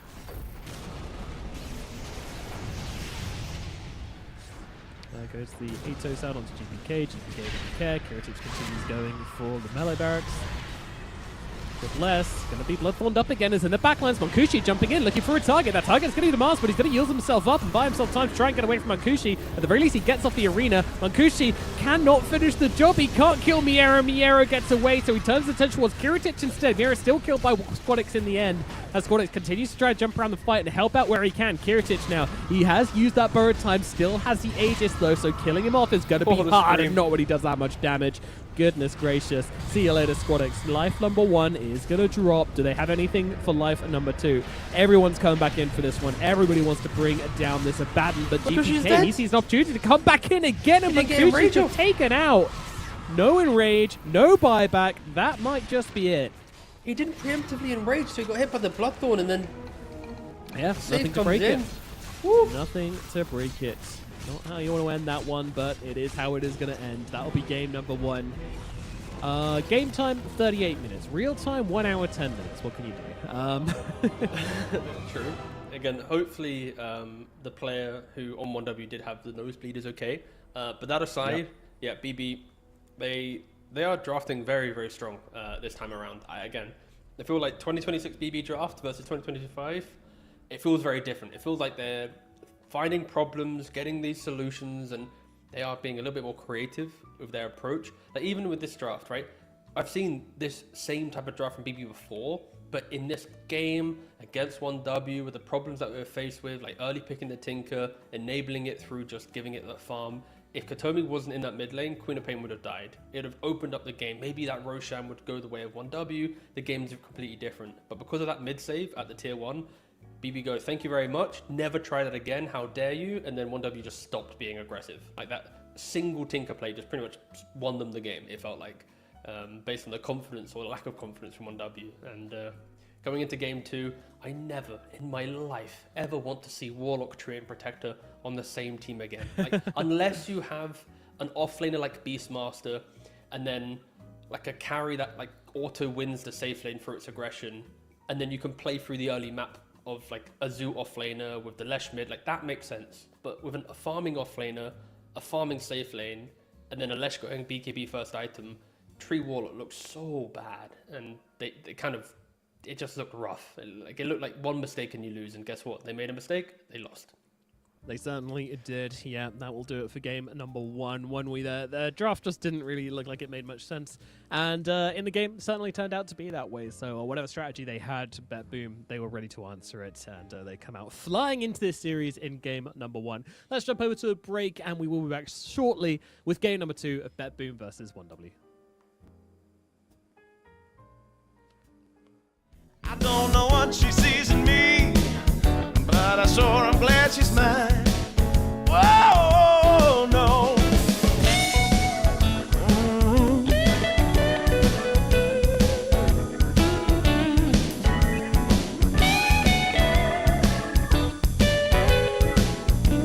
Oh, yeah.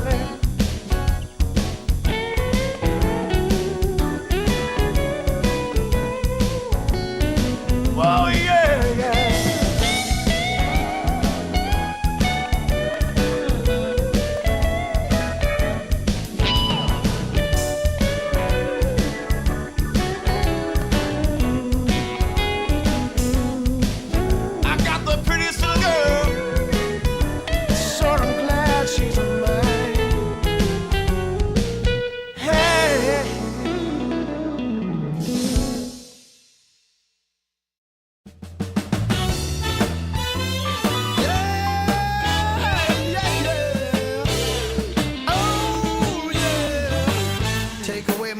But my camels and jack, go ahead and take them all, I don't want them back.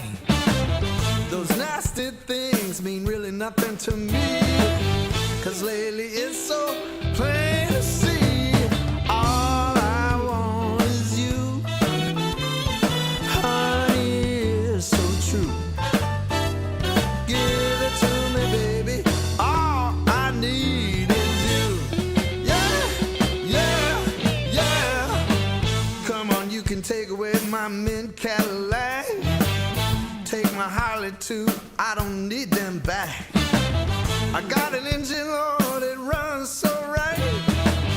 As long as I get your loving each night, all I want is you. Honey, it's so true. Give it to me, baby. All I need is you. Yeah, yeah, yeah, yeah, yeah. In the morning, well, early in the morning, late in the evening, round around noontime, round about noontime, baby, 24/7.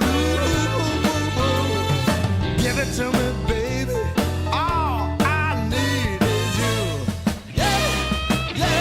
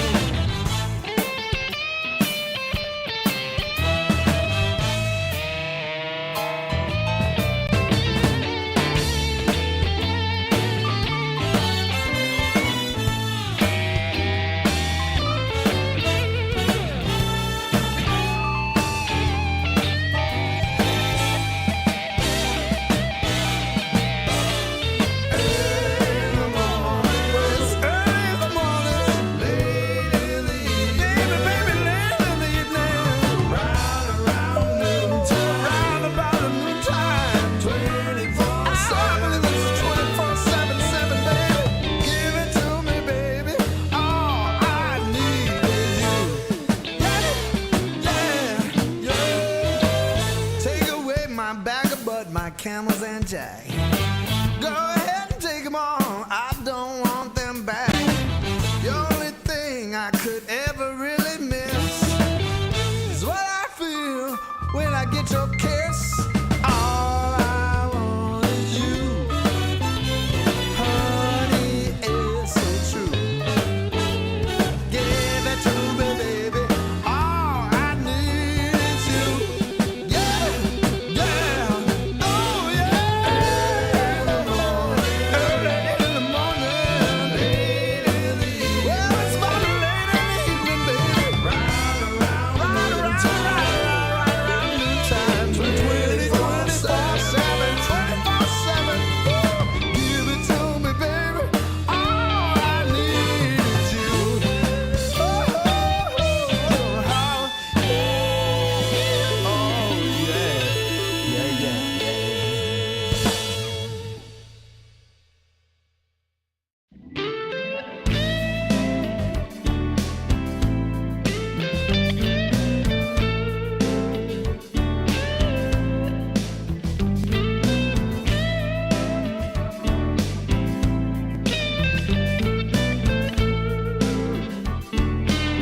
I've been running from a dark cloud. It's hanging over me. I've been running from a dark cloud. It's hanging over me. I gotta find me an angel to come and set me free. I need to find me a little sunshine to wash away the rain. I need to find me a little sunshine to wash away the rain. It's the only thing I know that will take away the pain.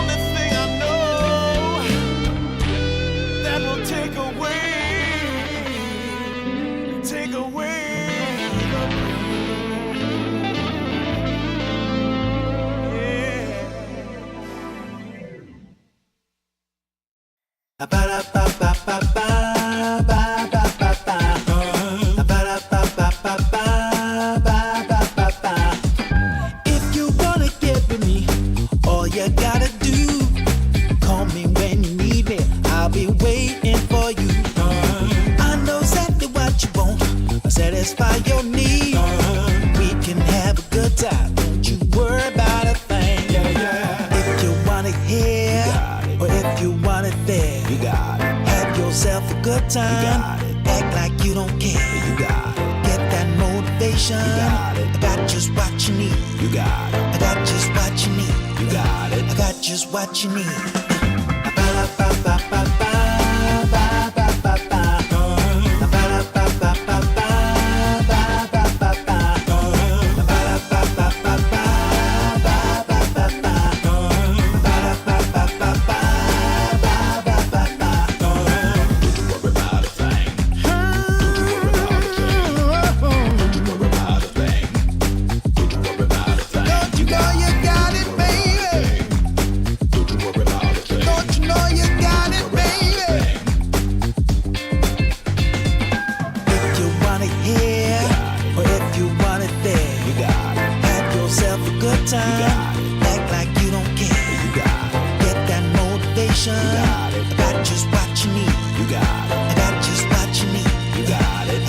What you need.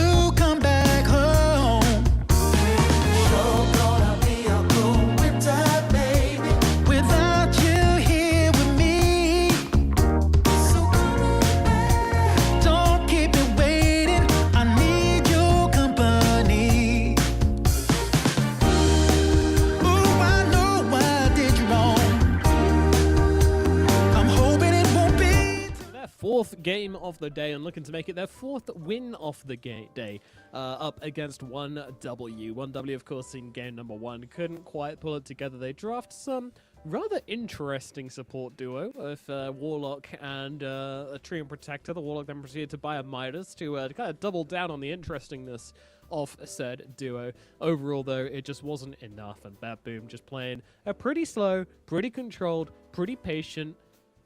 I was going to say mistake-free, then I remember that Roshan where he started running out the pit, threw them all away, and then gave Squadix an Aegis. But other than that, mistake-free game.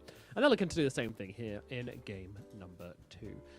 Yeah, looking back on that game 1, there were a few moments which, you know, BetBoom probably could have done better at. So I think they are capable of putting together a cleaner game here in the second game, T. Yeah, I mean, there's always a chance, right? I feel like 1W looked like the type of team that they need their lanes to be slightly winning with momentum, and then the momentum to carry them towards more kills, and they'll be fine. As soon as the game gets a bit more of a stalemate, I do feel like they are a little bit lost. So they are showing signs that they haven't made the big improvements that I was maybe expecting since the last time I saw them at DreamLeague. But again, they are the type of team that if you don't respect them, they'll beat you in a game. If you respect them and you are able to showcase like just good strength, then you have good chances of being able to pick apart what 1W have. Again, we'll see where they want to go within the draft in game 2. 1W at the moment, they ban out 3 supports and a Tiny. Again, Tiny technically could still be the mid or support, but still a large focus on kind of enabling heroes in the first phase bans from 1W. Jakiro. Now, for most teams, you'd be saying, well, this is obviously a support, but BetBoom aren't most teams. GPK, he's a bit of a scoundrel, and as we know, if you let a scoundrel go under your watch, then you might get burned, and that's exactly what happens here, because GPK loves taking the Jakiro to the middle lane. He loves it, and surprising people with a annoying dragon. How does Jakiro in the middle lane work? Well, my friends, I actually watched that replay like 3 times trying to learn it, and then went and lost 3 games in a row with it. So I'm the perfect guy to tell you. No, it's actually very strong. You dominate the lane pretty easily. You don't really have to do a whole lot. You just spam your spells, vomit spells. It's very hard to lose lane as Jakiro. You take all the tier 1s in the game. You die once, and then you lose all your impact for the rest of the game. That's pretty much how it goes down. God, I was really worried you were going to hype this up, and I was like, brother, he played it one time at Valahia, lost, and they never played it again.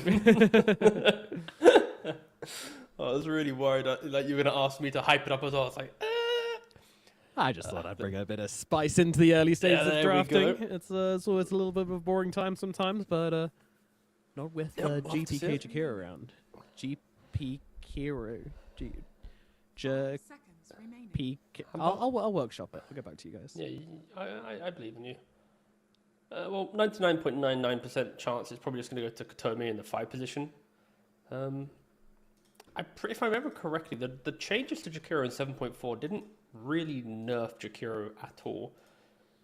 They moved around his talents pretty much, and then in 4B, they reduced his burn damage and impact. They reduced his burn damage on Liquid Fire, of course, slowing down the siege of towers. But then they made Liquid Frost slightly weaker in early levels, but then eventually stronger at level 4. So it's kind of weird. Like, again, the nerfs to Liquid Fire and Frost, I would argue, are annoying, but not like, oh wow, the hero's dead. And then the talent changes didn't really change the hero at all. So, yeah, Jakiro, slightly less damage from his 3rd spell, but everything else is good to go, firing on all cylinders. 5 seconds remaining. I'm wondering if BetBoom have always given us something slightly surprising in each game. We had the Tinker, we had the Birdseeker. I wonder if they've got anything else planned for this game.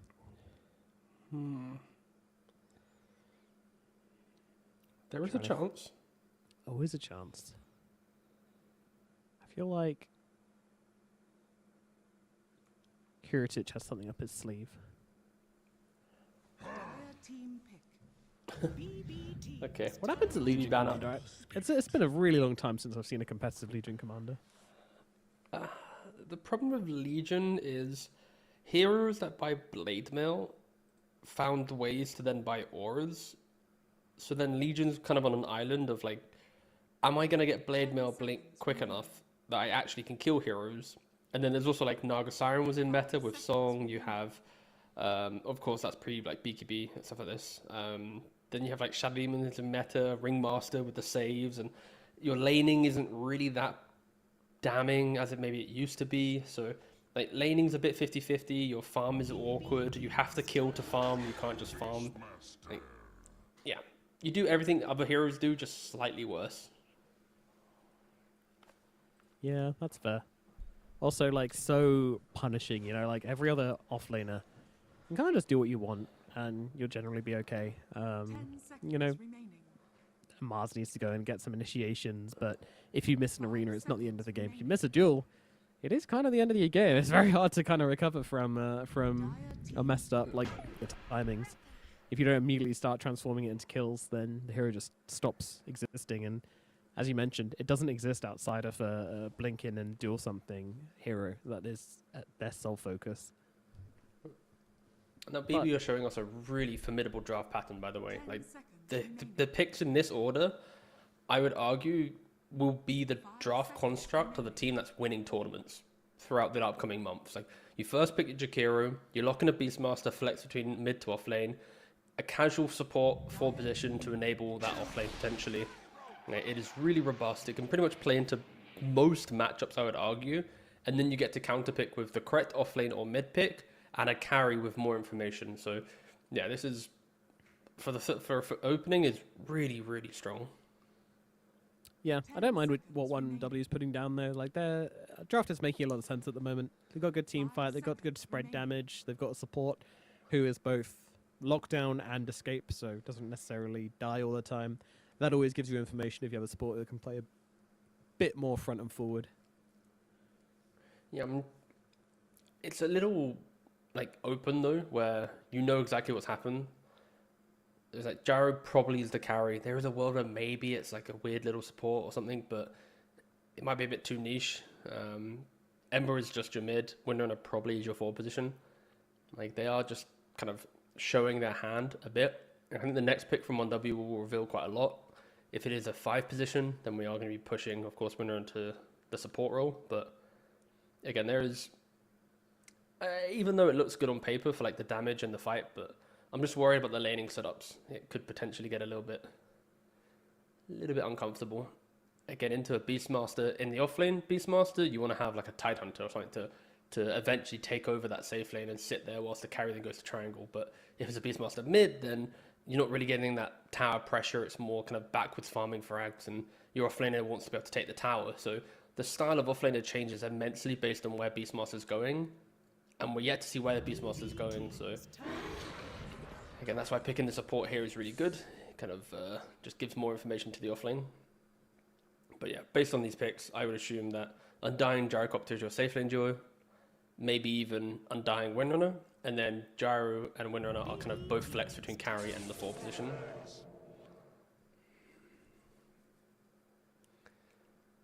Okay, so maybe it's lock in the Axe. So yeah, Axe off lane and Beast to mid.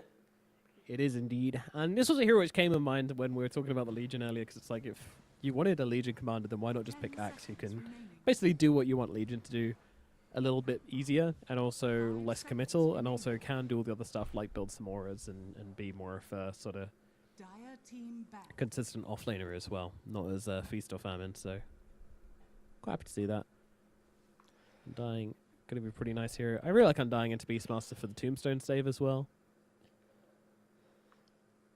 Have you ever realized, like, again, when we watch like competitive Dota, we often use like a draft HUD, right? Or we have something else to see rather than the in-game.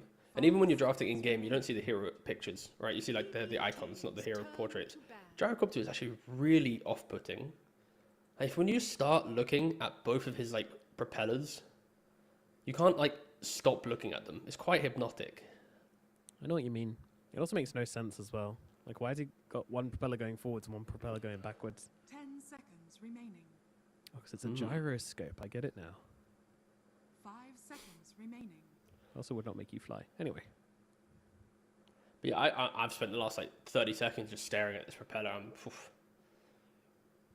You know, you might think it's a mistake that the guns are pointing through the propellers, but that was actually a thing in fighter jets and stuff. Or not fighter jets, fighter planes, propeller planes, where they function on the same mechanism as the rotor. So it would actually fire through the rotor without ever hitting the blades, without ever blowing yourself up. Because that wouldn't be good. You'd fall out of the sky and die. Yeah, I saw a video on that like the other month. It was really cool. Weird. Yeah. Well, what are we looking at for bans? Underlord, the offlane for 1W, and then Omni Knight. Okay. So respecting the potential, just repel offlane, I buy an Aura and go crazy. And then Kiritich. You're probably playing into... Okay, he doesn't even care. Just throws in a Kez. So yeah, we are just getting... We're Kezing it up. Let's go. Yeah, just different carries throughout the day. Pretty good Kez game. You can kill Tombstone pretty quickly. You don't really care too much about the other heroes. You have this like big burst, especially because you have the lockdown, right? Between an Ice Path, a Aurora, a Bushwhacker, or a Cool, you're going to kill a hero very quickly with a Kez. So yeah, plenty of control to amplify Kez's damage. And now 1W, with limited control, now need to find a hero to kind of tie their draft together. Like when Beastmaster gets to like Axe, BKB, Shivas, when Kez has like Deso, BKB, and a Blink, there are some concerns for 1W how they need to fight this in this game. And they only have 10 seconds left. They have such a brawly lineup on BB though. Like they do go for the tide. Okay. Okay. Yeah. When you're faced with a unstoppable object, you put in the immovable object and hope for the best. Yeah. Tide aims to be. Very good team fight on the side of 1W, you have to say. Lots of split damage coming out from the Ember and the Gyro. Tidehunter going to give you that Ravage for the control. And you've got pretty active supports as well. Tombstone can be annoying. Again, just to clarify on that, it's good damage within the team fight, but not team fight in itself. Like, they don't have good control. They have good damage when they go for the engagement. Yeah, it's just a Ravage otherwise. Yeah. Like, I am very concerned for 1W in the fact that Tidehunter has to do quite a lot for his team. He has to frontline, soak the raw. He needs to be ready to counterplay the aggression. He has to have a good lane. Everything needs to be on Tidehunter's shoulders, right? And then if he comes crumbling down, there is a world where you just get run over. Of course, Undying and the Gyrocopter is a very, very strong lane. So I am looking towards that at being a pressuring factor for 1W. Like, that safe lane needs to win. Like, you need to see Gyrocopter top net worth, zero respect on Axe, and just farming like a madman. Like, that is like step one to winning. Yeah, Kez is like that. A Kez draft is there's always going to be a risk of running you over because that's kind of what the hero is designed to do. It's just designed to overwhelm with damage. So it's always a threat. And, GPK on the Beastmaster, he's going to chill until he gets that Aghanim Scepter, and then he's going to be everywhere. He's going to be taking Roshan, he's going to be in your jungle, he's going to be pressuring really, really hard. You need to be ready for that. Oh, wait, no, I couldn't. I also don't really think I like the mid matchup. Like, I don't know if Ember survives this. Beast will be very happy in his farm. There's GPK is not looking at this matchup going, oh no, how am I going to deal with this one? It's just going to be him on cruise control, I don't make know some if Ember can stacks. survive it, 'cause it's... Yeah, that's what I mean. I'm just phrasing it from the other lens, right? GPK is just full free. Like, Ember's going to maybe get an active rune and look elsewhere, but it will be worrisome. Again, I think it just comes down to the support duo, right? Like, with the Warlock tree in game 1 for 1W, now in game 2 it's like Undying Wind Ranger, and I don't mind it. It's just like heroes that can instantly fall off if the game isn't in your control. Like, Wind Ranger just throws out a shackle casually, Undying's Tombstone will disappear, you'll have like Mana Boots, Bracer Wand, and maybe a drum or something, and it's just kind of like watching your team. It's just scary. It's just very volatile heroes compared to what we see from other teams. We will be seeing 2 for 2 on the rune, so an even start begins. Yep. Everyone's chilling. Everyone's trading. Everything's equal. Let's see. Kiritichi is a Falcon Blade enjoyer. Okay. Looks like it would just be the singular Falcon Blade, though. A lot of Kez's like to double up, go for that extra early damage, but that's usually a mid thing, I think. You say that, but I was looking at Monkushi as well. He's got the naked Falcon Blade build going. I haven't seen this one in Gyrocopter.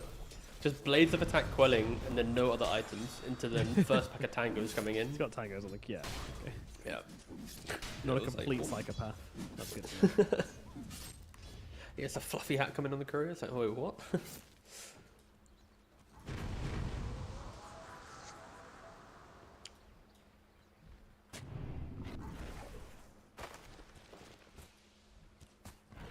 Yeah, so we'll see how Squadix is able to do in mid versus the Beastmaster. I mean, I guess... Oh, that's actually a lot of damage coming out very early here. Like, yeah... GPK actually can't take off the Flame Guard with anything, so that's going to be the big plus point for Squadix here, I suppose.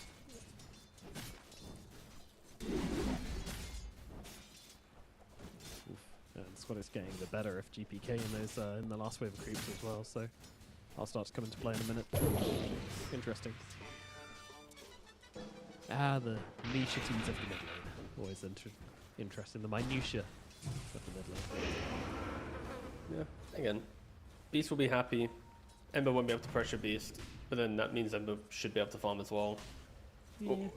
We'll see who gets the active rune, see who kind of like opens up the game that way, but Ember wants to play from active rune into map, Beast wants to play from kind of active rune into jungle, right? Like there is quite a disparity in that regard.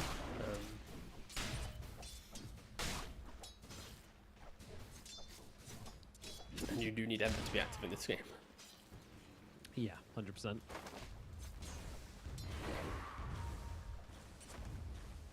Damage coming out onto Tide Hunter, but we'll just use Track, Crack, and Swell. Dire's courier has been killed. That'll be absolutely fine. A lot of trading, but not a lot of threats coming. It's kind of difficult to get any kills in the side lanes. Someone really messes up and it's up to the top lane, they can die. Bottom lane, the Jakira and the Kez should be looking for kills at some point, especially if Sweden Strong steps out of position, so that'll sort of be the main points.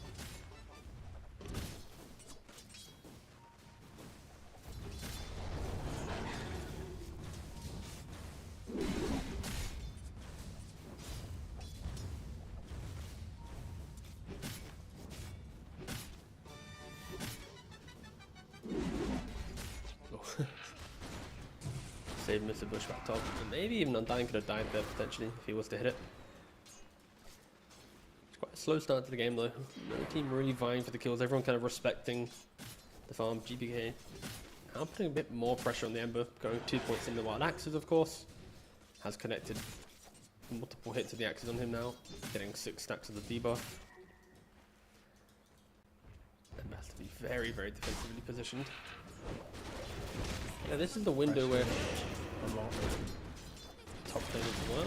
Monkushi. Ooh, he's gonna get first blood. Takes down save. Save has been very spicy with his positioning, right? The game one where he gave away the first kill to the Warlock. Monkushi having to deny himself. He gotta kill it, he's gotta kill it! He's not able to do so. Thought he could maybe get the creep kill and get that hunger off him, or get the deny, but neither one worked out for him. Wasn't worth it, but Rain did have Mango to then press Soul Rip, but it would have just meant your Gyro's in an awkward amount of HP next to a camp, next to an axe, and of course he's like, you know, I'm not going to waste my Mango for this, like, you messed up, I'm sorry boss, but it's not worth it. You need to be full HP, then we can play out the lane, and that's exactly what happens. Nice thing as well, the Undying has bought the Quelling Blade, because with a Gyrocopter, eating all the trees around the camps is nice, and utilising that flak. Also cutting the tree of the Hoodwink, also beneficial. As top lane is just a full-on brawl lane. Yeah, they're fighting. This is kind of what I was expecting all lanes to be like, but bottom's actually been very chill. Kiritich has just been wanting to hit creeps, not go over the top, chasing down kills or whatever. So yeah, everyone's sort of chilling at the moment. But you know, if you do step into an Echo Slash, then you're gonna have a bad time, especially with the Katobi's combo. He didn't shoot that combo on a Titan, just instantly blubbered it off. But it still feels so weird, by the way. I know blubber's been around for some time, but saying blubber and not Kraken, it's... Whew.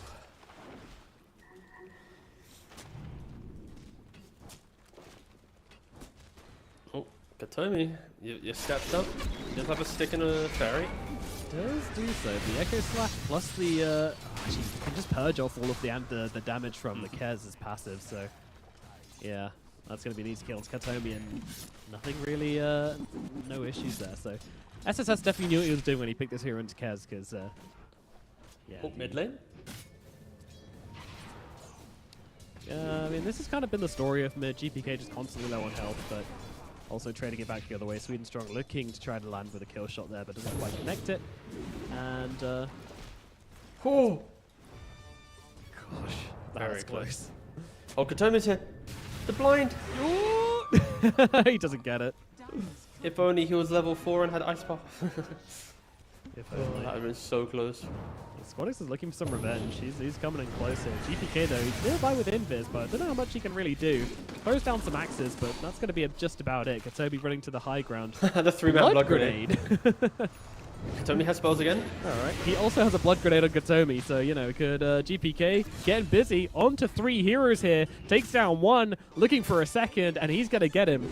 The axes are available, but no. There is a remnant out. Squadix gets away. That does not feel good. Your Gyrocopter dies top. No. You drag the Ember, Undying, and Wind Ranger to chase the Jakiro. You kill the Jakiro, and now Squad X doesn't have TP, doesn't have bottle charges. That is a really, really unfortunate, chain of events for 1W. Self-inflicted, you may add, but...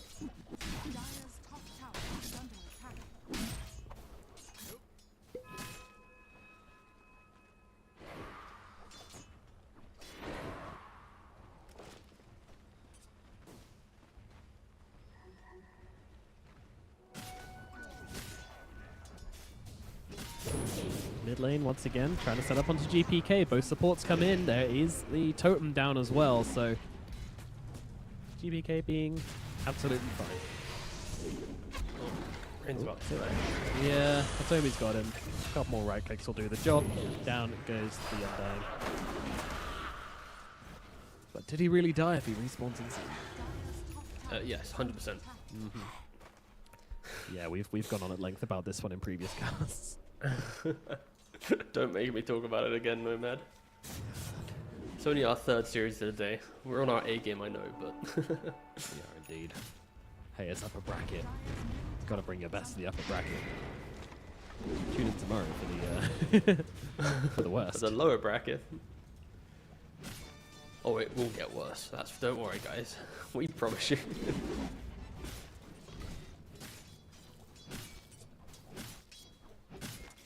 Saving Katomi smoked up. Wrapping around the top tier 1 tower. Rain did just use the Sea Sturge to get that free life back, but that life is not being used. He had the second chance. Blew it. Sent back straight to the fountain. Yeah, absolutely blew it again, unfortunately. Just constantly being where the enemy is. I mean, sure, Monkushi gets the early warning sign, the canary in the mine, to know that he should not go back to that area. But still doesn't feel great.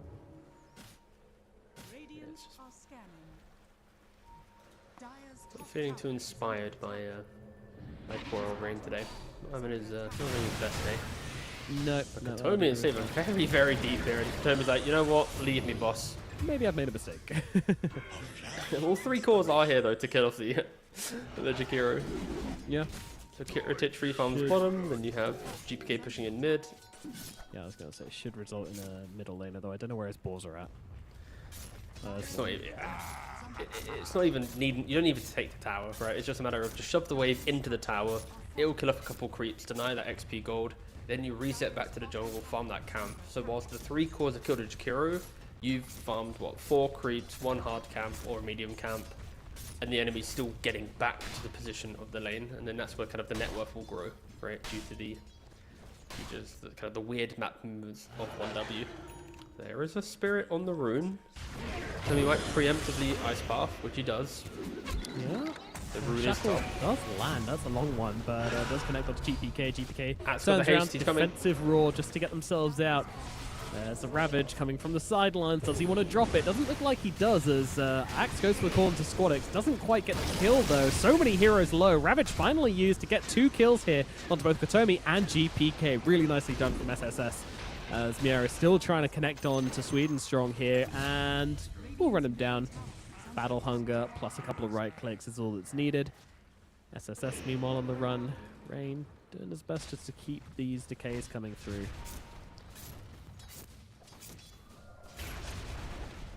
This is a really good rune pickup for the Axe. When the fight started, he had the haste. He held it for a second. Then he took it, runs on in.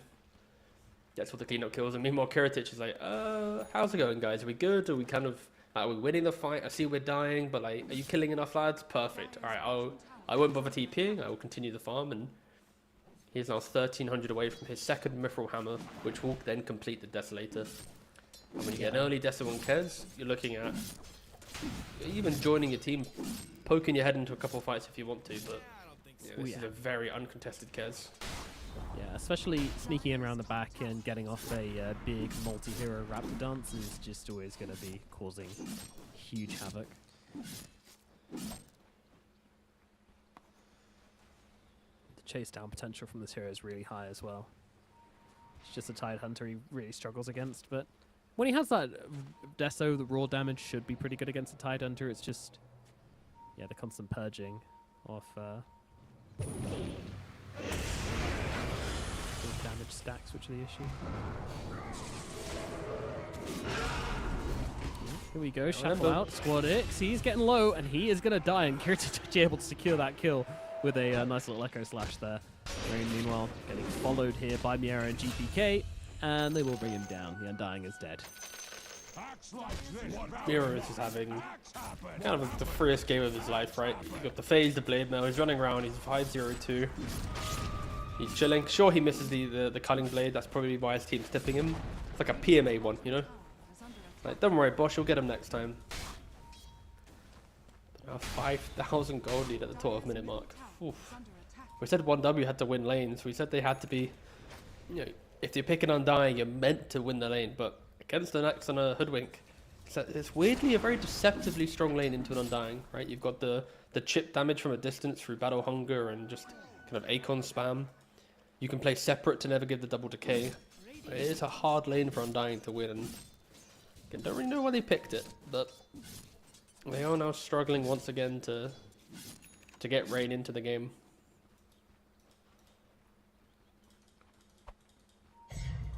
Get him into the series, to be fair. True. Jump onto SSS here, and they're going to break him with the bush, the sharpshooter, but not going to do enough. Ravage catches onto all three. Sweden Strong looking at save here on the side. The rest of the heroes are taking a bit of time to come in. The Ember Spirit is making his way over, but I don't think he's going to be here in time to secure any of these kills. Maybe save dies to the zombies, but gets the deny. Nicely done onto that neutral camp. Earned himself a tip back from the arrow for sure. So they get absolutely nothing from that Ravage. Yeah. And you can see the communication from BB as well, right? Like, when Save is dying, the Kez is using his ultimate to be able to provide that additional kind of loss of vision, right? The Raven's Veil. Meanwhile, Miru and GPK aren't bothering to TP. They might be observing the fight, but they've heard the call. They are. Yep, under the tower, this is different. Without Ravage, it is time to go, but Kiritich has been caught still, but he managed to get off the Raptor dance, does a whole bunch of damage back the other way. Squadix is going to tick out to all of this extra dots, but Kiritich so very low, he's parrying away as best he can, but it's not going to make a difference. He will fall eventually. Mankushi somehow denying himself to a neutral creep in the middle of that as well. So they didn't even get the kill onto the gyrocopter. As, SSS caught trying to TP out. They can't kill him, but, you know, stop him TPing, delay his game, be annoying. It was really nice from Squad X, right? Like, he gets caught, but then he gets the Remnant over top of them, then chaining them together to open up for the Undying to hit the multi-hero power shot. But yeah, if the Ember gets caught with the Culling Blade, doesn't get the Remnant off, it could have been a very, very different engagement. They're doing a split apart, kind of kite away from some of their heroes, and kind of in his dying moments was able to just set up his team. .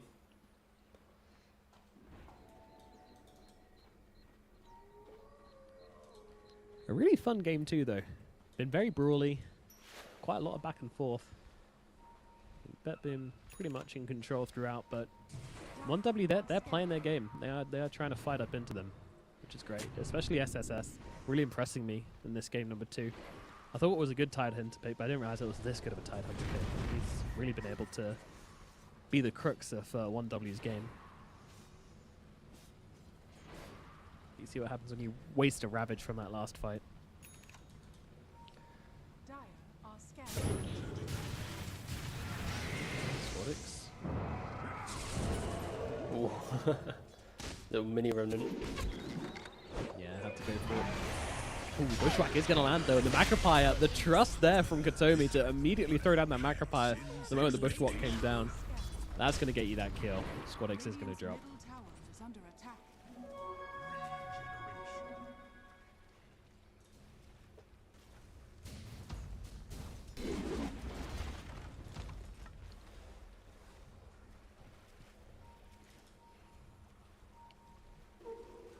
It is unfortunate that Koshi did die in that last fight though.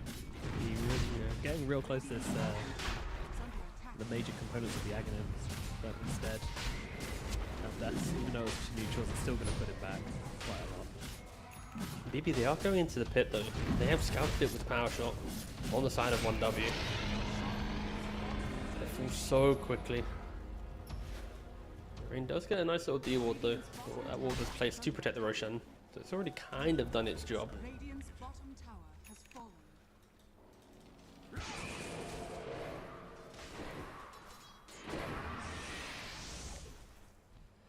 Yeah, Axel so now has the full pipe, the Blade Mill, looking towards half of a Blink Dagger. Yeah, Very, very scary stuff. One thing to note though, Katomi has consistently looked to buy mech on his position 5s.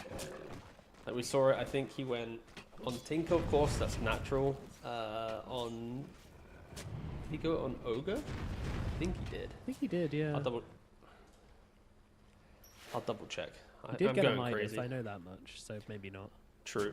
Yeah, so he went Greaves in his Silencer game, he went Greaves in the Ogre game, he went Greaves in the Tinker game, and now he's looking at another mech on Jakiro. And I've been playing a lot of Vlago, which naturally you want to think about like mana boots and mech, of course with like your healing and your buff ups, but I mean Greaves does feel nice. It did get a rework, but still even after that, it's still quite a nice little item to buy. Yeah, for sure. Smoke up, though, from BetBoom now. Axe actually switching away from the Blink Dagger and instead going for the Crimson, so once the double auras. Oh wow, yeah, okay. Just walk it down the lane. Again, early Crimson against the Gyrocopter is so damning, right? A hero that's built on utilizing physical damage, especially with Flak. You Crimson your team up, it really is kind of like extra lifeline during the early fights. So I do respect it if you can get it at a good timing. But I also he's find very it kind of clearly on path to that. amusing that they smoked up because they've hit this timing on the Beastmaster where he got his Blink Dagger finished up. They just smoked without GPK for the first half of it, just sitting in mid lane waiting for someone to show. Sweden Strong trying to get away. Kiritich even trying to catch him out there with the Raven's Veil, but it doesn't connect. So Sweden Strong, oh my goodness, you don't quite catch the Undying there. But Sweden Strong will eventually be brought down. It might take a few more grappling claws, but GPK gets it with the Wild Axis. So, I mean, that was not a worthwhile kill, to be clear, for BetBoom there. That was like a minus net worth kill because they spent so long. They spent smoke, they went all the way to mid, all the way to bottom. Okay, never mind. I take it all back. They used the Chaos of chasing bot lane to utilize the ward they had earlier, which I believe was maybe even up when they killed the Ember in this position before, to then get him again. So, I mean, when you have these drawn out moments, there is a world where like the win runner player, or whoever's getting chased, is like, guys are chasing me, don't worry, 3 bottom, go farm. And then during that, you kind of lose kind of sense of the map setup, right? Like, do they have TPs? Are there tier 1 towers available? Because like in your head, you're hearing, you're safe, go hit creeps. I'm buying you time. But, at the top level, once that communication is done, like 3 seconds later, they can be completely different position on that and killing you, and that's exactly what happened. So, and potentially communication could have been the downfall there for 1W. Yeah, absolutely. Well, It's time to take down a Tormentor and get ourselves a Shard. Shard, of course, will go to save. There is no doubt there. Damn it. Kotomi is the one who gets the Shard. Look, guys, I threw a 50-50 game. I wanted to try to impress you. Mm-hmm. I read that.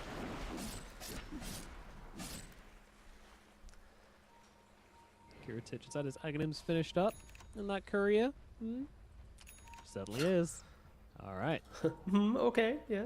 Okay, yeah. Well, Kez now has himself the axe, which means Combos. Yep. yeah, pretty much he can use all of his spells.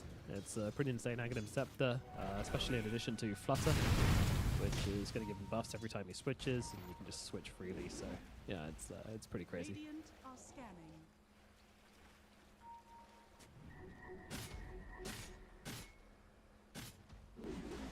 I'm guessing, would it break the hero if there was a mana cost on switching? Is there a mana cost? There isn't, right? No, it's just 4 seconds cooldown. But that, I guess that would potentially break the hero. Yeah. The power of Kiritich is fighting 3 heroes now, so we get to see how strong his Aghanim Scepter really is. And as you can see here, he's dropped almost all of his abilities, and yeah, Rain is just going to die from that. You unfortunately sit in the Raven's Veil along with the Raptor Dance. You catch a couple of stray echo slashes, and all of a sudden he's dead. Okay, Rain is back and he gets a kill. Let's go. Kotomi just sat in macro pile. I was like, I'm just going to keep right-clicking this tower. You either kill me now, or I get 2 more spits on the tower. You decide. Yeah. Quite something, but my biggest takeaway from this series and just covering the qualifier is Kotomi loves Greaves. That's all I'm seeing. He sure does. Here we go, middle lane. They're going to jump in here. Beautiful shackle onto both GPK and onto Kiritich, but the call from the arrow, dragging SSS back and forcing him to use that Ravage. Oh, the sharpshooter comes flying on through, but does not connect. The arrow is still looking, but it's so hard for him to catch anybody here. He does not have a Blink Dagger, but he has got a Hoodwink who lands a Bushwhack, and now they can get some damage off of Kiritich here, but yeah, Kiritich able to follow up and blow up Mr. Rain once again.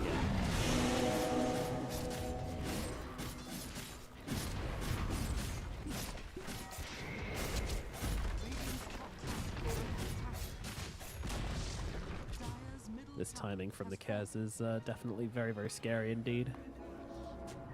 It's very hard to play into. You basically need to break his combo, try to catch him out with a well-timed stun, which he can't then evade with Raven.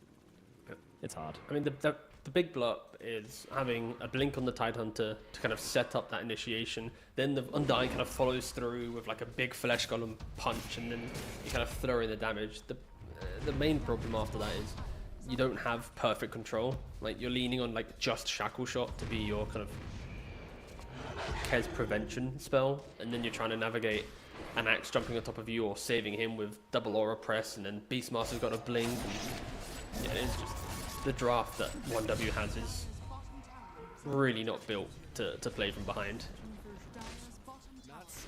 Rain yeah, just losing absolutely everything. Yeah.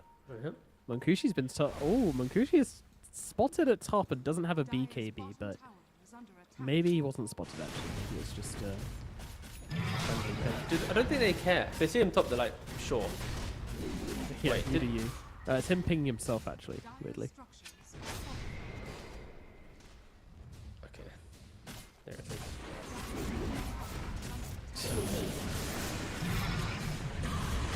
Yeah, just spamming out these battle hungers. Kiritich, and she drops the full-on Raptor Dance there. Presumably for the immunity and dispel. Just getting those spells off him.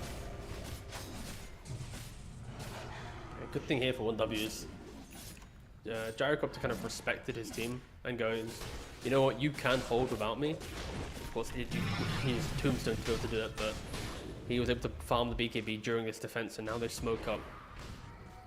We've kind of said this phrase before, but this is like the smoke of the game now for 1W. Like, can they use this BKB? Can they get him into the middle of the fight? Throw some vision onto the Kez, and Go It's crazy. pretty painful because it's 400 gold off Shiva's damage guard top. for SSS, and yeah, this could be huge. They're going to try and bait on it. Both teams seem to know the other is there, though, and they all scare them away. It's going to be the Gyrocopter to pick this one up, and is this a fight which you want to take, BetBoom? That is a decision they have to make. 1W deciding not to go up that high ground. Miero still just running around. Truly, you know, I'm pretty big fan of Axe Without Blink, where he just kind of runs at the enemy team and forces them to have to respond. If you want to go real crazy, you go for just like a Lotus here, right? And then you reflect back the rocket, you dispel the root. There's a world where you go even more obnoxious. With this like run at you mentality. Struggling to deal with him so much. Yeah. Axe misjudged. What happened? Axe happened. Well, no fight being able to be created there with the AD rune on Mankushi. Would have been a really good opportunity there for 1-way. As we said, kind of the moment of the game doesn't quite come to fruition. What's up? Did we mention the Ember Midas? We didn't. We didn't. I'll be honest, I don't know how, but I didn't spot that one. I didn't. I clicked on every hero in the game, but Ember. I somehow missed it. Well, Okay. yeah, he wants to farm, I guess. Lose? No. No, it's good. 1W potentially might be the first team to be 0-2 on Midas, I guess, in this qualifier.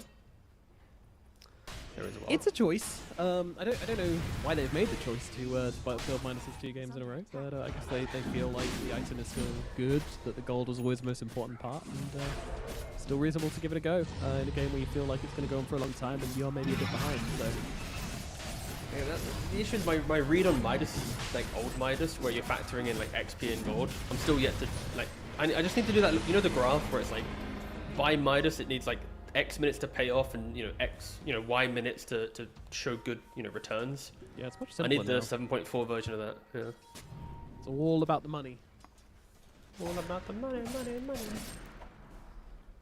Oh, you don't want to sing Beautiful together? singing No voice, worries. but yeah, don't get it too right. That's right. Trees being okay. thrown, winds running around, tides hunting in the trees. Everybody's poking and prodding at each other. Nobody's committing as of yet. 1W just holding this high ground area, but BetBoom respects them enough not to run up in there and try to fight them. I mean, this is very disciplined from BetBoom. Even though they are 14k gold ahead, they have an Aegis, they have everything they want.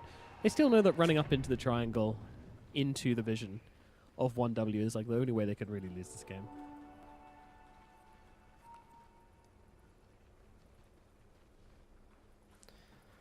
Here we go.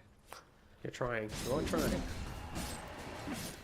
Radiant's bottom tower is under attack. High ground time it is.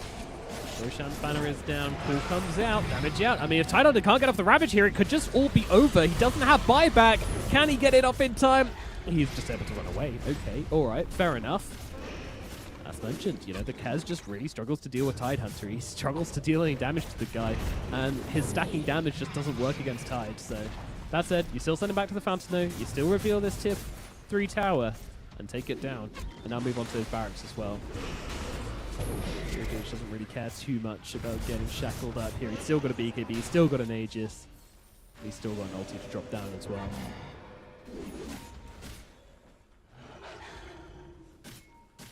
Raptor Dance can just be that really scary game-changing ability as well.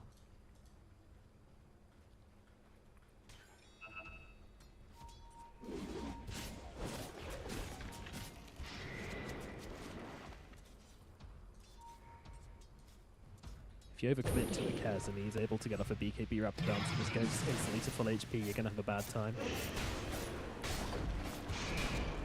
Kiritich knows this. So I'll try and poke him down from afar. Keep on messing with him. Meanwhile, Gyrocopter, he's still farming up outside of base. What's he going for here? Oh. I saw the Demon Edge. I was really hoping there'd be a Rapier, but it's just a smelly old Darius. So he does complete it, so he's going to turn up to the fight with a bit of oomph. A bit of vavavoom to start to threaten these guys. And despite everything, Mankushi is the sort of alpha carry of the game. Yeah, Kez is strong. Kez deals a lot of damage, but Gyrocopter, he is that 1v5 hero if he needs to be, if he gets there. Still a way off yet, but it won't be long. The Satanic and Butterfly, and you know, that's all he needs. Just a few small items. just a couple more.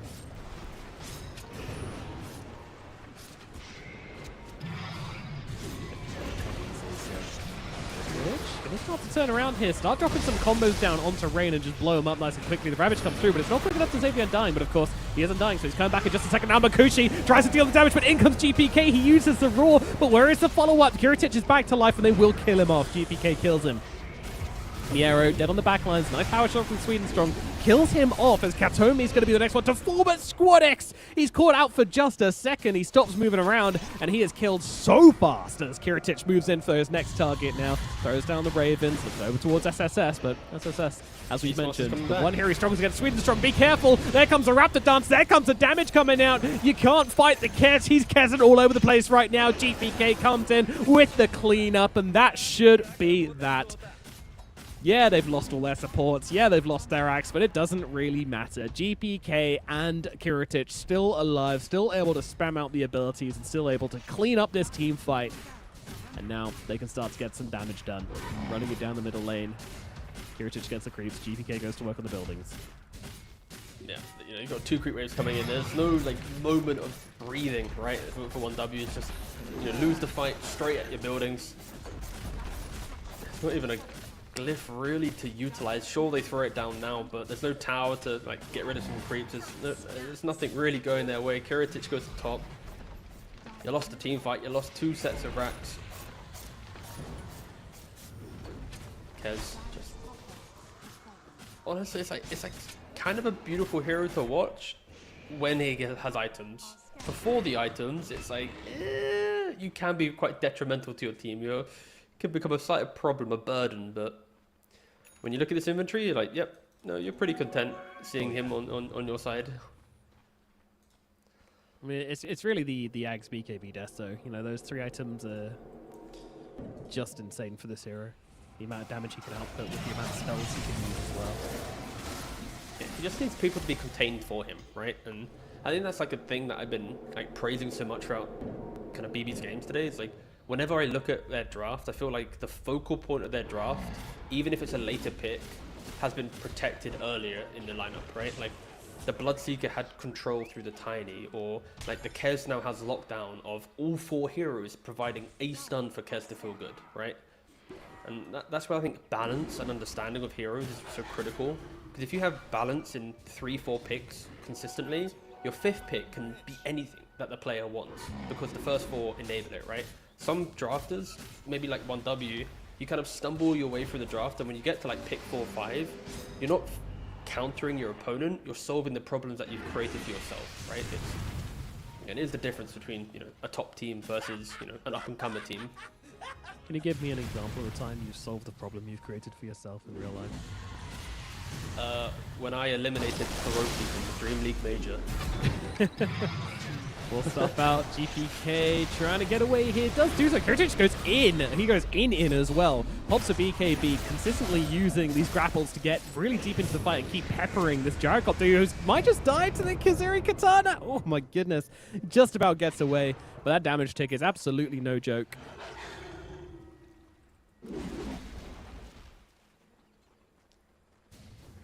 You've got to be so careful when fighting Kez. He gets you to half health, and then the Katana follow-up is very scary.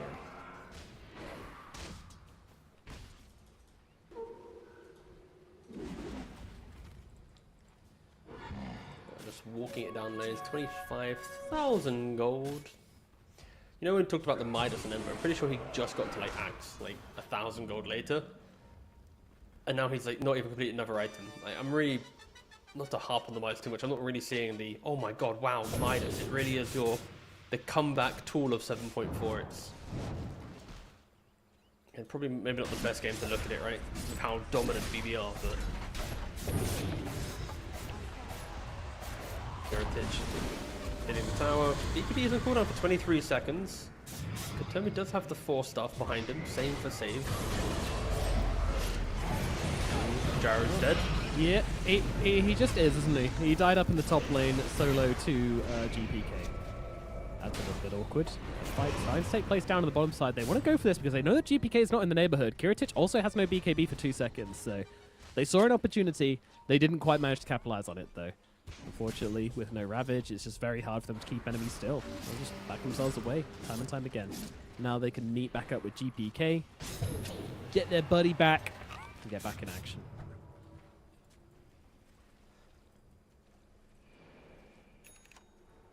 Kaz wondering where on earth this Wisdom Shrine just went.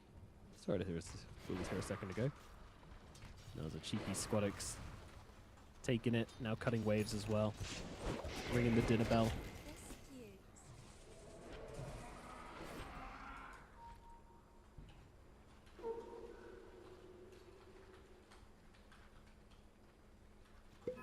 Почему всегда я?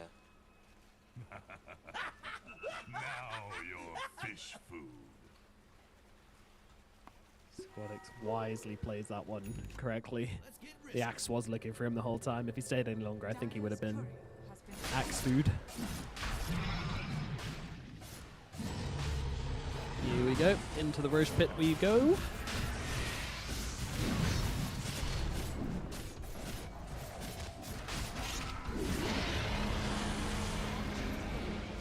He just grabbed. Refresher shot also being taken here. Kiritich just too many items. Yeah, he's like, oh guys, I got the cheese, I got the refresher, I can't handle them all. I'm falling out my backpack.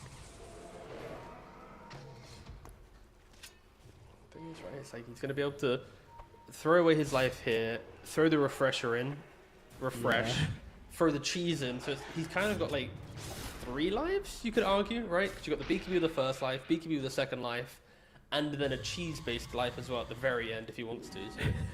I consider myself to be a cheese-based life form, actually. What's your favorite cheese?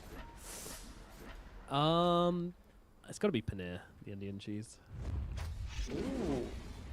Yeah, I've only had it a couple of times, but it has slapped every single time. It's just like, I've not tried cooking with it myself. I'll show you some recipes. My guy. Thank you. Yeah, I'm slowly watching Kiritich in this next fight because he can do an insane amount. Like, he's basically got...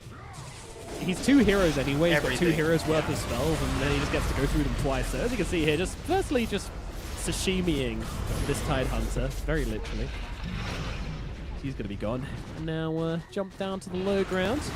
Just quickly grapple away and maybe go back in. I mean, you can. I mean, Gyro, you can't stand to fight this man. He has to hide inside a tombstone with his BKB going. He doesn't want to come out. Don't let me out. Don't make me face the bird. He's too scary. GG, disconnect. He's gone.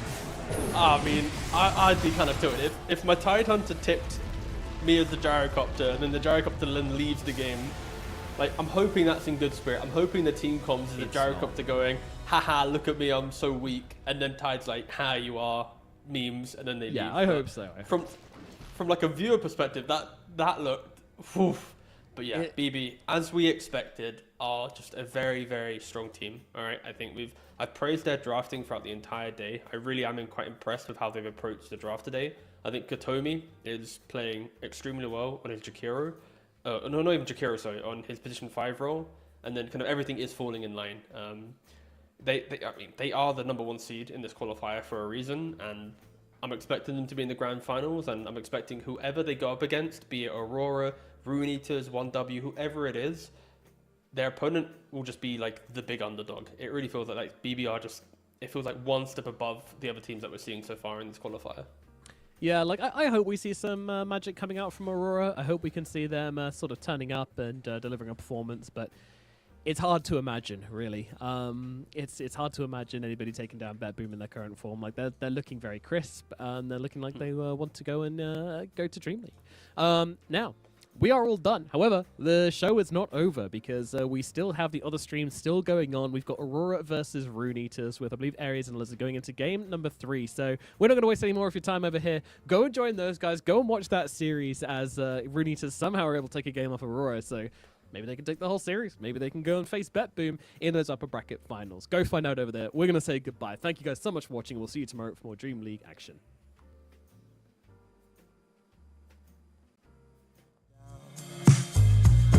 Didn't wanna fight, but the tears that feel they're right are brought by the people sworn to preserve their rights. Oh, how could you not see it all coming? Stuck in our ways and running out of time to change. We've got to at least try. But what will they do when the people are stepping out of line? Oh, oh now, oh yeah. What will they do when the people are stepping out of line? By the ocean where we hope for ground, when just one block away shops were burning down. No surprise, the peaceful pay. We can't kick our feet out till justice takes its place. Oh, how could you not see it all coming? Stuck in our ways and running out of time to change.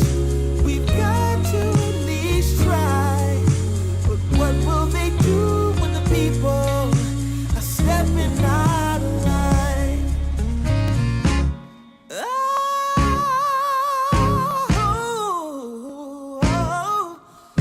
what will they do when the people are stepping out of line?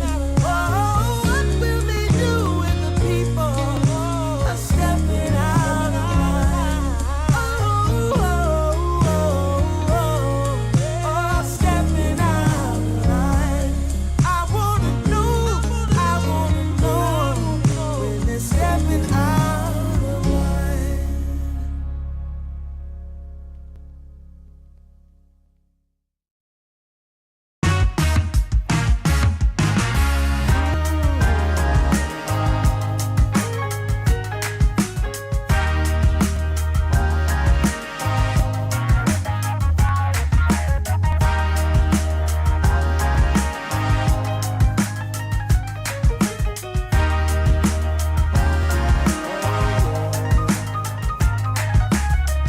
Turned on the dime when I saw you walking by. Something about you caught my eye. Yeah. Ain't trying to waste my time, just standing in your line. Gotta take a shot before you pass me by. So you wanna be alone for a minute? Come on, tell me what's on your mind. I wanna know what makes you happy. I wanna know, can I make you mine? Ooh, I wanna know if you know that I treat you right. I wanna know, can I spend the night?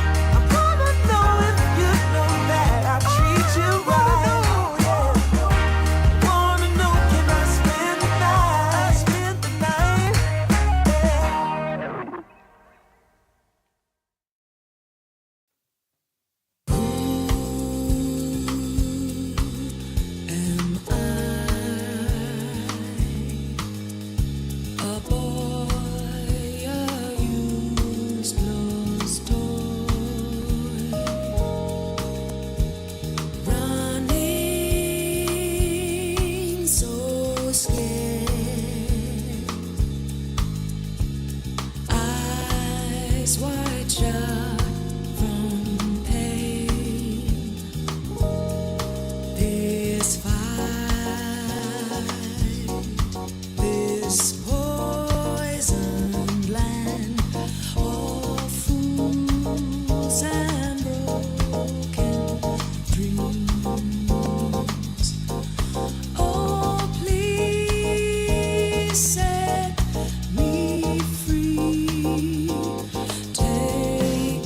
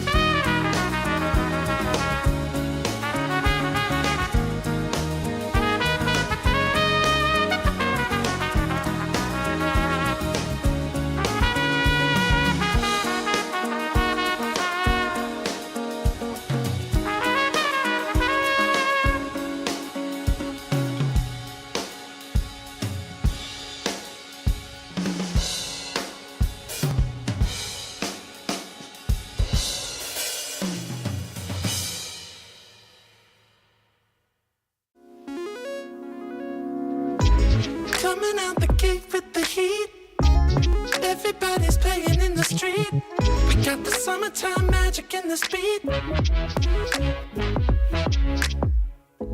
Sun is in my eye, feeling high. Only good vibes, I'm alive. And if you see me driving by, don't be shy.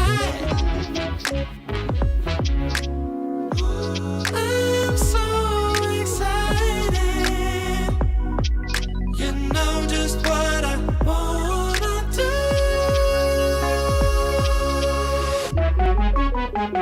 I'm glowing on up, I'm glowing on up, I'm glowing on up.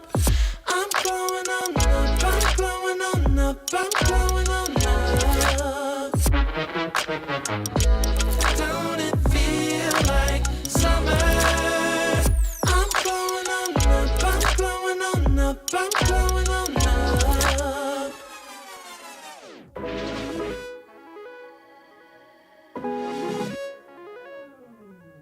Blow up, show up, soak up aromas, float to Sonoma, roll up to Nola, trope up, blow up, slow up, show up, get real, choke up, you're flowing, you're glowing. Astral samosa, you're landing on Europa, your horns blowing, you're chosen, all the deep cuts you know it. I got the pre-glow and the post-glow, inspiration knows no boundaries where it flows. Your fingertips to the globes tilt to the universe on stilts, hold on and chill. I'm so excited. You know just what I wanna do.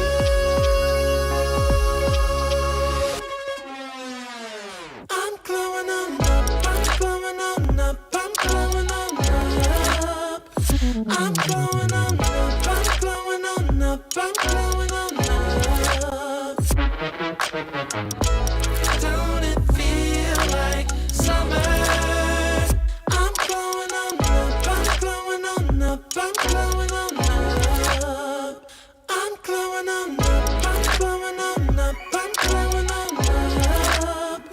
I'm glowing on up, I'm glowing on up, I'm glowing on up. Don't it feel like summer? I'm glowing on up, I'm glowing on up, I'm glowing